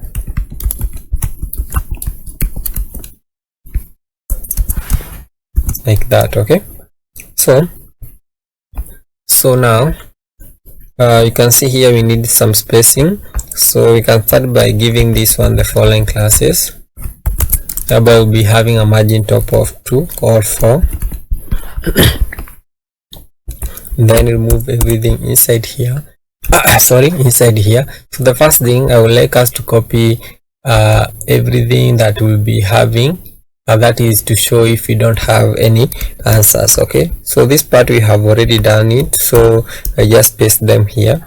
So I change this one to results, then this one will be the filters. Okay, then this one will be the mobile filters. Okay, so basically here is what will be showing if the total answers is equals to 0. So we have already done that on the home page. And then here, if we have the answers, basically we'll be showing the number of answers that we have, and then basically also showing the the filters that we need. Basically, if the result.length is greater than 0, we'll be showing the filters, that is the mobile filters and the answer and the other filter, because now we are passing the answer filters. Okay, so you can see both here we are passing the answer filters. Okay, so and save on that one. So after that, we need to actually now render our answers. So you can say we will be having a div, then this div will be having the following classes. Okay, whereby we'll be having margin bottom of 10, and also basically maybe you can have margin top of something like 2. We'll see how that one will look like. And then now we can now map the results. We can say results dot map. Okay, and then here we can extract the individual answer or the individual results, so whichever you use. So I just go with the answer because because here we are having the answers like that. Then inside here will be basically, you can use something like the article,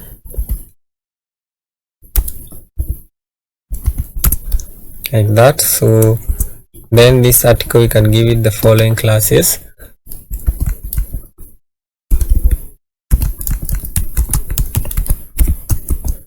So the first one, so let me just copy the tag itself so that we can move a little bit faster, because it's not that complicated. So you can see just an article, and then we have a key, and then the classes. Okay, and then after that basically also I would like to show something else inside a div. So we'll be having a div, then inside this div we'll be having a link. Okay, then this link will be passing the href. Okay, that is the user ID. Basically it should be a dynamic string. Okay, so it should be a dynamic string whereby we'll be having / profile. Okay, so profile / then we have $, then we have curly bracket, then we have answer dot user ID. Okay, then inside here is whereby we'll be having the image and some other things. Okay, and then so after this link here we'll be having a div. Okay, then inside this div is whereby we'll be having the votes. So because we already worked on the votes, I just copy the votes here. Okay, so let me just give this one the following classes. So the first one will be flex, justify, and okay, just like that. And then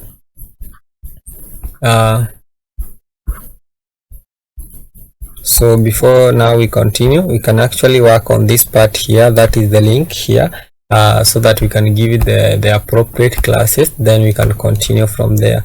So this div here, I just copy the it classes because they are not that complicated. They are basically self-explanatory based on what we have been doing. So basically having a margin bottom of 10, flex 3 call reverse, justify between, gap of 5, sm of flex row, sm of item center, and sm of gap of 2. Then inside this link here, but first it's this link itself will be having the following classes like that. Okay, and then inside here I will start with the image, that is the user image. Okay, just like that. So here we are getting the image from the answer. So we are getting the user from the answer, and also and after that getting the image URL from the user. Okay, and then giving it height and width of 18, and then alter profile, and then giving it the following classes, that is rounded full object cover max of SM, and margin top of 0.5. so we have already done that on the other part. So here we have already done that. So after this one here, I would like to copy the whole div that will be having there, because also it is not that complicated. I will just explain it here. So this div here, so you can see where it ends. So here we are giving it a flex of that is flex call, and sm of flex row, and sm of item center. Okay, then a p, that is a p tag, and then giving it a body of semi bold. Okay, and then a text of 300 and underscore like 700. So this is be the name. So we have already done that here. You can see that is the same concept that we are using there. The only change that we'll be having is bringing this part here together with the that is with the name and the user image. Okay, so this one here. Okay, so you can save. So here you can see now we have that is the filters. Okay, and also here we have the upvotes. Okay, and then here you can see we have the number of the answers. Okay, one answer. So you cannot change this one as we did on the previous video, so I don't want to explain that one in detail because the video is very long. So try to actually see how you can change this one here. Okay, so here you can see we have the answer, and then I want to actually a gap of 1. Basically we can give it a gap of 2 because the gap is a little bit smaller. So and then so we can continue now. So that is after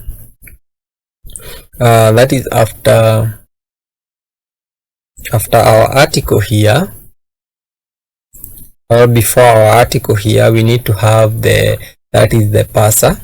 Okay, before our article here we need to have the parser, so that now we can display the answer. Okay, so here we already have the parser. We already have all the necessary imports here.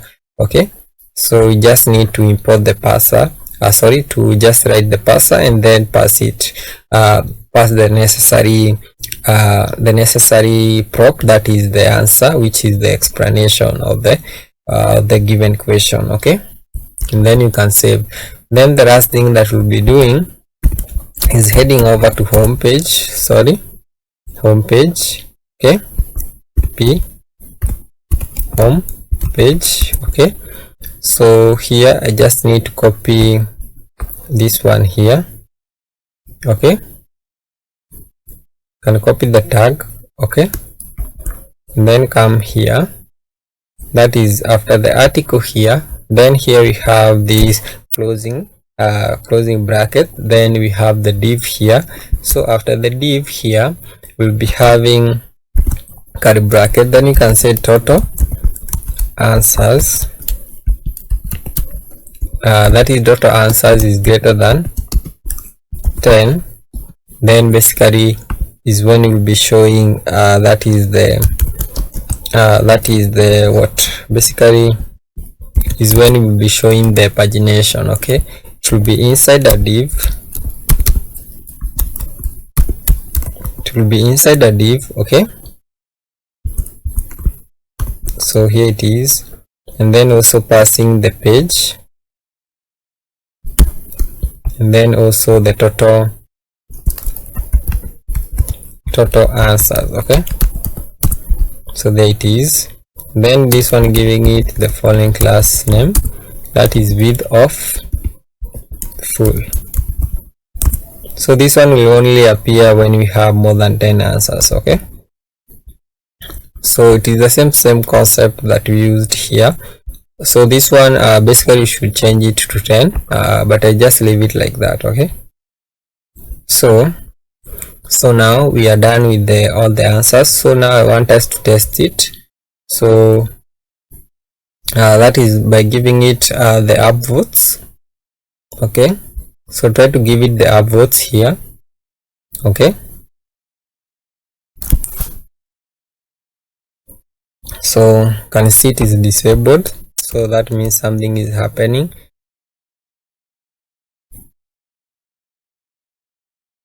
So compile successfully.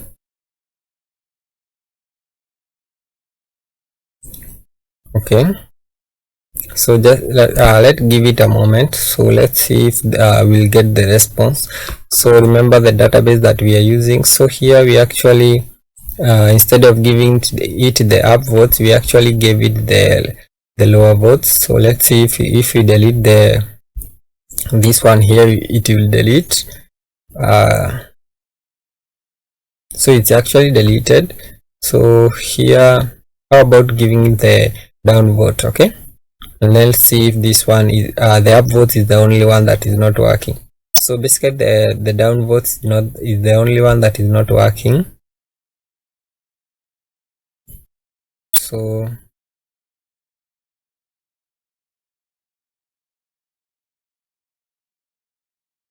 So let's fix that one. So you can head over to votes. So here you can start with the upvotes. So if you have the upvotes and the upvote, okay, so the first thing we need to make sure is the downvote. Okay, so let me just pause the video, then I will just show you how we fix the issue instead of wasting a lot of time just looking over the code. Okay, so the issue is basically this part here. So here you can see this is the upvote. So here instead of using the upvote, we are using the downvote. So we'll change this one to upvote. Okay, then also this one to upvote. Okay, then we just save. So this one will fix the issue.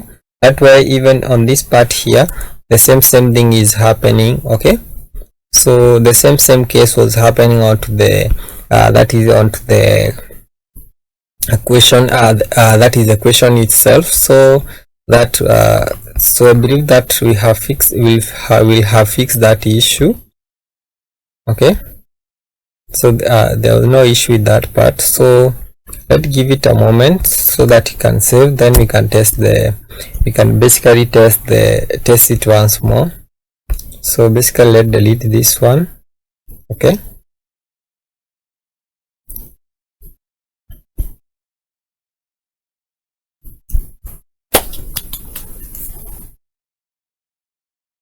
so so the database, as I mentioned, is a little bit slow. So also delete this one. Is a little bit so the database is a little bit slow, that way is not that popular, but it's basically very useful to a learning process. Okay, So you can either test the question or the answer. So let's start with the answer here. Give it an upvote, okay, and let's see if now everything will work as it should. So now you can see it is working, and then when you click downvote, this one should be deleted, and then an upvote should a downvote should be given to the answer. Okay, so okay, so there was an issue with that part also, so that means we should also head over to the upvote. Okay, so let's see if we have an issue here. Delete the downvote. So this one is the upvote. Okay, so this one is the upvote section. So you can see this is the upvote section, so this one should be the upvote also. So save on it and then head over to the downvote. Okay, so here we should be having the downvote throughout. Also here you should be having the downvote also. Okay, so I want us to open our terminal onto that is Prisma Studio, so that we can delete both of them, because here we'll be having an issue when we do it on the front end. Okay, so here we should do npx Prisma Studio, then hit enter. Okay, this one will just take a second. It's very fast actually. So this one basically, because we have just saved on this one here, can actually try on this one here.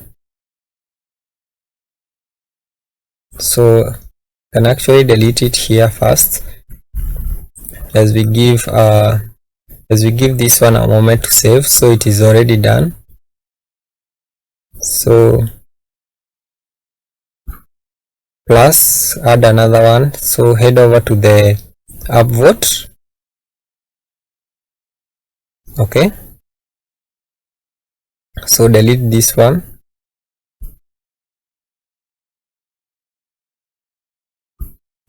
And then add the downvote. Here it is. Then also delete it. Okay, we'll be only having only one item on both end.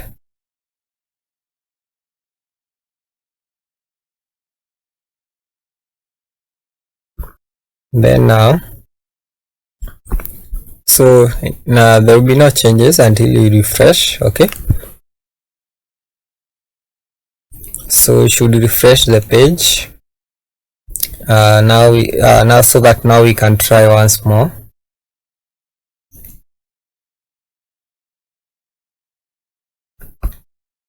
So I hope we don't have any other issues.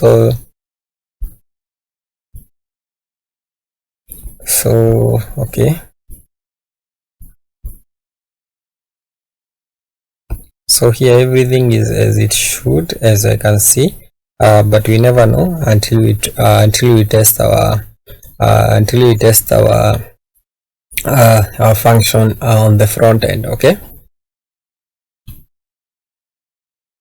so for the that is for the filters. Basically, you can just add another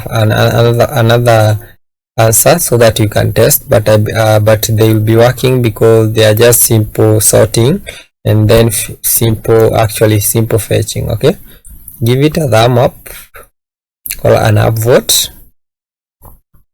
once more. Okay, just taking a minute. It is done. Now give it a downvote.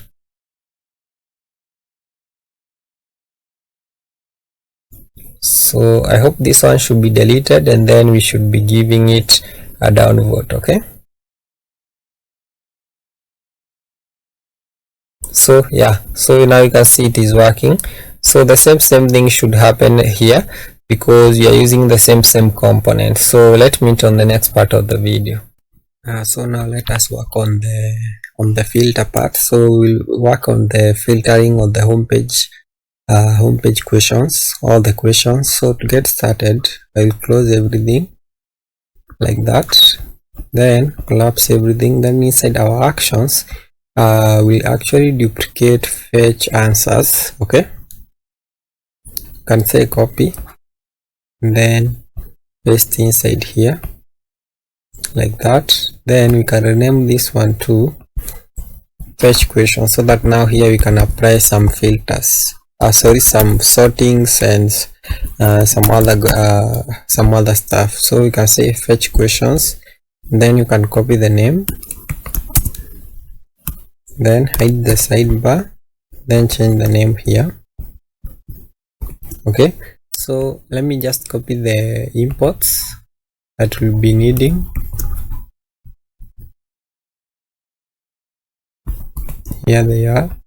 So we'll need the question. The question you also include tag, votes, saves, downvote, and answers. Okay, and then let's also copy all the imports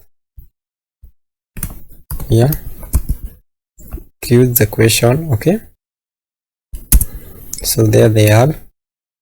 So here actually now we can just remove everything up to that point. Then here you can change this one to sorted questions, something like that. Okay, so we'll actually get started by getting all the tag that the user has. Basically they are the tags on the left. Okay, that the user imported. So we can say const, then we can say user tags,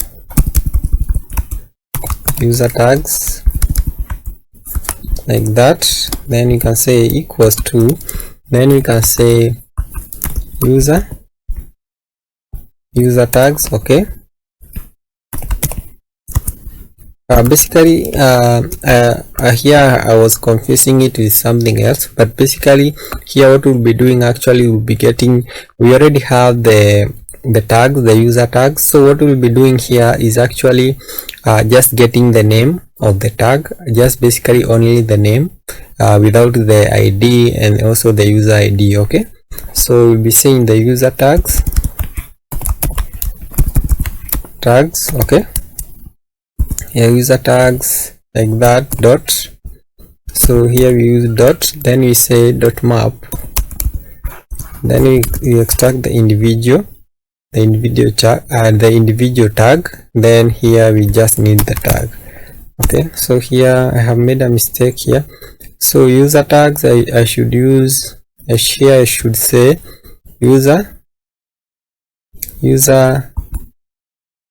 tags names. Okay, like that. So this one here, we are using this one here, then this one we rename it to user tags names. Okay, and then after that we need to do something different here, whereby we actually need first to actually constitute a question with all the users tags. Okay, that are included in a particular question. Okay, so we can say const, then we can say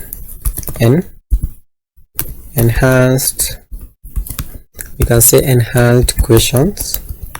So enhanced question, because as I have said, it will include all the users, all the questions with the users tags. Okay, and the users tag basically will be true or false. We will not have the name of the tag, we'll basically have true or false, so that we can work with it, so that we can sort. So we get the individual question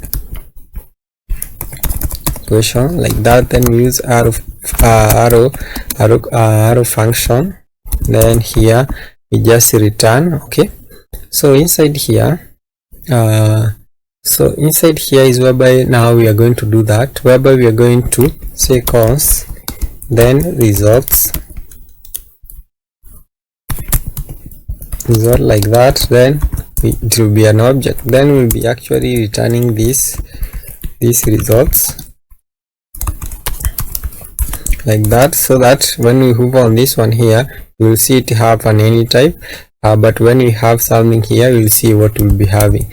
So here you can say here, okay, and just say Q. You can just say question. Okay,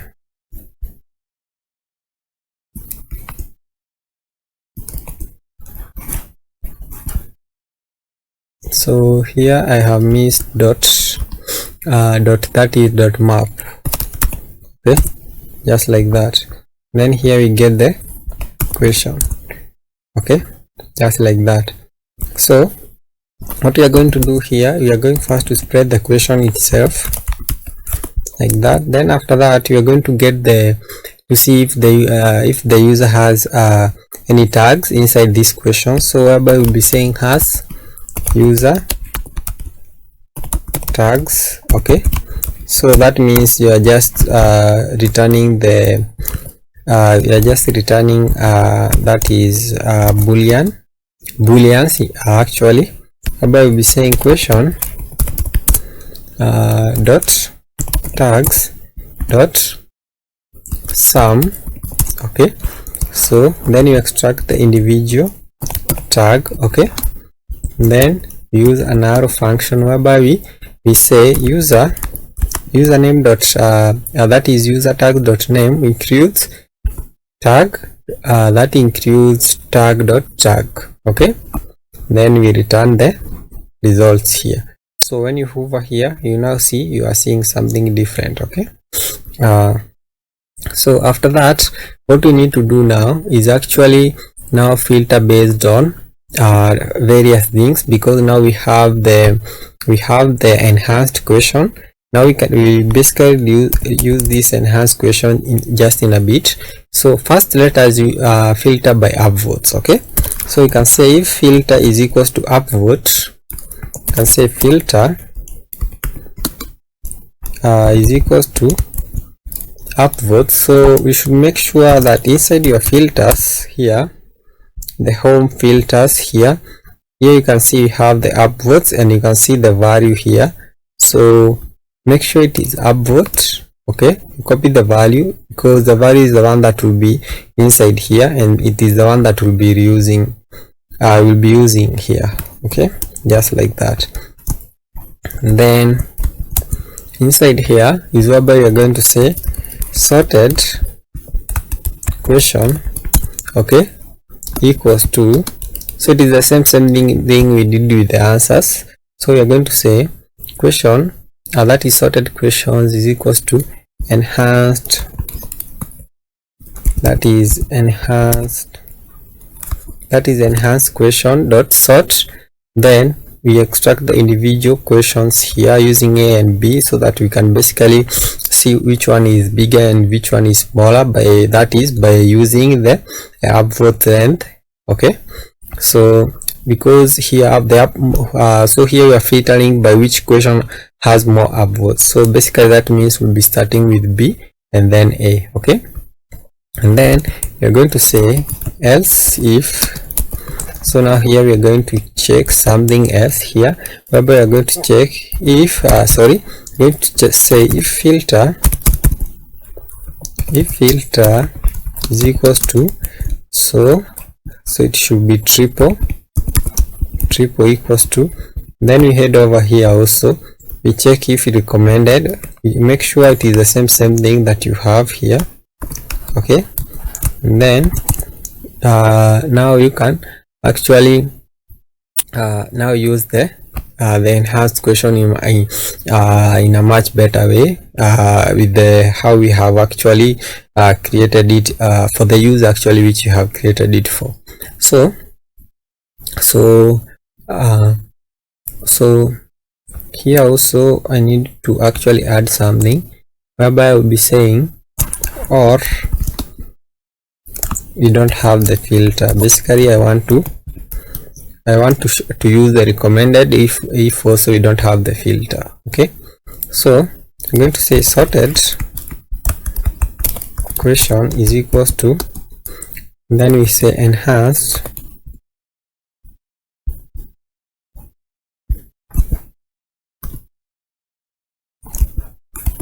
enhance question dot sort. So basically let's see, that is dot sort. Then we actually, so here you can remove everything inside here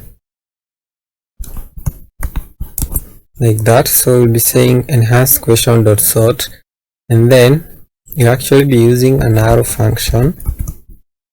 So let's actually remove everything. I should not have used the AI.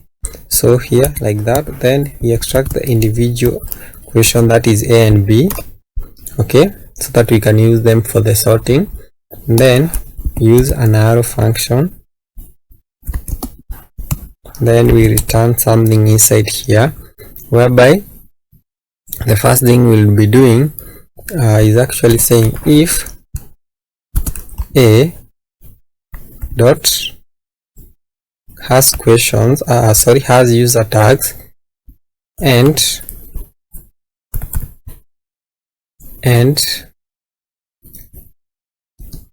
no user tags.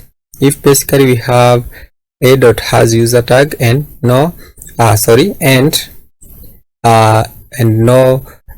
that is and B doesn't have any user tag, then we want to return -1, okay. And then you can remove all of this. Also you can say also if B, so that now we have invert of this, okay, whereby we'll be just saying if A doesn't have has user tags, then and B dot has user tag, then we return +1, okay. So and then just outside here, if that is all false, then we just need to return 0, okay. So basically here we are adding that error because it is basically you must return something here without the conditions, because here we had all the conditions, okay. So we still have some errors here. So this one is collection, okay, just like that. Then now we need to have an else just after the recommended. We need to have an else if, whereby we need to say if filter basically, so basically let me just fix this one here. I think it is actually correct, but let's first say if filter is equal to unanswered, then we need to say sorted is equal to enhanced, then we actually have A and B, then we actually, so basically this one,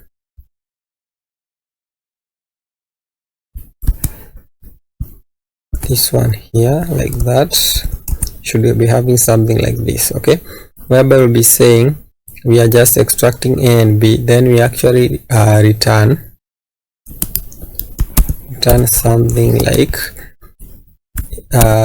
B dot answer dot length like that. Then you actually can finish now with the AI, whereby we are saying if we actually it is unanswered, then we are saying sorted question is equal to enhanced question dot sort, then we extract the individual A and B, then we actually return B dot answer dot length minus A, that is A dot answer dot length, okay.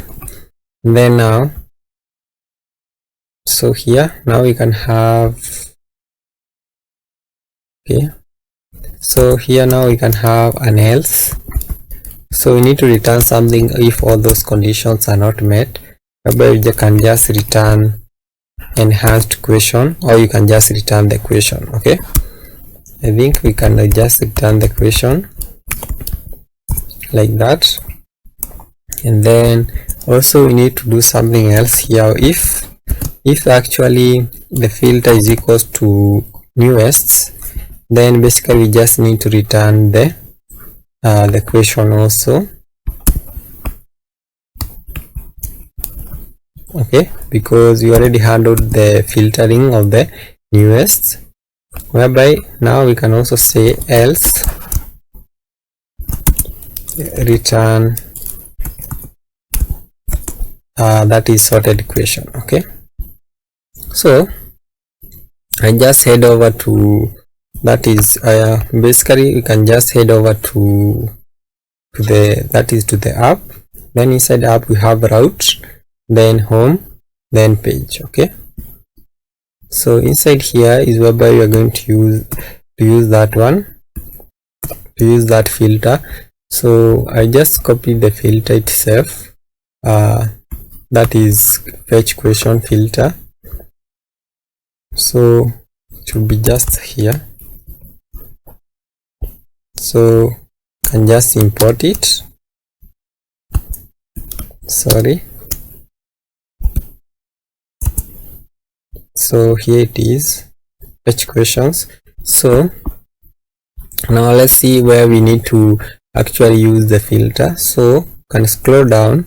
So basically we know we need to pass the that is the results here. Okay, that is very important because what we need to show you basically the results, and also we need to check if we have the results. Okay,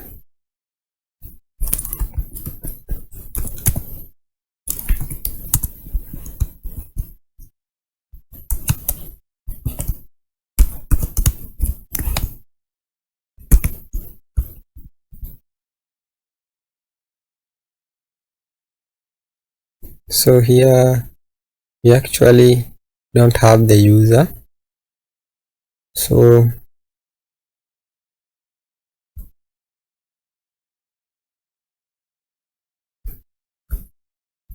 here also we need to actually now to get a few things that we don't have. Actually we need to get the user tags. So just copy the user tags. So there they are. And then also we need also to pass the question. Okay, then also we don't have the name current user. We don't have the current user, so we need to import current user. So whereby you can just say const current user is equals to await current user coming from this import right here. Okay, so with that we are done. So we need to scroll down here. So here we don't have the user. So you can see the question that we are passing, we actually have the user. So you can hover on this one here, or basically you can see here we have the user. So what you need to do is actually come over here. So what we need to do is actually accept the user here. Okay, whereby you can just say user coming from client, just like that. So whereby it will be just an object. Okay, because the user will be just an object. Okay,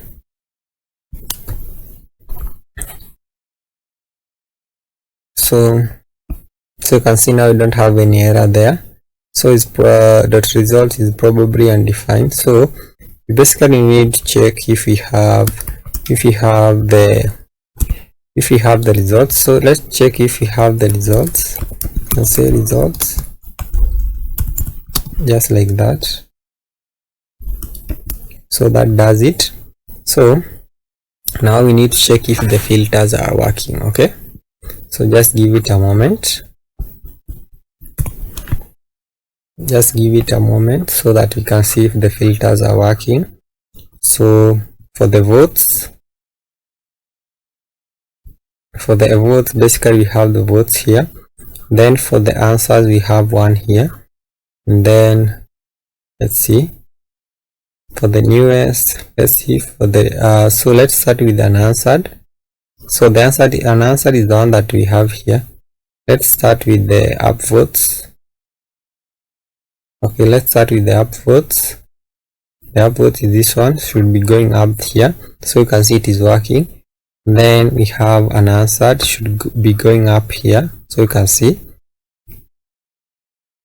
Okay, so here we are starting with the answered, but basically we want to start with the unanswered. Okay, So what we need to do is actually change this one to A and then this one to B. Okay, so that we can get the unanswered on the first part here. Okay, so just give it a moment. So as we test the others here, so to the newest, I believe also it is working. Let's do upvote first. Let's see. So you can try to actually work with it, and then you can see what you will see. And if you get any errors, you can basically leave a comment on the video, and then I just look at it. But basically everything is working as it should. Okay, so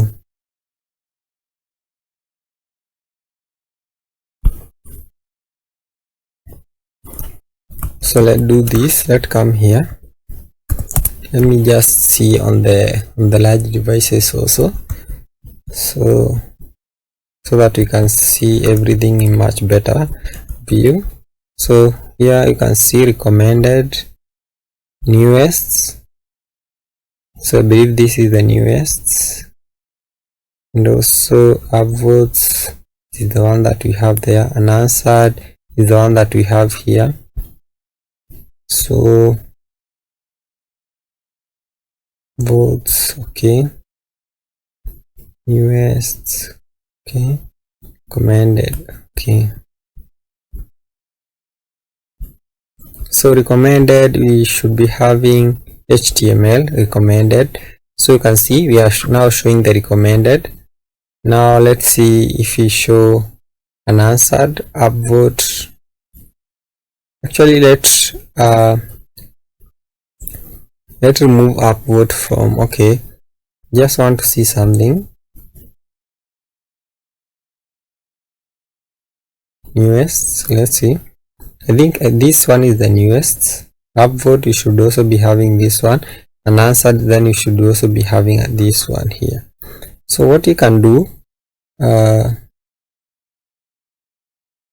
we can actually, let's see, I will just pause the video and actually make this one with more upvotes, with more answers. Then we can see if it will be coming above this one. So let's see. Let me just show you. Give me just a second to do that, so that we can see if the filters. So let's now test. So basically what I basically did so that we can test, so that we can see the functionality of this as we go on. Basically I have one upvote on this question here, and then one answer on it also, and have 0 on both of the answers and the votes. So basically let's start with the unanswered. So you should watch here. You can see here unanswered, and you can see we have unanswered here. So let's go to the upvote. Okay, so you can see here we have one vote. Then go to unanswered, because I would like to show you the newest. So the newest, you should be able to see the changes. So you can see the changes when you have the newest, because this one is also the one that is recommended here because of my tag here. It's the only one that is matching my tag here. So basically I will go over to unanswered, so that it can go above this question here. Then you can click recommended, then this one should be above here. So now you can see now you can see basically 4 of our filters are working. So let's meet on the next part of the video. So let's continue. So basically now we'll be working on our profile page. So basically here you can see we have the ID. So what you can do, you can collapse your files and then head over to app, then inside app you have route, then route you have profile. So you have these 2 files inside here, whereby you have the ID in a dynamic manner, whereby it is inside a square bracket.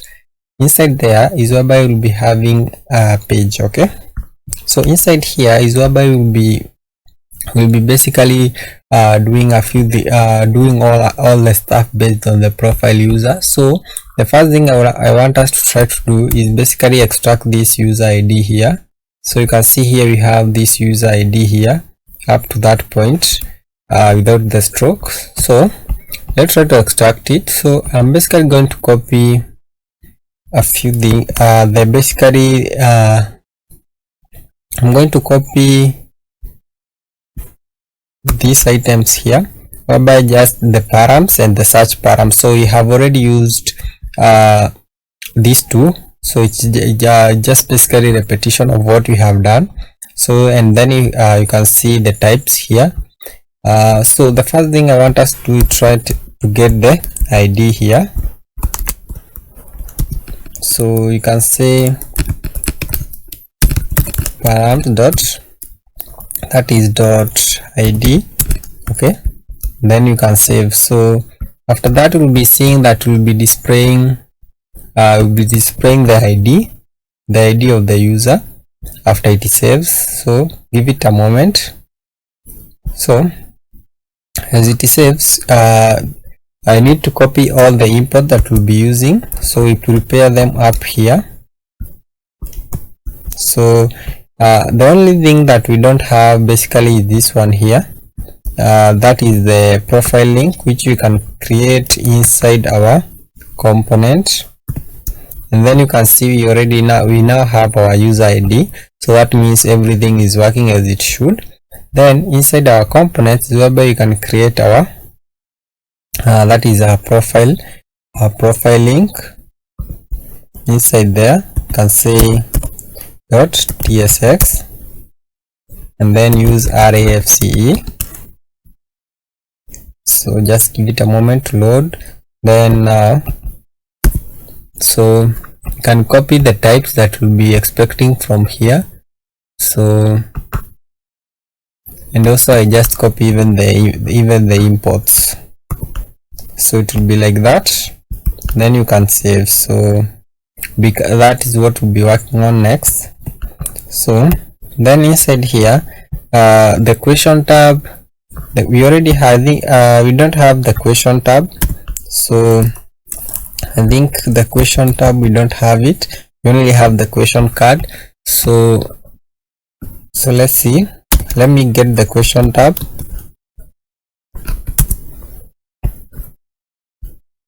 So you can come inside here, collapse everything, then you can create the question tab also inside here, .tsx,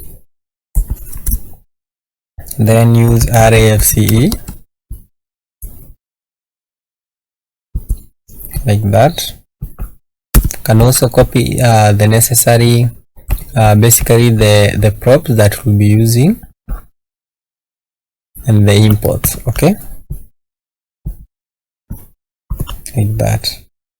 So here mostly for the imports, I think we can remove them because basically we are using different locations for the imports. Basically I changed them as we have been working. So I just save that one. I think this one will be here. So here it is. Then this one. Okay, so like that. So now we don't have any errors. So then what I'm going to do next, I'm going to copy all the functions that we'll be using, because we already have them. So just give me a moment. I just copied the wrong thing.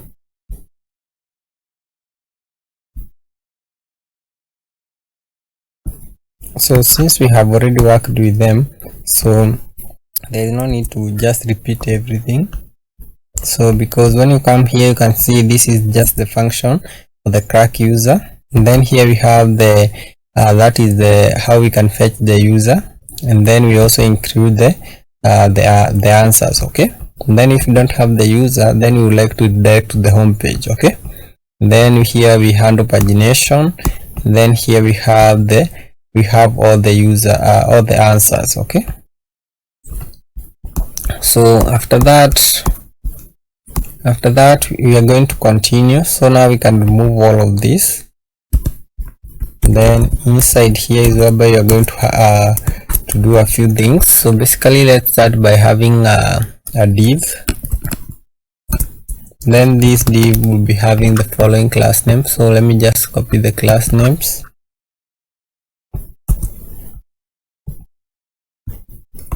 Like that. So we'll be having flex column item side, that is item start, justify between, sm flex row. Okay, then after that we'll be having a div. So this one can just write them,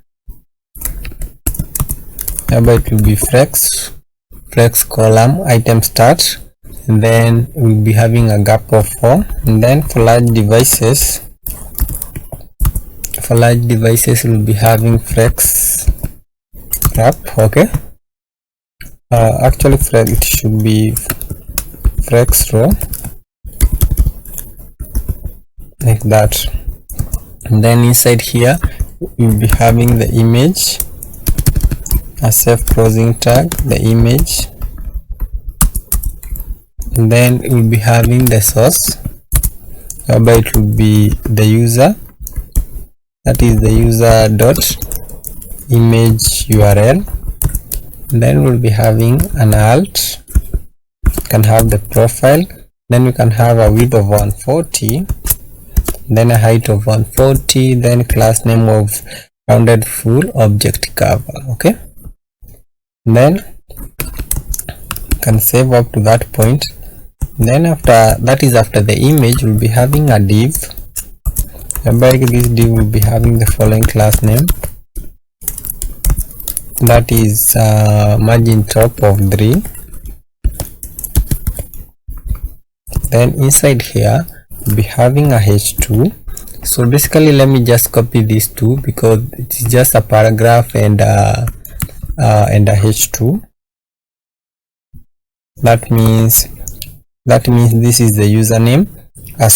This is the name of the user, and then here we have the that is the username. Okay, then you can save that one. So after that, now we'll be having the profile link, which will be after the paragraph here, whereby we'll be having a div. Then this div will be having a margin top of 5, flex wrap, item start, that is item center, justify start, and then a gap of 5. Okay, and then inside here is whereby we'll be actually be using the profile link. So you can say if we have the user, that is the user dot profile website. Okay, then we can render, that is the profile link. Okay, so that the profile link with the href of that is of user dot profile website, and then image URL of asset stroke icon stroke link.svg, and then we have a title of profile. Okay, portfolio. So can also save that one. So we also, after that, we'll be having the location, user location. But before we have the user location, it won't be here. Actually, I think I removed user location. So I believe I removed user location. Yeah, user location is not there. So, but here we'll be having something else. Instead of href, we can remove href because it is optional. We'll be having calendar. Okay, and then title, we actually be using dynamic one. So let me just copy it.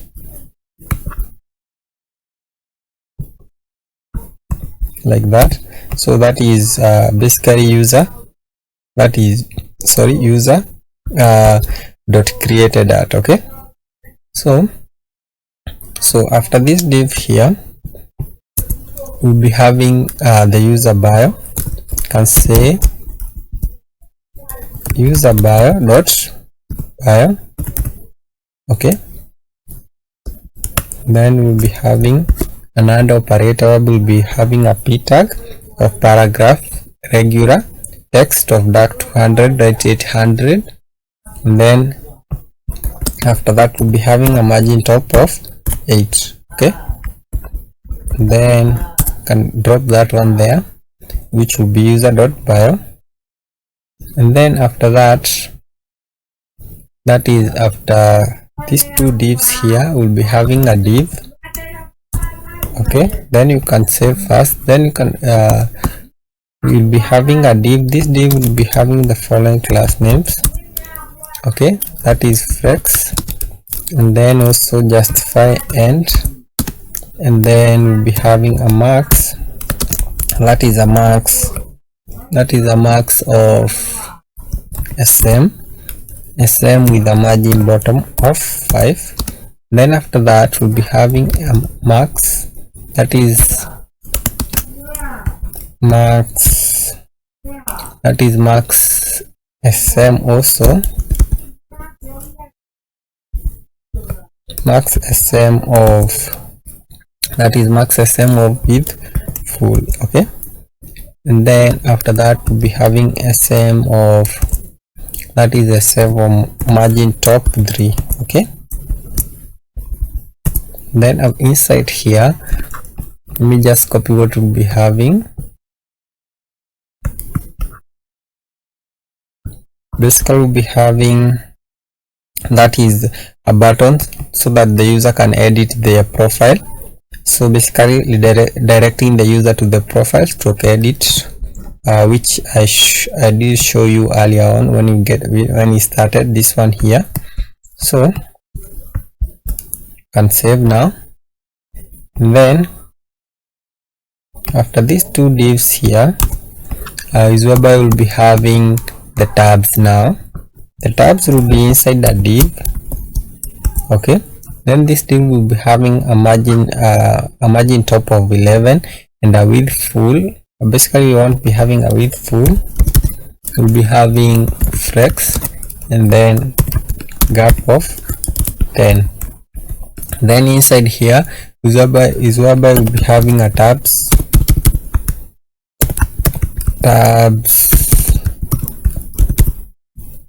that is tabs tag. Okay, then but first maybe you can start by giving this tab the following, that is default of answers, or we can give it top,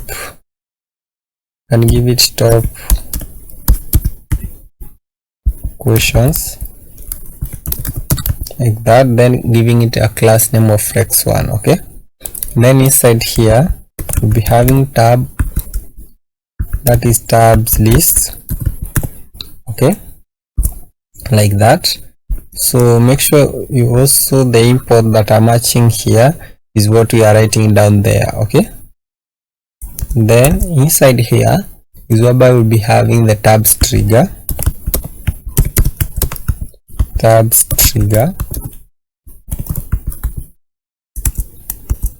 then after that basically we'll be having two of them. So this tabs trigger here,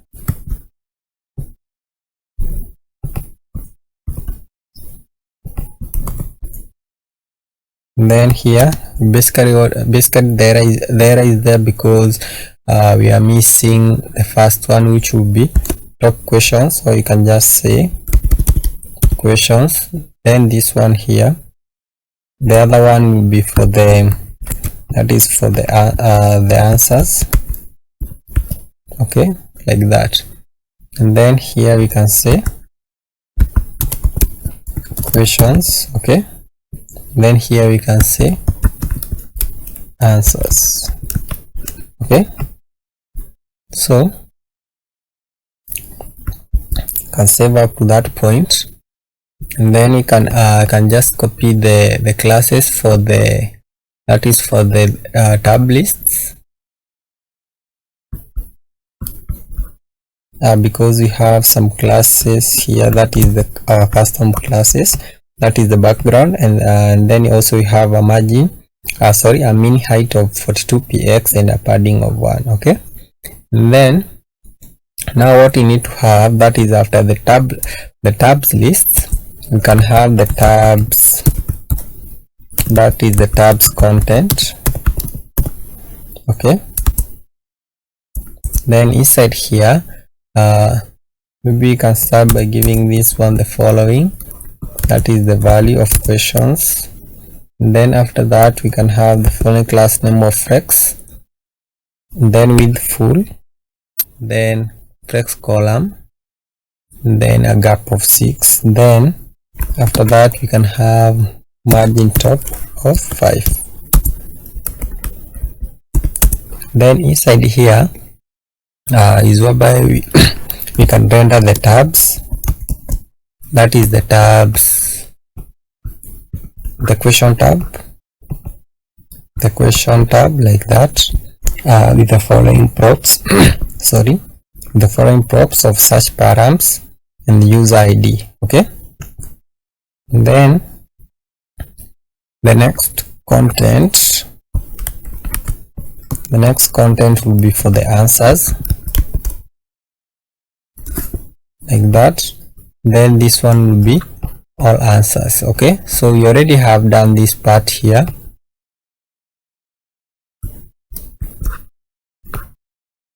We have already done this part here, so can just save up to that point. So what I want us to work on now basically is the profile link. So because here you can see we now have the tabs here, so just give it a moment and see if we can be able to navigate between the two. Okay, so that is the profile link. You can come inside the profile links. Then for our div here, we can give it the following class name, that is flex.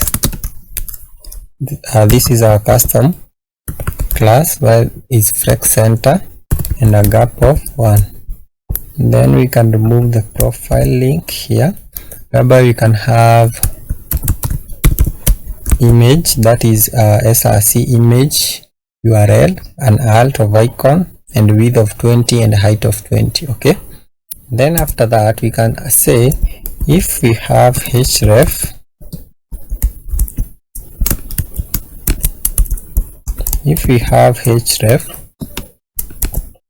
basically I would like to show a link tag. Okay,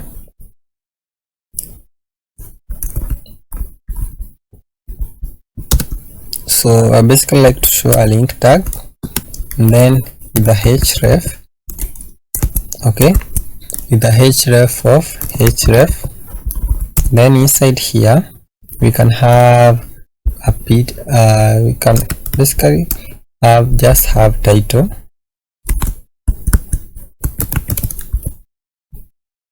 Okay, then we can give it this one the following class name, whereby we can have, so let me just copy the class name because we have some color, have a color here, whereby it is paragraph medium and then text blue. Okay, and then I would like to open this link on a new tab, so I can say target, and then you can say underscore blank. Okay, and then after that we can now show a p tag. Okay, so inside here you can have the title, and then you can have the following class name, so that is paragraph medium, and then text dark 400 light 700. Okay, and then we can save. Okay, Then here you can try to switch to answers.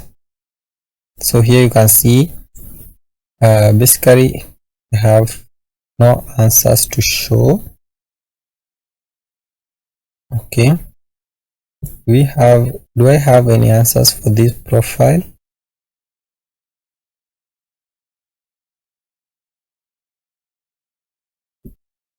So basically I believe I have one answer.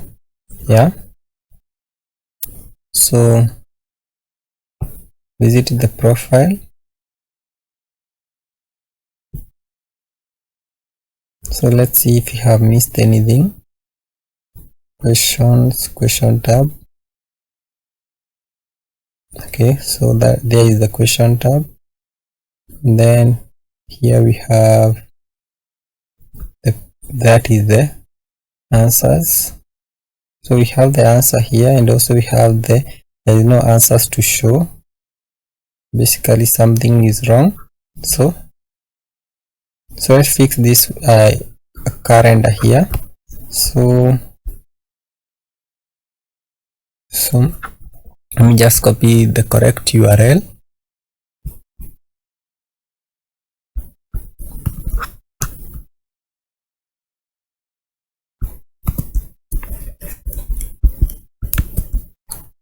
Okay, basically there is only one answer.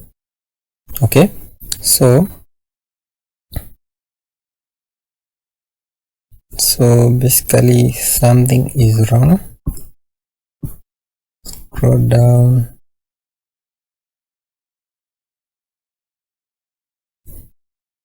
So let me just pause the video and then just be right back with the solution of what is going wrong there. Okay, so just give me a moment.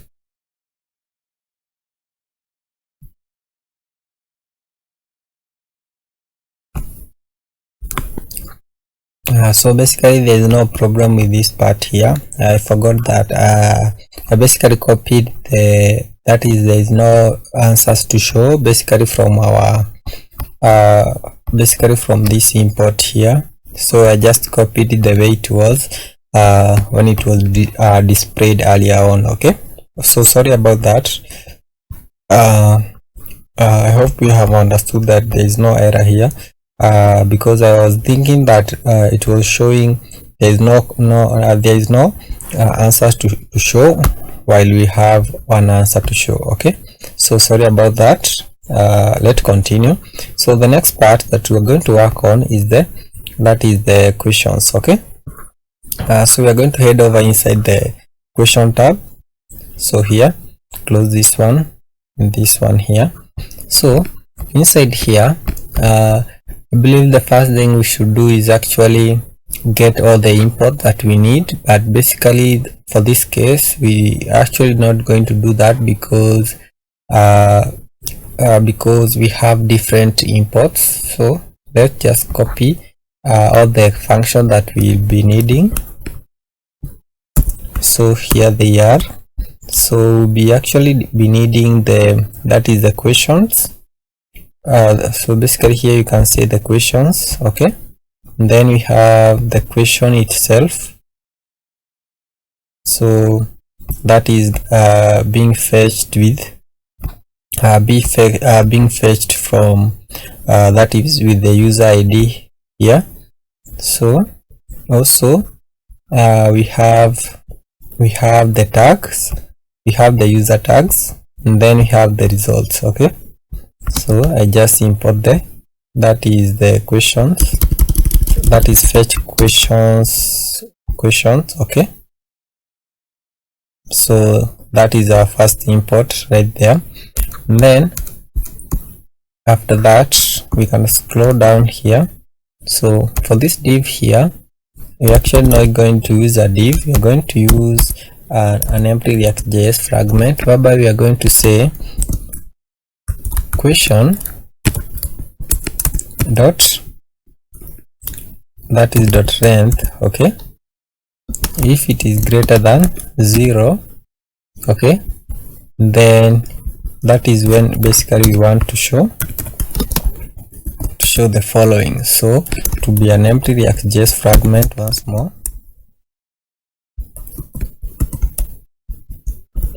like that. So inside here is whereby we are going to have our div. So I just copy the div with the following classes. So we'll be basically with class of margin top 11, flex justify between, gap of 5, that is max of SM, flex column, and SM of item center. Okay, then inside here is whereby we are going to have the local search bar, and then also you can also have the mobile, that is the mobile filters. But basically for our case here we'll be doing something different. Can come inside here. So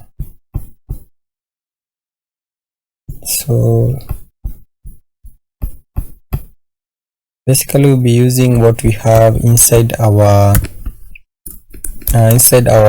home.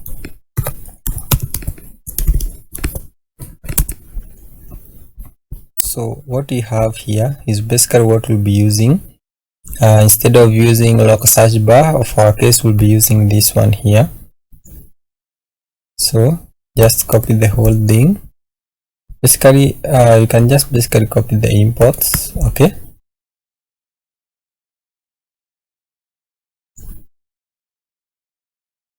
and then come here and then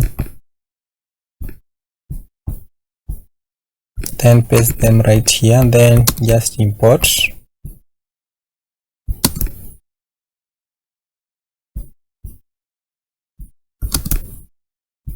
Auto import them like that. Then I would like to change all of this to use at components like that. And then we have here, we should be passing this question here. So be saying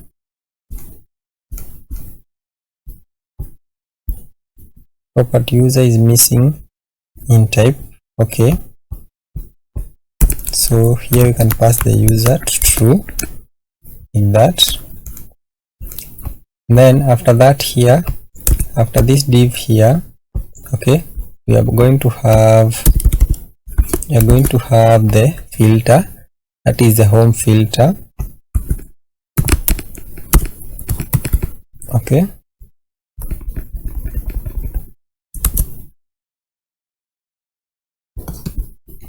home page filter. Okay, like that. And then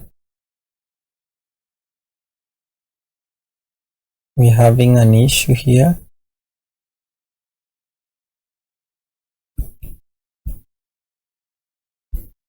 Okay, not that one. So basically we should be using the home filter, not the page. I forgot that one was that one is an array.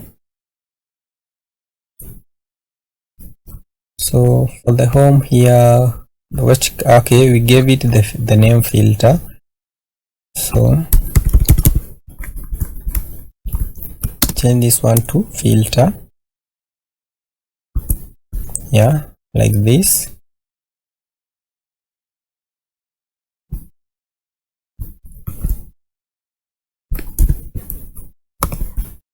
Yeah, like that. So up to that point you can save. So that now after this part here is whereby we can have the questions themselves. So we can have a div.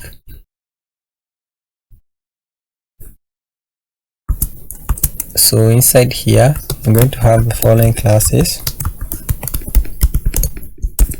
Is whereby you're going to have margin top of 10, and then we're going to have flex with full, flex column, and a gap of 6. Okay, and then inside here going to say results dot length.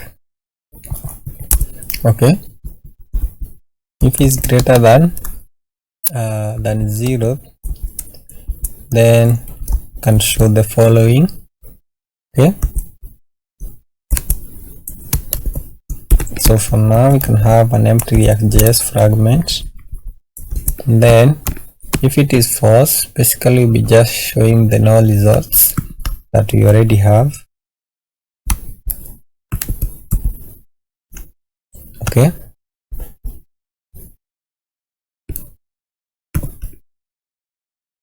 just like that. So can remove the error, the undefined error with a exclamation mark, I think so. Yeah, then inside here basically you're going to start by basically rendering the that is the results. So basically it can be like this, whereby we have the result.map, then we extract the question, that is the equation itself, then basically render that is the question, that is the question card. Okay, whereby we can change the import to that is at components right there. So and then also import the that is no results, then change it right here. And then for the imports, that is for the imports, we should be having these imports. So basically remove this one here like that. So it should be key of question.id, then we have question equals to question, then answer is equals to question.answer, then user equals to question.user. Okay, then we have tags, which is equals to that is question.tags. Okay, then upvote is equals to question.upvotes. Okay, and then I will also like to basically show pagination. So pagination will be shown when we have more than 10 questions, just like that. So question.length, so basically remember is this question here. Okay, or let me confirm first. Yeah, I'm sure is basically it is this question here, whereby it is this question right here. Okay, so then for the questions here, that is the question.length, we should be passing all the question.length, not this question here. Okay, all the questions that are coming from the database. Okay, and then here we import the pagination, which should be custom pagination. Okay, so here we have the question pagination. Change the import to that import right there. Then we can just save now. So just give it a moment. So, and with that now we'll be done. So what will be left with is basically editing the profile. I just close this one and this one here, and then we can open the app. Then inside app we have the route, then profile, then we have edit. So inside here is where we are going to edit the profile, and then we can will basically be continuing on this page right here just in a moment. So here you can see it is done. So you can see here you can also be able to search something like record.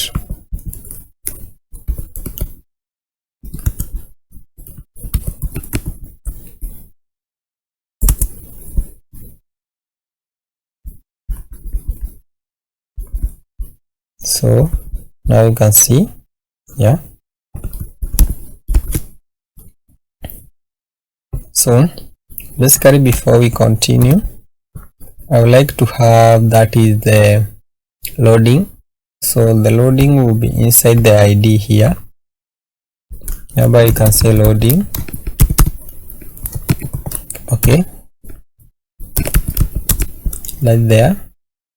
Then I'll just copy everything, because remember the design that we already have for this page right here is what we'll be using right here.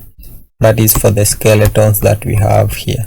So basically this design here, this skeleton here, you can see basically that is H36 and W36 rounded full. Basically it is this image here.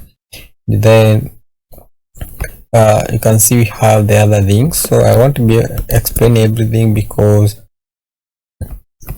it's just a repetition of what we have right here. Okay, so I will close this one here, this one here, and then let us continue from there.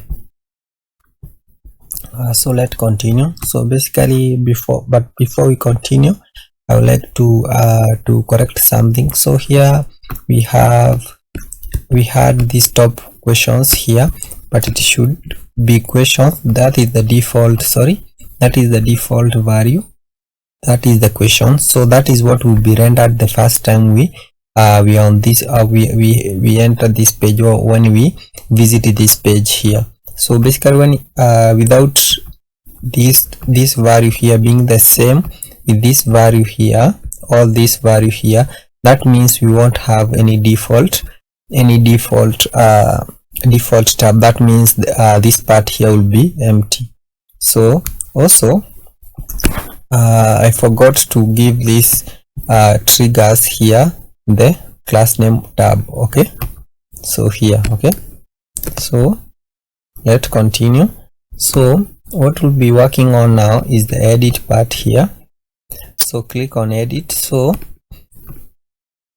I'll just copy everything, because this part here is self-explanatory, because basically what we'll be doing is basically creating a component named profile, and then here basically we are fetching the user, that is with the user ID coming from Clerk. That means if you don't have the Clerk, then we should be redirect the user to the home page. Okay, so let's create the profile, close it, then here you can create a new one, .tsx. So I'll head over. I would like to copy everything from my tsx, that is profile tsx, but first maybe you can use array fce. Then I can just copy everything right there and paste it here. So here there are two things that we don't have. So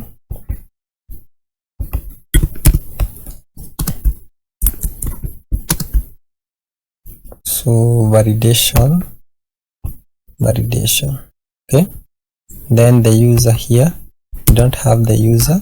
So here basically we should be having this user right here. Okay, so we have already handled, that is the update, that is update with the hook, and then update with our custom one.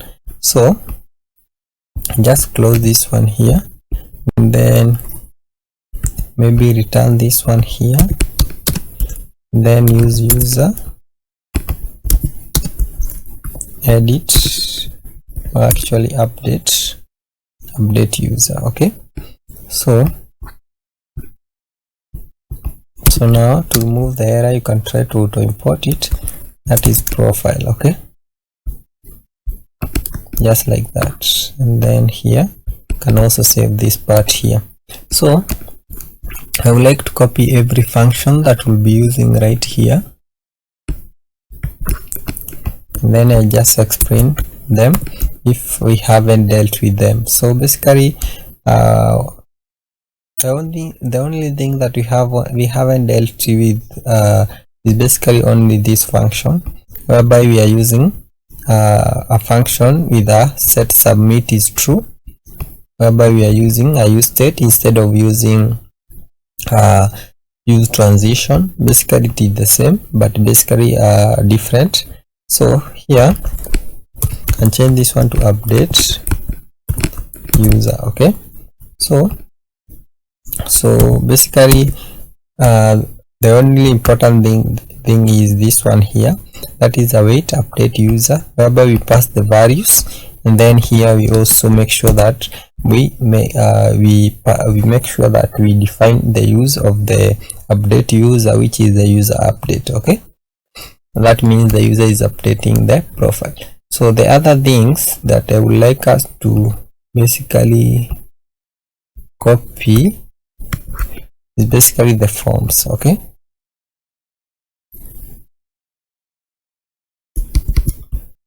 basically the forms. So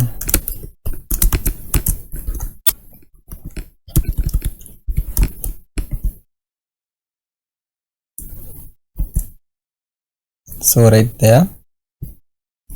So inside here also I would like also to use, that is the use, that is the form.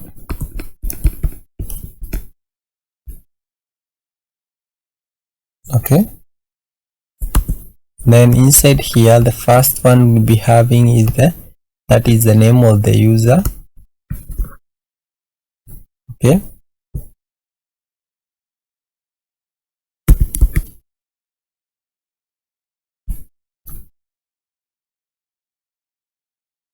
okay, then inside here we'll be having the first one, which is the name of the user. And then after that we'll be having the username. So we have already worked with this one when we were working on that is the ask question here. So just a matter of pasting, copying and pasting what we actually worked on. So can just copy them and just change the username here, and basically to the name that you want also here. Okay, so and then maybe change the placeholder, but the class names are the same, and then also the labels are the same. Okay, so I just copying one by one so that you can see that there is no difference with what we had earlier. Okay, that one is the profile website. Then lastly we can have the bio, just like that. And then the last thing that we actually need is the button, which will be in a div, and remember the button should be inside the form. Okay, so I hope you have the bio, then you have the website, that is portfolio website. Okay, and then you have the username, then the user. Okay, then now you can just save. Okay, so we have already used all of this, so don't worry. So because if it is for the text area, we have it right here for the bio. Okay, so just wait for it to finish saving. But as it does so, and then we test it, the next thing that we'll be working on is the app route, is the community. Basically we'll start with the collection. Okay, and then we finish with the community. Okay, I believe time will allow us to do those two. Okay, so here now you can see we have all the values from our database, and also we have that is the username, and then what you can add is the portfolio URL and also the bio. Okay, so let it finish loading, and then now we can just try. So don't worry about that. So here for the URL you can basically get any URL, then just paste it inside there. Okay, then for the portfolio you can say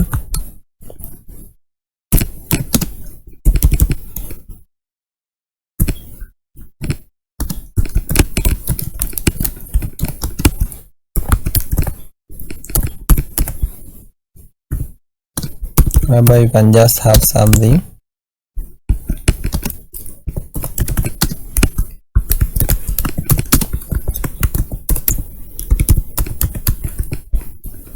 so you can have something better. Then now you can see it is saving. Okay, and then now we are being redirected, and here you can see the skeleton, and then here maybe you can add a button, a skeleton button here on the right. Okay, so here you can see the portfolio, now we have it, and then here that is for the bio, you can see also we have it right there. Then when you click that one you can see you will be redirected, and then that is great. So the next part will be working on the collection. So let's continue. So on the next part we are actually going to work with a collection. So it is inside app route, and then we have the collection here. So I'll just copy the function that we'll be needing. So because you have already worked on them, so I'll also copy up to this point here.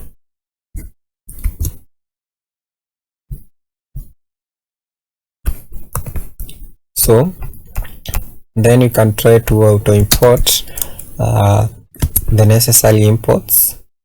Then also we need the redirect coming from navigation, and then also we need the db coming from our lib.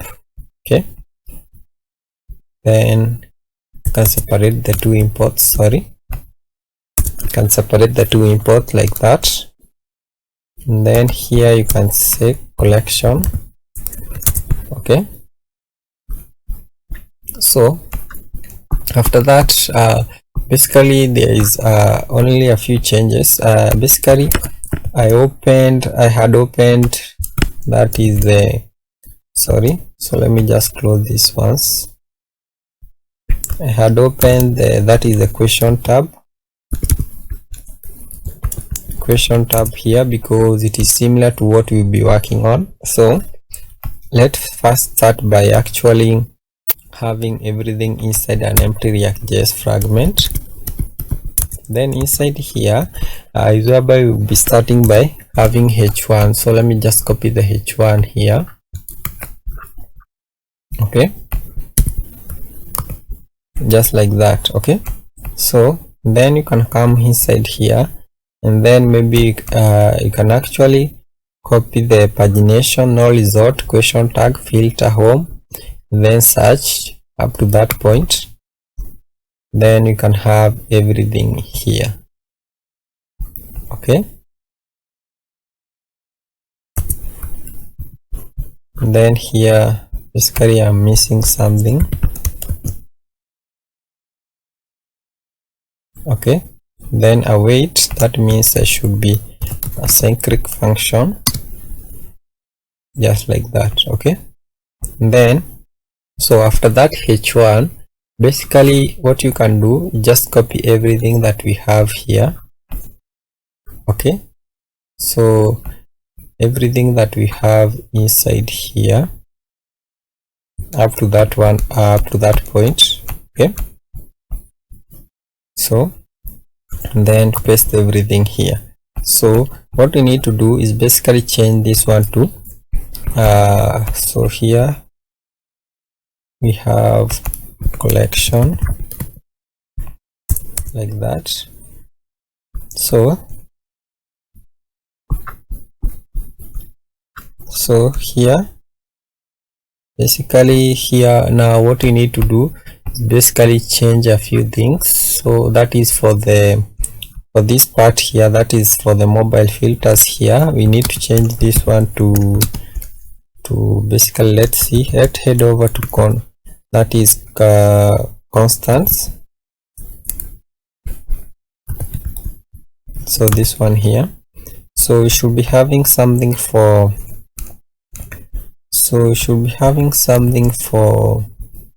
that is for our collection.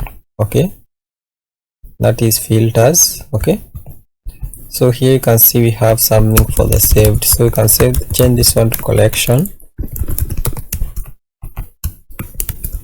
Okay, and then you can have it here, so that is for the collection. You can import it right there, and then you can remove this one here.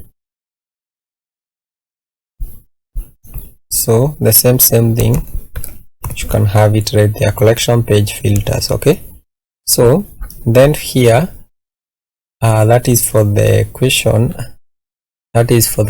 whereby when we need to show these filters.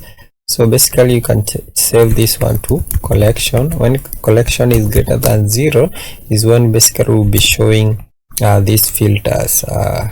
Okay, then after that basically having also collection here. Okay, right there, and then here also collection. Okay, whereby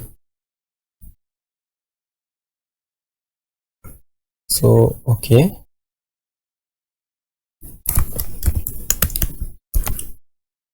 I like to change all of these to collection.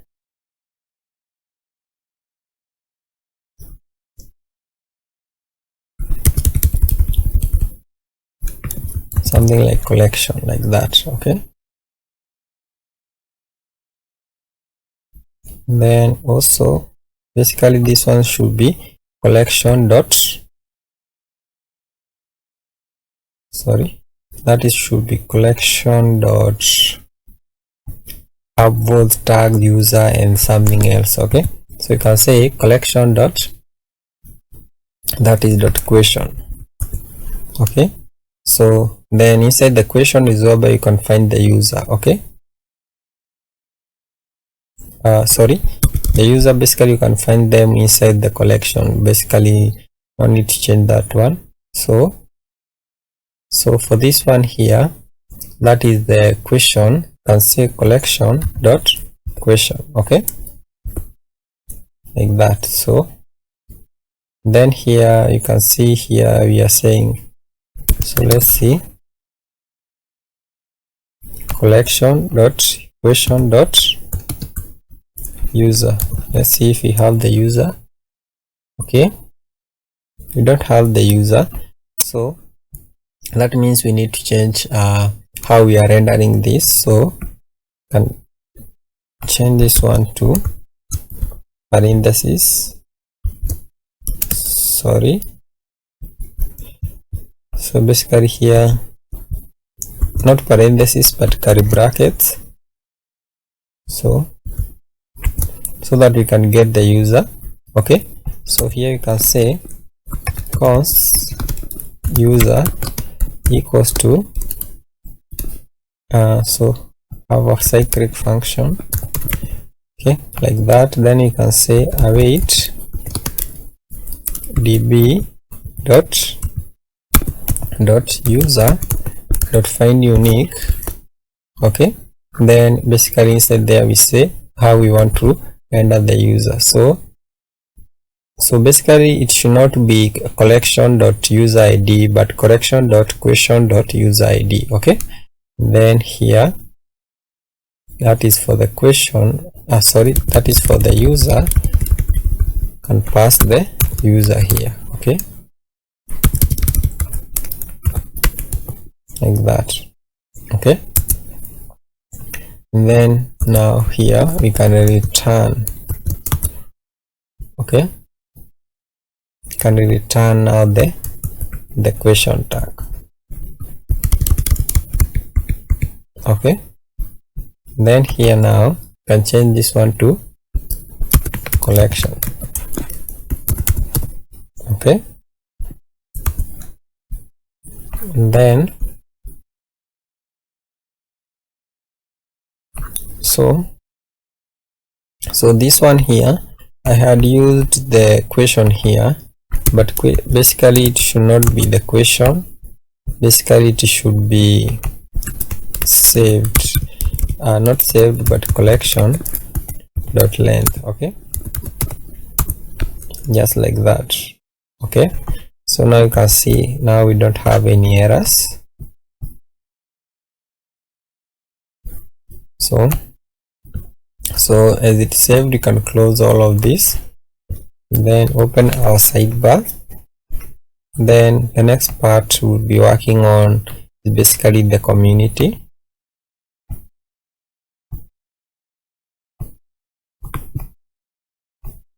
So let it finish saving.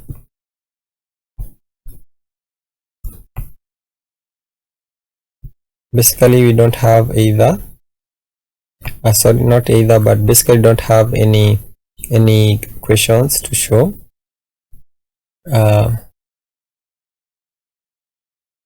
But basically you can customize it to say there is no saved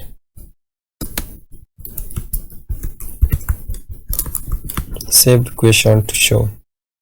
Okay, then here you can basically edit all of these also, so you can do all of that. But first you can head over to the home page. Okay, and then we can save one question, and then we can basically come and see if you can be able to see it on our saved questions, all our collection. Okay, so let's save this one.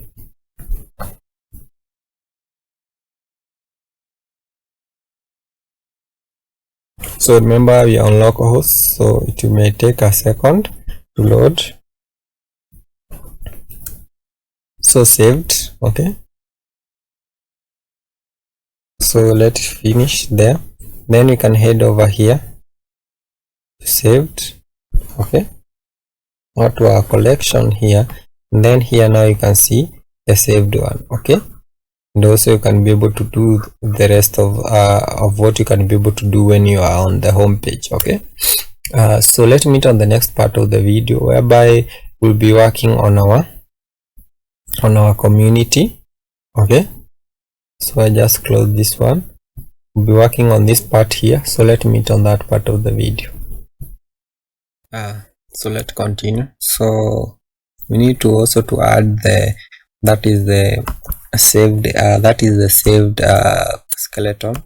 So you're opening your sidebar here, then inside your collection add loading .tsx. so I just copied the loading, so this one is a small one,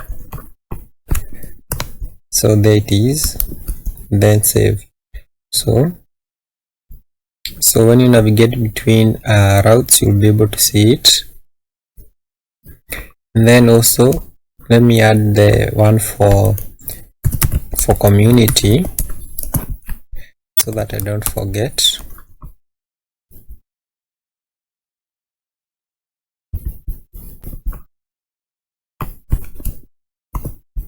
Okay, so there it is.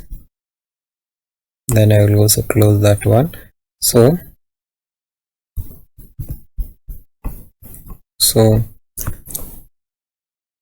when you try to move between the routes, you basically be able to see that.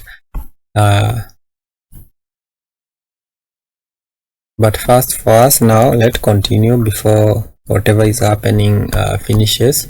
So I like us first to copy all the basically let me just copy everything that we need. That is all the functions. So here they are.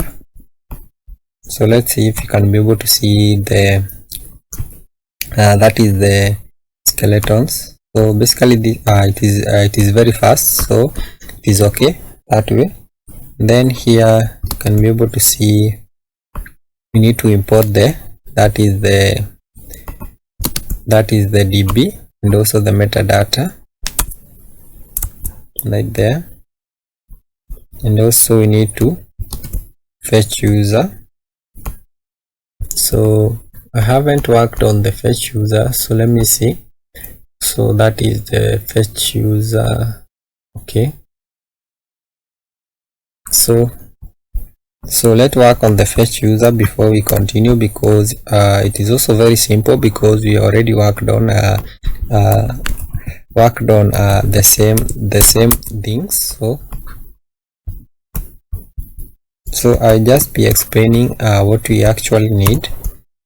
So because we have already worked with the sort, basically this is very easy. So what you need to do is basically have all of these types, and then make sure the user has the type of also, which also include the answers, and then we initialize sorted. So this one here should be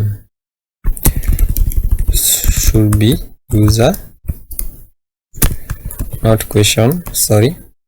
And then here you need to say if user if filter is equals to top contributors, then you need to say sorted user equals to user.sorted. Then you can say a comma b, then you get the b dot answer dot length minus a dot answer dot length. That means you'll get the most the user who has answered the most questions. Okay, and then and else you need to basically just pass the user, because it basically for the that is for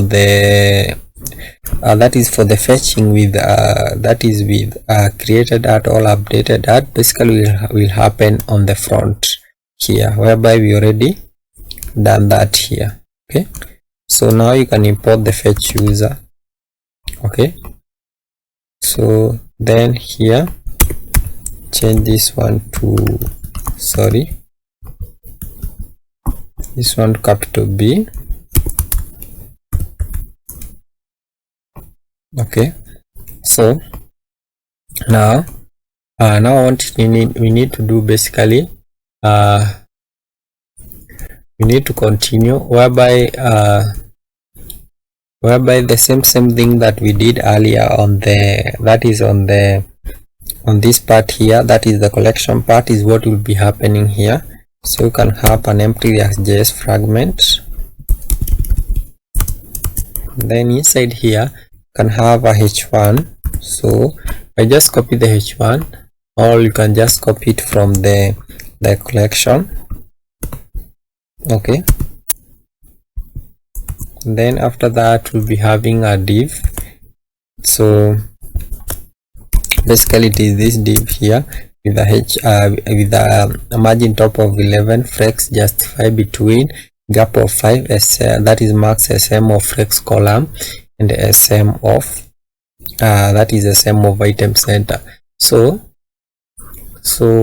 basically you can head over to collection. So this collection here, so what we did here is the same thing that will be happening. Okay, so basically I could just have copied all of this. So here basically we used collection, so here we can just use users.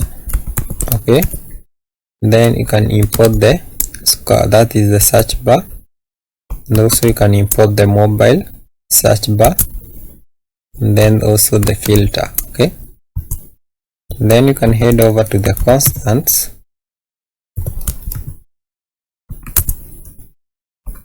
So not that one, open your sidebar, collapse everything, then inside constant you can have the filters. Okay, so that is the answers filters, that is what we need.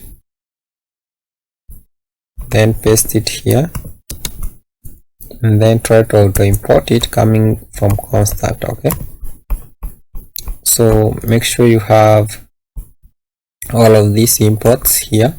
Okay, and then you can save up to that point, and then now, so that is after this part here.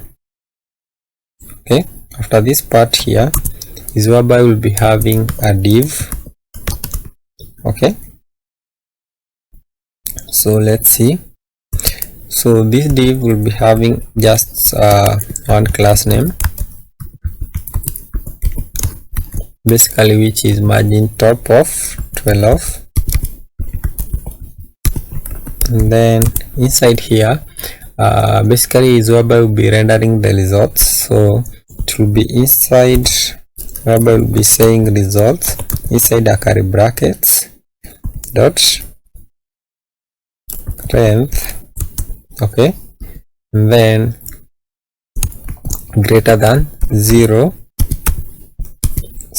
greater than 0 basically is when basically will be actually be rendering the result.map.user.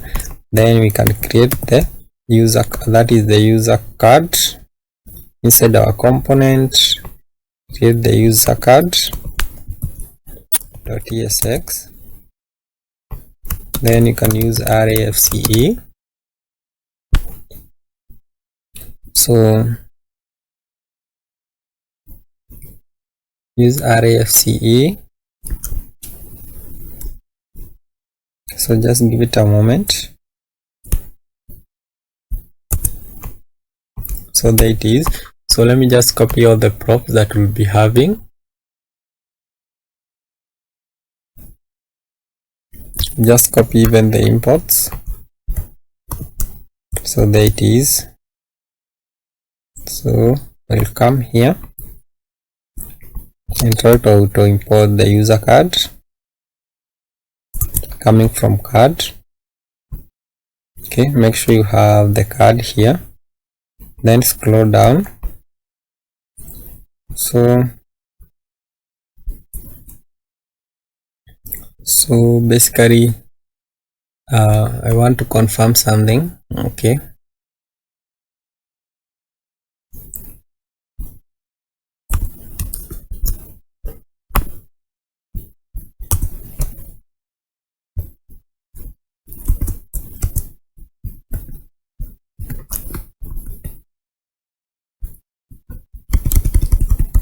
So I would like to use the same syntax, so that's why I'm basically I want to use the same syntax, so that why I would like to basically use result dot,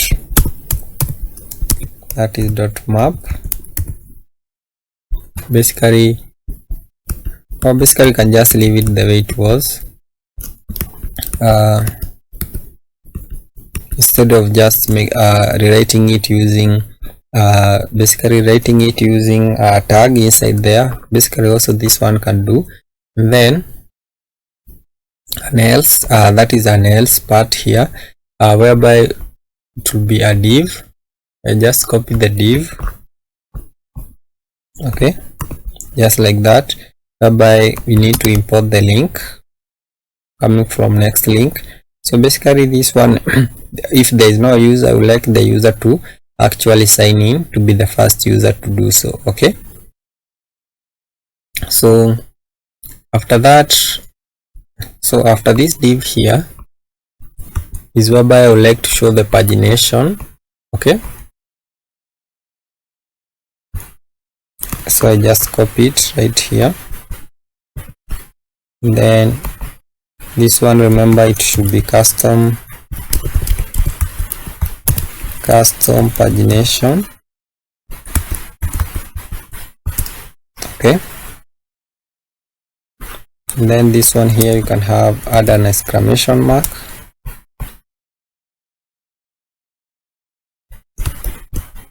like that, okay. And then now you can save everything. So what we need to do now is basically just one thing, which is the user card. That is what we need to work on now. So you can start by saying it will be inside a link, then this link will be having a href, okay, a href of dynamic template, but it will be profile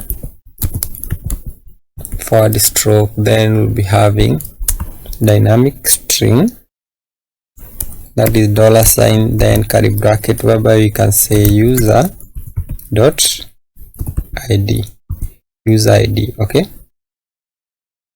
so too many connections, so you can try to actually reload. Okay, then so user ID, so actually what you need to do is basically stop it and then rerun it. Okay, and then we'll be finished with this part here. So then inside here we need to have, you can have a div, okay, or maybe you can have an article. Okay,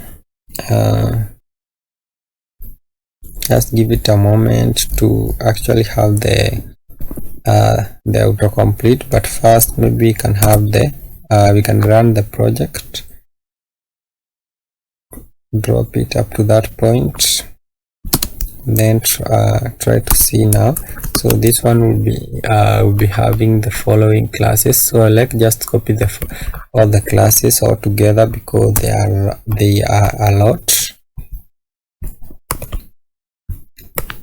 So basically that is background, okay, different background, and then a light border, flex, with full, then flex column, item center, then justify center, rounded SM, that is rounded to Excel, okay, then border, and then padding over it. Okay, so I believe it can be much better if we have it this way. Okay, then inside there the first thing that we'll be having is image tag. Hereby will be rendering the user image. Hereby will be saying user dot image URL. Then we'll be having an alt, and then after that we'll be having a h of 100, then a width of 100. Okay, then class name of width that is rounded full. Okay, so reload there, and then after that we'll be having a div. So I just basically copy all the divs, just copy all the divs. So there they are. So that is a div for the for our both, that is the username and the name. So it will be a margin top of 4 and text of center, that is the class name for the div, and then the h3, then a p, that is a p tag to basically wrap that finish that up. Okay, so basically I will just pause the video because so let me just remove all of this also.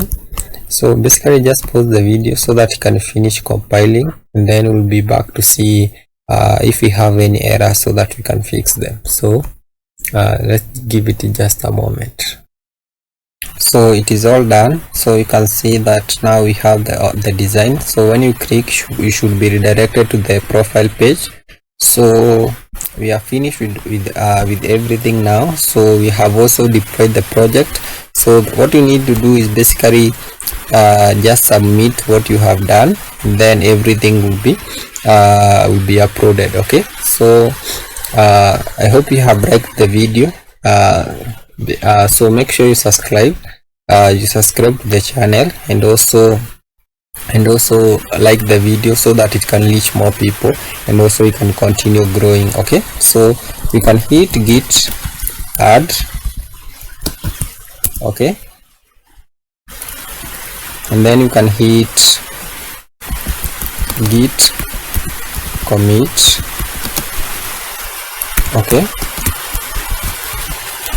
final. Okay, then you can hit git push. So let me meet on the next part of the so not the next part of the video, but on the next video that will be having that will be coming very soon. Okay, so have a great time.